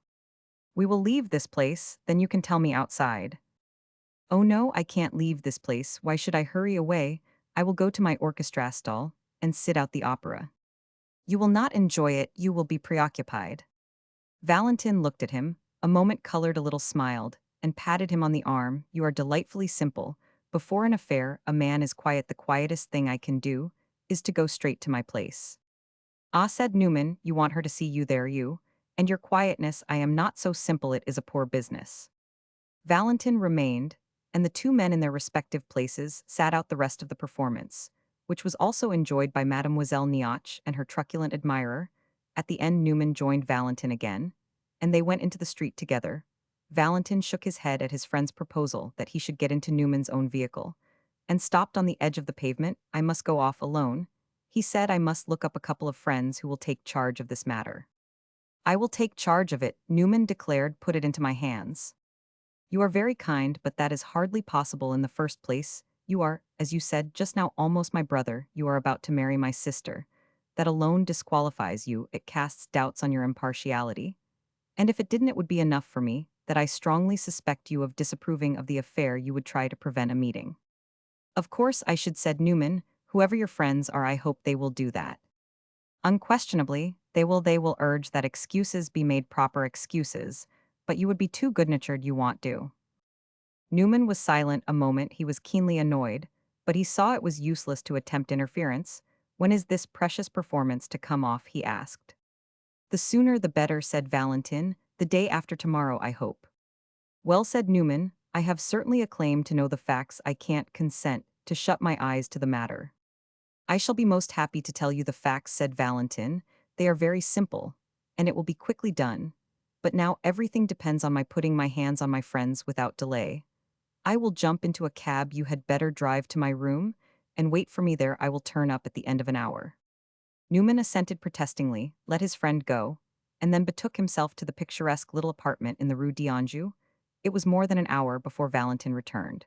But when he did so, he was able to announce that he had found one of his desired friends, and that this gentleman had taken upon himself the care of securing an associate. Newman had been sitting without lights by Valentin's faded fire, upon which he had thrown a log. The blaze played over the richly encumbered little sitting room and produced fantastic gleams and shadows.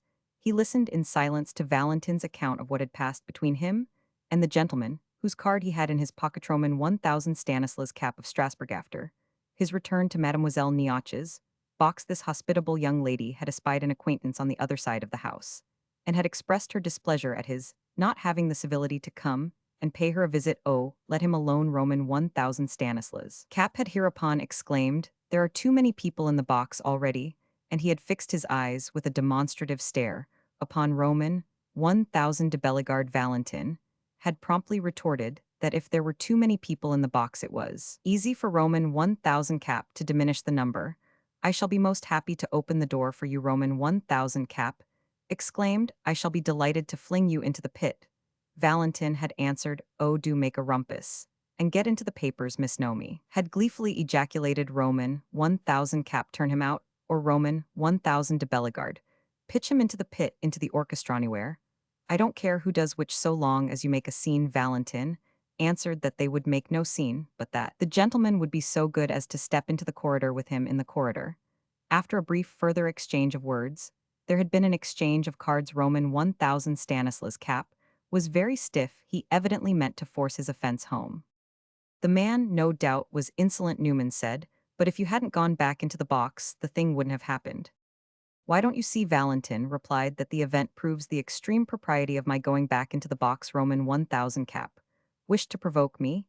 He was awaiting his chance in such a case. That is when he has been, so to speak, notified. A man must be on hand to receive the provocation. My not returning would simply have been tantamount to my saying to Roman 1000 Stanislas cap, "Oh, if you're going to be disagreeable, you must manage it by yourself." Damned if ill help you, that would have been a thoroughly sensible thing to say. "The only attraction for you seems to have been the prospect of Roman 1000 caps impertinence."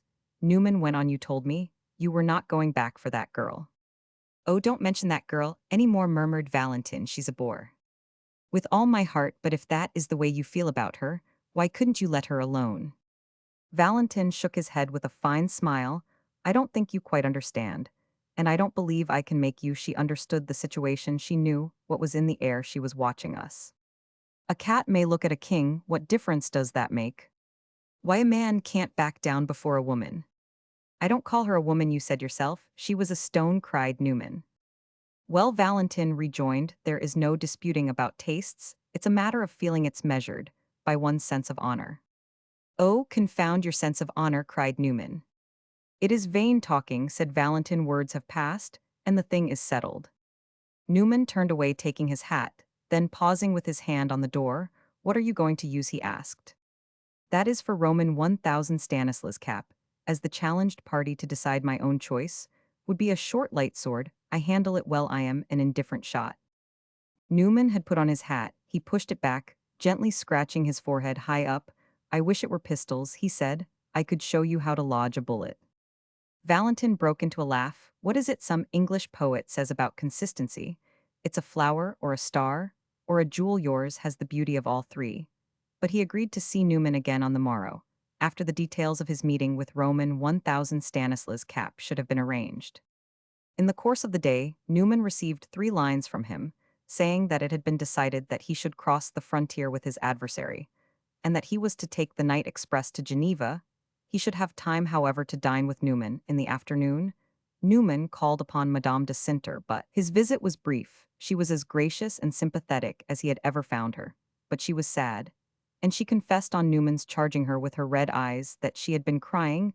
Valentin had been with her a couple of hours before, and his visit had left her with a painful impression. He had laughed and gossiped. He had brought her no bad news. He had only been in his manner rather more affectionate than usual. His fraternal tenderness had touched her, and on his departure, she had burst into tears. She had felt as if something strange and sad were going to happen. She had tried to reason away the fancy, and the effort had only given her a headache. Newman, of course, was perforce tongue-tied about Valentin's projected duel, and his dramatic talent was not equal to satirizing Madame de Sinter's presentiment as pointedly as perfect security demanded. Before he went away, he asked Madame de Sinter whether Valentin had seen his mother. Yes, she said, but he didn't make her cry. It was in Newman's own apartment that Valentin dined, having brought his portmanteau, so that he might adjourn directly to the railway. Roman 1000 Stanislas cap had positively declined to make excuses, and he on his side obviously had none to offer. Valentin had found out with whom he was dealing. Roman 1000 Stanislas cap was the son of and heir of a rich brewer of Strasbourg, a youth of a sanguinausen sanguinare permit. He was making ducks and drakes of the paternal brewery, and although he passed in a general way for a good fellow, he had already been observed to be quarrelsome after dinner. Que voulez-vous, said Valentin, brought up on beer. He can't stand champagne. He had chosen pistols. Valentin at dinner had an excellent appetite. He made a point, in view of his long journey, of eating more than usual. He took the liberty of suggesting to Newman a slight modification in the composition of a certain fish sauce. He thought it would be worth mentioning to the cook, but Newman had no thoughts for fish sauce. He felt thoroughly discontented as he sat and watched his amiable and clever companion going through his excellent repast with the delicate deliberation of hereditary epicurism, the folly of so charming a fellow traveling off to expose his agreeable young life for the sake of Roman 1000 Stanislas. And Mademoiselle Nomi struck him with intolerable force. He had grown fond of Valentin. He felt now how fond, and his sense of helplessness only increased his irritation. Well, this sort of thing may be all very well, he cried at last, but I declare I don't see it. I can't stop you, perhaps, but at least I can protest. I do protest violently. My dear fellow, don't make a scene, said Valentin. Scenes in these cases are in very bad taste. Your duel itself is a scene, said Newman. That's all it is. It's a wretched theatrical affair. Why don't you take a band of music with you? Outright, it's D.D. barbarous, and it's D.D. corrupt both. Oh, I can't begin at this time of day to defend the theory of dueling, said Valentin. It is our custom, and I think it is a good thing, quite apart from the goodness of the cause, in which a duel may be fought. It has a kind of picturesque charm, which in this age of vile prose seems to me greatly to recommend it. It's a remnant of a higher-tempered time. One ought to cling to it. Depend upon it, a duel is never amiss. I don't know what you mean by a higher-tempered time, said Newman. Because your great-grandfather was an ass, is that any reason why you should be? For my part, one think we had better let our temper take care of itself. It generally seems to me quite high enough. I am not afraid of being too meek. If your great-grandfather were to make himself unpleasant to me, I think I could manage him yet. My dear friend, said Valentin, smiling, you can't invent anything that will take the place of satisfaction. For an insult to demand it, and to give it, are equally excellent arrangements. Do you call this sort of thing satisfaction? Newman asked. Does it satisfy you to receive a present of the carcass of that coarse fop? Does it gratify you to make him a present of yours? If a man hits you, hit him back. If a man libels you, haul him up. Haul him up into court. Oh, that is very nasty, said Valentin. The nastiness is his, not yours, And for that matter, what you are doing is not particularly nice. You are too good for it. I don't say you are the most useful man in the world, or the cleverest, or the most amiable. But you are too good to go and get your throat cut for a prostitute. Valentin flushed a little, but he laughed. I shan't get my throat cut, if I can help it. Moreover, one's honor hasn't two different measures. It only knows that it is hurt, it doesn't ask when or how or where. The more fool it is, said Newman. Valentin ceased to laugh. He looked grave. I beg you not to say any more, he said. If you do, I shall almost fancy you don't care about, and he paused. About what? About that matter about one's honor. Fancy what you please, said Newman. Fancy, while you are at it, that I care about you, though you are not worth it, but come back without damage, he added in a moment, and I will forgive you. And then he continued as Valentin was going, I will ship you straight off to America. Well, answered Valentin, if I am to turn over a new page, this may figure as a tailpiece to the old. And then he lit another cigar and departed. Blast that girl, said Newman, as the door closed upon Valentin. Chapter 18. Newman went the next morning to see Madame de Sinter, timing his visit so as to arrive after the noonday breakfast in the court of the hotel. Before the portico stood Madame de Bellegarde's old square carriage. The servant who opened the door answered Newman's inquiry with a slightly embarrassed and hesitating murmur. And at the same moment, Mrs. Bread appeared in the background, dim-visaged as usual, and wearing a large black bonnet and shawl. What is the matter? Asked Newman. Is Madame la Comtesse at home or not? Mrs. Bread advanced, fixing her eyes upon him. He observed that she held a sealed letter very delicately in her fingers. The Countess has left a message for you, sir. She has left this, said Mrs. Bread, holding out the letter, which Newman took. Left it? Is she out? Is she gone away? She is going away, sir. She is leaving town, said Mrs. Bread. Leaving town, exclaimed Newman. What has happened? It is not for me to say, sir, said Mrs. Bread with her eyes on the ground, but I thought it would come. What would come, pray? Newman demanded. He had broken the seal of the letter, but he still questioned. She is in the house. She is visible. I don't think she expected you this morning. The old waiting woman replied she was to leave immediately. Where is she going? To Fleurier's. To Fleurier's, but surely I can see her. Mrs. Bread hesitated a moment, and then clasping together her two hands, I will take you, she said, and she led the way upstairs. At the top of the staircase she paused and fixed her dry, sad eyes upon Newman. Be very easy with her, she said. She is most unhappy. Then she went on to Madame de Sinter's apartment. Newman, perplexed and alarmed, followed her rapidly. Mrs. Bread threw open the door, and Newman pushed back the curtain. At the farther side of its deep embrasure in the middle of the room stood Madame de Sinter. Her face was pale, and she was dressed for traveling. Behind her, before the fireplace, stood Urbain de Bellegarde. Looking at his fingernails, near the Marquis sat his mother, buried in an armchair, and with her eyes immediately fixing themselves upon Newman. He felt as soon as he entered the room that he was in the presence of something evil. He was startled and pained, as he would have been by a threatening cry in the stillness of the night. He walked straight to Madame de Sinter and seized her by the hand. What is the matter? He asked commandingly. What is happening? Urbain de Bellegarde stared, then left his place, and came and leaned upon his mother's chair behind Newman's. Sudden eruption had evidently discomposed both mother and son. Madame de Sinter stood silent with her eyes resting upon Newman's. She had often looked at him with all her soul, as it seemed to him, but in this present gaze there was a sort of bottomless depth. She was in distress. It was the most touching thing he had ever seen. His heart rose into his throat, and he was on the point of turning to her companions with an angry challenge, but she checked him, pressing the hand that held her own. Something very grave has happened, she said. I cannot marry you. Newman dropped her hand and stood staring first at her, and then at the others. Why not? He asked as quietly as possible. Madame de Sinter almost smiled, but the attempt was strange. You must ask my mother, you must ask my brother. Why can't she marry me? Said Newman, looking at them. Madame de Bellegarde did not move in her place, but she was as pale as her daughter. The Marquis looked down at her. She said nothing for some moments, but she kept her keen, clear eyes upon Newman bravely. The Marquis drew himself up and looked at the ceiling. It's impossible, he said softly. It's improper, said Madame de Bellegarde. Newman began to laugh. Oh, you are fooling, he exclaimed. My sister, you have no time, you are losing your train, said the Marquis. Come, is he mad? Asked Newman. No, don't think that, said Madame de Sinter, but I am going away. Where are you going? To the country, to Fleurier's, to be alone. To leave me, said Newman slowly. I can't see you now, said Madame de Sinter. No, we not. I am ashamed, said Madame de Sinter simply. Newman turned toward the Marquis. What have you done to her? What does it mean? He asked, with the same effort at calmness, the fruit of his constant practice. In taking things, easily he was excited. But excitement with him was only an intenser deliberateness. It was the swimmer stripped. It means that I have given you up, said Madame de Sinter. It means that. Her face was too charged with tragic expression, not fully to confirm her words. Newman was profoundly shocked, but he felt as yet no resentment against her.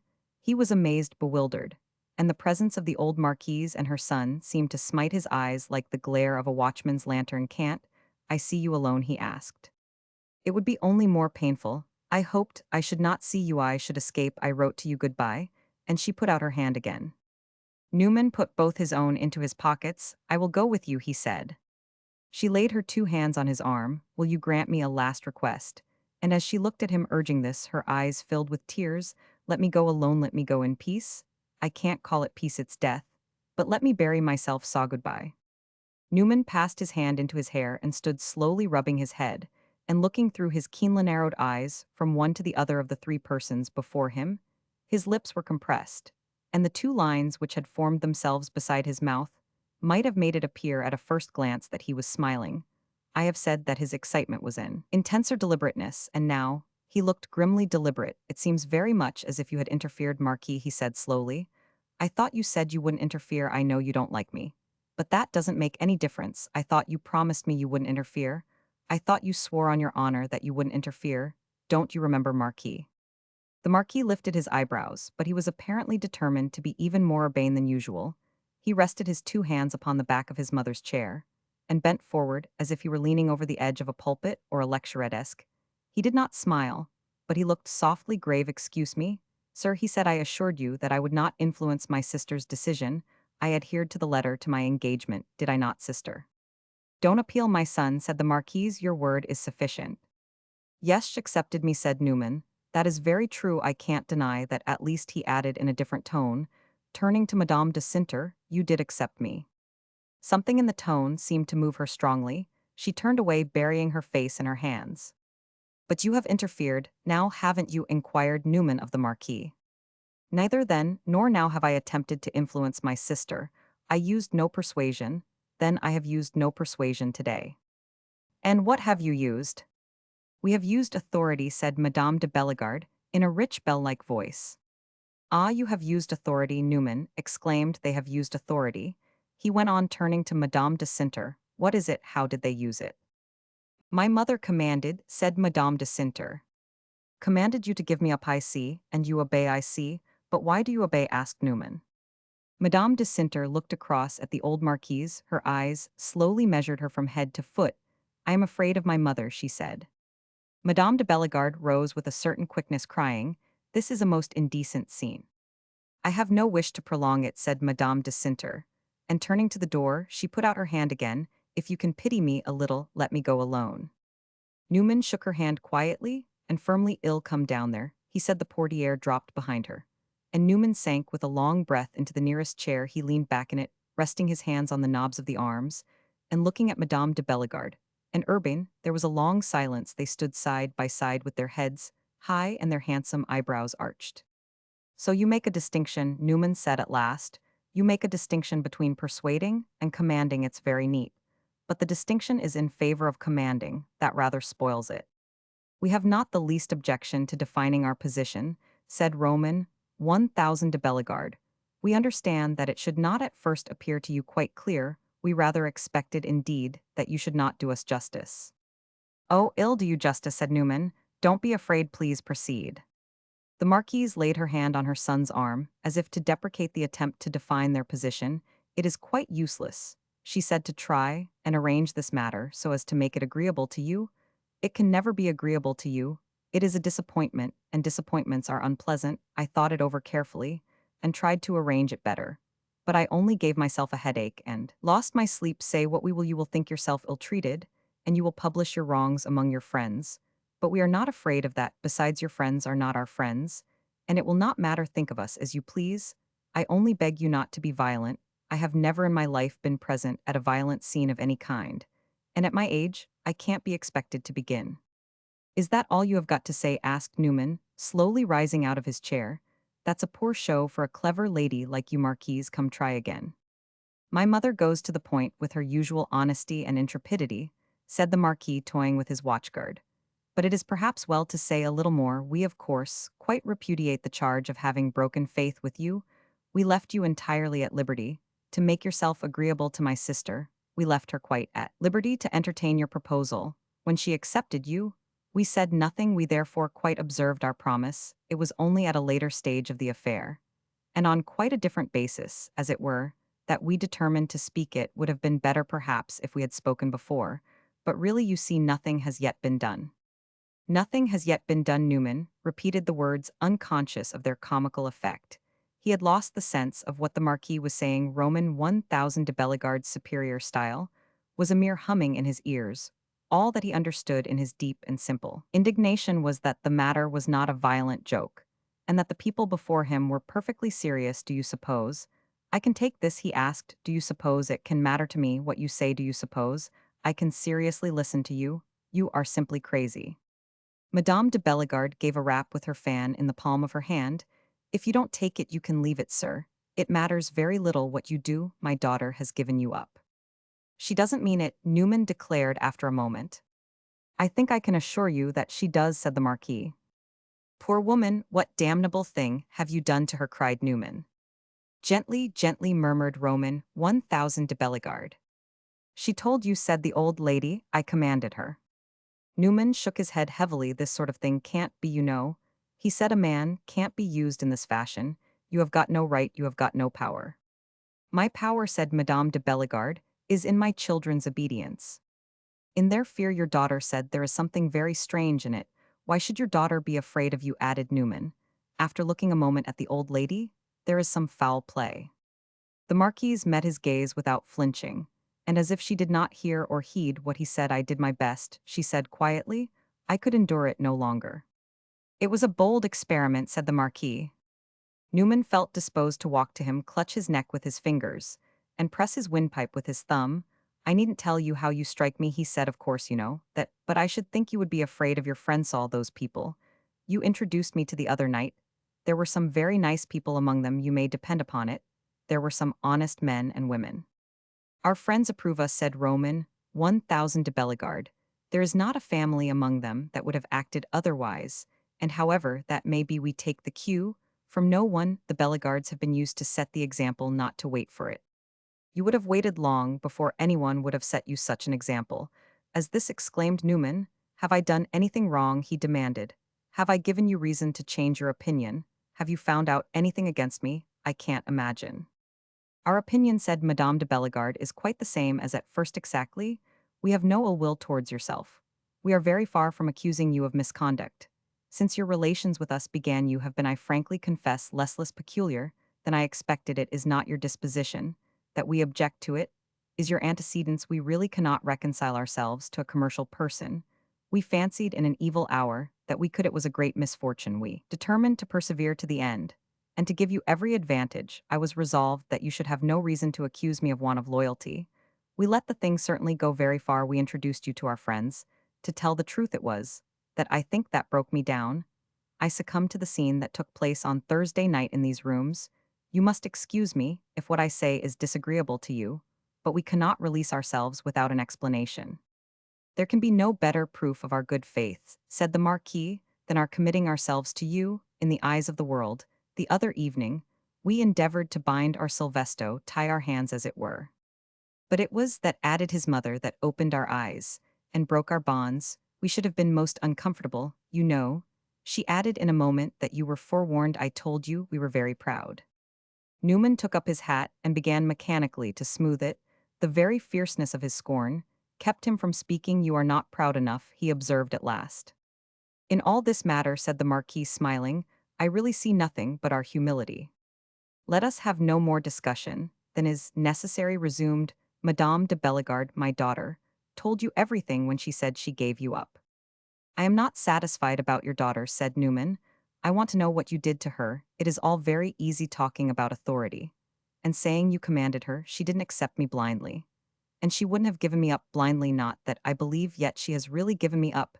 She will talk it over with me, but you have frightened her, you have bullied her, you have hurt her. What was it you did to her? I did very little, said Madame de Bellegarde, in a tone which gave Newman a chill when he afterwards remembered it. Let me remind you that we offered you these explanations, the Marquis observed with the express understanding that you should abstain from violence of language. I am not violent, Newman answered. It is you who are violent. But I don't know that I have much more to say to you. What you expect of me, apparently, is to go my way thanking you for favors received and promising never to trouble you again. We expect of you to act like a clever man, said Madame de Bellegarde. You have shown yourself that already, and what we have done is altogether based upon your being. So, when one must submit, one must. Since my daughter absolutely withdraws, what will be the use of your making a noise? It remains to be seen whether your daughter absolutely withdraws. Your daughter and I are still very good friends. Nothing is changed in that, as I say, I will talk it over with her. That will be of no use, said the old lady. I know my daughter well enough to know that words spoken, as she just now spoke to you, are final. Besides, she has promised me. I have no doubt her promise is worth a great deal more than your own, said Newman. Nevertheless, I don't give her up. Just as you please, but if she want even see yuand, she want ear constancy, must remain purely platonic. Poor Newman was feigning a greater confidence than he felt. Madame de Sinter's strange intensity had in fact struck a chill to his heart. Her face, still impressed upon his vision, had been a terribly vivid image of renunciation. He felt sick and suddenly helpless. He turned away and stood for a moment with his hand on the door, then he faced about. And after the briefest hesitation broke out with a different accent, "Come, think of what this must be to me. And let her alone, why should you object to me? So what's the matter with me? I can't hurt you, I wouldn't if I could. I am the most unobjectionable fellow in the world. What if I am a commercial person? What under the sun do you mean, a commercial person? I will be any sort of a person you want. I never talked to you about business. Let her go, and I will ask no questions. I will take her away, and you shall never see me or hear of me again. I will stay in America. If you like, ill sign a paper promising never to come back to Europe. All I want is not to lose her."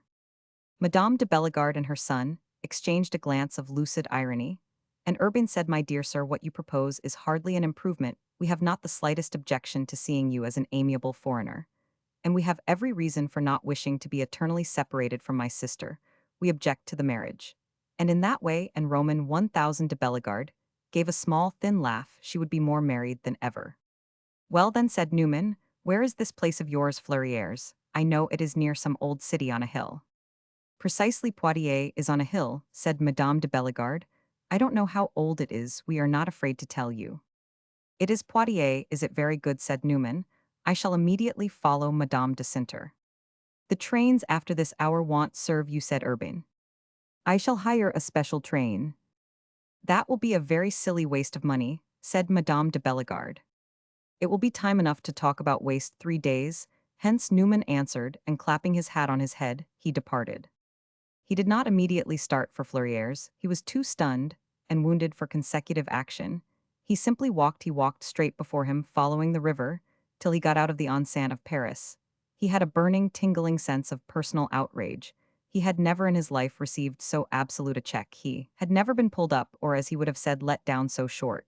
And he found the sensation intolerable. He strode along, tapping the trees and lampposts fiercely with his stick, and inwardly raging to lose Madame de Sinter, after he had taken such jubilant and triumphant possession of her, was as great an affront to his pride as it was an injury to his happiness. And to lose her by the interference and the dictation of others, by an impudent old woman and a pretentious fop, stepping in with their authority, it was too preposterous, it was too pitiful. Upon what he deemed the unblushing treachery of the Bellegardes, Newman wasted little thought. He consigned it once for all to eternal perdition. But the treachery of Madame de Sinter herself amazed and confounded him. There was a key to the mystery, of course, but he groped for it in vain. Only 3 days had elapsed since she stood beside him in the starlight, beautiful and tranquil as the trust with which he had inspired her, and told him that she was happy in the prospect of their marriage. What was the meaning of the change? Of what infernal potion had she tasted? Poor Newman had a terrible apprehension that she had really changed. His very admiration for her attached the idea of force and weight to her rupture. But he did not rail at her as false, for he was sure she was unhappy in his walk. He had crossed one of the bridges of the Seine. And he still followed unheedingly, the long, unbroken key, he had left Paris behind him. And he was almost in the country, he was in the pleasant suburb of Auteuil, he stopped at last, looked around him without seeing or caring for its pleasantness, and then slowly turned, and at a slower pace retraced his steps when he came abreast of the fantastic embankment, known as the Trocadero. He reflected through his throbbing pain that he was near Mrs. Tristram's dwelling, and that Mrs. Tristram on particular occasions had much of a woman's kindness in her utterance. He felt that he needed to pour out his ire, and he took the road to her house. Mrs. Tristram was at home and alone, and as soon as she had looked at him on his entering the room, she told him that she knew what he had come for. Newman sat down heavily in silence looking at her. They have backed out, she said. Well, you may think it strange, but I felt something the other night in the air presently. He told her his story. She listened with her eyes fixed on him. When he had finished, she said quietly, "They want her to marry Lord Deepmere." Newman stared. He did not know that she knew anything about Lord Deepmere. "But I don't think she will," Mrs. Tristram added. "She marry that poor little cub," cried Newman. "Oh Lord, and yet why did she refuse me?" "But that isn't the only thing," said Mrs. Tristram. "They really couldn't endure you any longer. They had overrated their courage. I must say, to give the devil his due, that there is something rather fine in that. It was your commercial quality in the abstract they couldn't swallow. That is really aristocratic. They wanted your money. But they have given you up for an idea." Newman frowned most ruefully and took up his hat again. "I thought you would encourage me," he said with almost childlike sadness. "Excuse me," she answered very gently. "I feel none the less sorry for you, especially as I am at the bottom of your troubles. I have not forgotten that I suggested the marriage to you. I don't believe that Madame de Cinter has any intention of marrying Lord Deepmere. It is true he is not younger than she. As he looks, he is 33 years old. I looked in the peerage. But no, I can't believe her so horribly, cruelly false." "Please say nothing against her," said Newman. "Poor woman, she is cruel, but of course you will go after her. And you will plead powerfully. Do you know that, as you are now," Mrs. Tristram pursued with characteristic audacity of comment, "you are extremely eloquent, even without speaking. To resist you, a woman must have a very fixed idea in her head. I wish I had done you a wrong that you might come to me in that fine fashion. But go to Madame de Cinter at any rate, and tell her that she is a puzzle even to me. I am very curious to see how far family discipline will go." Newman sat a while longer, leaning his elbows on his knees and his head in his hands, and Mrs. Tristram continued to temper charity with philosophy and compassion with criticism. At last she inquired, "And what does the Count Valentin say to it?" Newman started. He had not thought of Valentin and his errand on the Swiss frontier. Since the morning, the reflection made him restless again, and he took his leave. He went straight to his apartment, where upon the table of the vestibule he found a telegram. It ran with the date and place as follows: "I am seriously ill. Please to come to me as soon as possible. Roman 5B." Newman groaned at this miserable news, and at the necessity of deferring his journey to the Chateau de Fleurières, but he wrote to Madame de Cinter these few lines. They were all he had time for. "I don't give you up, and I don't really believe you give me up. I don't understand it, but we shall clear it up together. I can't follow you today, as I am called to see a friend at a distance, who is very ill, perhaps dying. But I shall come to you as soon as I can leave my friend. Why shouldn't I say that he is your brother, Roman 100N?" After this, he had only time to catch the night express to Geneva. Chapter 19. Newman possessed a remarkable talent for sitting still when it was necessary, and he had an opportunity to use it on his journey to Switzerland. The successive hours of the night brought him no sleep, but he sat motionless in his corner of the railway carriage, with his eyes closed, and the most observant of his fellow travelers might have envied him his apparent slumber. Toward morning, slumber really came as an effect of mental, rather than of physical fatigue. He slept for a couple of hours, and at last waking found his eyes resting upon one of the snow-powdered peaks of the Jura, behind which the sky was just reddening with the dawn. But he saw neither the cold mountain nor the warm sky. His consciousness began to throb again, on the very instant, with a sense of his wrong. He got out of the train half an hour before it reached Geneva, in the cold morning twilight. At the station, indicated in Valentin's telegram, a drowsy station master was on the platform, with a lantern and the hood of his overcoat over his head, and near him stood a gentleman who advanced to meet Newman. This personage was a man of 40, with a tall, lean figure, a sallow face, a dark eye, a neat mustache, and a pair of fresh gloves. He took off his hat, looking very grave, and pronounced Newman's name. Our hero assented, and said, "You are Roman 1000 de Bellegarde's friend?" I unite with you in claiming that sad honor, said the gentleman I had placed myself at Roman 1000 de Bellegarde's service in this melancholy affair, together with Roman 1000 de Grosjeaux, who is now at his bedside. Roman 1000 de Grosjeaux, I believe, has had the honor of meeting you in Paris.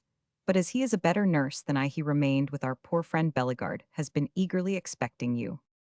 And how is Bellegarde? Said Newman. He was badly hit. The doctor has condemned him. We brought a surgeon with us, but he will die in the best sentiments. I sent last evening for the cure of the nearest French village, who spent an hour with him. The cure was quite satisfied. Heaven forgive us, groaned Newman. I would rather the doctor were satisfied. And can he see Meshal? He know me. When I left him half an hour ago, he had fallen asleep after a feverish wakeful night. But we shall see. And Newman's companion proceeded to lead the way out of the station to the village, explaining, as he went, that the little party was lodged in the humblest of Swiss inns, where however they had succeeded in making Roman 1000 de Bellegarde much more comfortable than could at first have been expected. We are old companions in arms, said Valentin second. It is not the first time that one of us has helped the other to lie easily. It is a very nasty wound, and the nastiest thing about it is that Bellegarde's adversary was not shot. He put his bullet where he could. It took it into its head to walk straight into Bellegarde's left side, just below the heart. As they picked their way in the gray, deceptive dawn between the manure heaps of the village street, Newman's new acquaintance narrated the particulars of the duel. The conditions of the meeting had been that, if the first exchange of shots should fail to satisfy one of the two gentlemen, a second should take place. Valentin's first bullet had done exactly what Newman's companion was convinced he had intended it to do. It had grazed the arm of Roman 1000 Stanislas Cap, just scratching the flesh. Roman 1000 Cap's own projectile, meanwhile, had passed at 10 good inches from the person of Valentin. The representatives of Roman 1000 Stanislas had demanded another shot, which was granted. Valentin had then fired aside, and the young Alsatian had done effective execution. I saw when we met him on the ground, said Newman's informant, that he was not going to be commode. It is a kind of bovine temperament. Valentin had immediately been installed at the inn, and Roman 1000 Stanislas and his friends had withdrawn to regions unknown. The police authorities of the canton had waited upon the party at the inn, had been extremely majestic, and had drawn up a long procès-verbal. But it was probable that they would wink at so very gentlemanly a bit of bloodshed. Newman asked whether a message had not been sent to Valentin's family, and learned that up to a late hour on the preceding evening, Valentin had opposed it. He had refused to believe his wound was dangerous. But after his interview with the cure he had consented, and a telegram had been dispatched to his mother. But the Marquise had better hurry, said Newman's conductor. Well, it's an abominable affair, said Newman. That's all I have to say. To say this, at least in a tone of infinite disgust, was an irresistible need. Ah, you don't approve? Questioned his conductor, with curious urbanity. Approve? Cried Newman. I wish that, when I had him there night before last, I had locked him up in my cabinet de toilette. Valentin's late second opened his eyes and shook his head up and down 2 or 3 times gravely, with a little flute-like whistle. But they had reached the inn, and a stout maidservant in a nightcap was at the door with a lantern to take Newman's traveling bag from the porter who trudged behind him. Valentin was lodged on the ground floor at the back of the house, and Newman's companion went along a stone-faced passage and softly opened a door. Then he beckoned to Newman, who advanced and looked into the room, which was lighted by a single shaded candle. Beside the fire sat Roman 1000 de Grosjeaux asleep, in his dressing gown, a little plump fair man, whom Newman had seen several times in Valentin's company. On the bed lay Valentin, pale and still, with his eyes close to figure. Very shocking to Newman, who had seen it hitherto awake to its fingertips. Roman 1000 de Grosjeaux' colleague pointed to an open door beyond, and whispered that the doctor was within, keeping guard so long as Valentin slept, or seemed to sleep. Of course, Newman could not approach him, so our hero withdrew for the present, committing himself to the care of the half-waked bonne. She took him to a room above stairs and introduced him to a bed on which a magnified bolster in yellow calico figured as a counterpane. Newman lay down, and in spite of his counterpane, slept for 3 or 4 hours. When he awoke, the morning was advanced, and the sun was filling his window, and he heard outside of it the clucking of hens. While he was dressing, there came to his door a messenger from Roman 1000 de Grosjeaux, and his companion proposing that he should breakfast with them presently. He went downstairs to the little stone-paved dining-room, where the maidservant who had taken off her nightcap was serving the repast. Roman 1000 de Grosjeaux was there, surprisingly fresh for a gentleman, who had been playing sick nurse half the night, rubbing his hands and watching the breakfast table attentively. Newman renewed acquaintance with him and learned that Valentin was still sleeping. The surgeon, who had had a fairly tranquil night, was at present sitting with him before Roman 1000 de Grosjean's associate reappeared. Newman learned that his name was Roman 1000 Ledoux, and that Bellegarde's acquaintance with him dated from the days when they served together in the Pontifical Zouaves. Roman 1000 Ledoux was the nephew of a distinguished ultramontane bishop. At last, the bishop's nephew came in with a toilet in which an ingenious attempt at harmony with the peculiar situation was visible, and with a gravity tempered by a decent deference to the best breakfast that the Croix Helvetique had ever set forth. Valentin's servant, who was allowed only in scanty measure the honor of watching with his master, had been lending a light Parisian hand in the kitchen. The two Frenchmen did their best to prove that if circumstances might overshadow, they could not really obscure the national talent for conversation, and Roman 1000 Ledoux delivered a neat little eulogy on poor Bellegarde, whom he pronounced the most charming Englishman he had ever known. "Do you call him an Englishman?" Newman asked. Roman 1000 Ledoux smiled a moment, and then made an epigram: cest plus quun anglacist un Anglemain. Newman said soberly that he had never noticed it, and Roman 1000 de Grosjean's remarked that it was really too soon to deliver a funeral oration upon poor Bellegarde. Evidently, said Roman 1000 Ledoux. But I couldn't help observing this morning to Mr. Newman that when a man has taken such excellent measures for his salvation, as our dear friend did last evening, it seems almost a pity he should put it in peril again by returning to the world. Roman 1000 Ledoux was a great Catholic, and Newman thought him a queer mixture. His countenance by daylight had a sort of amiably saturnine cast. He had a very large thin nose and looked like a Spanish picture.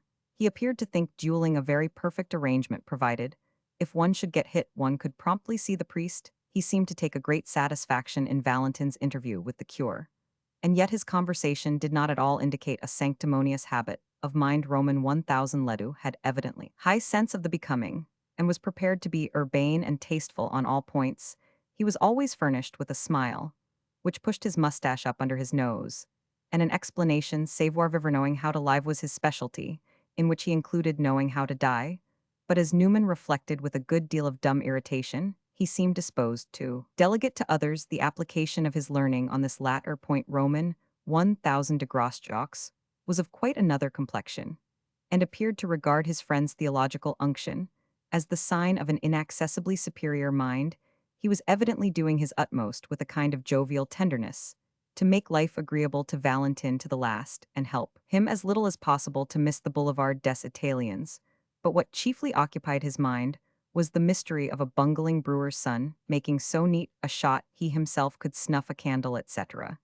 And yet he confessed that he could not have done better than this. He hastened to add that, on the present occasion, he would have made a point of not doing so. Well, it was not an occasion for that sort of murderous work. Quid diable, he would have picked out some quiet fleshy spot and just tapped it with a harmless ball. Roman 1000 Stanislas' cap had been deplorably heavy-handed, but really, when the world had come to that pass that one granted a meeting to a brewer's son, this was Roman 1000 de Grosjean's nearest approach to a generalization.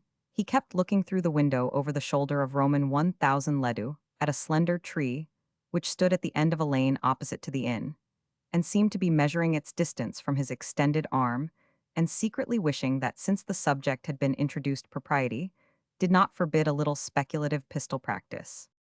Newman was in no humor to enjoy good company. He could neither eat nor talk. His soul was sore with grief and anger, and the weight of his double sorrow was intolerable. He sat with his eyes fixed upon his plate, counting the minutes, wishing at one moment that Valentin would see him and leave him free to go in quest of Madame de Cinter and his lost happiness, and mentally calling himself a vile brute the next for the impatient egotism of the wish. He was very poor company himself, and even his acute preoccupation and his general lack of the habit of pondering the impression he produced did not prevent him from reflecting that his companions must be puzzled to see how poor Bellegarde came to take such a fancy to this taciturn Yankee, that he must needs have him at his deathbed after breakfast.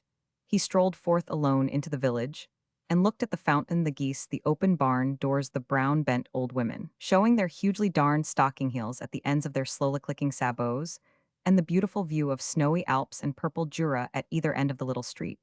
The day was brilliant, early spring was in the air, and in the sunshine and the winter's damp was trickling out of the cottage eaves it was. Birth and brightness for all nature, even for chirping chickens and waddling goslings. And it was to be death and burial for poor, foolish, generous, delightful Bellegarde. Newman walked as far as the village church, and went into the small graveyard beside it, where he sat down and looked at the awkward tablets, which were planted around. They were all sordid and hideous, and Newman could feel nothing but the hardness and coldness of death. He got up and came back to the inn, where he found Roman 1000 Ledoux having coffee and a cigarette at a little green table, which he had caused to be carried into the small garden. Newman, learning that the doctor was still sitting with Valentin, asked Roman 1000 Ledoux if he might not be allowed to relieve him. He had a great desire to be useful to his poor friend. This was easily arranged. The doctor was very glad to go to bed. He was a youthful and rather jaunty practitioner, but he had a clever face and the ribbon of the Legion of Honor in his buttonhole. Newman listened attentively to the instructions he gave him before retiring, and took mechanically from his hand a small volume, which the surgeon recommended as a help to wakefulness, and which turned out to be an old copy of Les Liaisons Dangereuses. Valentin was still lying with his eyes closed, and there was no visible change in his condition. Newman sat down near him, and for a long time narrowly watched him. Then his eyes wandered away with his thoughts upon his own situation, and rested upon the chain of the Alps disclosed by the drawing of the scant white cotton curtain of the window through which the sunshine passed and lay in squares upon the red-tiled floor. He tried to interweave his reflections with hope, but he only half succeeded. What had happened to him seemed to have in its violence and audacity the force of a real calamitide, strength and insolence of destiny herself. It was unnatural and monstrous, and he had no arms against it. At last a sound struck upon the stillness, and he heard Valentin's voice. "It can't be about me. You are pulling that long face." He found when he turned that Valentin was lying in the same position, but his eyes were open, and he was even trying to smile. It was with a very slender strength that he returned the pressure of Newman's hand. "I have been watching you for a quarter of an hour," Valentin went on. "You have been looking as black as thunder. You are greatly disgusted with me. I see well, of course, so am I." "Oh, I shall not scold you," said Newman. "I feel too badly. And how are you getting on?" "Oh, I am getting off. They have quite settled that, haven't they?" "That's for you to settle. You can get well, if you try," said Newman, with resolute cheerfulness. "My dear fellow, how can I try? Trying is violent exercise, and that sort of thing isn't in order for a man with a hole in his side, as big as your hat, that begins to bleed. If he moves a hair's breadth, I knew you would come," he continued. "I knew I should wake up and find you here, so I'm not surprised. But last night, I was very impatient. I didn't see how I could keep still. Until you came, it was a matter of keeping still, just like this, as still as a mummy in his case. You talk about trying. I tried that. Well, here I am yet these 20 hours. It seems like 20 days." Bellegarde talked slowly and feebly, but distinctly enough. It was visible, however, that he was in extreme pain, and at last he closed his eyes. Newman begged him to remain silent and spare himself. The doctor had left urgent orders. "Oh," said Valentin, "let us eat and drink for tomorrow, and—" He paused again. "No, not tomorrow, perhaps. But today I can't eat and drink. But I can talk. What's to be gained at this pass by renunciation? I mustn't use such big words. I was always a chatterer, Lord, how I have talked in my day." "That's a reason for keeping quiet now," said Newman. "We know how well you talk, you know." But Valentin, without heeding him, went on in the same weak, dying drawl. "I wanted to see you, because you have seen my sister. Does she know? Will she come?" Newman was embarrassed. "Yes, by this time she must know." "Didn't you tell her?" Valentin asked. And then in a moment, "Didn't you bring me any message from her?" His eyes rested upon Newman's with a certain soft keenness. "I didn't see her after I got your telegram," said Newman. "I wrote to her." "And she sent you no answer?" Newman was obliged to reply that Madame de Sinter had left Paris. "She went yesterday to Fleurieres." "Yesterday to Fleurieres? Why did she go to Fleurieres? What day is this? What day was yesterday?" "Ah, then I shan't see her," said Valentin sadly. "Fleurieres is too far." And then he closed his eyes again. Newman sat silent, summoning pious invention to his aid. But he was relieved at finding that Valentin was apparently too weak to reason or to be curious. Bellegarde, however, presently went on, "And my mother and my brother, will they come? Are they at Fleurieres?" "They were in Paris, but I didn't see them either," Newman answered. "If they received your telegram in time, they will have started this morning. Otherwise, they will be obliged to wait for the night express, and they will arrive at the same hour as I. Roman 999. "They won't thank me," Valentin murmured. "They will pass an atrocious night. and Urban doesn't like the early morning air. I don't remember ever in my life to have seen him before noon before breakfast. No one ever saw him. We don't know how he is then perhaps he's different who knows posterity perhaps will know that's the time he works in his cabinet at the history of the princesses. But I had to send for them hadn't I? And then I want to see my mother sit there where you sit and say goodbye to her perhaps after all I don't know her. And she will have some surprise for me. Don't think you know her yet yourself perhaps she may surprise you. But if I can't see Claire, I don't care for anything I have been thinking of it and in my dreams too. Why did she go to Fleurier's today? She never told me what has happened. Ah, she ought to have guessed. I was Harith's way. It is the first time in her life she ever disappointed me, poor Claire. You know we are not man and wife quite yet, your sister. And I said, Newman, she doesn't yet account to me for all her actions. And after a fashion he smiled. Valentin looked at him. A moment have you quarreled? Never, never, never, Newman exclaimed. How happily you say that, said Valentin. You are going to be Happava. In answer to this stroke of irony, none, the less powerful for being so unconscious, all poor Newman could do, was to give a helpless and transparent stare. Valentin continued to fix him with his own, rather overbright gaze, and presently he said, But something is the matter with you. I watched you just now. You haven't a bridegroom's face. My dear fellow, said Newman, how can I show you a bridegroom's face, if you think I enjoy seeing you lie there, and not being able to help you? Why, you are just the man to be cheerful. Don't forfeit your rights. I'm a proof of your wisdom. When was a man ever gloomy, when he could say, I told you so, you told me so, you know? You did what you could about it. You said some very good things. I have thought them over, but my dear friend, I was right all the same. This is the regular way. I didn't do what I ought, said Newman. I ought to have done something else. For instance, oh, something or other, I ought to have treated you as a small boy. Well, I'm a very small boy now, said Valentin. I am rather less than an infant. An infant is helpless. But it's generally voted promising I am, not promising a society, can't lose a less valuable member. Newman was strongly moved. He got up and turned his back upon his friend, and walked away to the window where he stood looking out, but only vaguely seeing no. I don't like the look of your back, Valentin continued. I have always been an observer of backs. Yours is quite out of sorts. Newman returned to his bedside and begged him to be quiet, and get well. He said that's what you must do, get well and help me. I told you you were in trouble. How can I help you? Valentin asked. I'll let you know when you are better. You were always curious. There is something to get well for, Newman answered with resolute animation. Valentin closed his eyes and lay a long time without speaking.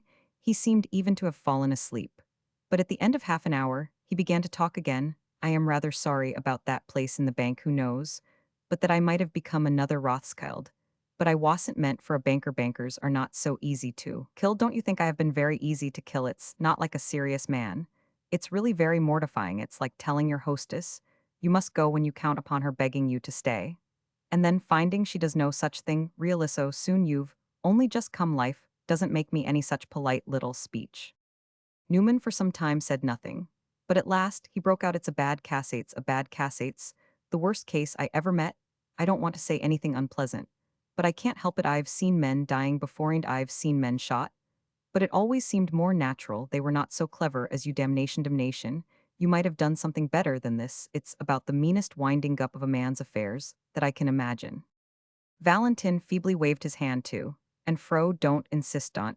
Insist, it is mean, decidedly mean, for you see at the bottom, down at the bottom. In a little place, as small as the end of a wine funnel, I agree with you. A few moments after this, the doctor put his head through the half-open door, and perceiving that Valentin was awake came in, and felt his pulse. He shook his head, and declared that he had talked too much and times too much nonsense. Said Valentin, a man sentenced to death can never talk too much. Have you never read an account of an execution in a newspaper? Don't. They always said a lot of people, at the prisoner, lawyers, reporters, priesto, make him talk. But it's not Mr. Newman's fault. He sits there as mum as a death's head.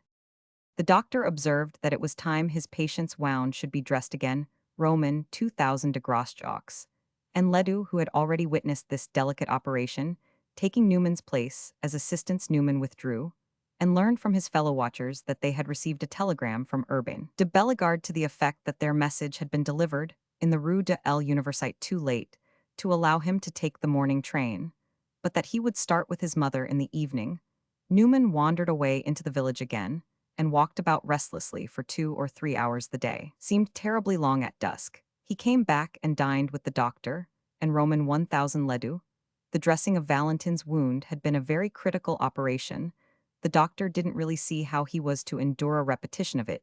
He then declared that he must beg of Mr. Newman to deny himself for the present. The satisfaction of sitting with Roman 1000 de Bellegarde, more than anyone else apparently, he had the flattering but inconvenient privilege of exciting him, Roman 1000 Ledu. At this, swallowed a glass of wine in silence. He must have been wondering what the deuce Bellegarde found so exciting in the American. Newman after dinner went up to his room where he sat for a long time staring at his lighted candle, and thinking that Valentin was dying downstairs late. When the candle had burnt low, there came a soft rap at his door. The doctor stood there with a candlestick and a shrug. He must amuse himself, still, said Valentin's medical adviser. He insists upon seeing you, and I am afraid you must come. I think at this rate that he will hardly outlast the night. Newman went back to Valentin's room, which he found lighted by a taper on the hearth. Valentin begged him to light a candle. I want to see your face. He said, they say you excite me, he went on as Newman complied with this request. And I confess I do feel excited, but it isn't you, it's my own thoughts. I have been thinking, sit down there. And let me look at you again. Newman seated himself, folded his arms, and bent a heavy gaze upon his friend. He seemed to be playing a part mechanically in a lugubrious comedy. Valentin looked at him for some time. Yes, this morning. I was right, you have something on your mind heavier than Valentin de Bellegarde. Come, I am a dying man. And it's indecent to deceive me. Something happened after I left Paris. It was not for nothing that my sister started off at this season of the year for Fleurières. Why was it? It sticks in my crop. I have been thinking it over. And if you don't tell me, I shall guess. I had better not tell you, said Newman. It won't do you any good. If you think it will do me any good not to tell me, you are very much mistaken. There is trouble about your marriage. Yes, said Newman, there is trouble about my marriage. Good, and Valentin was silent again. They have stopped it. They have stopped it, said Newman now that he had spoken out. He found a satisfaction in it, which deepened, as he went on. Your mother and brother have broken faith. They have decided that it can't take place. They have decided that I am not good enough. After all, they have taken back their word, since you insist. There it is. Valentin gave a sort of groan, lifted his hands a moment, and then let them drop. I am sorry not to have anything better to tell you about them, Newman pursued. But it's not my fault. I was indeed very unhappy when your telegram reached me. I was quite upside down, you may imagine. Whether I feel any better now. Valentin moaned gaspingly, as if his wound were throbbing. Broken faith, he murmured, and my sister, me sister. Your sister is very unhappy. She has consented to give me up. I don't know why. I don't know what they have done to her. It must be something pretty bad. Injustice to her. You ought to know it. They have made her suffer. I haven't seen her alone, but only before them. We had an interview yesterday morning. They came out flat in so many words. They told me to go about my business. It seems to me a very bad case. I am angry, I am sore, I am sick. Valentin lay there staring with his eyes, more brilliantly lighted, his lips soundlessly parted, and a flush of color in his pale face. Newman had never before uttered so many words in the plaintive key, but now, in speaking to Valentin in the poor fellow's extremity, he had a feeling that he was making his complaint somewhere within the presence of the power that men pray to in trouble. He felt his outgush of resentment as a sort of spiritual privilege. And Claire, said Bellegarde, Claire, she has given you up. I don't really believe it, said Newman. No, don't believe it, don't believe it. She is gaining time, excuse her. I pity her, said Newman. Poor Claire, murmured Valentin, but they, and he paused again. You saw them, they dismissed you face to face. Face to face, they were very explicit. What did they say? They said they couldn't stand a commercial person. Valentin put out his hand and laid it upon Newman's arm, and about their their engagement with you. They made a distinction. They said it was to hold good only, until Madame de Sinter accepted me. Valentin lay staring a while, and his flush died away. Don't tell me any more, he said at last. I am ashamed. You are the soul of honor, said Newman simply. Valentin groaned and turned away his head for some time. Nothing more was said then. Valentin turned back again and found a certain force to press Newman's arm. It's very bad. When my Pipluhin, my race come to that, it is time for me to withdraw. I believe in my sister. She will explain, excuse her. If she can't forgive her, she has suffered. But for the others it is very bad you take it. Very hard no it's a shame to make you say, so he closed his eyes, and again, there was a silence. Newman felt almost odd he had evoked a more solemn spirit than he expected. Presently Valentin looked at him again, removing his hand from his arm. I apologize. He said, do you understand here on my deathbed I apologize for my family, for my mother, for my brother, for the ancient house of Bellegarde voila, he added softly. Newman, for an answer, took his hand and pressed it with a world of kindness. Valentin remained quiet, and at the end of half an hour, the doctor softly came in behind him. Through the half-open door Newman saw the two questioning faces of Roman 2000 de Grosjacques. And Ledoux the doctor laid his hand on Valentin's wrist and sat looking at him. He gave no sign, and the two gentlemen came in. Roman 1000 Ledoux having first beckoned to someone outside. This was Roman 1000 Liqueur, who carried in his hand an object unknown to Newman, and covered with a white napkin. Roman 1000 Liqueur was short, round, and red. He advanced, pulling off his little black cap to Newman, and deposited his burden on the table, and then he sat down in the best armchair with his hands folded across his person. The other gentlemen had exchanged glances which expressed unanimity as to the timeliness of their presence. But for a long time Valentin neither spoke nor moved. It was Newman's belief afterwards that Roman 1000 Liqueur went to sleep at last. Abruptly Valentin pronounced Newman's name. His friend went to him, and he said in French, you are not alone, I want to speak to you alone. Newman looked at the doctor, and the doctor looked at the cure, who looked back at him, and then the doctor and the cure together gave a shrug. Alone for 5 minutes, Valentin repeated, please leave us. The cure took up his burden again, and led the way out, followed by his companions. Newman closed the door behind them, and came back to Valentin's bedside. Bellegarde had watched all this intently. It's very bad, he said, after Newman had seated himself close to him. The more I think of it, the worse it is. Oh, don't think of it, said Newman. But Valentin went on, without heeding him, even if they should come round again, the shamed basenesses there. Oh, they won't come round, said Newman. Well, you can make them. Make them. I can tell you something, a great secret, an immense secret. You can use it against them, frighten them, force them. A secret. Newman repeated the idea of letting Valentin on his deathbed confide him. An immense secret shocked him for the moment and made him draw back. It seemed an illicit way of arriving at information, and even had a vague analogy with listening at a keyhole. Then suddenly the thought of forcing Madame de Bellegarde and her son became attractive, and Newman bent his head closer to Valentin's lips for some time. However, the dying man said nothing more. He only lay and looked at his friend with his kindled, expanded, troubled eye, and Newman began to believe that he had spoken in delirium. But at last he said, there was something done at Fleurier's. It was foul play. My father, something happened to him. I don't know, I have been ashamed, afraid to know. But I know there is something. My mother knows, Urban knows. Something happened to your father, said Newman urgently. Valentin looked at him, still more wittied. He didn't get well. Get well of what? But the immense effort which Valentin had made first to decide to utter these words, and then to bring them out, appeared to have taken his last strength. He lapsed again into silence. And Newman sat watching him. Do you understand? He began again, presently at Fleurier's. You can find out Mrs. Bread knows. Tell her. I begged you to ask her, then tell them that. And see, it may help you. If not, tell everyone. It will her. Valentin's voice sank to the feeblest murmur. It will avenge you. The words died away in a long, soft groan. Newman stood up, deeply impressed, not knowing what to say. His heart was beating violently. Thank you, he said at last. I am much obliged. But Valentin seemed not to hear him. He remained silent, and his silence continued. At last Newman went and opened the door. Roman 1000 Liqueur re-entered, bearing his sacred vessel, and followed by the three gentlemen, and by Valentin's servant. It was almost processional. Chapter 20. Valentin de Bellegarde died tranquilly, just as the cold, faint March dawn began to illumine the faces of the little knot of friends gathered about his bedside. An hour afterwards Newman left the inn and drove to Geneva.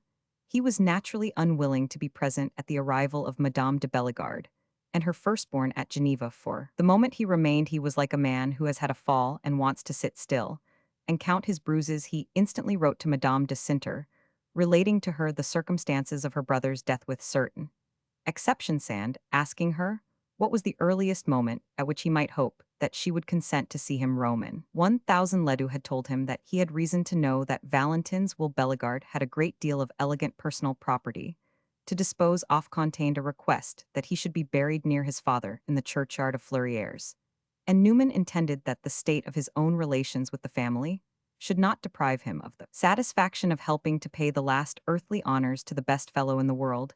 He reflected that Valentin's friendship was older than Urbain's enmity, and that at a funeral it was easy to escape notice. Madame de Sinter's answer to his letter enabled him to time his arrival at Fleurières. This answer was very brief. It ran as follows: I thank you for your letter, and for your being with Valentin. It is a most inexpressible sorrow to me that I was not to see you will be nothing but a distress to me. There is no need, therefore, to wait for what you call brighter days. It is all one now, and I shall have no brighter days come. When you please only notify me first. My brother is to be buried here on Friday, and my family is to remain here Roman 100 to Roman 100. As soon as he received this letter, Newman went straight to Paris.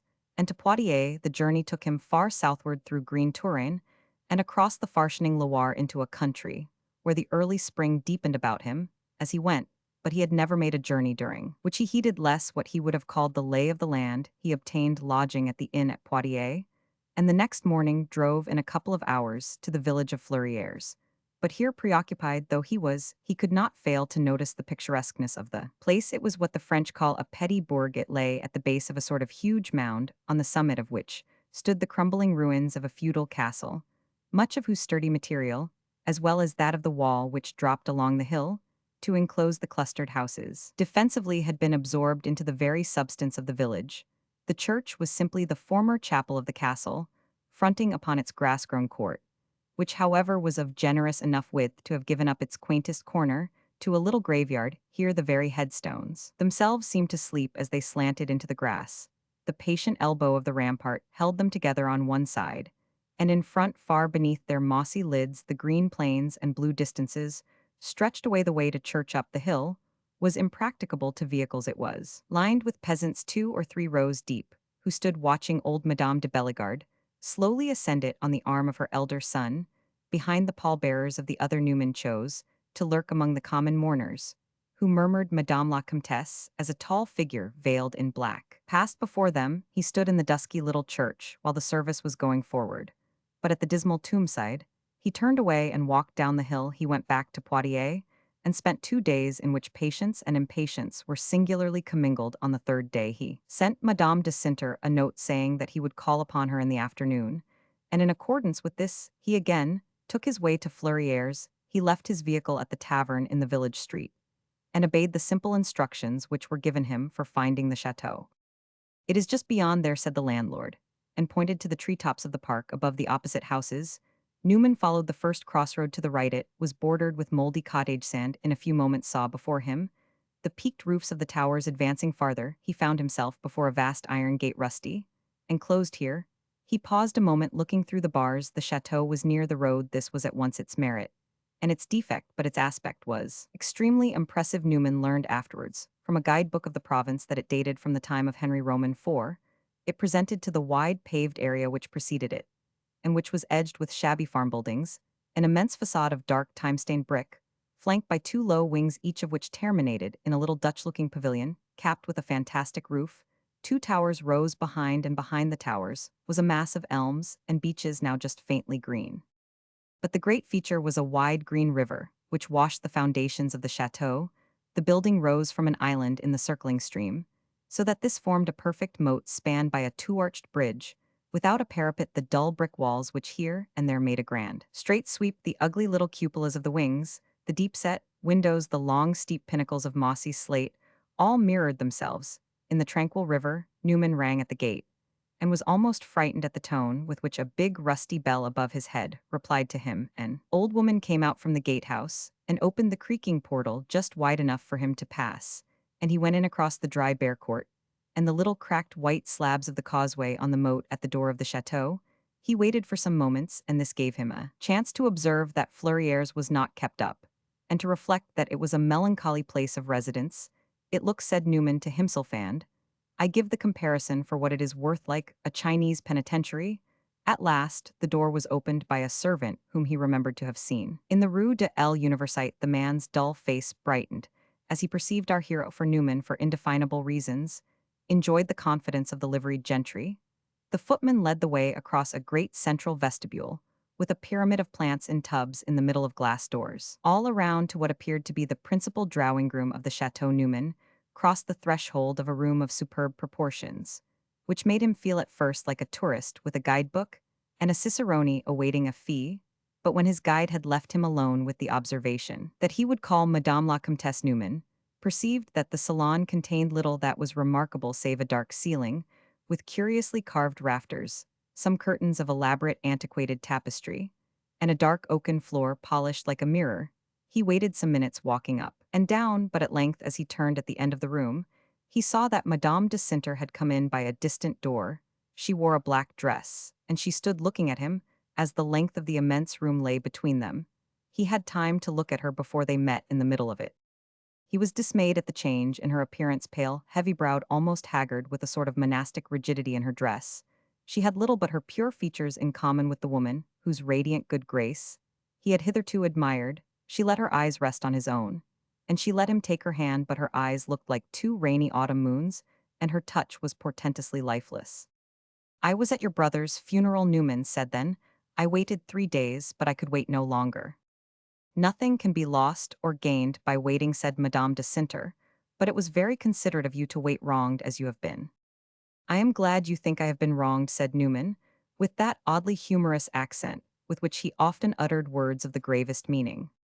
"Do I need to say so?" she asked. "I don't think I have wronged seriously many persons, certainly not consciously to you, to whom I have done this hard and cruel thing.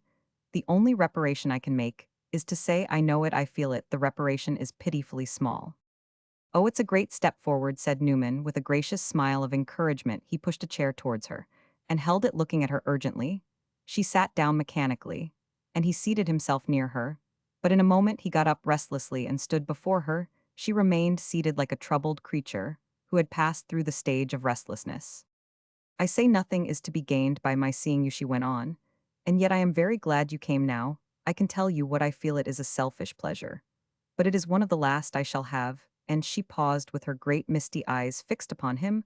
"I know how I have deceived and injured you. I know how cruel and cowardly I have been. I see it as vividly as you do. I feel it to the ends of my fingers."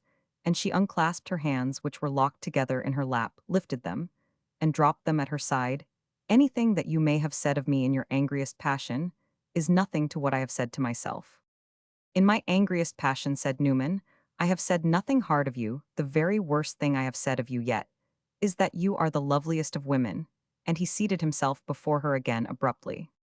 She flushed a little, but even her flush was pale. "That is because you think I will come back. But I will not come back. It is in that hope you have come here. I know. I am very sorry for you. I would do almost anything for you. To say that after what I have done seems simply impudent, but what can I say that will not seem impudent? To wrong you and apologize, that is easy enough. I should not have wronged you."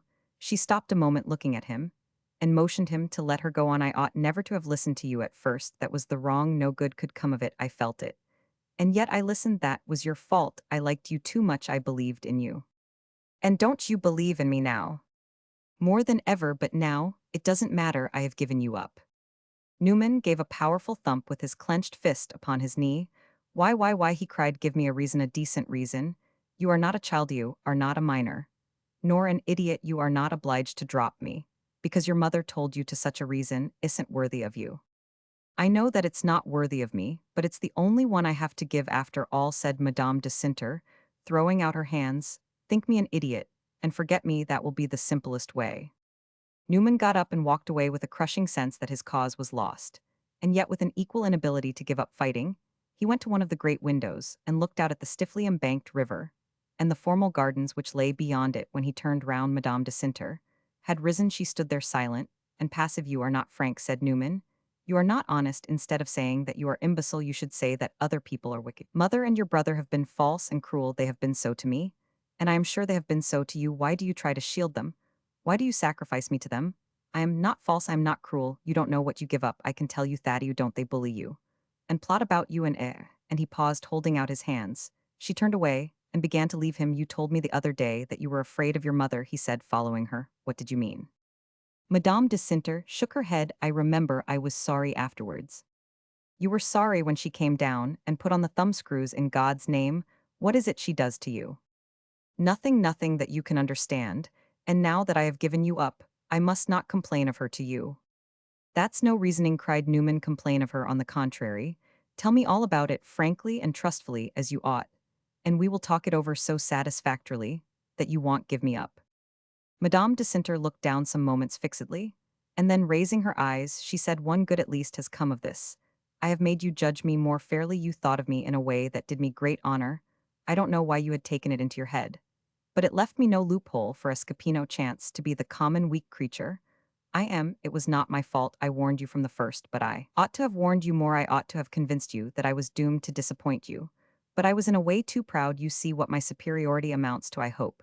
She went on, raising her voice with a tremor which even then, and there Newman thought beautiful. I am too proud to be honest.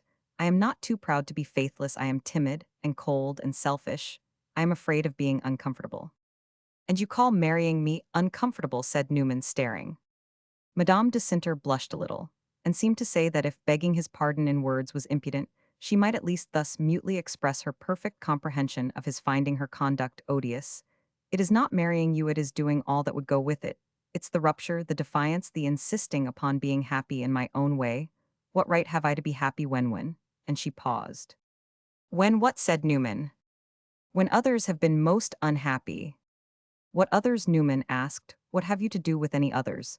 But me. Besides, you said just now that you wanted happiness, and that you should find it by obeying your mother. You contradict yourself.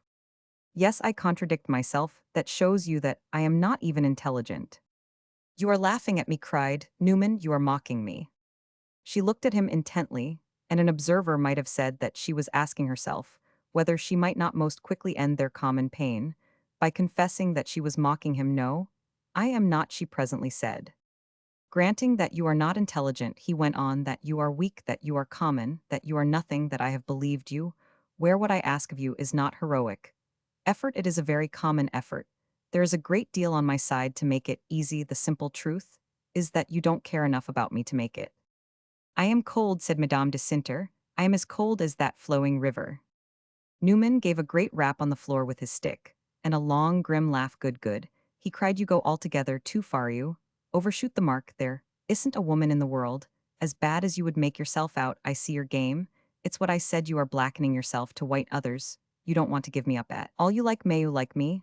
I know you do, you have shown it, and I have felt it. After that you may be as cold as you please. They have bullied you, I say, they have tortured you. It's an outrage. And I insist upon saving you from the extravagance of your own generosity. Would you chop off your hand if your mother requested it? Madame de Cinter looked a little frightened. I spoke of my mother, too, blindly. The other day I am my own mistress by law, and by her approval she can do nothing to me. She has done nothing, she has never alluded to those hard words I used about her. She has made you feel them. Ill promise, you, said Newman. It's my conscience that makes me feel them. Your conscience seems to me to be rather mixed, exclaimed Newman passionately. It has been in great trouble, but now it is very clear, said Madame de Cinter. I don't give you up for any worldly advantage, or for any worldly happiness. Oh, you don't give me up for Lord Deepmere, I know, said Newman. I won't pretend even to provoke you that I think that. But that's what your mother and your brother wanted. And your mother at that villainous ball of hers, I liked it at the time, but the very thought of it now makes me rabid to push him on to make up to you. Who told you this? Said Madame de Cinter softly. Not Valentin. I observed it, I guessed it. I didn't know at the time that I was observing it. But it stuck in my memory, and afterwards, you recollect I saw Lord Deepmere with you in the conservatory. You said then that you would tell me at another time what he had said to you. That was before this, said Madame de Cinter. It doesn't matter, said Newman. And besides, I think I know he's an honest little Englishman. He came and told you what your mother was up to, that she wanted him to supplant me, not being a commercial person. If he would make you an offer, she would undertake to bring you over and give me the slip. Lord Deepmere isn't very intellectual, so she had to spell it out to him. He said he admired you no end, and that he wanted you to know it, but he didn't like being mixed up with that sort of underhand work. And he came to you and told tales that was about the amount of it, wasn't it? And then you said you were perfectly happy. I don't see why we should talk of Lord Deepmere, said Madame de Cinter. It was not for that you came here. And about my mother, it doesn't matter what you suspect. And what you know, when once my mind has been made up as it is now, I should not discuss these things. Discussing anything now is very idle. We must try and live each as we can. I believe you will be happy again, even sometimes when you think of me. When you do so, think this that it was not easy, and that I did the best I could. I have things to reckon with that you don't know. I mean, I have feelings. I must do as they force me. I must. They would haunt me otherwise, she cried with vehemence. They would kill me. I know what your feelings are. They are superstitions. They are the feeling that, after all, though I am a good fellow, I have been in business, the feeling that your mother's looks are law, and your brother's words are gospel, that you all hang together, and that it's a part of the everlasting proprieties that they should have a hand in everything you do. It makes my blood boil. That is cold. You are right. And what I feel here, and Newman struck his heart, and became more poetical than he knew, is a glowing fire. A spectator less preoccupied, the Madame de Sinter's distracted wooer would have felt sure from the first that her appealing calm of manner was the result of violent effort, in spite of which the tide of agitation was rapidly rising on these last words of Newman's.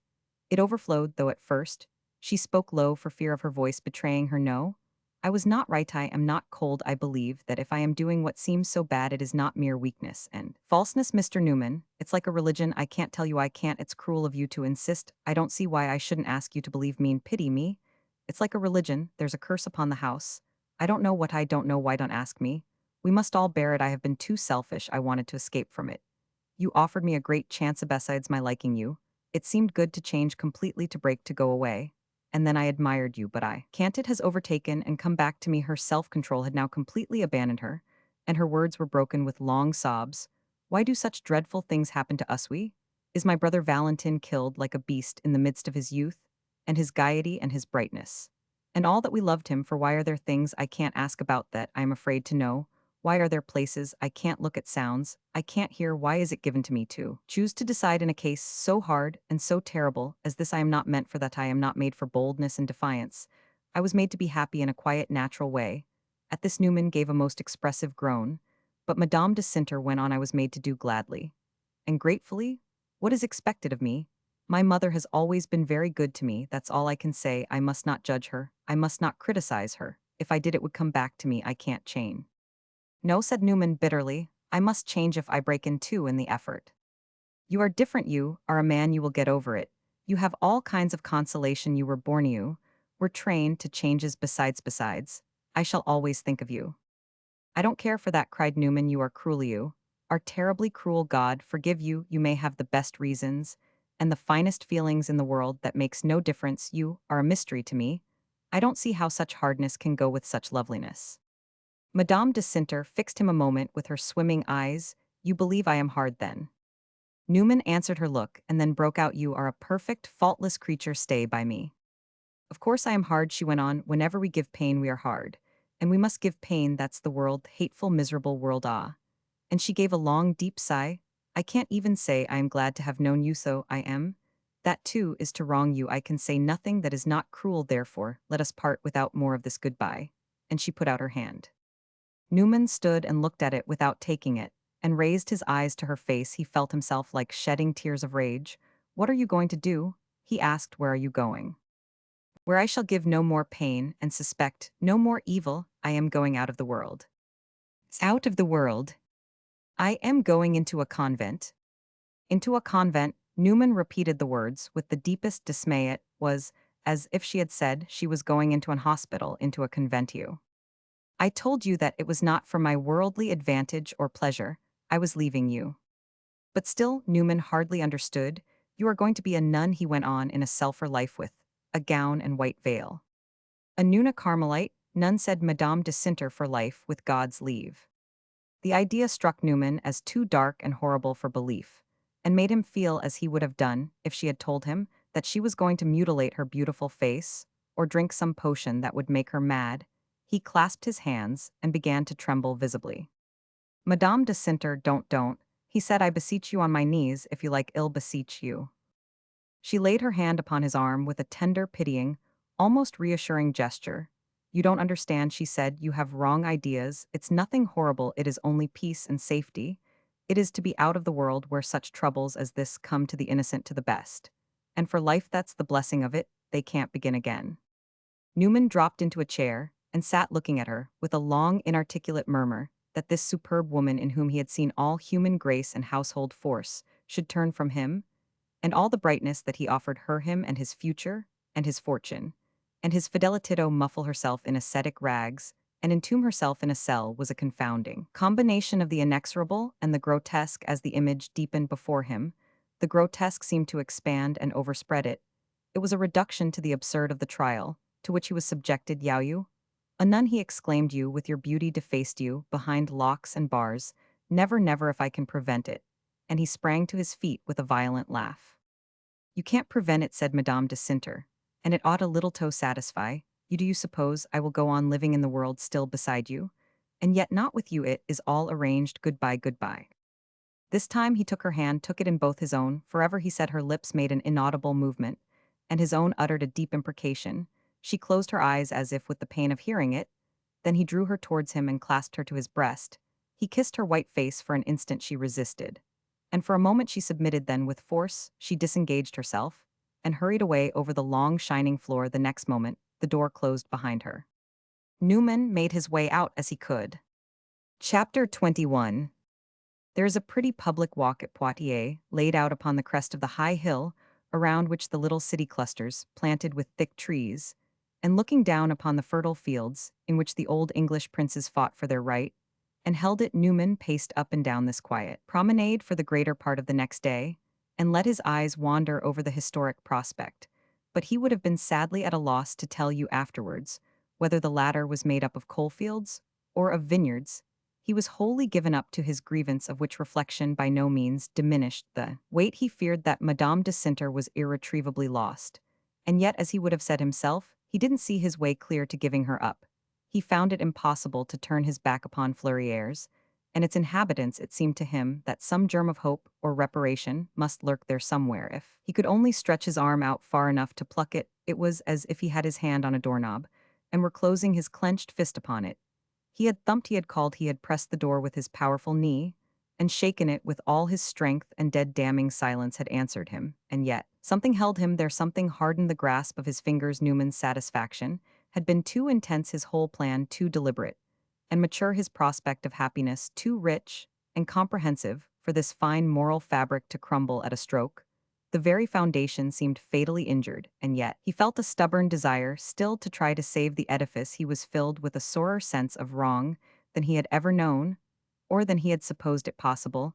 He should know to accept his injury and walk away without looking behind him was a stretch of good nature of which he found himself incapable. He looked behind him intently and continually, and what he saw there did not assuage his resentment. He saw himself trustful, generous, liberal, patient, easy-pocketing frequent irritation, and furnishing unlimited modesty, to have eaten humble pie, to have been snubbed and patronized and satirized, and have consented to take it as one of the conditions of the bargain, to have done this, and done it all for nothing, surely gave one a right to protest, and to be turned off because one was a commercial person, as if he had ever talked or dreamt of the commercial, since his connection with the Bellegardes began. As if he had made the least circumstance of the commercial, as if he would not have consented to confound the commercial 50 times a day, if it might have increased by a hair's breadth the chance of the Bellegardes not playing him a trick. Granted that being commercial was fair ground for having a trick played upon one. How little they knew about the class so designed,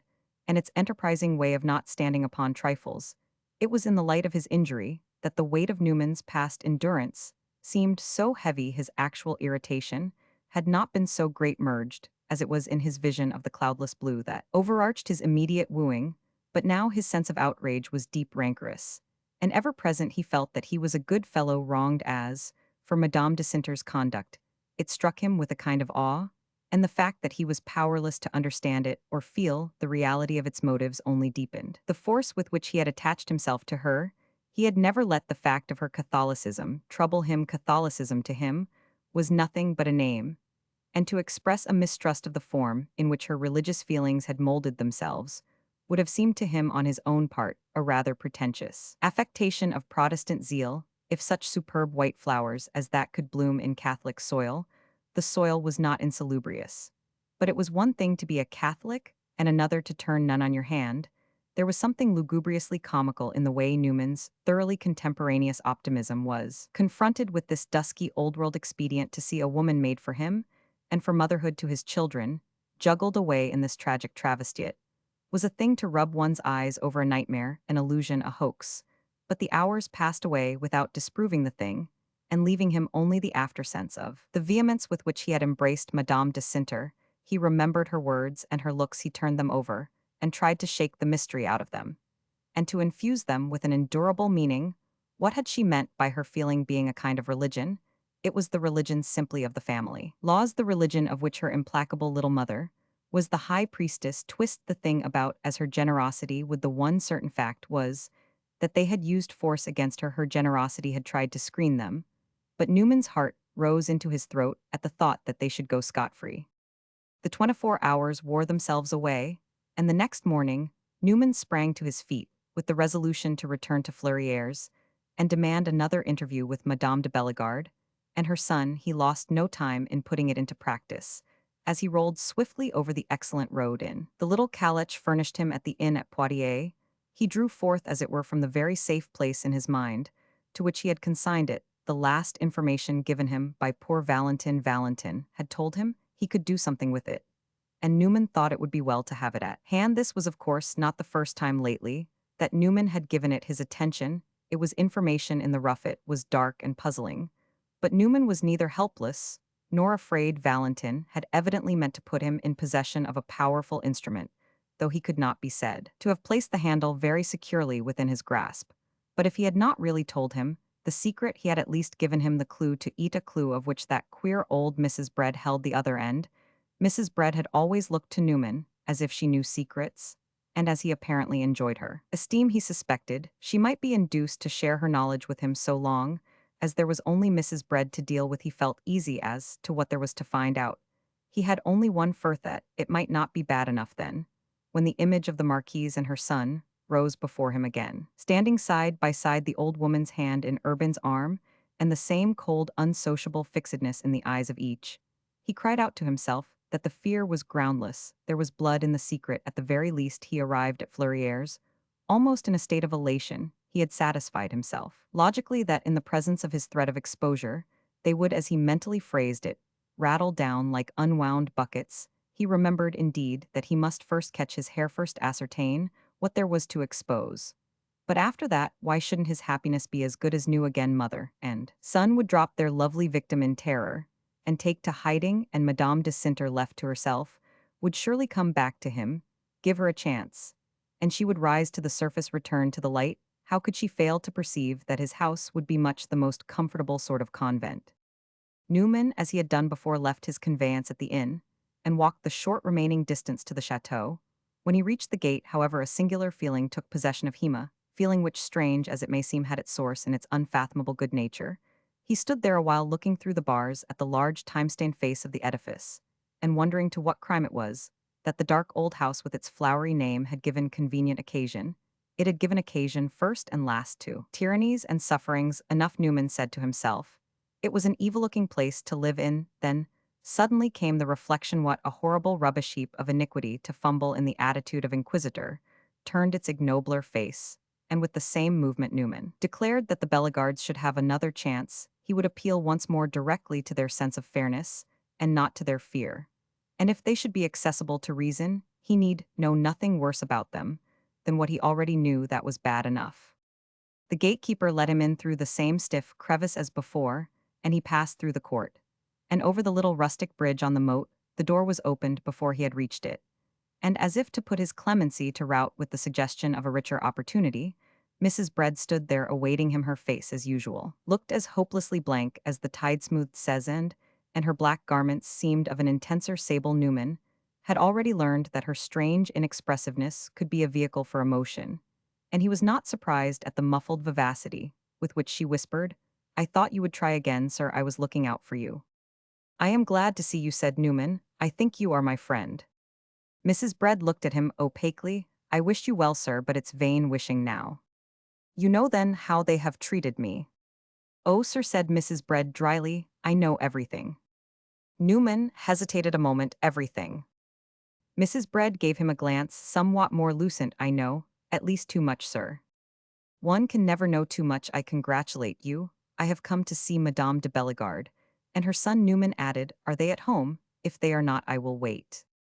My lady is always at home, Mrs. Bread replied, and the Marquis is mostly with her. Please then tell Themon or the other or both that I am here, and that I desire to see them. Mrs. Bread hesitated. May I take a great liberty, sir? You have never taken a liberty, but you have justified it, said Newman, with diplomatic urbanity. Mrs. Bread dropped her wrinkled eyelids as if she were curtsying, but the curtsy stopped there. The occasion was too grave. You have come to plead with them again, sir, perhaps. You don't know this that Madame de Cinter returned this morning to Paris. Ah, she's gone, and Newman groaning smote the pavement with his stick. She has gone straight to the convent, the Carmelites, they call it. I see you know, sir, my lady. And the Marquis take it very Roman 99, it was only last night she told them. Ah, she had kept it back, then cried Newman, good, and they are very fierce. They are not pleased, said Mrs. Bread, but they may well dislike it. They tell me it's most dreadful, sir, of all the nuns in Christendom. The Carmelites are the worst, you may say. They are really not human, sir. They make you give up everything forever. And to think of her there, if I was one that cried, sir, I could cry. Newman looked at her an instant. We must cry, Mrs. Bread. We must act, go and call them. And he made a movement to enter farther. But Mrs. Bread gently checked him. May I take another liberty? I am told you were with my dearest Mr. Valentin in his last hours. If you would tell me a word about him? The poor Count was my own boy, sir. For the first year of his life, he was hardly out of my arms. I taught him to speak, and the Count spoke so well, sir. He always spoke well to his poor old Bread. When he grew up and took his pleasure, he always had a kind word for me. And to die in that wild way, they have a story that he fought with a wine merchant. I can't believe that, sir, and was he in great pain? You are a wise, kind old woman, Mrs. Bread, said Newman. I hoped I might see you with my own children in your arms, perhaps I shall yet, and he put out his hand. Mrs. Bread looked for a moment at his open palm, and then, as if fascinated by the novelty of the gesture, extended her own ladylike fingers. Newman held her hand firmly, and deliberately fixing his eyes upon her. You want to know all about Mr. Valentin, he said. It would be a sad pleasure, sir. I can tell you everything. Can you sometimes leave this place? The chateau, sir, I really don't know. I never tried. Try then, try hard. Try this evening at dusk. Come to me in the old ruin there, on the hill, in the court, before the church. I will wait for you there. I have something very important to tell you. An old woman like you can do as she pleases. Mrs. Bread stared, wondering, with parted lips. Is it from the Count, sir? She asked. From the Count, from his deathbed, said Newman. I will come then. I will be bold for once for him. She led Newman into the great drawing room with which he had already made acquaintance, and retired to execute his commands. Newman waited a long time at last. He was on the point of ringing and repeating his request. He was looking round him for a bell, when the Marquis came in with his mother on his arm. It will be seen that Newman had a logical mind when I say that he declared to himself in perfect good faith, as a result of Valentin's dark hints, that his adversaries looked grossly wicked. There is no mistake about it now, he said to himself as they advanced. They're a bad lot. They have pulled off the mask. Madame de Bellegarde and her son certainly bore in their faces the signs of extreme perturbation. They looked like people who had passed a sleepless night, confronted, moreover, with an annoyance which they hoped they had disposed of. It was not natural that they should have any very tender glances to bestow upon Newman. He stood before them, and such eyebeams as they found available they leveled at him. Newman feeling as if the door of a sepulchre had suddenly been opened, and the damp darkness were being exhaled. You see, I have come back, he said. I have come to try again. It would be ridiculous, said Roman 1000 de Bellegarde, to pretend that we are glad to see you, or that we don't question the taste of your visit. Oh, don't talk about taste, said Newman with a laugh, or that will bring us round to yours. If I consulted my taste, I certainly shouldn't come to see you. Besides, I will make as short work as you please. Promise me to raise the blockadito, set Madame de Cinter at liberty, and I will retire instantly. We hesitated as to whether we would see you, said Madame de Bellegarde, and we were on the point of declining the honor. But it seemed to me that we should act with civility as we have always done, and I wish to have the satisfaction of informing you that there are certain weaknesses that people of our way of feeling can be guilty of but once. You may be weak but once, but you will be audacious many times. Madame Newman answered. I didn't come, however, for conversational purposes. I came to say this simply, that if you will write immediately to your daughter that you withdraw your opposition to her marriage, I will take care of the rest. You don't want her to turn. None of you know more about the horrors of it than I do marrying a commercial person, is better than that give me a letter to her signed and sealed saying you retract, and that she may marry me with your blessing, and I will take it to her at the convent, and bring her out there's your chance I call those easy terms. We look at the matter otherwise we call them very hard terms, said Urbain de Bellegarde. They had all remained standing rigidly in the middle of the room. I think my mother will tell you that she would rather her daughter should become Sir Catherine than Mrs. Newman. But the old lady with the serenity of supreme power let her son make her epigrams for her. She only smiled almost sweetly, shaking her head and repeating, "But once, Mr. Newman, but once." Nothing that Newman had ever seen or heard gave him such a sense of marble hardness as this movement, and the tone that accompanied it. Could anything compel you, he asked. Do you know of anything that would force you? This language, sir, said the Marquis, addressed to people in bereavement and grief, is beyond all qualification. In most cases, Newman answered your objection would have some weight, even admitting that Madame de Sinter's present intentions make time precious. But I have thought of what you speak of, and I have come here today without scruples simply because I consider your brother, and you two very different parties. I see no connection between you. Your brother was ashamed of you lying there wounded, and dying the poor fellow apologized to me for your conduct. He apologized to me for that of his mother. For a moment, the effect of these words was as if Newman had struck a physical blow. A quick flush leaped into the faces of Madame de Bellegarde and her son, and they exchanged a glance like a twinkle of steel. Urbain uttered two words which Newman but half heard, but of which the sense came to him, as it were in the reverberation of the sound Le Miserable. You show little respect for the living, said Madame de Bellegarde, but at least respect the dead. Don't profane, don't insult the memory of my innocent son. I speak the simple truth, Newman declared, and I speak it for a purpose. I repeat it distinctly. Your son was utterly disgusted. Your son apologized. Urbain de Bellegarde was frowning portentously, and Newman supposed he was frowning at poor Valentin's invidious image. Taken by surprise, his scant affection for his brother had made a momentary concession to dishonor, but not for an appreciable instant did his mother lower her flag. You are immensely mistaken, sir. She said my son was sometimes light, but he was never indecent. He died faithful to his name. You simply misunderstood him, said the Marquis, beginning to rally. You affirm the impossible. Oh, I don't care for poor Valentin's apology, said Newman. It was far more painful than pleasant to me. This atrocious thing was not his fault. He never hurt me, or anyone else. He was the soul of honor. But it shows how he took it. If you wish to prove that my poor brother in his last moments was out of his head, we can only say that under the melancholy circumstances, nothing was more possible. But confine yourself to that. He was quite in his right mind, said Newman, with gentle but dangerous doggedness. I have never seen him so bright and clever. It was terrible to see that witty, capable fellow dying such a death. You know, I was very fond of your brother. And I have further proof of his sanity, Newman concluded.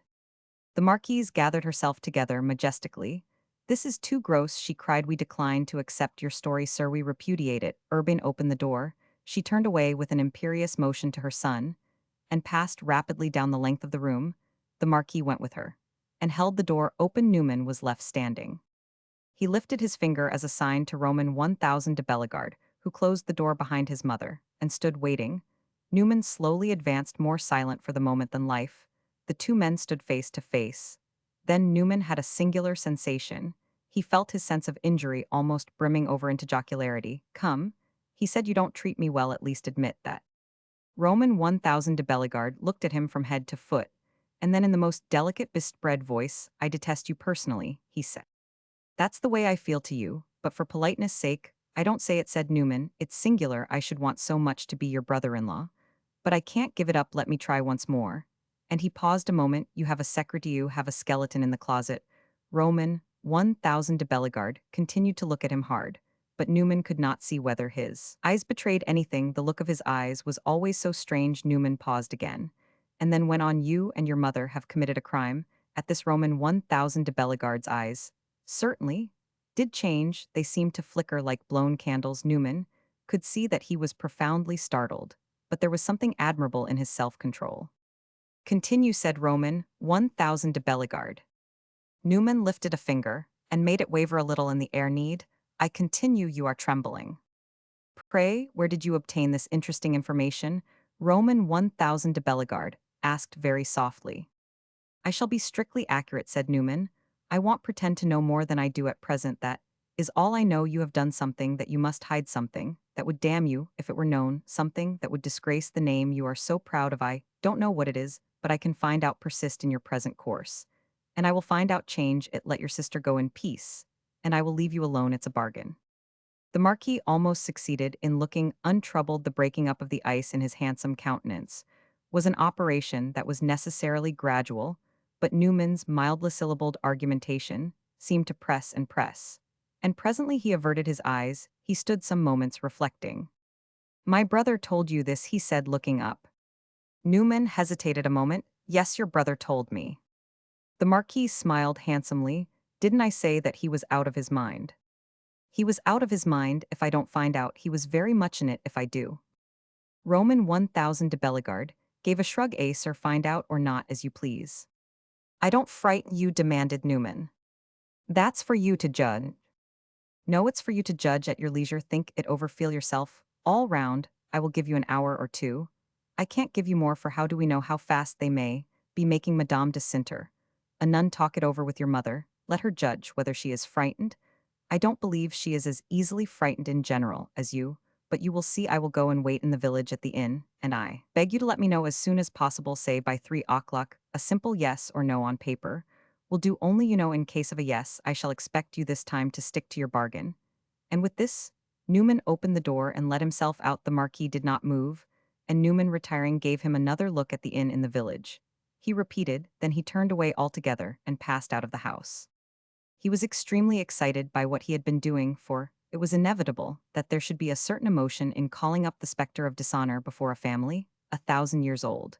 But he went back to the inn and contrived to wait there deliberately for the next 2 hours. He thought it more than probable that Urbain de Bellegarde would give no sign, for an answer to his challenge in either sense would be a confession of guilt. What he most expected was silencing other words' defiance. But he prayed that as he imagined it, his shot might bring them down. It did bring. By 3 o'clock, a note delivered by a footman, a note addressed in Urbain de Bellegarde's handsome English hand. It ran as follows. I cannot deny myself the satisfaction of letting you know that I return to Paris tomorrow with my mother, in order that we may see my sister, and confirm her in the resolution which is the most effectual reply to your audacious pertinacity. Henry Urbain de Bellegarde. Newman put the letter into his pocket and continued his walk up and down the inn parlor. He had spent most of his time for the past week in walking up and down. He continued to measure the length of the little salle of the Arms de France, until the day began to wane, when he went out to keep his rendezvous with Mrs. Brett. The path which led up the hill to the ruin was easy to find, and Newman in a short time had followed it to the top. He passed beneath the rugged arch of the castle wall, and looked about him in the early dusk for an old woman in black.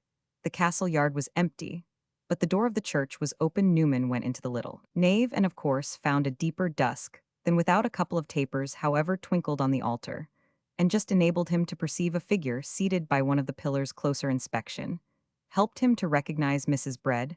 In spite of the fact that she was dressed with unwonted splendor, she wore a large black silk bonnet, with imposing bows of crape, and an old black satin dress disposed itself in vaguely lustrous folds about her person. She had judged it proper to the occasion to appear in her stateliest apparel. She had been sitting with her eyes fixed upon the ground, but when Newman passed before her, she looked up at him, and then she rose.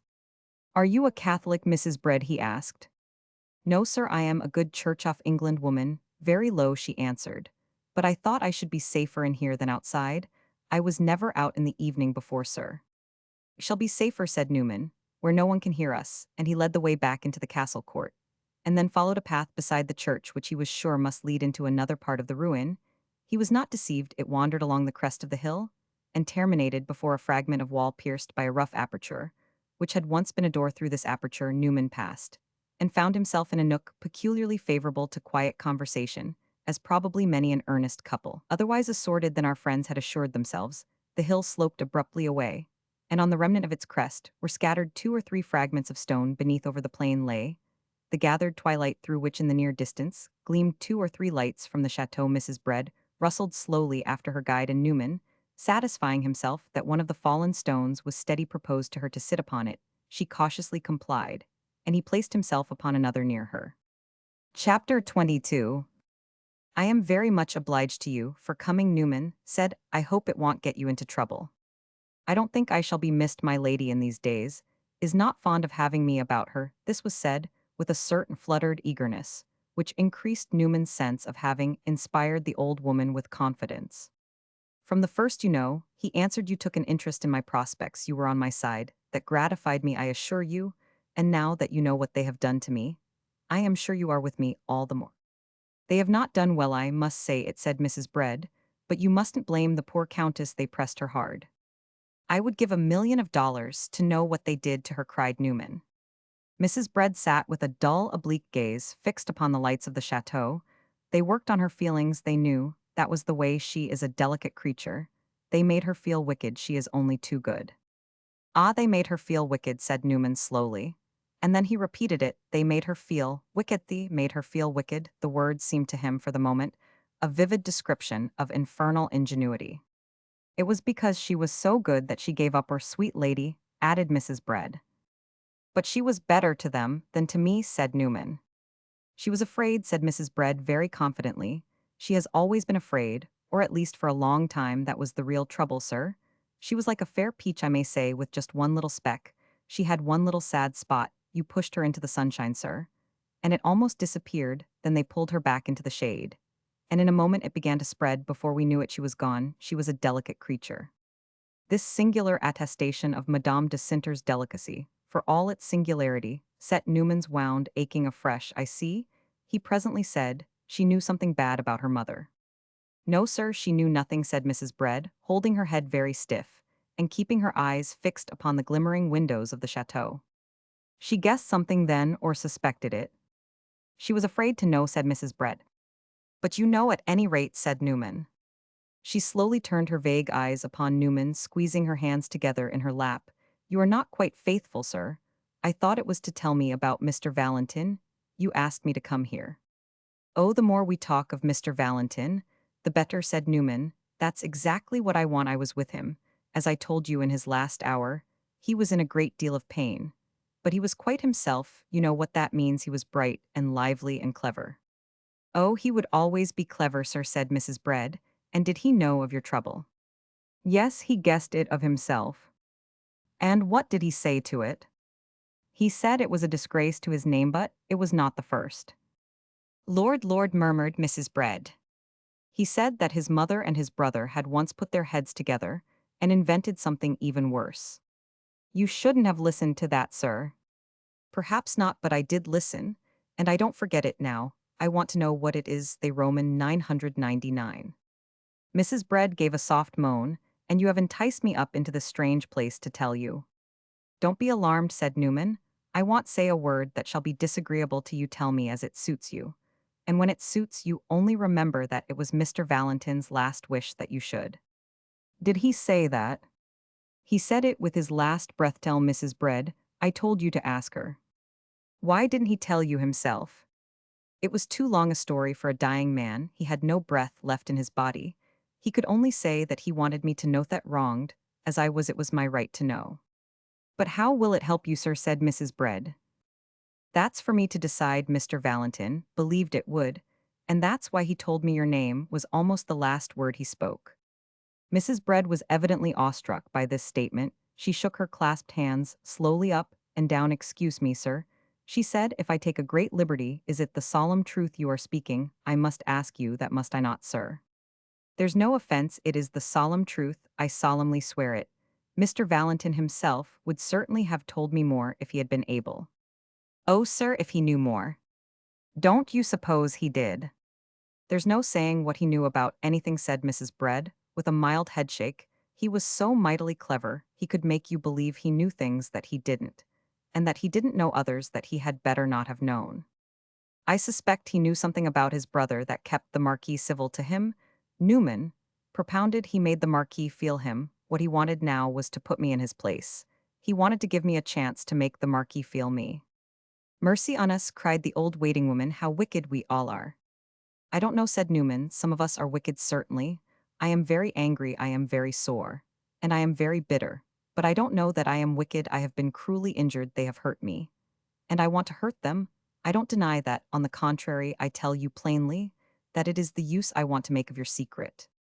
Mrs. Bread seemed to hold her breath. You want to publish them, you want to shame them. I want to bring them down, down, down, down. I want to turn the tables upon them. I want to mortify them as they mortified me. They took me up into a high place and made me stand there for all the world to see me, and then they stole behind me and pushed me into this bottomless pit, where I lie howling and gnashing my teeth. I made a fool of myself before all their friends, but I shall make something worse of them. This passionate sally, which Newman uttered with the greater fervor that it was the first time he had had a chance to say all this aloud, kindled two small sparks in Mrs. Bread's fixed eyes. I suppose you have a right to your anger, sir. But think of the dishonor you will draw down on Madame de Cinter. Madame de Cinter is buried alive, cried Newman. What are honor or dishonor to her? The door of the tomb is at this moment closing behind her. Yes, it's most awful, moaned Mrs. Bread. She has moved off like her brother Valentin, to give me room to work it as if it were done on purpose. Surely, said Mrs. Bread, apparently impressed by the ingenuity of this reflection. She was silent for some moments, then she added, and would you bring my lady before the courts? The courts care nothing for my lady, Newman replied.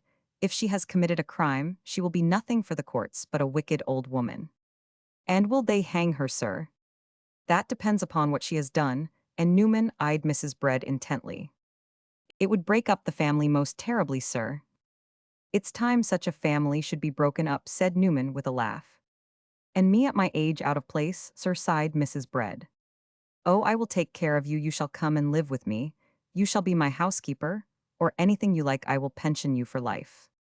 Dear, dear sir, you think of everything, and she seemed to fall a brooding. Newman watched her a while, and then he said suddenly, Ah, Mrs. Bread, you are too fond of my lady. She looked at him as quickly. I wouldn't have you say that, sir. I don't think it any part of my duty to be fond of my lady. I have served her faithfully this many a year. But if she were to die tomorrow, I believe before heaven I shouldn't shed a tear for her. Then, after a pause, I have no reason to love her, Mrs. Brett. Added, the most she has done for me has been not to turn me out of the house. Newman felt that decidedly his companion was more and more confidential that, if luxury is corrupting, Mrs. Bread's conservative habits were already relaxed by the spiritual comfort of this preconcerted interview in a remarkable locality, with a free-spoken millionaire. All his native shrewdness admonished him that his part was simply to let her take her time, let the charm of the occasion work. So he said nothing, he only looked at her kindly. Mrs. Bread sat nursing her lean elbows. My lady once did me a great wrong, she went on at last. She has a terrible tongue when she is vexed. It was many a year ago, but I have never forgotten it. I have never mentioned it to a human creature. I have kept my grudge to myself. I dare say I have been wicked, but my grudge has grown old with me. It has grown good for nothing too, I dare say, but it has lived along as I have lived. It will die when I dee not before. And what is your grudge? Newman asked. Mrs. Bread dropped her eyes and hesitated. If I were a foreigner, sir, I should make less of telling you. It comes harder to a decent Englishwoman. But I sometimes think I have picked up too many foreign ways. What I was telling you belongs to a time when I was much younger and very different looking to what I am now. I had a very high color, sir, if you can believe it. Indeed, I was a very smart lass. My lady was younger too, and the late Marquis was youngest of all. I mean, in the way he went on, sir. He had a very high spirit. He was a magnificent man. He was fond of his pleasure like most foreigners, and it must be owned that he sometimes went rather below him. To take it, my lady was often jealous. And if y'all believe it, sir, she did me the honor to be jealous of me one day. I had a red ribbon in my cap, and my lady flew out at me and ordered me to take it off. She accused me of putting it on to make the Marquis look at me. I don't know that I was impertinent, but I spoke up like an honest girl, and didn't count my words. A red ribbon indeed. As if it was my ribbons. The Marquis looked at my lady, knew afterwards that I was perfectly respectable, but she never said a word to show that she believed it. But the Marquis did. Mrs. Bread presently added, I took off my red ribbon and put it away in a drawer where I have kept it to this day. It's faded now, it's a very pale pink. But there it lies. My grudge has faded too, the red has all gone out of it. But it lies here yet, and Mrs. Bread stroked her black satin bodice. Newman listened with interest to this decent narrative, which seemed to have opened up the deeps of memory to his companion. Then, as she remained silent, and seemed to be losing herself in retrospective meditation upon her perfect respectability, he ventured upon a short cut to his goal. So Madame de Bellegarde was jealous, I see, and Roman 1000 de Bellegarde admired pretty women without distinction of class, I suppose. One must be hard upon him, for they probably didn't all behave so properly as you, but years afterwards it could hardly have been jealousy that turned Madame de Bellegarde into a criminal. Mrs. Bread gave a weary sigh. We are using dreadful words, sir. But I don't care now, I see you have your idea. And I have no will of my own. My will was the will of my children, as I called them. But I have lost my children now. They are dead, I may say it of both of them. And what should I care for the living? What is anyone in the house to me? No, what am I to them? My Lady Objects to Mesh has objected to me these 30 years. I should have been glad to be something to young Madame de Bellegarde, though I never was nurse to the present Marquis. When he was a baby, I was too young, they wouldn't trust me with him. But his wife told her own maid, Mamselle Clarisse, the opinion she had of me. Perhaps you would like to hear it, sir. Oh, immensely, said Newman. She said that if I would sit in her children's schoolroom, I should do very well for a penwhipper, when things have come to that. I don't think I need stand upon ceremony. Decidedly not, said Newman. Go on, Mrs. Bread. Mrs. Bread, however, relapsed again into troubled dumbness, and all Newman could do was to fold his arms and wait. But at last she appeared to have set her memories in order. It was when the late Marquis was an old man, and his eldest son had been 2 years married. It was when the time came on for marrying Mademoiselle Claire. That's the way they talk of it here, you know, sir. The Marquis' health was bad. He was very much broken down. My lady had picked out Roman 1000 Decenter, for no good reason that I could see.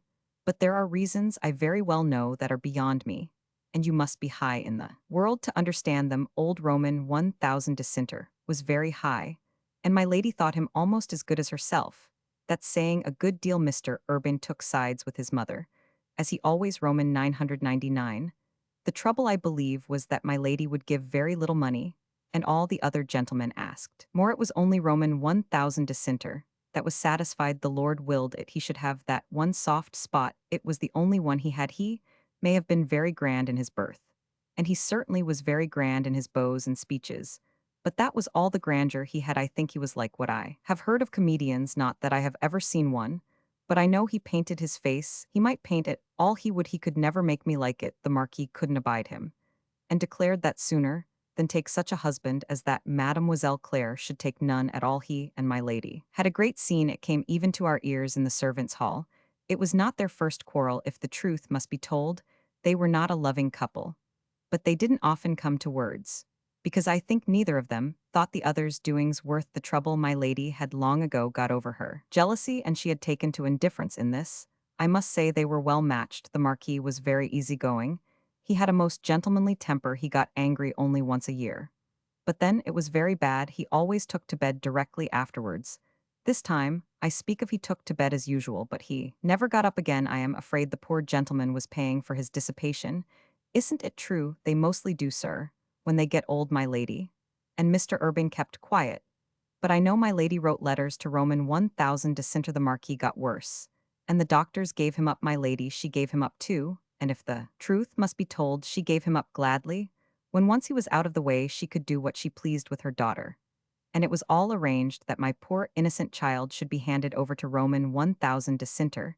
You don't know what Mademoiselle was in those days, sir. She was the sweetest young creature in France, and knew as little of what was going on around her as the lamb does of the butcher. I used to nurse the Marquis, and I was always in his room. It was here at Fleurieres in the autumn. We had a doctor from Paris who came and stayed 2 or 3 weeks in the house. Then there came two others, and there was a consultation. And these two others, as I said, declared that the Marquis couldn't be saved after this. They went off pocketing their fees, but the other one stayed and did what he could. The Marquis himself kept crying out that he wouldn't die, that he didn't want to die, that he would live and look after his daughter, Mademoiselle Claire, and the Viscount, that was Mr. Valentin. You know, were both in the house. The doctor was a clever man that I could see myself, fanned. I think he believed that the Marquis might get well. We took good care of him, he and I, between us, and one day when my lady had almost ordered her mourning, my patient suddenly began to mend. He got better and better, till the doctor said he was out of danger. What was killing him was the dreadful fits of pain in his stomach. But little by little they stopped, and the poor Marquis began to make his jokes again. The doctor found something that gave him great comfort, some white stuff that we kept in a great bottle on the chimney-piece. I used to give it to the Marquis through a glass tube. It always made him easier. Then the doctor went away, after telling me to keep on giving him the mixture whenever he was bad. After that, there was a little doctor from Poitiers who came every day So we were alone in the house, me lady, and her poor husband, and their 3 children. Young Madame de Bellegarde had gone away with her little girl to her mother's. You know she is very lively, and her maid told me that she didn't like to be where people were dying. Mrs. Bread paused a moment, and then she went on with the same quiet consistency. I think you have guessed, sir, that when the Marquis began to turn, my lady was disappointed, and she paused again, bending upon Newman, a face which seemed to grow whiter as the darkness settled down upon them. Newman had listened eagerly, with an eagerness greater even than that with which he had bent his ear to Valentin de Bellegarde's last words.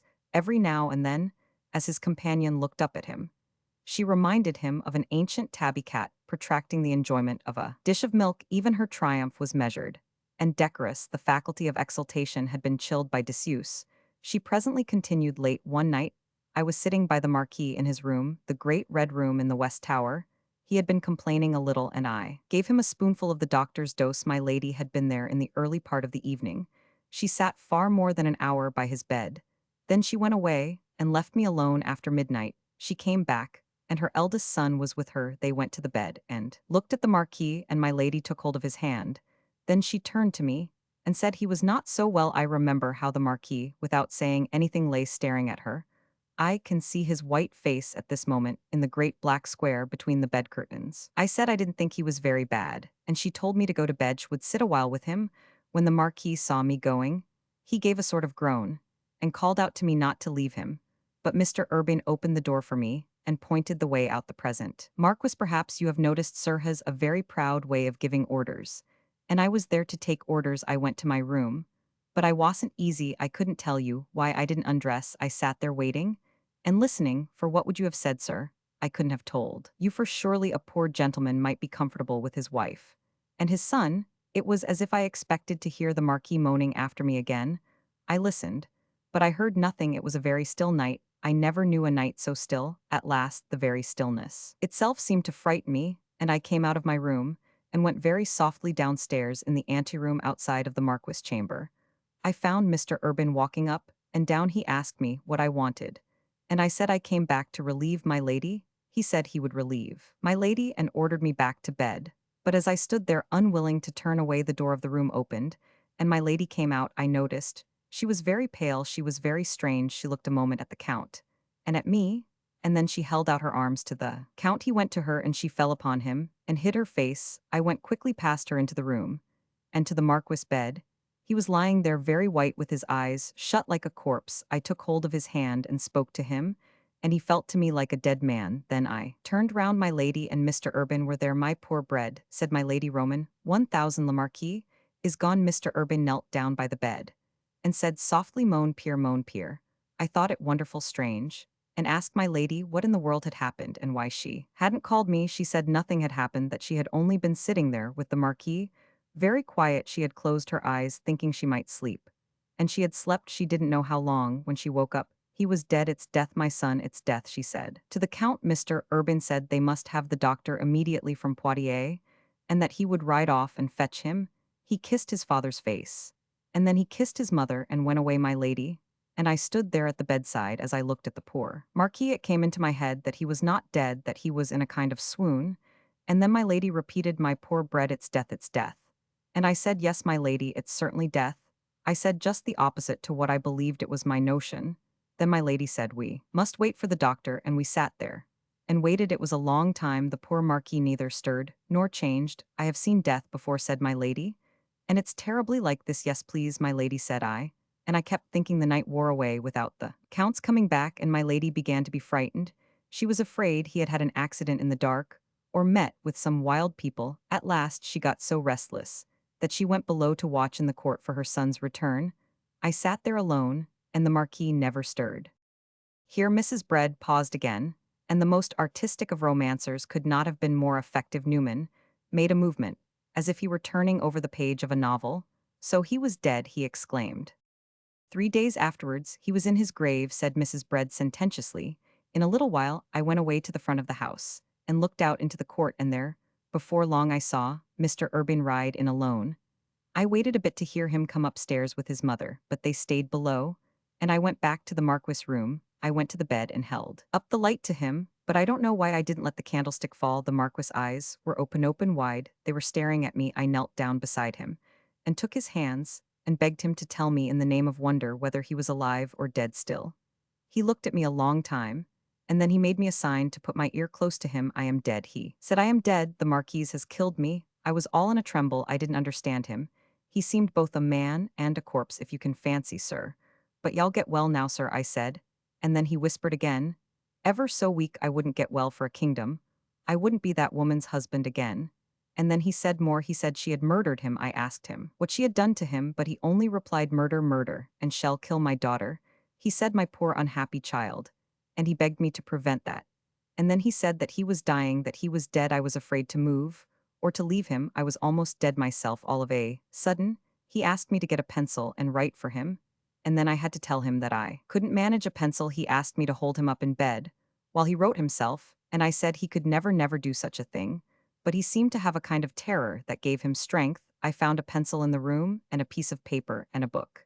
And I put the paper on the book and the pencil into his hand and moved the candle near him. You will think all this very strange, sir. And very strange, it was the strangest part of it was that I believed he was dying and that I was eager to help him to write. I sat on the bed and put my arm round him and held him up. I felt very strong. I believe I could have lifted him and carried him.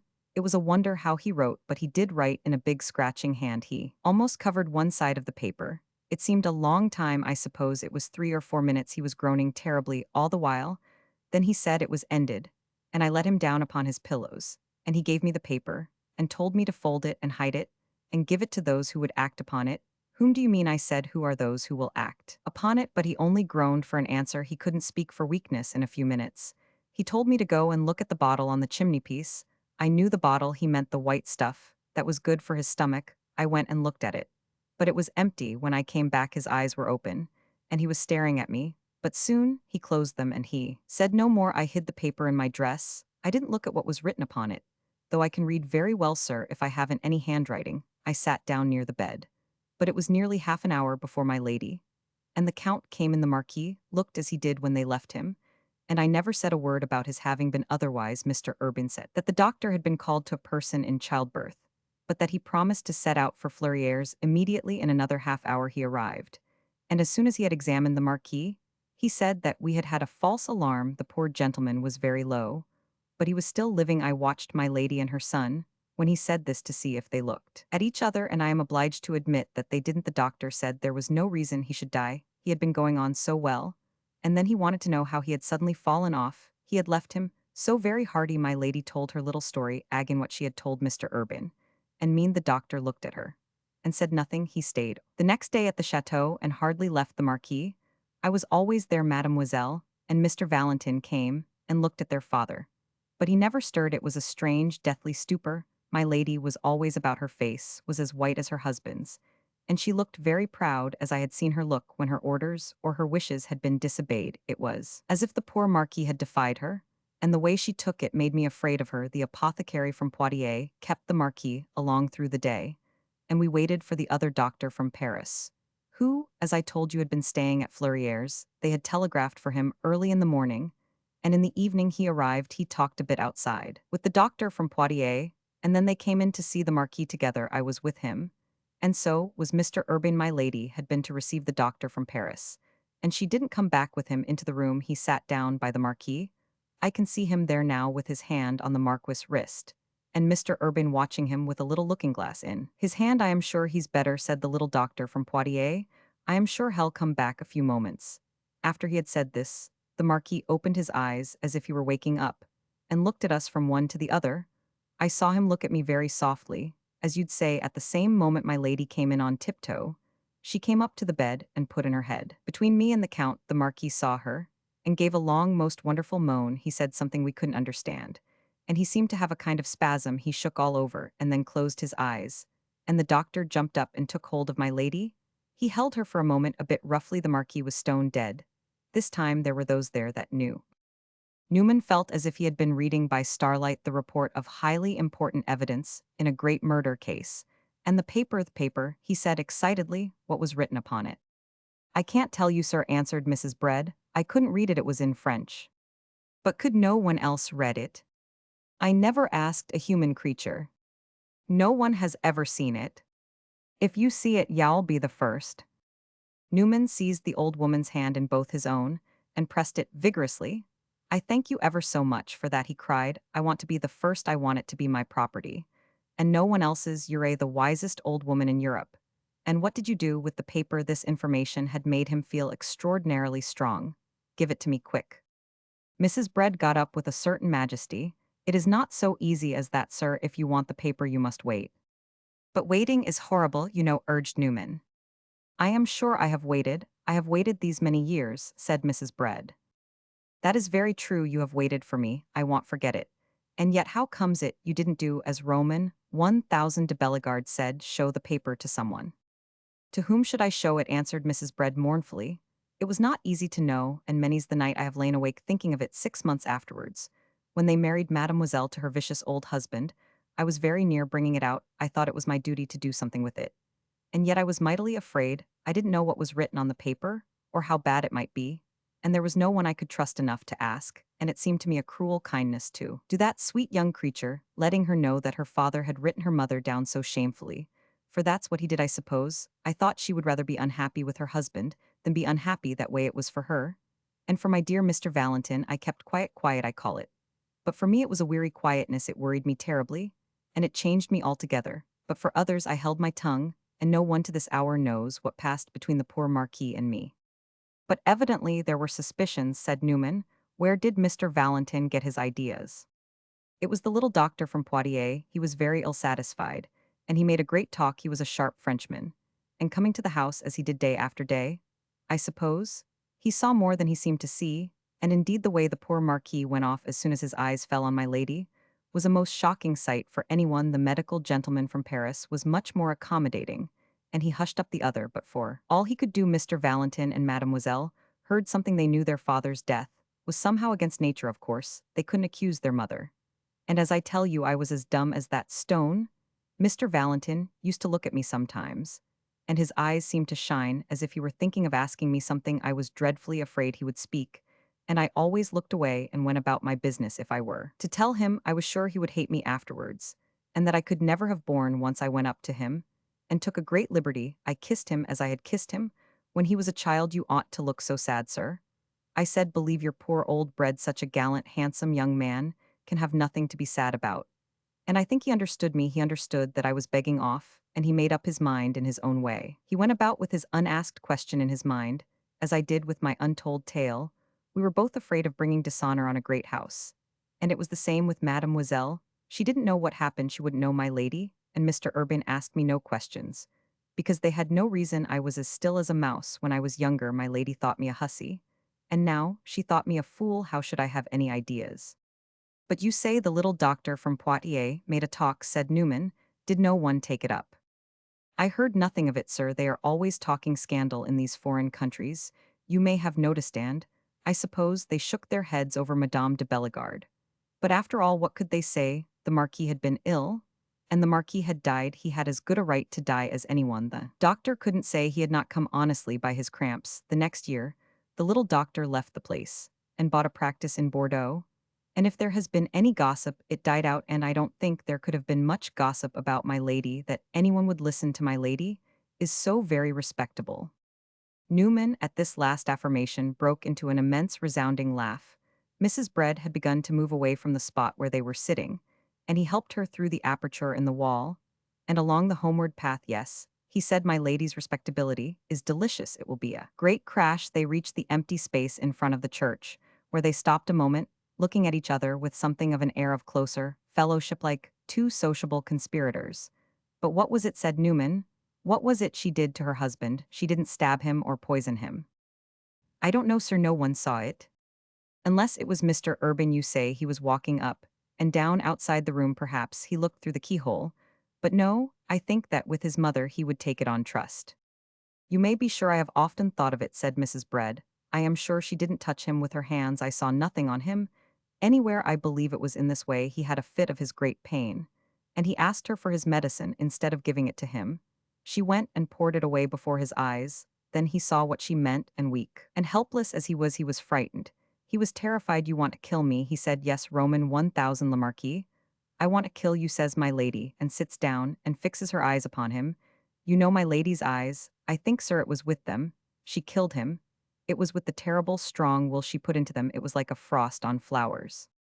"Well, you are a very intelligent woman. You have shown great discretion," said Newman. "I shall value your services as housekeeper extremely." They had begun to descend the hill, and Mrs. Bread said nothing, until they reached the foot. Newman strolled lightly beside her, his head was thrown back, and he was gazing at all the stars. He seemed to himself to be riding his vengeance along the Milky Way. "So you are serious, sir, about that," said Mrs. Bread softly. "About your living with me, why, of course, I will take care of you to the end of your days. You can't live with those people any longer. And you ought to, after this, you give me the paper, and you move away." "It seems very flighty in me to be taking a new place at this time of life," observed Mrs. Bread lugubriously. "But if you are going to turn the house upside down, I would rather be out of it." "Oh," said Newman, in the cheerful tone of a man who feels rich in alternatives, "I don't think I shall bring in the constables, if that's what you mean. Whatever Madame de Bellegarde did, I am afraid the law can't take hold of it. But I am glad of that, it leaves it altogether to me." "You are a mighty bold gentleman, sir," murmured Mrs. Bread, looking at him round the edge of her great bonnet. He walked with her back to the chateau. The curfew had tolled for the laborious villagers of Fleurières, and the street was unlighted. And empty. She promised him that he should have the Marquis manuscript in half an hour. Mrs. Bread, choosing not to go in by the great gate, they passed round by a winding lane to a door in the wall of the park, of which she had the key, and which would enable her to enter the chateau from behind. Newman arranged with her that he should await outside the wall her return with the coveted document. She went in, and his half hour in the dusky lane seemed very long, but he had plenty to think about. At last the door in the wall opened, and Mrs. Bread stood there with one hand on the latch, and the other holding out a scrap of white paper, folded small. In a moment he was master of it, and it had passed into his waistcoat pocket. "Come and see me in Paris," he said. "We are to settle your future, and I will translate poor Roman 1000 de Bellegarde's French to you." Never had he felt so grateful as at this moment for Roman 1000 Niache's instructions. Mrs. Bread's dull eyes had followed the disappearance of the paper, and she gave a heavy sigh. "Well, you have done what you would with me, sir, and I suppose you will do it again. You must take care of me now. You are a terribly positive gentleman." "Just now," said Newman, "I am a terribly impatient gentleman," and he bade her good night and walked rapidly back to the inn. He ordered his vehicle to be prepared for his return to Poitiers, and then he shut the door of the common salle and strode toward the solitary lamp on the chimney-piece. He pulled out the paper and quickly unfolded it. It was covered with pencil marks, which at first in the feeble light seemed indistinct, but Newman's fierce curiosity forced a meaning from the tremulous signs. The English of them was as follows: "My wife has tried to kill me, and she has done it. I am dying horribly. It is to marry my dear daughter to Roman 1000 de Sinter. With all my soul I protest, I forbid it. I am not insane. Ask the doctors, ask Mrs. B. It was alone with me here tonight she attacked me and put me to death. It is murder, if murder ever was. Ask the doctors." Henry Urbain de Bellegarde. Chapter 23. Newman returned to Paris the second day after his interview with Mrs. Bread. The morrow he had spent at Poitiers, reading over and over again the little document which he had lodged in his pocketbook, and thinking what he would do in the circumstances, and how he would do it. He would not have said that Poitiers was an amusing place, yet the day seemed very short. Domiciled once more in the Boulevard Haussmann, he walked over to the Rue de l'Université and inquired of Madame de Bellegarde's portress whether the Marquise had come back.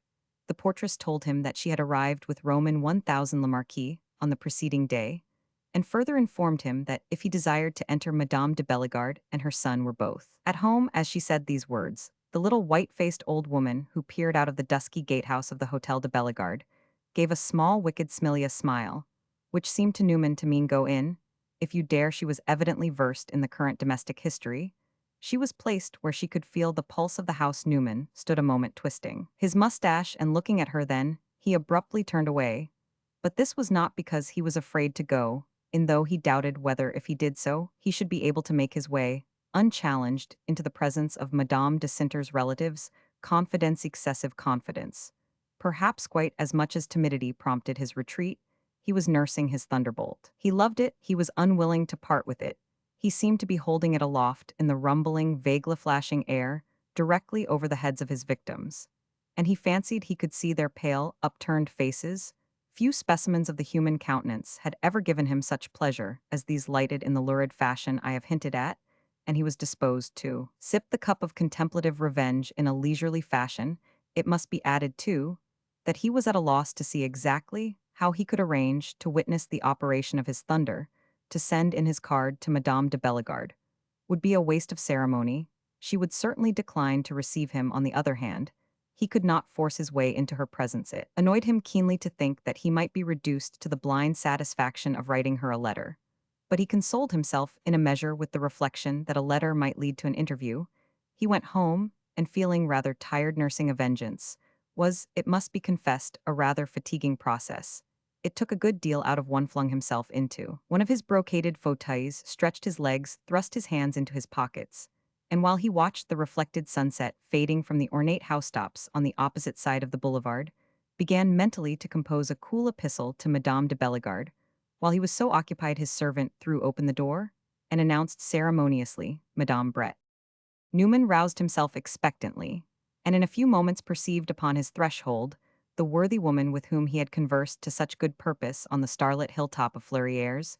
Mrs. Brett had made for this visit the same toilet as for her former expedition. Newman was struck with her distinguished appearance. His lamp was not lit, and as her large grave face gazed at him through the light dusk from under the shadow of her ample bonnet, he felt the incongruity of such a person presenting herself as a servant. He greeted her with high geniality, and bade her come in and sit down and make herself comfortable. There was something which might have touched the springs both of mirth and of melancholy in the ancient maidenliness with which Mrs. Brett endeavored to comply with these directions. She was not playing at being fluttered, which would have been simply ridiculous. She was doing her best to carry herself as a person so humble that for her even embarrassment would have been pretentious. But evidently, she had never dreamed of its being in her horoscope to pay a visit at nightfall to a friendly single gentleman who lived in theatrical-looking rooms on one of the new boulevards. "I truly hope I am not forgetting my place, sir," she murmured. "Forgetting your place," cried Newman. "Why, you are remembering it. This is your place. You know you are already in my service. Your wages as housekeeper began a fortnight ago. I can tell you my house wants keeping. Why don't you take off your bonnet and stay?" "Take off my bonnet," said Mrs. Brett with timid literalness. "Oh, sir, I haven't my cap, and with your leave, sir, I couldn't keep house in my best gown." "Never mind your gown," said Newman, cheerfully. "You shall have a better gown than that." Mrs. Brett stared solemnly, and then stretched her hands over her lusterless satin skirt, as if the perilous side of her situation were defining itself. "Oh, sir, I am fond of my own clothes," she murmured. "I hope you have left those wicked people at any rate," said Newman. "Well, sir, here I am," said Mrs. Brett. "That's all I can tell you here. I sit, poor Catherine Brett. It's a strange place for me to be. I don't know myself. I never supposed I was so bold. But indeed, sir, I have gone as far as my own strength will bear me." "Oh, come, Mrs. Brett," said Newman, almost caressingly. "Don't make yourself uncomfortable. Now's the time to feel lively, you know." She began to speak again with a trembling voice. "I think it would be more respectable if I could, and her voice trembled to a pause. "If you could give up this sort of thing altogether," said Newman, kindly trying to anticipate her meaning, which he supposed might be a wish to retire from service. "If I could give up everything, sir, all I should ask is a decent Protestant burial." "Burial!" cried Newman with a burst of laughter. "Why, to bury you now would be a sad piece of extravagance. It's only rascals who have to be buried to get respectable, honest folks like you and me can live our time out and live together. Come, did you bring your baggage?" "My box is locked and corded, but I haven't yet spoken to my lady."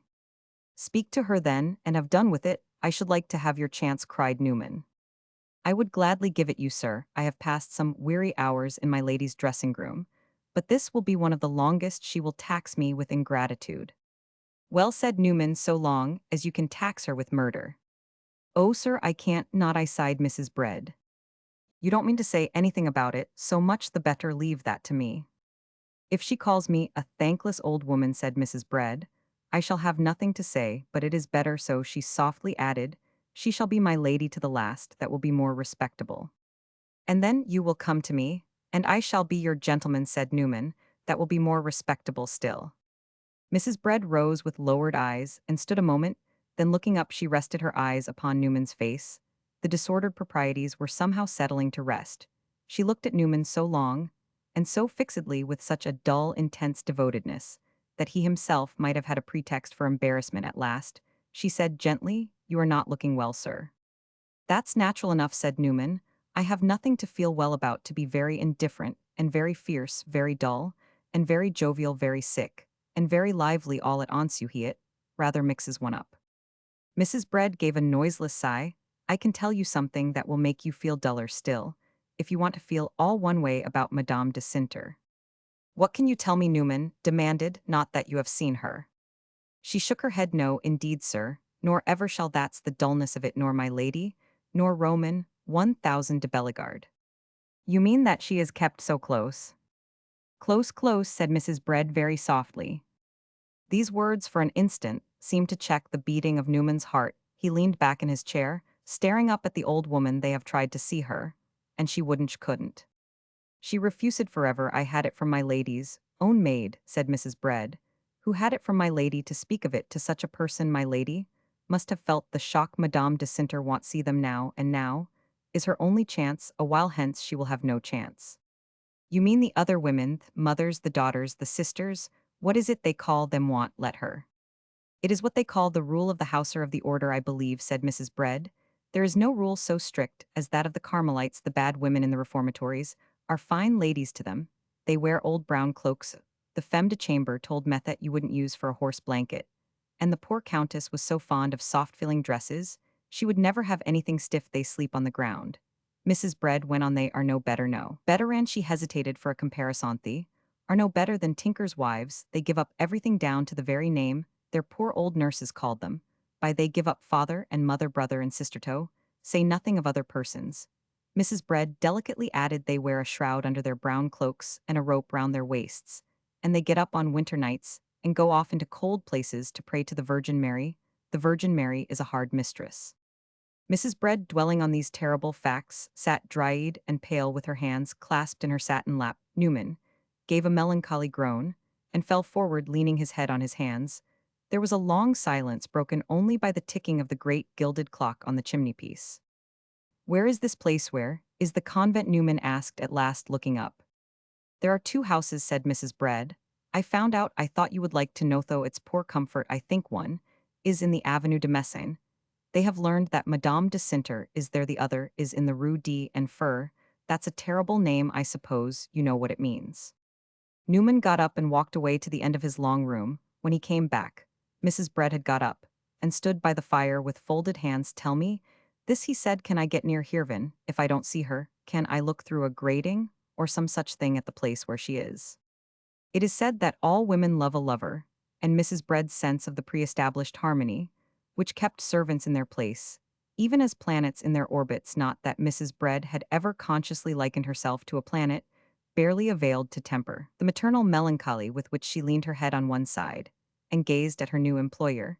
She probably felt for the moment as if 40 years before she had held him also in her arms. "That wouldn't help you, sir. It would only make her seem farther away." "I want to go there at all events," said Newman. "Avenue de Messine, you say? And what is it they call themselves?" "Carmelites," said Mrs. Bread. "I shall remember that." Mrs. Bread hesitated a moment, and then, "It's my duty to tell you this, sir," she went on. "The convent has a chapel, and some people are admitted on Sunday to the Mass. You don't see the poor creatures that are shut up there, but I am told you can hear them sing. It's a wonder they have any heart for singing. Some Sunday I shall make bold to go. It seems to me I should know her voice in 50. Newman looked at his visitor very gratefully, then he held out his hand and shook hers. "Thank you," he said. "If anyone can get in, I will." A moment later, Mrs. Bread proposed deferentially to retire, but he checked her and put a lighted candle into her hand. "There are half a dozen rooms there. I don't use," he said, pointing through an open door. "Go and look at them, and take your choice. You can live in the one you like best." From this bewildering opportunity, Mrs. Bread first recoiled, but finally yielding to Newman's gentle, reassuring push, she wandered off into the dusk with her tremulous taper. She remained absent a quarter of an hour, during which Newman paced up and down, stopped occasionally to look out of the window at the lights on the boulevard, and then resumed his walk. Mrs. Bread's relish for her investigation apparently increased as she proceeded, but at last she reappeared and deposited her candlestick on the chimney-piece. "Well, have you picked one out?" asked Newman.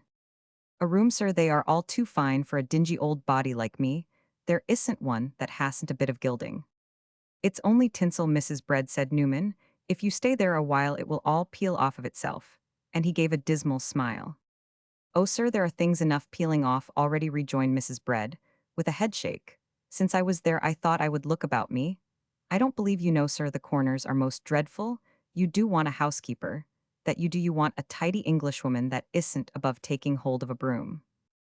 Newman assured her that he suspected if he had not measured his domestic abuses, and that to reform them was a mission worthy of her powers. She held her candlestick aloft again, and looked around the salon with compassionate glances. Then she intimated that she accepted the mission, and that its sacred character would sustain her in her rupture with Madame de Bellegarde. With this, she curtsied herself away.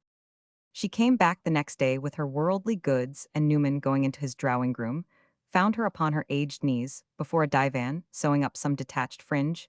He questioned her as to her leave-taking with her late mistress, and she said it had proved easier than she feared. "I was perfectly civil, sir. But the Lord helped me to remember that a good woman has no call to tremble before a bad one." "I should think so," cried Newman. "And does she know you have come to me?" "She asked me where I was going, and I mentioned your name," said Mrs. Bread. "What did she say to that?" "She looked at me very hard, and she turned very red. Then she bade me leave her. I was all ready to go, and I had got the coachman, who is an Englishman, to bring down my poor box, and to fetch me a cab. But when I went down myself to the gate, I found it closed. My lady had sent orders to the porter not to let me pass, and by the same orders the porter's wifeish is a dreadful sly old body had gone out in a cab to fetch home Roman 1000 de Bellegarde from his club." Newman slapped his knee. She is scared," he cried exultantly. "I was frightened too, sir," said Mrs. Bread. "But I was also mightily vexed. I took it very high with the porter, and asked him by what right he used violence to an honorable Englishwoman, who had lived in the house for 30 years before he was heard of. Oh, sir, I was very grand, and I brought the man down. He drew his bolts, and let me out, and I promised the cabman something handsome if he would drive fast. But he was terribly slow. It seemed as if we should never reach your blessed door. I am all of a tremble still. It took me 5 minutes just now to thread my needle." Newman told her with a gleeful laugh that if she chose, she might have a little maid on purpose to thread her needles, and he went away murmuring to himself again that the old woman was scared. He had not shown Mrs. Tristram the little paper that he carried in his pocketbook, but since his return to Paris, he had seen her several times, and she had told him that he seemed to her to be in a strange way, an even stranger way than his sad situation, made natural had his disappointment gone to his head. He looked like a man who was going to be ill, and yet she had never seen him more restless and active. One day, he would sit hanging his head, and looking as if he were firmly resolved never to smile again. Another, he would indulge in laughter that was almost unseemly, and make jokes that were bad even for him if he was trying to carry off his sorrow. He at such times really went too far. She begged him of all things not to be strange, feeling in a measure responsible as she did for the affair which had turned out so ill for him. She could endure anything, but his strangeness. He might be melancholy, if he would, or he might be stoical, he might be cross and cantankerous with her, and ask her why she had ever dared to meddle with his destiny. To this, she would submit. For this, she would make allowances. Only for heaven's sake, let him not be incoherent. That would be extremely unpleasant. It was like people talking in their sleep. They always frightened her. And Mrs. Tristram intimated that, taking very high ground as regards the moral obligation which events had laid upon her, she proposed not to rest quiet until she should have confronted him with the least inadequate substitute for Madame de Cinter that the two hemispheres contained.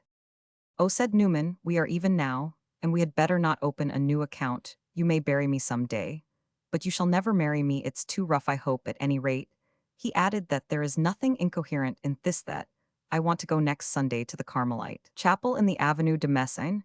You know one of the Catholic ministers, St. Ab, is that it? I have seen him here. You know that motherly old gentleman with the big waistband. Please ask him if I need a special leave to go in, and if I do, beg him to obtain it for me. Mrs. Tristram gave expression to the liveliest joy. "I am so glad you have asked me to do something," she cried. "You shall get into the chapel, if the abb is disfrocked for his share in it, and 2 days afterwards." She told him that it was all arranged. The abb was enchanted to serve him, and if he would present himself civilly at the convent gate, there would be no difficulty. Chapter 24. Sunday was as yet 2 days off, but meanwhile, to beguile his impatience, Newman took his way to the Avenue de Messine and got what comfort he could in staring at the blank outer wall of Madame de Sinter's present residence. The street in question, as some travelers will remember, adjoins the Parc Monceau, which is one of the prettiest corners of Paris. The quarter has an air of modern opulence and convenience, which seems at variance with the ascetic institution, and the impression made upon Newman's gloomily irritated gaze by the fresh-looking windowless expanse behind which the woman he loved was perhaps even then pledging herself to pass the rest of her days, was less exasperating than he had feared. The place suggested a convent, with the modern improvements an asylum, in which privacy, though unbroken, might be not quite identical, with privation and meditation, though monotonous, might be of a cheerful cast. And yet he knew the case was otherwise only at present. It was not a reality to him. It was too strange and too mocking to be real. It was like a page torn out of a romance, with no context in his own experience. On Sunday morning at the hour, which Mrs. Tristram had indicated, he rang at the gate in the blank wall. It instantly opened and admitted him into a clean, cold-looking court from beyond, which a dull, plain edifice looked down upon him. A robust Leicester, with a cheerful complexion, emerged from a porter's lodge, and on his stating his errand pointed to the open door of the chapel, an edifice which occupied the right side of the court, and was preceded by the high flight of steps. Newman ascended the steps and immediately entered the open door. Service had not yet begun. The place was dimly lighted, and it was some moments before he could distinguish its features. Then he saw it was divided by a large close iron screen into two unequal portions. The altar was on the hither side of the screen, and between it and the entrance were disposed several benches and chairs. 3 or 4 of these were occupied by vague, motionless figures that he presently perceived to be women deeply absorbed in their devotion. The place seemed to Newman very cold. The smell of the incense itself was cold. Besides this, there was a twinkle of tapers, and here and there a glow of colored glass. Newman seated himself. The praying women kept still with their backs turned. He saw they were visitors like himself, and he would have liked to see their faces, for he believed that they were the mourning mothers and sisters of other women who had had the same pitiless courage as Madame de Sinter. But they were better off than he, for they at least shared the faith to which the others had sacrificed themselves. 3 or 4 persons came in. 2 of them were elderly gentlemen. Everyone was very quiet. Newman fastened his eyes upon the screen behind the altar. That was the convent, the real convent, the place where she was, but he could see nothing. No light came through the crevices. He got up and approached the partition, very gently trying to look through, but behind it there was darkness with nothing stirring. He went back to his place, and after that a priest and 2 altar boys came in and began to say mass. Newman watched their genuflections and gyrations with a grim still enmity. They seemed aids and abettors of Madame de Sinter's desertion. They were mouthing and droning out their triumph. The priest's long dismal intonings acted upon his nerves, and deepened his wrath. There was something defiant in his unintelligible drawl. It seemed meant for Newman himself. Suddenly there arose from the depths of the chapel, from behind the inexorable grating, a sound which drew his attention from the altar. The sound of a strange, lugubrious chant uttered by women's voices. It began softly, but it presently grew louder, and as it increased it became more of a wail and a dirge. It was the chant of the Carmelite nuns, their only human utterance. It was their dirge over their buried affections and over the vanity of earthly desires. At first Newman was bewildered, almost stunned by the strangeness of the sound. Then, as he comprehended its meaning, he listened intently, and his heart began to throb. He listened for Madame de Sinter's voice, and in the very heart of the tuneless harmony he imagined, he made it out. We are obliged to believe that he was wrong, inasmuch as she had obviously not yet had time to become a member of the invisible sisterhood. The chant kept on, mechanical and monotonous, with dismal repetitions and despairing cadences. It was hideous, it was horrible. As it continued, Newman felt that he needed all his self-control. He was growing more agitated. He felt tears in his eyes at last. As in its full force, the thought came over him that this confused, impersonal wail was all that either he or the world she had deserted should ever hear of the voice he had found so sweet. He felt that he could bear it no longer. He rose abruptly and made his way out on the threshold. He paused, listened again to the dreary strain, and then hastily descended into the court. As he did so, he saw the good sister with the high-colored cheeks and the fan-like frill to her coiffure who had admitted him, was in conference at the gate with 2 persons who had just come. In a second glance informed him that these persons were Madame de Bellegarde and her son, and that they were about to avail themselves of that method of approach to Madame de Sinter which Newman had found but a mockery of consolation. As he crossed the court, Roman 1000 de Bellegarde recognized him. The Marquis was coming to the steps leading his mother. The old lady also gave Newman a look, and it resembled that of her son. Both faces expressed a franker perturbation, something more akin to the humbleness of dismay than Newman had yet seen in them. Evidently, he startled the Bellegardes, and they had not their grand behavior immediately in hand. Newman hurried past them, guided only by the desire to get out of the convent walls and into the street. The gate opened itself at his approach. He strode over the threshold, and it closed behind him. A carriage, which appeared to have been standing there, was just turning away from the sidewalk. Newman looked at it for a moment blankly. Then he became conscious through the dusky mist that swam before his eyes that a lady seated in it was bowing to him. Vehicle had turned away before he recognized her. It was an ancient landau, with one half the cover lowered. The lady's bow was very positive, and accompanied with a smile, a little girl was seated beside her. He raised his hat, and then the lady bade the coachman stop. The carriage halted again beside the pavement, and she sat there and beckoned to Newman, beckoned with the demonstrative grace of Madame Urbain de Bellegarde. Newman hesitated a moment before he obeyed her summons. During this moment, he had time to curse his stupidity for letting the others escape him. He had been wondering how he could get at them, fool that he was for not stopping them then. And there, what better place than beneath the very prison walls to which they had consigned the promise of his joy? He had been too bewildered to stop them, but now he felt ready to wait for them at the gate. Madame Urbain, with a certain attractive petulance, beckoned to him again, and this time he went over to the carriage. She leaned out and gave him her hand, looking at him kindly and smiling. "Ah, monsieur," she said, "you don't include me in your wrath. I had nothing to do with it." "Oh, I don't suppose you could have prevented it," Newman answered, in a tone which was not that of studied gallantry. "What you say is too true for me to resent the small account it makes of my influence. I forgive you at any rate, because you look as if you had seen a ghost." "I have," said Newman. "I am glad then I didn't go in with Madame de Bellegarde. And my husband, you must have seen them, eh? Was the meeting affectionate? Did you hear the chanting? They say it's like the lamentations of the damned. I wouldn't go in one. Is certain to hear that soon enough. Poor Clara in a white shroud and a big brown cloak. That's the toilette of the Carmelites, you know well. She was always fond of long, loose things. But I must not speak of her to you, only I must say that I am very sorry for you, that if I could have helped you I would. And that I think everyone has been very shabby. I was afraid of it. You know, I felt it in the air for a fortnight before it came.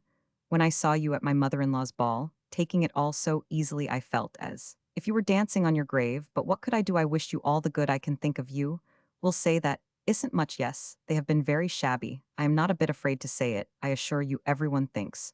So we are not all like that. I am sorry. I am not going to see you again, you know. I think you very good company. I would prove it by asking you to get into the carriage and drive with me for a quarter of an hour while I wait for my mother-in-law. Only if we were seen, considering what has passed, and everyone knows you have been turned away, it might be thought I was going a little too far even for me. But I shall see you sometime somewhere. You know, Thais was said in English, we have a plan for a little amusement. Newman stood there with his hand on the carriage door, listening to this consolatory murmur, with an unlighted eye. He hardly knew what Madame de Bellegarde was saying. He was only conscious that she was chattering ineffectively. But suddenly it occurred to him that with her pretty professions, there was a way of making her effective. She might help him to get at the old woman. And the Marquis, they are coming back soon, your companions. He said you are waiting for them. They will hear the mass out. There is nothing to keep them longer. Claire has refused to see them.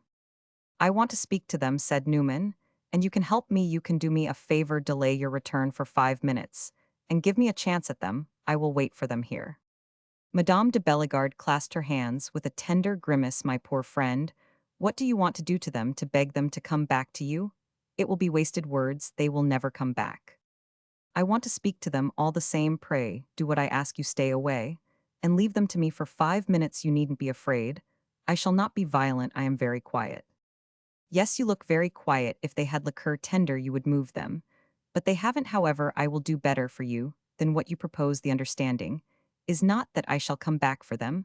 I am going into the Parc Monceau with my little girl to give her a walk, and my mother-in-law, who comes so rarely into this quarter, is to profit by the same opportunity to take the air. We are to wait for her in the park, where my husband is to bring her to us. Follow me now, just within the gates.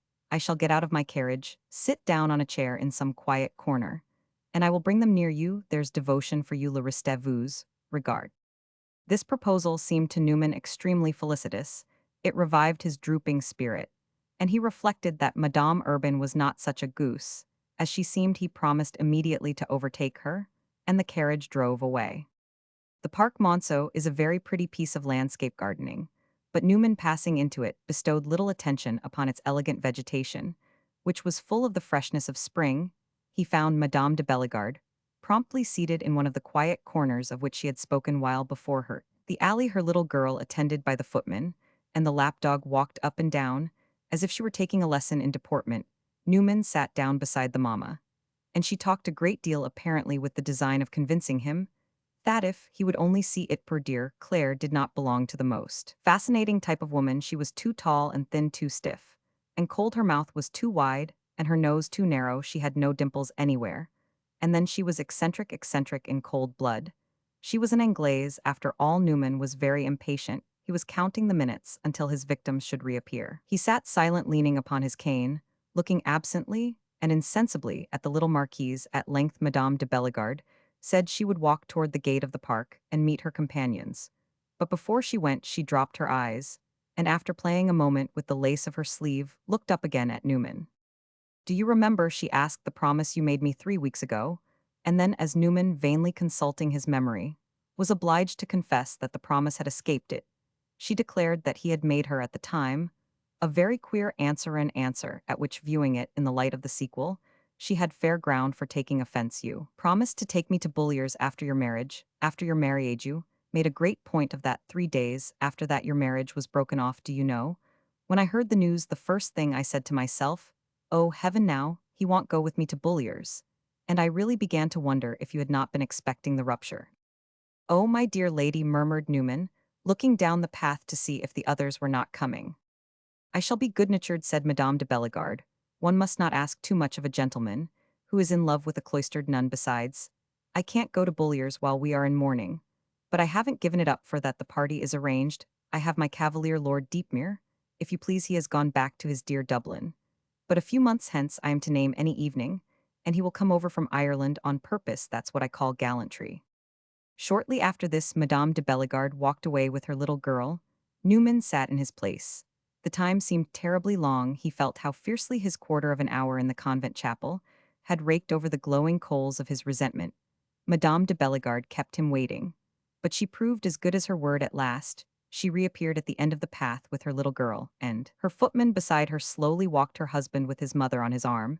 They were a long time advancing, during which Newman sat unmoved, tingling as he was with passion. It was extremely characteristic of him that he was able to moderate his expression of it, as he would have turned down a flaring gas burner. His native coolness, shrewdness, and deliberateness, his lifelong submissiveness to the sentiment that words were acts and acts were steps in life, and that in this matter of taking steps, curveting and prancing, were exclusively reserved for quadrupeds.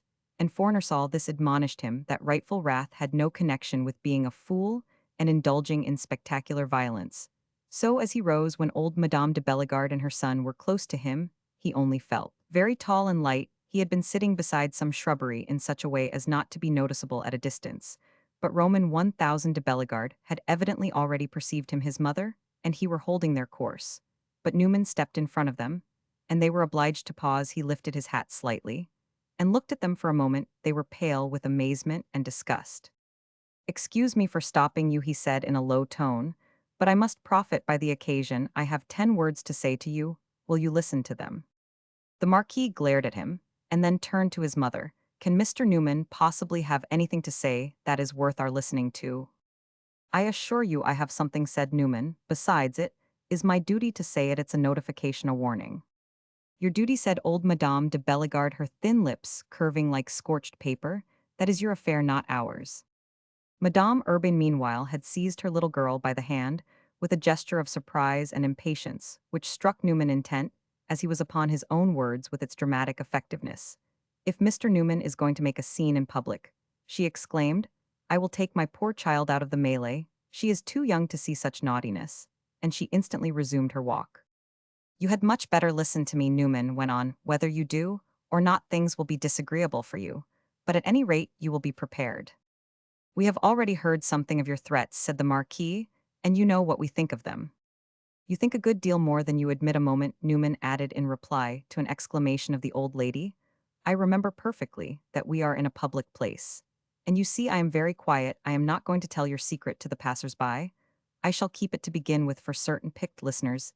Anyone who observes us will think that we are having a friendly chat, and that I am complimenting you, madam, on your venerable virtues. The Marquis gave 3 short, sharp raps on the ground with his stick. I demand of you to step out of our path, he hissed. Newman instantly complied, and Roman 1000 de Bellegarde stepped forward with his mother. Then Newman said, half an hour hence, Madame de Bellegarde will regret that she didn't learn exactly what I mean. The Marquise had taken a few steps, but at these words, she paused, looking at Newman with eyes like 2 scintillating globules of ice. You are like a peddler with something to sell, she said, with a little cold laugh, which only partially concealed the tremor in her voice. Oh no, not to sell, Newman rejoined. I give it to you for nothing. And he approached nearer to her, looking her straight in the eyes. You killed your husband, he said almost in a whisper. That is, you tried once and failed. And then without trying you succeeded. Madame de Bellegarde closed her eyes and gave a little cough which, as a piece of dissimulation, struck Newman as really heroic. Dear mother, said the Marquis, does this stuff amuse you so much? The rest is more amusing, said Newman. You had better not lose it. Madame de Bellegarde opened her eyes. The scintillations had gone out of them. They were fixed and dead. But she smiled superbly with her narrow little lips and repeated Newman's word, amusing. Have I killed someone else? I don't count your daughter, said Newman, though I might. Your husband knew what you were doing. I have a proof of it, whose existence you have never suspected. And he turned to the Marquis, who was terribly whiter than Newman had ever seen anyone out of a picture, a paper written by the hand, and signed with the name of Henry Urbain de Bellegarde, written, after you, madam, had left him for dead, and while you, sir, had gone a not very fast for the doctor. The Marquis looked at his mother. She turned away, looking vaguely round her. I must sit down, she said in a low tone, going toward the bench on which Newman had been sitting. Couldn't you have spoken to me alone? Said the Marquis to Newman with a strange look. Well, yes, if I could have been sure of speaking to your mother alone too, Newman answered, but I have had to take you as I could get you. Madame de Bellegarde, with a movement very eloquent of what he would have called her grit, her steel-cold pluck, and her instinctive appeal to her own personal resources, drew her hand out of her son's arm, and went and seated herself upon the bench. There she remained with her hands folded in her lap, looking straight at Newman. The expression of her face was such that he fancied at first that she was smiling, but he went and stood in front of her, and saw that her elegant features were distorted by agitation. He saw, however, equally that she was resisting her agitation with all the rigor of her inflexible will, and there was nothing like either fear or submission in her stony stare. She had been startled, but she was not terrified. Newman had an exasperating feeling that she would get the better of him still. He would not have believed it possible that he could so utterly fail to be touched by the sight of a woman, criminal or other, in so tight a place. Madame de Bellegarde gave a glance at her son, which seemed tantamount to an injunction to be silent and leave her to her own devices. The Marquis stood beside her with his hands behind him, looking at Newman. What paper is this you speak of? Asked the old lady, with an imitation of tranquility, which would have been applauded in a veteran actress. Exactly what I have told you, said Newman, a paper written by your husband, after you had left him for dead. And during the couple of hours before you returned, you see, he had the time. You shouldn't have stayed away so long. It declares distinctly his wife's murderous intent. I should like to see it, Madame de Bellegarde observed. I thought you might, said Newman, and I have taken a copy, and he drew from his waistcoat pocket a small folded sheet. Give it to my son, said Madame de Bellegarde. Newman handed it to the Marquis, whose mother, glancing at him, said simply, look at it. Roman 1000 de Bellegarde's eyes had a pale eagerness which it was useless for him to try to dissimulate. He took the paper in his light-gloved fingers and opened it. There was a silence during which he read it. He had more than time to read it. But still he said nothing. He stood staring at it. Where is the original? Asked Madame de Bellegarde in a voice which was really a consummate negation of impatience. In a very safe place, of course. I can't show you that, said Newman. You might want to take hold of it, he added with conscious quaintness.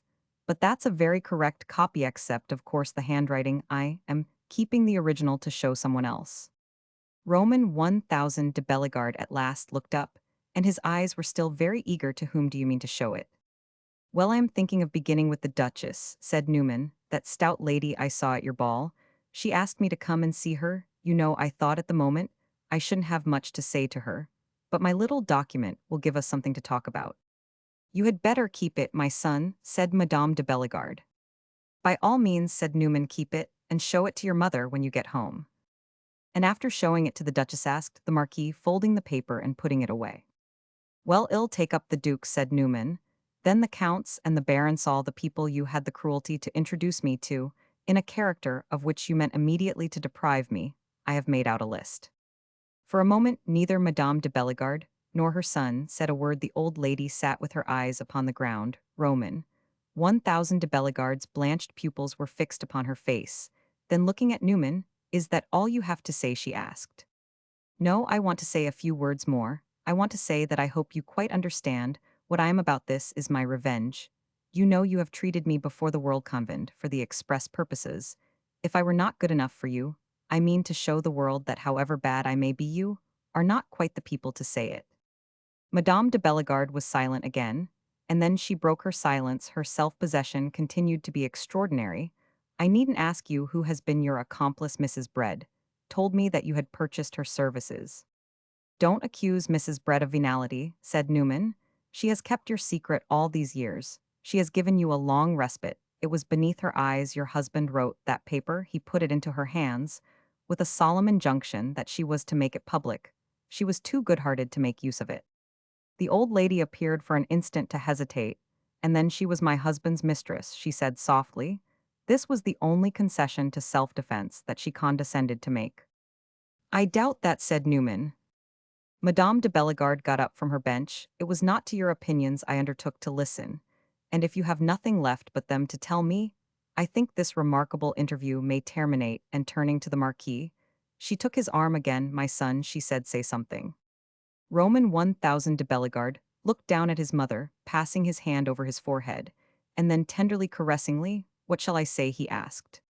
There is only one thing to say, said the Marquise, that it was really not worthwhile to have interrupted our walk. But the Marquis thought he could improve this your papers, a forgery, he said to Newman. Newman shook his head a little with a tranquil smile. Roman 1,000 de Bellegarde. He said your mother does better. She has done better all along from the first of my knowing you. You're a mighty plucky woman, madam.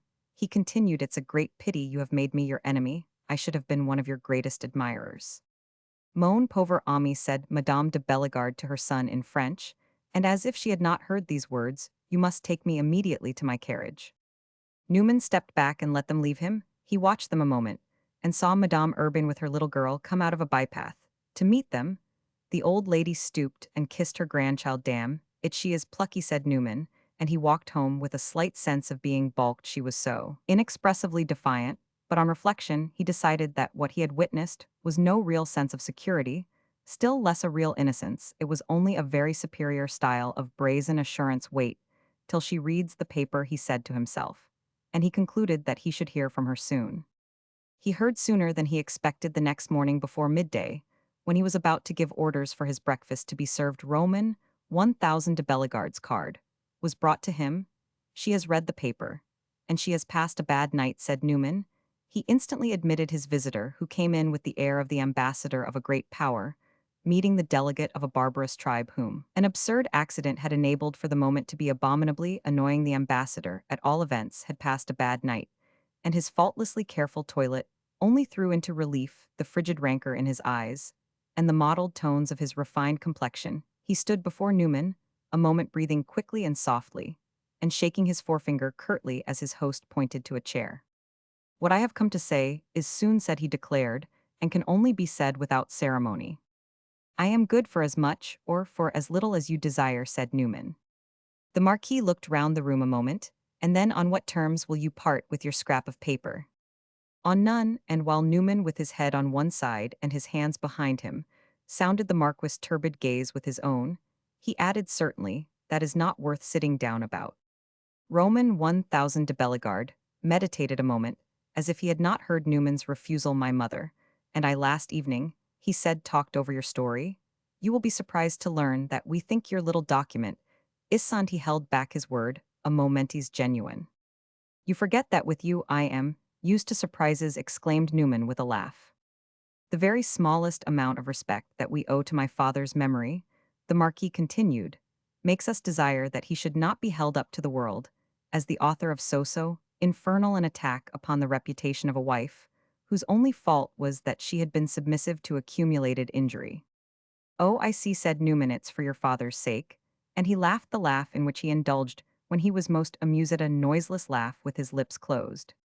But Roman 1000 de Bellegarde's gravity held good. There are a few of my father's particular friends, for whom the knowledge of so unfortunate an inspiration would be a real grief, even say, we firmly established by medical evidence, the presumption of a mind, disordered by fever ill and restorate quelc chose, at the best it would look ill in him, very ill. Don't try medical evidence, said Newman. Don't touch the doctors, and they won't touch you. I don't mind your knowing that I have not written to them. Newman fancied that he saw signs in Roman 1000 de Bellegarde's discolored mask that this information was extremely pertinent, but it may have been merely fancy, for the Marquis remained majestically argumentative. For instance, Madame d'Outreville, he said, of whom you spoke yesterday, I can imagine nothing that would shock her more. Oh, I am quite prepared to shock Madame d'Outreville, you know, that's on the cards. I expect to shock a great many people. Roman 1000 de Bellegarde examined for a moment the stitching on the back of one of his gloves, then, without looking up, we don't offer you money, he said, that we suppose to be useless. Newman, turning away, took a few turns about the room, and then came back. What do you offer me? By what I can make out, the generosity is all to be on my side. The Marquis dropped his arms at his side and held his head a little higher.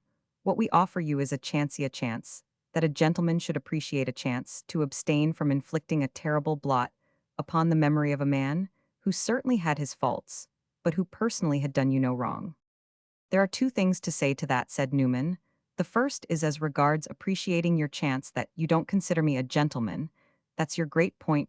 You know, it's a poor rule that won't work both ways. The second is that, well, in a word, you are talking great nonsense.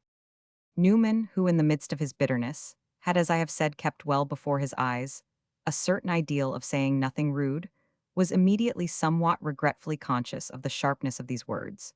But he speedily observed that the Marquis took them more quietly than might have been expected. Roman 1000 de Bellegarde, like the stately ambassador that he was, continued the policy of ignoring what was disagreeable in his adversary's replies. He gazed at the gilded arabesques on the opposite wall, and then presently transferred his glance to Newman, as if he too were a large grotesque in a rather vulgar system of chamber decoration.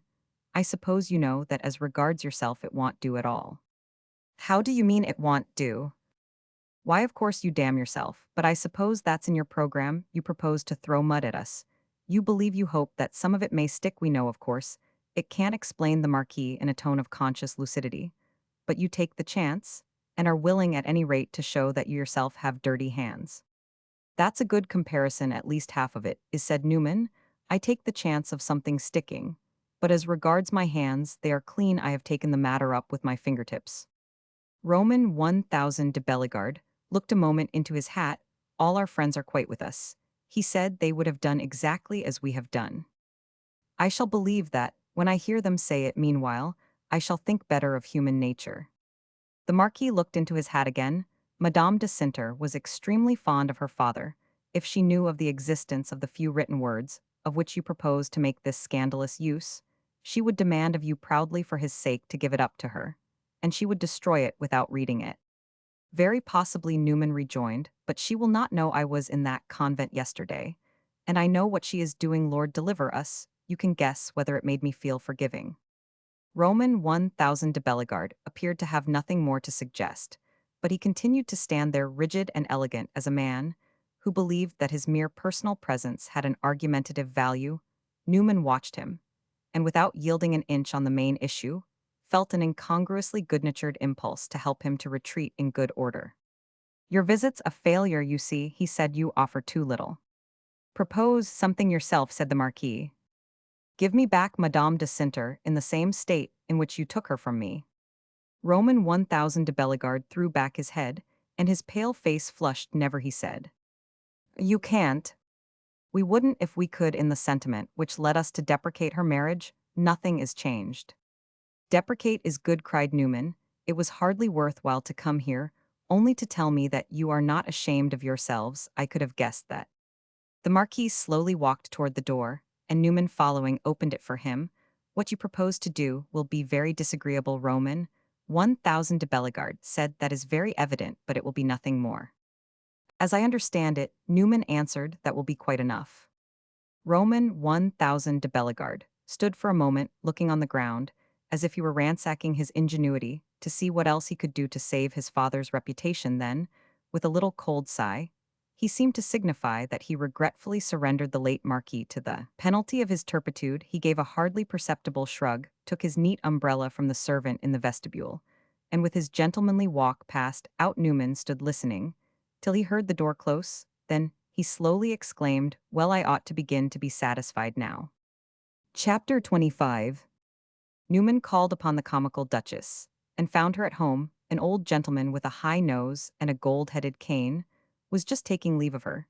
He made Newman a protracted obeisance as he retired, and our hero supposed that he was one of the mysterious grandees with whom he had shaken hands at Madame de Bellegarde's ball. The Duchess in her armchair, from which she did not move, with a great flower-pot on one side of her, a pile of pink-covered novels on the other, and a large piece of tapestry depending from her lap, presented an expansive and imposing front, but her aspect was in the highest degree gracious, and there was nothing in her manner to check the effusion of his confidence. She talked to him about flowers and books getting launched with marvelous promptitude, about the theaters, about the peculiar institutions of his native country, about the humidity of Paris, about the pretty complexions of the American ladies, about his impressions of France, and his opinion of its female inhabitants. All this was a brilliant monologue on the part of the Duchess, who, like many of her countrywomen, was a person of an affirmative rather than an interrogative cast of mind, who made mots and put them herself into circulation, and who was apt to offer you a present of a convenient little opinion, neatly enveloped in the gilt paper of a happy Gallicism. Newman had come to her with a grievance, but he found himself in an atmosphere in which, apparently, no cognizance was taken of grievance, an atmosphere into which the chill of discomfort had never penetrated, and which seemed exclusively made up of mild, sweet, stale, intellectual perfumes. The feeling with which he had watched Madame d'Outreville at the treacherous festival of the Bellegardes came back to him. She struck him as a wonderful old lady in a comedy, particularly well up in her part. He observed before long that she asked him no questions about their common friends. She made no allusion to the circumstances under which he had been presented to her. She neither feigned ignorance of a change in these circumstances, nor pretended to condole with him upon it, but she smiled and discoursed, and compared the tender-tinted wools of her tapestry, as if the Bellegardes and their wickedness were not of this world. "She is fighting shy," said Newman to himself, and having made the observation, he was prompted to observe farther how the Duchess would carry off her indifference. She did so in a masterly manner. There was not a gleam of disguised consciousness in those small, clear, demonstrative eyes, which constituted her nearest claim to personal loveliness. There was not a symptom of apprehension that Newman would trench upon the ground. "She proposed to avoid, upon my word. She does it very well," he tacitly commented. "They all hold together bravely, and whether anyone else can trust them or not, they can certainly trust each other." Newman at this juncture fell to admiring the Duchess for her fine manners. He felt most accurately that she was not a grain less urbane than she would have been if his marriage were still in prospect. But he felt also that she was not a particle more urbane. He had come, so reasoned the Duchess. Heaven knew why he had come after what had happened, and for the half-hour therefore she would be charmante, but she would never see him again. Finding no ready-made opportunity to tell his story, Newman pondered these things more dispassionately than might have been expected.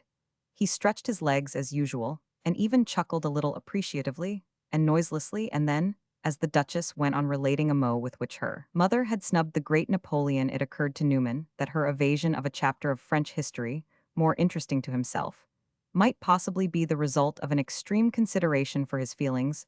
Perhaps it was delicacy on the Duchess' part, not policy. He was on the point of saying something himself to make the chance which he had determined to give her still better, when the servant announced another visitor. The Duchess, on hearing the name, it was that of an Italian. Prince gave a little imperceptible pout, and said to Newman rapidly, "I beg you to remain. I desire this visit to be short." Newman said to himself at this that Madame d'Outreville intended, after all, that they should discuss the Bellegardes together. The prince was a short, stout man, with a head disproportionately large. He had a dusky complexion, and a bushy eyebrow beneath which his eye wore a fixed and somewhat defiant expression. He seemed to be challenging you to insinuate that he was Toffavy, the Duchess, judging from her charge to Newman, regarded him as a bore, but this was not apparent from the unchecked flow of her conversation. She made a fresh series of mots, characterized with great felicity the Italian intellect and the taste of the figs at Sorrento, predicted the ultimate future of the Italian kingdom, discussed with the brutal Sardinian rule, and complete reversion, throughout the peninsula, to the sacred sway of the Holy Father, and finally gave a history of the love affairs of the Princess X. This narrative provoked some rectifications on the part of the prince who, as he said, pretended to know something about that matter and having satisfied himself that Newman was in no laughing mood, either with regard to the size of his head or anything else, he entered into the controversy with an animation for which the Duchess, when she set him down as a bore, could not have been prepared. The sentimental vicissitudes of the Princess X led to a discussion of the heart history of Florentine nobility in general. The Duchess had spent 5 weeks in Florence and had gathered much information. On the subject, this was merged in turn in an examination of the Italian heart per se. The Duchess took a brilliantly heterodox view, thought it the least susceptible organ of its kind that she had ever encountered, related examples of its want of susceptibility, and at last declared that, for her, the Italians were a people of ice. The prince became flame to refute her, and his visit really proved charming. Newman was naturally out of the conversation. He sat with his head a little on one side, watching the interlocutors. The Duchess, as she talked, frequently looked at him with a smile, as if to intimate in the charming manner of her nation that it lay only with him to say something very much to the point. But he said nothing at all, and at last his thoughts began to wander. A singular feeling came over him, a sudden sense of the folly of his errand. What under the sun had he to say to the Duchess after all? Wherein would it profit him to tell her that the Bellegardes were traitors, and that the old lady into the bargain was a murderess? He seemed morally to have turned a sort of somersault, and to find things looking differently in consequence. He felt a sudden stiffening of his will and quickening of his reserve. What in the world had he been thinking of when he fancied the Duchess could help him, and that it would conduce to his comfort to make her think ill of the Bellegardes? What did her opinion of the Bellegardes matter to him? It was only a shade more important than the opinion the Bellegardes entertained of her. The Duchess help him, that cold, stout, soft, artificial woman help him, who, in the last 20 minutes, had built up between them a wall of polite conversation, in which she evidently flattered herself that he would never find a gate, had it come to that he was asking favors of conceited people and appealing for sympathy, where he had no sympathy to give. He rested his arms on his knees, and sat for some minutes staring into his hat. As he did so, his ears tingled, had come very near being an ass. Whether or no the Duchess would hear his story, he wouldn't tell it. Was he to sit there another half-hour, for the sake of exposing the Bellegardes? The Bellegardes be hanged. He got up abruptly, and advanced to shake hands with his hostess. "You can't stay longer?" she asked very graciously. "I am afraid not," he said. She hesitated a moment, and then, "I had an idea you had something particular to say to me," she declared. Newman looked at her. He felt a little dizzy for the moment. He seemed to be turning his somersault again. The little Italian prince came to his help. "Ah, madam, who has not that?" he softly sighed. "Don't teach Mr. Newman to say fadezes," said the Duchess. "It is his merit that he doesn't know how." "Yes, I don't know how to say fadezes," said Newman, "and I don't want to say anything unpleasant." "I am sure you are very considerate," said the Duchess with a smile, and she gave him a little nod for goodbye, with which he took his departure. Once in the street, he stood for some time on the pavement, wondering whether after all he was not an ass not to have discharged his pistol. And then again, he decided that to talk to anyone whomsoever about the Bellegardes would be extremely disagreeable to him. The least disagreeable thing under the circumstances was to banish them from his mind and never think of them. Again, indecision had not hitherto been one of Newman's weaknesses, and in this case it was not of long duration. For 3 days after this, he did not, or at least he tried not to think of the Bellegardes. He dined with Mrs. Tristram, and on her mentioning their name, he begged her almost severely to desist. This gave Tom Tristram a much coveted opportunity to offer his condolences. He leaned forward, laying his hand on Newman's arm, compressing his lips, and shaking his head. "The fact is, my dear fellow, you see that you ought never to have gone into it. It was not your doing, I know it, was all my wife. If you want to come down on her ill stand-off, I give you leave to hit her as hard as you like. You know, she has never had a word of reproach from me in her life, and I think she is in need of something of the kind. Why didn't you listen to me? You know, I didn't believe in the thing I thought it at the best an amiable delusion. I don't profess to be a Don Juan or a gay Lothario class of man, you know. But I do pretend to know something about the harder sex I have never disliked. A woman in my life that she has not turned out badly. I was not at all deceived in Lizzie, for instance. I always had my doubts about her. Whatever you may think of my present situation, I must at least admit that I got into it with my eyes open. Now suppose you had got into something like this box with Madame de Cinter, you may depend upon it, she would have turned out a stiff one. And upon my word, I don't see where you could have found your comfort, not from the Marquis, my dear Newman. He wasn't a man you could go and talk things over with. In a sociable, common sense way. Did he ever seem to want to have you on the premises? Did he ever try to see you alone? Did he ever ask you to come and smoke a cigar with him of an evening or step in, when you had been calling on the ladies, and take something? I don't think you would have got much encouragement out of him. And as for the old lady, she struck one as an uncommonly strong dose. They have a great expression here, you know, they call it sympathetic everything, is sympathetic or ought to be now. Madame de Bellegarde is about as sympathetic as that mustard pot. They're a DD cold-blooded lot anyway. I felt it awfully at that ball of theirs. I felt as if I were walking up and down in the Armory, in the Tower of London.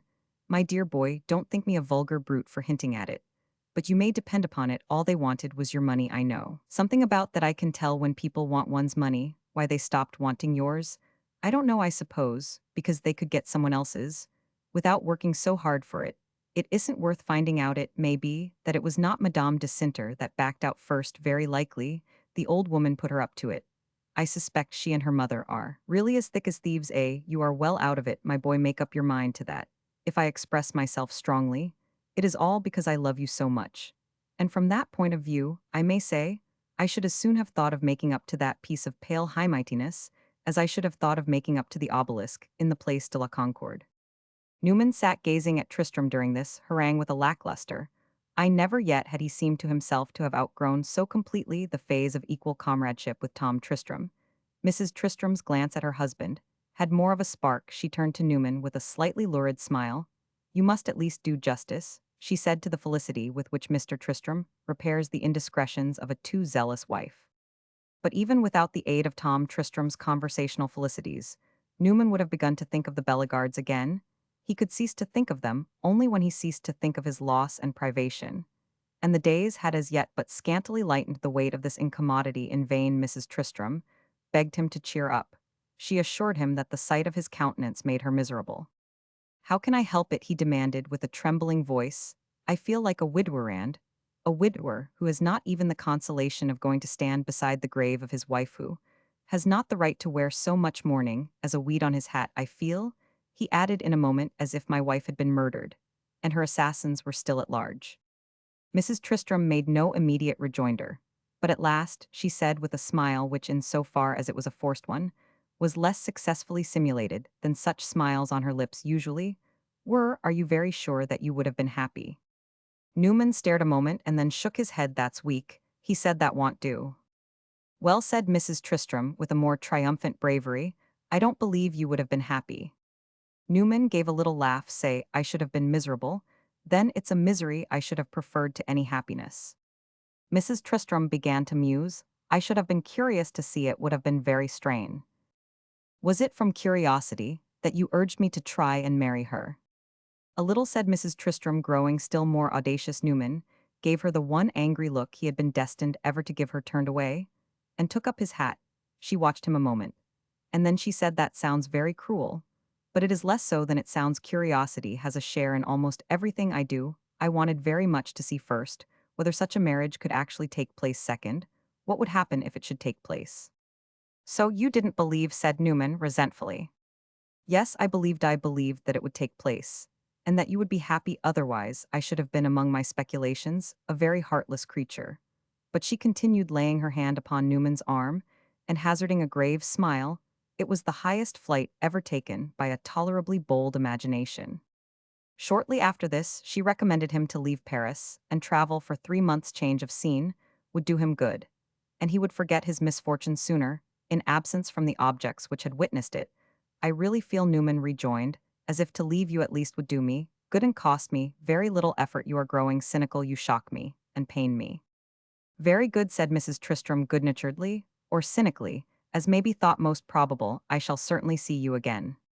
Newman was very willing to get away from Paris, the brilliant streets he had walked through in his happier hours, and which then seemed to wear a higher brilliancy in honor of his happiness, appeared now to be in the secret of his defeat, and to look down upon it in shining mockery.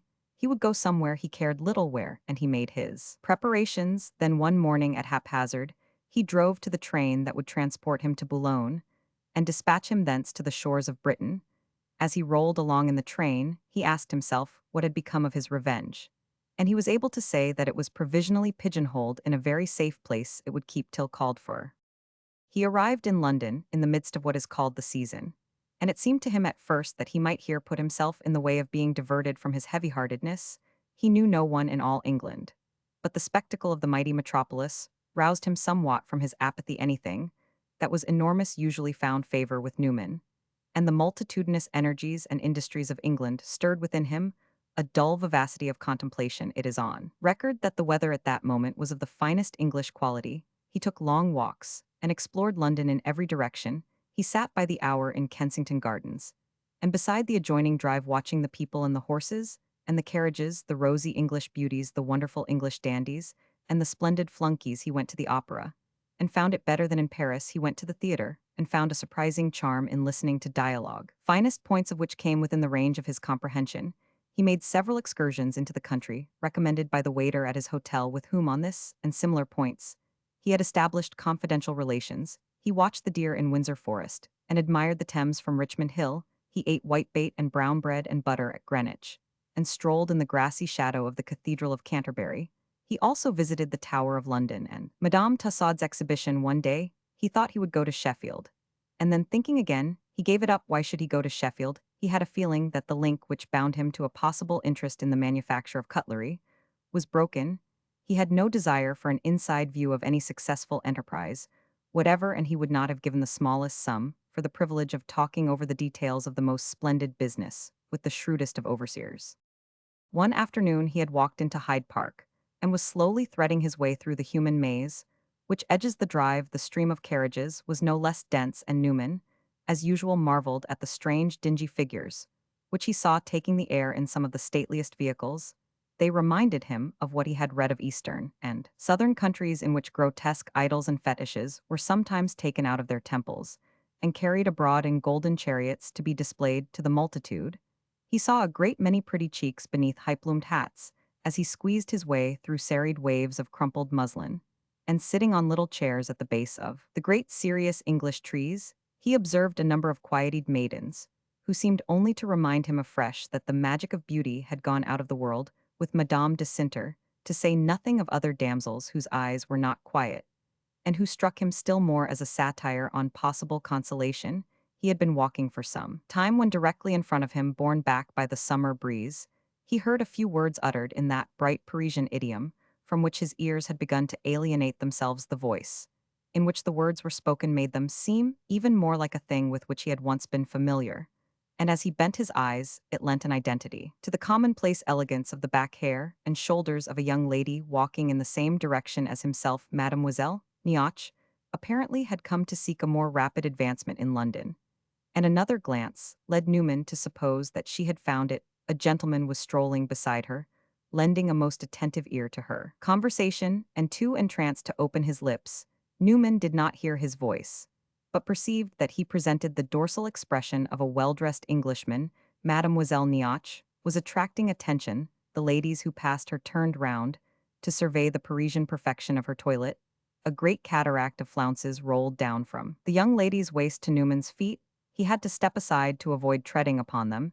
He stepped aside, indeed, with a decision of movement, which the occasion scarcely demanded, for even this imperfect glimpse of Miss Nomi had excited his displeasure. She seemed an odious blot upon the face of nature.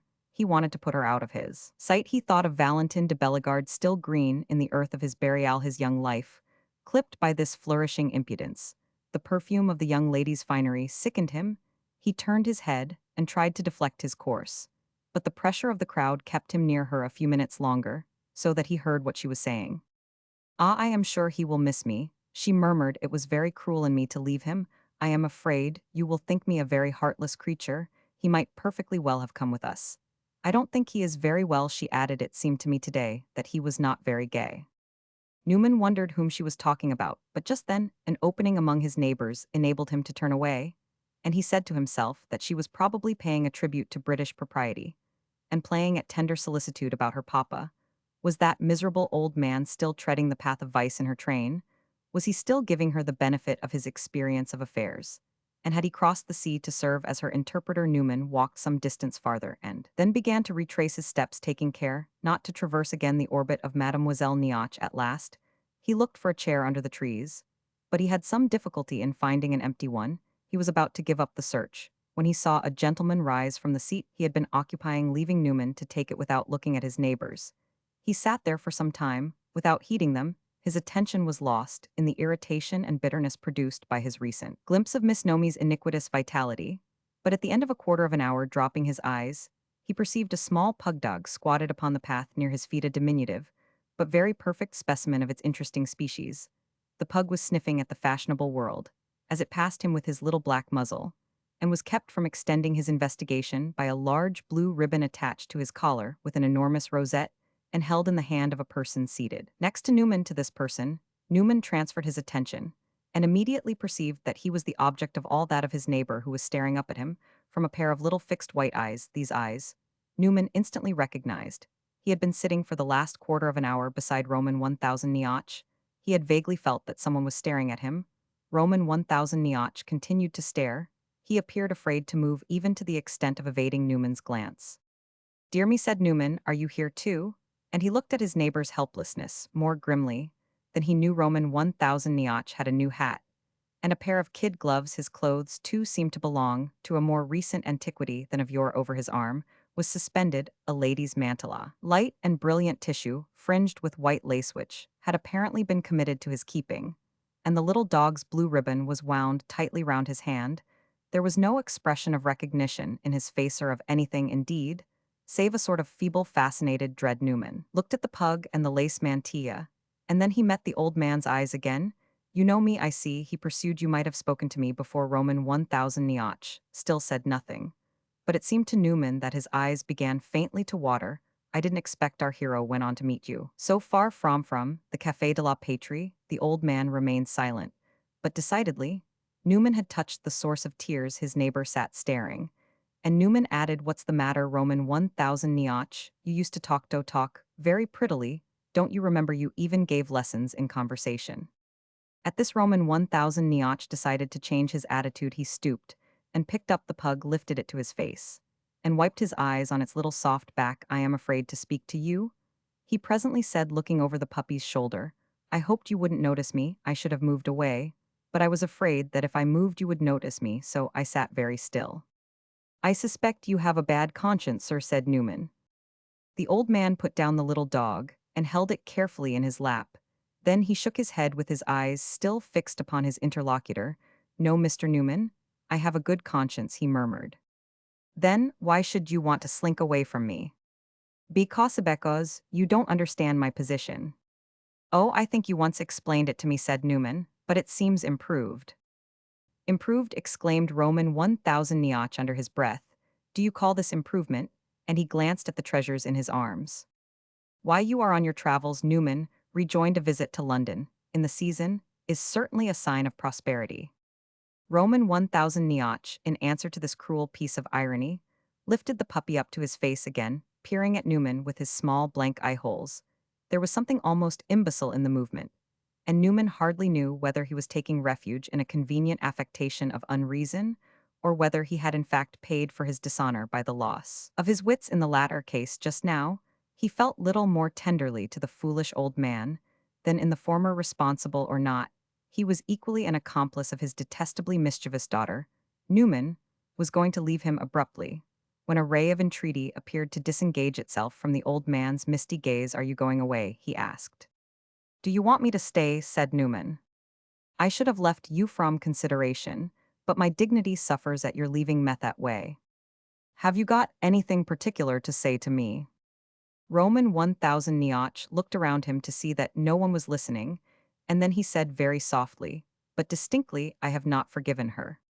Newman gave a short laugh, but the old man seemed for the moment not to perceive it. He was gazing away absently at some metaphysical image of his implacability. "It doesn't much matter whether you forgive her or not," said Newman. "There are other people who want, I assure you." "What has she done?" Roman 1000 Niach softly questioned, turning round again. "I don't know what she does, you know." "She has done a devilish mischief. It doesn't matter what," said Newman. "She's a nuisance. She ought to be stopped." Roman 1000 Niach stealthily put out his hand and laid it very gently upon Newman's arm. "Stopped, yes," he whispered. "That's it, stopped short. She is running away. Must be stopped." Then he paused a moment and looked round him. "I mean to stop her," he went on. "I am only waiting for my chance." "I see," said Newman, laughing briefly again. "She is running away, and you are running after her. You have run a long distance." But Roman 1000 Niach stared insistently. "I shall stop her," he softly repeated. He had hardly spoken when the crowd in front of them separated, as if by the impulse to make way for an important personage. Presently, through the opening advanced Mademoiselle Niach, attended by the gentleman, whom Newman had lately observed his face being now presented to our hero. The latter recognized the irregular features, the hardly more regular complexion, and the amiable expression of Lord Deepmere Nomi, on finding herself suddenly confronted with Newman, who, like Roman 1000 Niach, had risen from his seat, faltered for a barely perceptible instant. She gave him a little nod as if she had seen him yesterday, and then with a good-natured smile, "Tines, how we keep meeting," she said. She looked consummately pretty, and the front of her dress was a wonderful work of art. She went up to her father, stretching out her hands for the little dog which he submissively placed in them, and she began to kiss it and murmur over it. "To think of leaving him all alone, what a wicked, abominable creature. He must believe me, he has been very unwell," she added, turning and affecting to explain to Newman with a spark of infernal impudence, fine as a needle-point in her eye. "I don't think the English climate agrees with him." "It seems to agree wonderfully well with his mistress," said Newman. "Do you mean me? I have never been better, thank you," Miss Nomi declared. "But with my lord and—" She gave a brilliant glance at her late companion. "How can one help being well?" She seated herself in the chair from which her father had risen and began to arrange the little dog's rosette. Lord Deepmere carried off such embarrassment as might be incidental to this unexpected encounter. With the inferior grace of a male and a Briton, he blushed a good deal, and greeted the object of his late momentary aspiration to rivalry in the favor of a person other than the mistress of the invalid pug, with an awkward nod and a rapid ejaculation to which Newman, who often found it hard to understand the speech of English people, was able to attach no meaning. Then the young man stood there with his hand on his hip, and with a conscious grin staring askance at Miss Nomi. Suddenly, an idea seemed to strike him, and he said, turning to Newman, "Oh, you know her?" "Yes," said Newman, "I know her." "I don't believe you do." "Oh dear, yes, I do," said Lord Deepmere with another grin. "I knew her in Parisby. My poor cousin Bellegarde, you know, he knew her, poor fellow, didn't he? It was she, you know, who was at the bottom of his affair. Awfully sad, wasn't it?" Continued the young man, talking off his embarrassment as his simple nature permitted. "They got up some story about its being for the Pope, about the other man having said something against the Pope's morals. They always do that, you know. They put it on the Pope because Bellegarde was once in the Zouaves, but it was about her morals," was the Pope. Lord Deepmere pursued, directing an eye illumined by this pleasantry toward Mademoiselle Niach, who was bending gracefully over her lapdog, apparently absorbed in conversation with it. "I dare say you think it rather odd that I should keep up the acquaintance," the young man resumed, "but she couldn't help it, you know, and Bellegarde was only my 20th cousin. I dare say you think it's rather cheeky, my showing with her in Hyde Park, but you see she isn't known yet, and she's in such very good form." And Lord Deepmere's conclusion was lost in the attesting glance which he again directed toward the young lady. Newman turned away. He was having more of her than he relished. Roman 1000 Niach had stepped aside on his daughter's approach, and he stood there within a very small compass, looking down hard at the ground. It had never yet, as between him and Newman, been so apposite to place on record the fact that he had not forgiven his daughter. As Newman was moving away, he looked up and drew near to him, and Newman, seeing the old man had something particular to say, bent his head for an instant. "You will see it some day in the papers," murmured Roman 1000 Niach. Our hero departed to hide his smile, and to this day, though the newspapers form his principal reading, his eyes have not been arrested by any paragraph forming a sequel to this announcement. Chapter 26. In that uninitiated observation of the great spectacle of English life, upon which I have touched, it might be supposed that Newman passed a great many dull days, but the dullness of his days pleased him his melancholy, which was settling into a secondary state. Like a healing wound, had in it a certain acrid palatable sweetness. He had company in his thoughts, and for the present he wanted no other. He had no desire to make acquaintances, and he left untouched a couple of notes of introduction, which had been sent him by Tom Tristram. He thought a great deal of Madame de Cintre sometimes, with a dogged tranquillity, which might have seemed for a quarter of an hour at a time a near neighbor to forgetfulness. He lived over again the happiest hours. He had known that silver chain of numbered days in which his afternoon visits, tending sensibly to the ideal result, had subtilized his good humor to a sort of spiritual intoxication. He came back to reality, after such reveries, with a somewhat muffled shock. He had begun to feel the need of accepting the unchangeable at other times. The reality became an infamy again, and the unchangeable an imposture. And he gave himself up to his angry restlessness till he was weary, but on the whole he fell into a rather reflective mood, without in the least intending it or knowing it. He attempted to read the moral of his strange misadventure. He asked himself in his quieter hours, whether perhaps after all he was more commercial than was pleasant. We know that it was in obedience to a strong reaction against questions exclusively commercial that he had come out to pick up aesthetic entertainment in Europe. It may therefore be understood that he was able to conceive that a man might be too commercial.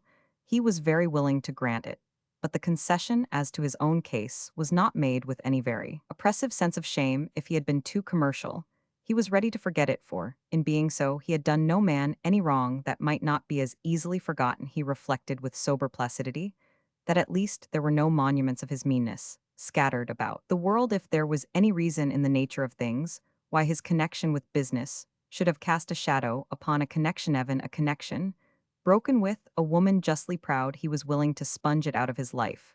Forever the thing seemed a possibility. He could not feel it doubtless as keenly as some people, and it hardly seemed worth while to flap his wings, very hard to rise to the idea, but he could feel it enough to make any sacrifice that still remained to be made. As to what such sacrifice was now to be made to hear, Newman stopped short before a blank wall over which there sometimes played a shadowy imagery. He had a fancy of carrying out his life as he would have directed it if Madame de Cintre had been left to him, off making it a religion to do nothing that she would have disliked. In this certainly there was no sacrifice, but there was a pale oblique ray of inspiration. It would be lonely entertainment a good deal, like a man talking to himself in the mirror for want of better company.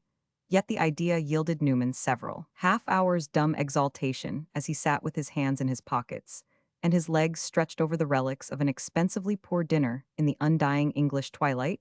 If, however, his commercial imagination was dead, he felt no contempt for the surviving actualities begotten by it. He was glad he had been prosperous, and had been a great man of business, rather than a small one. He was extremely glad he was rich.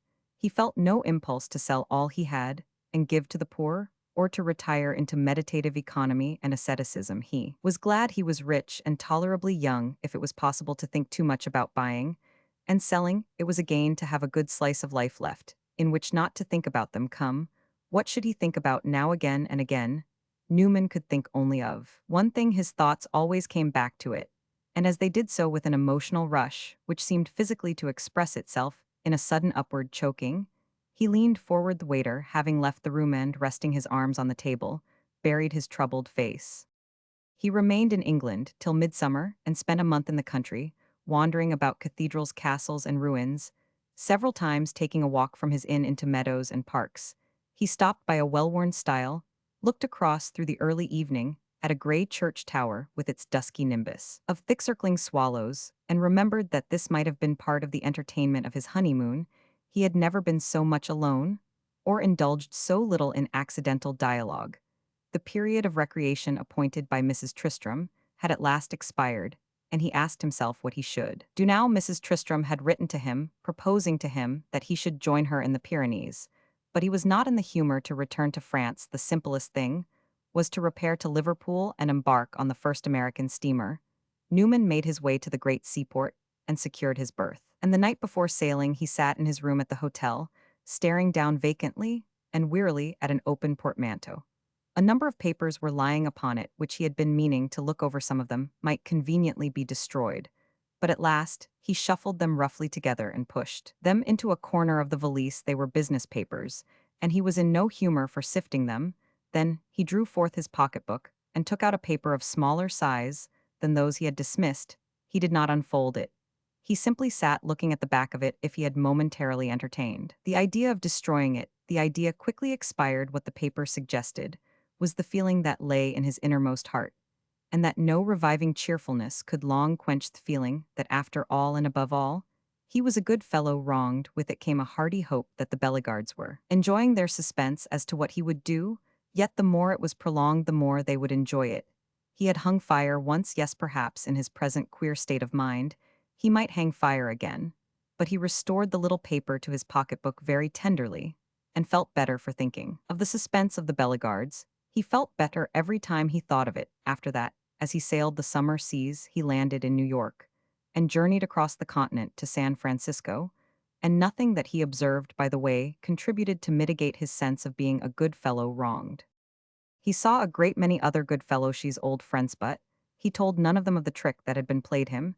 He said simply that the lady he was to have married had changed her mind, and when he was asked if he had changed his own, he said, "Suppose we change the subject." He told his friends that he had brought home no new ideas from Europe, and his conduct probably struck them as an eloquent proof of failing invention.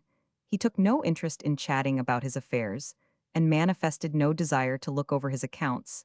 He asked half a dozen questions, which, like those of an eminent physician, inquiring for particular symptoms, showed that he still knew what he was talking about, but he made no comments and gave no directions.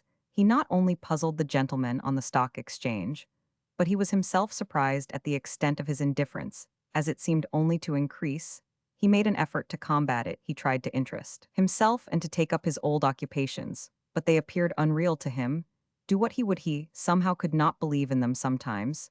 He began to fear that there was something the matter with his head, that his brain perhaps had softened, and that the end of his strong activities had come. This idea came back to him with an exasperating force. A hopeless, helpless loafer, useful to no one and detestable to himself, this was what the treachery of the Bellegardes had made of him in his restless idleness. He came back from San Francisco to New York and sat for 3 days in the lobby of his hotel, looking out through a huge wall of plate glass at the unceasing stream of pretty girls in Parisian-looking dresses undulating past with little parcels nursed against their neat figures. At the end of 3 days, he returned to San Francisco, and having arrived there, he wished he had stayed away. He had nothing to do, his occupation was gone, and it seemed to him that he should never find it again. He had nothing to do here, he sometimes said to himself. But there was something beyond the ocean, that he was still to do, something that he had left undone, experimentally and speculatively, to see if it could content itself to remain undone.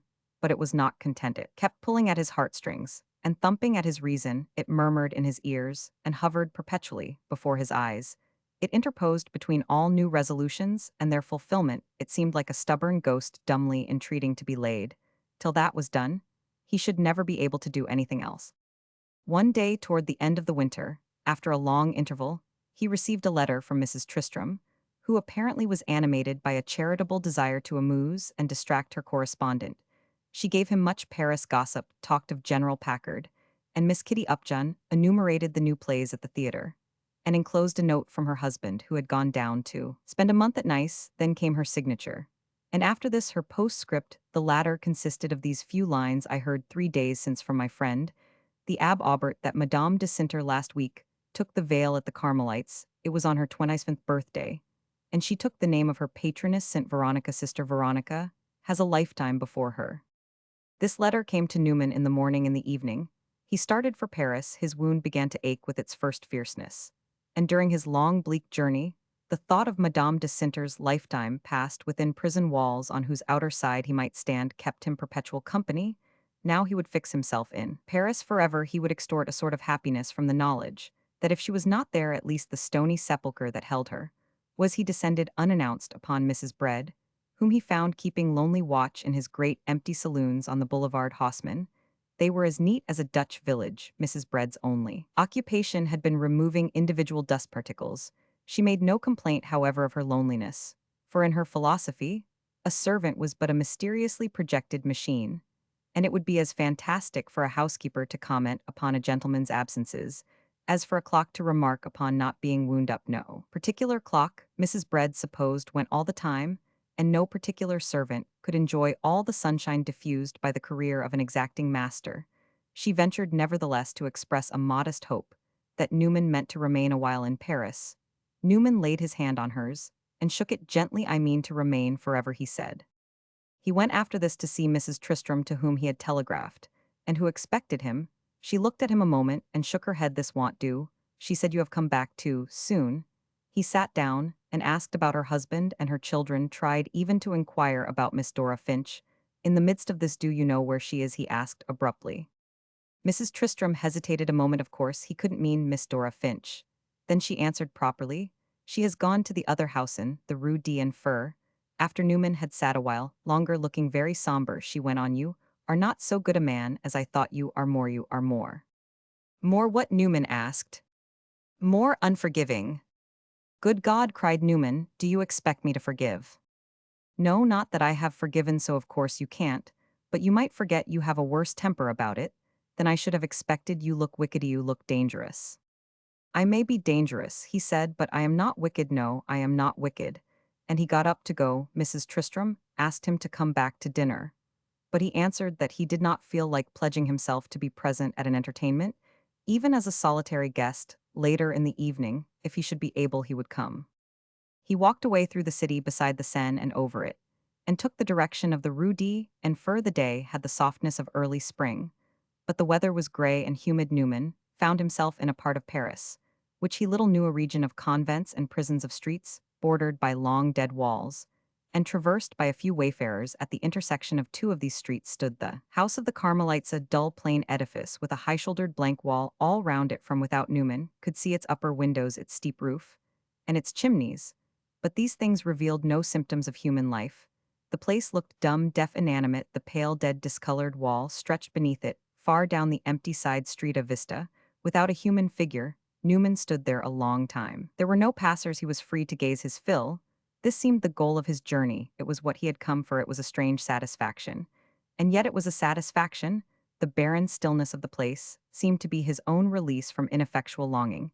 It told him that the woman within was lost beyond recall, and that the days and years of the future would pile themselves above her like the huge, immovable slab of a tomb. These days and years in this place would always be just so gray and silent. Suddenly, from the thought of their seeing him stand there again, the charm utterly departed. He would never stand there again.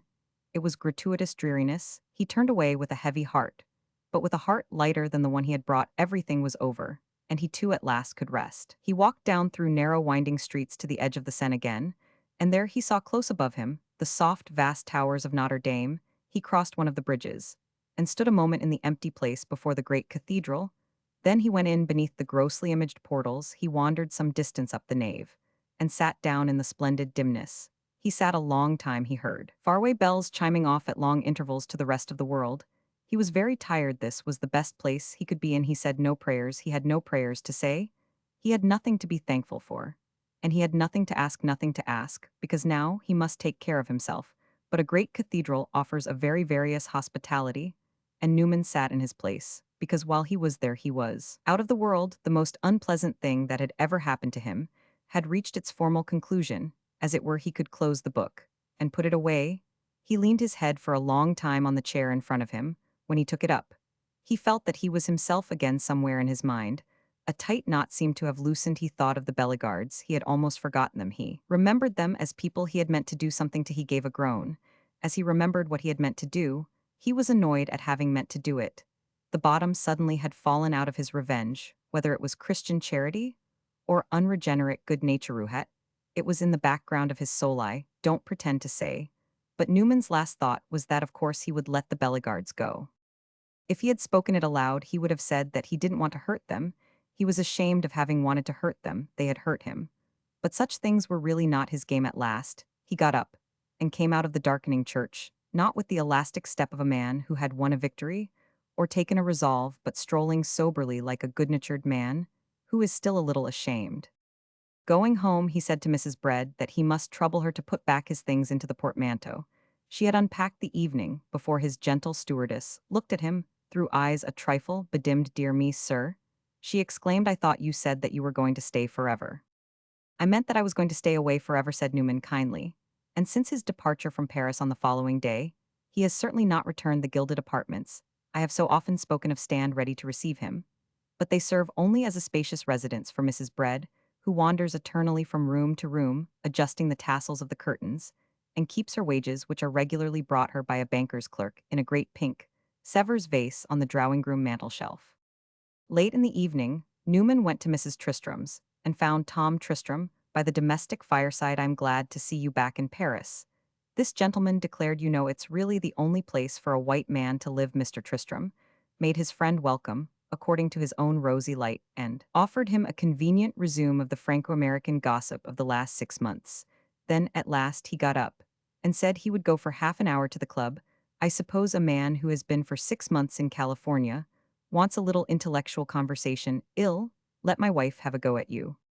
Newman shook hands heartily with his host, but did not ask him to remain, and then he relapsed into his place on the sofa opposite to Mrs. Tristram. She presently asked him what he had done after leaving her. Nothing particular, said Newman. You struck me, she rejoined, as a man with a plot in his head. You looked as if you were bent on some sinister errand.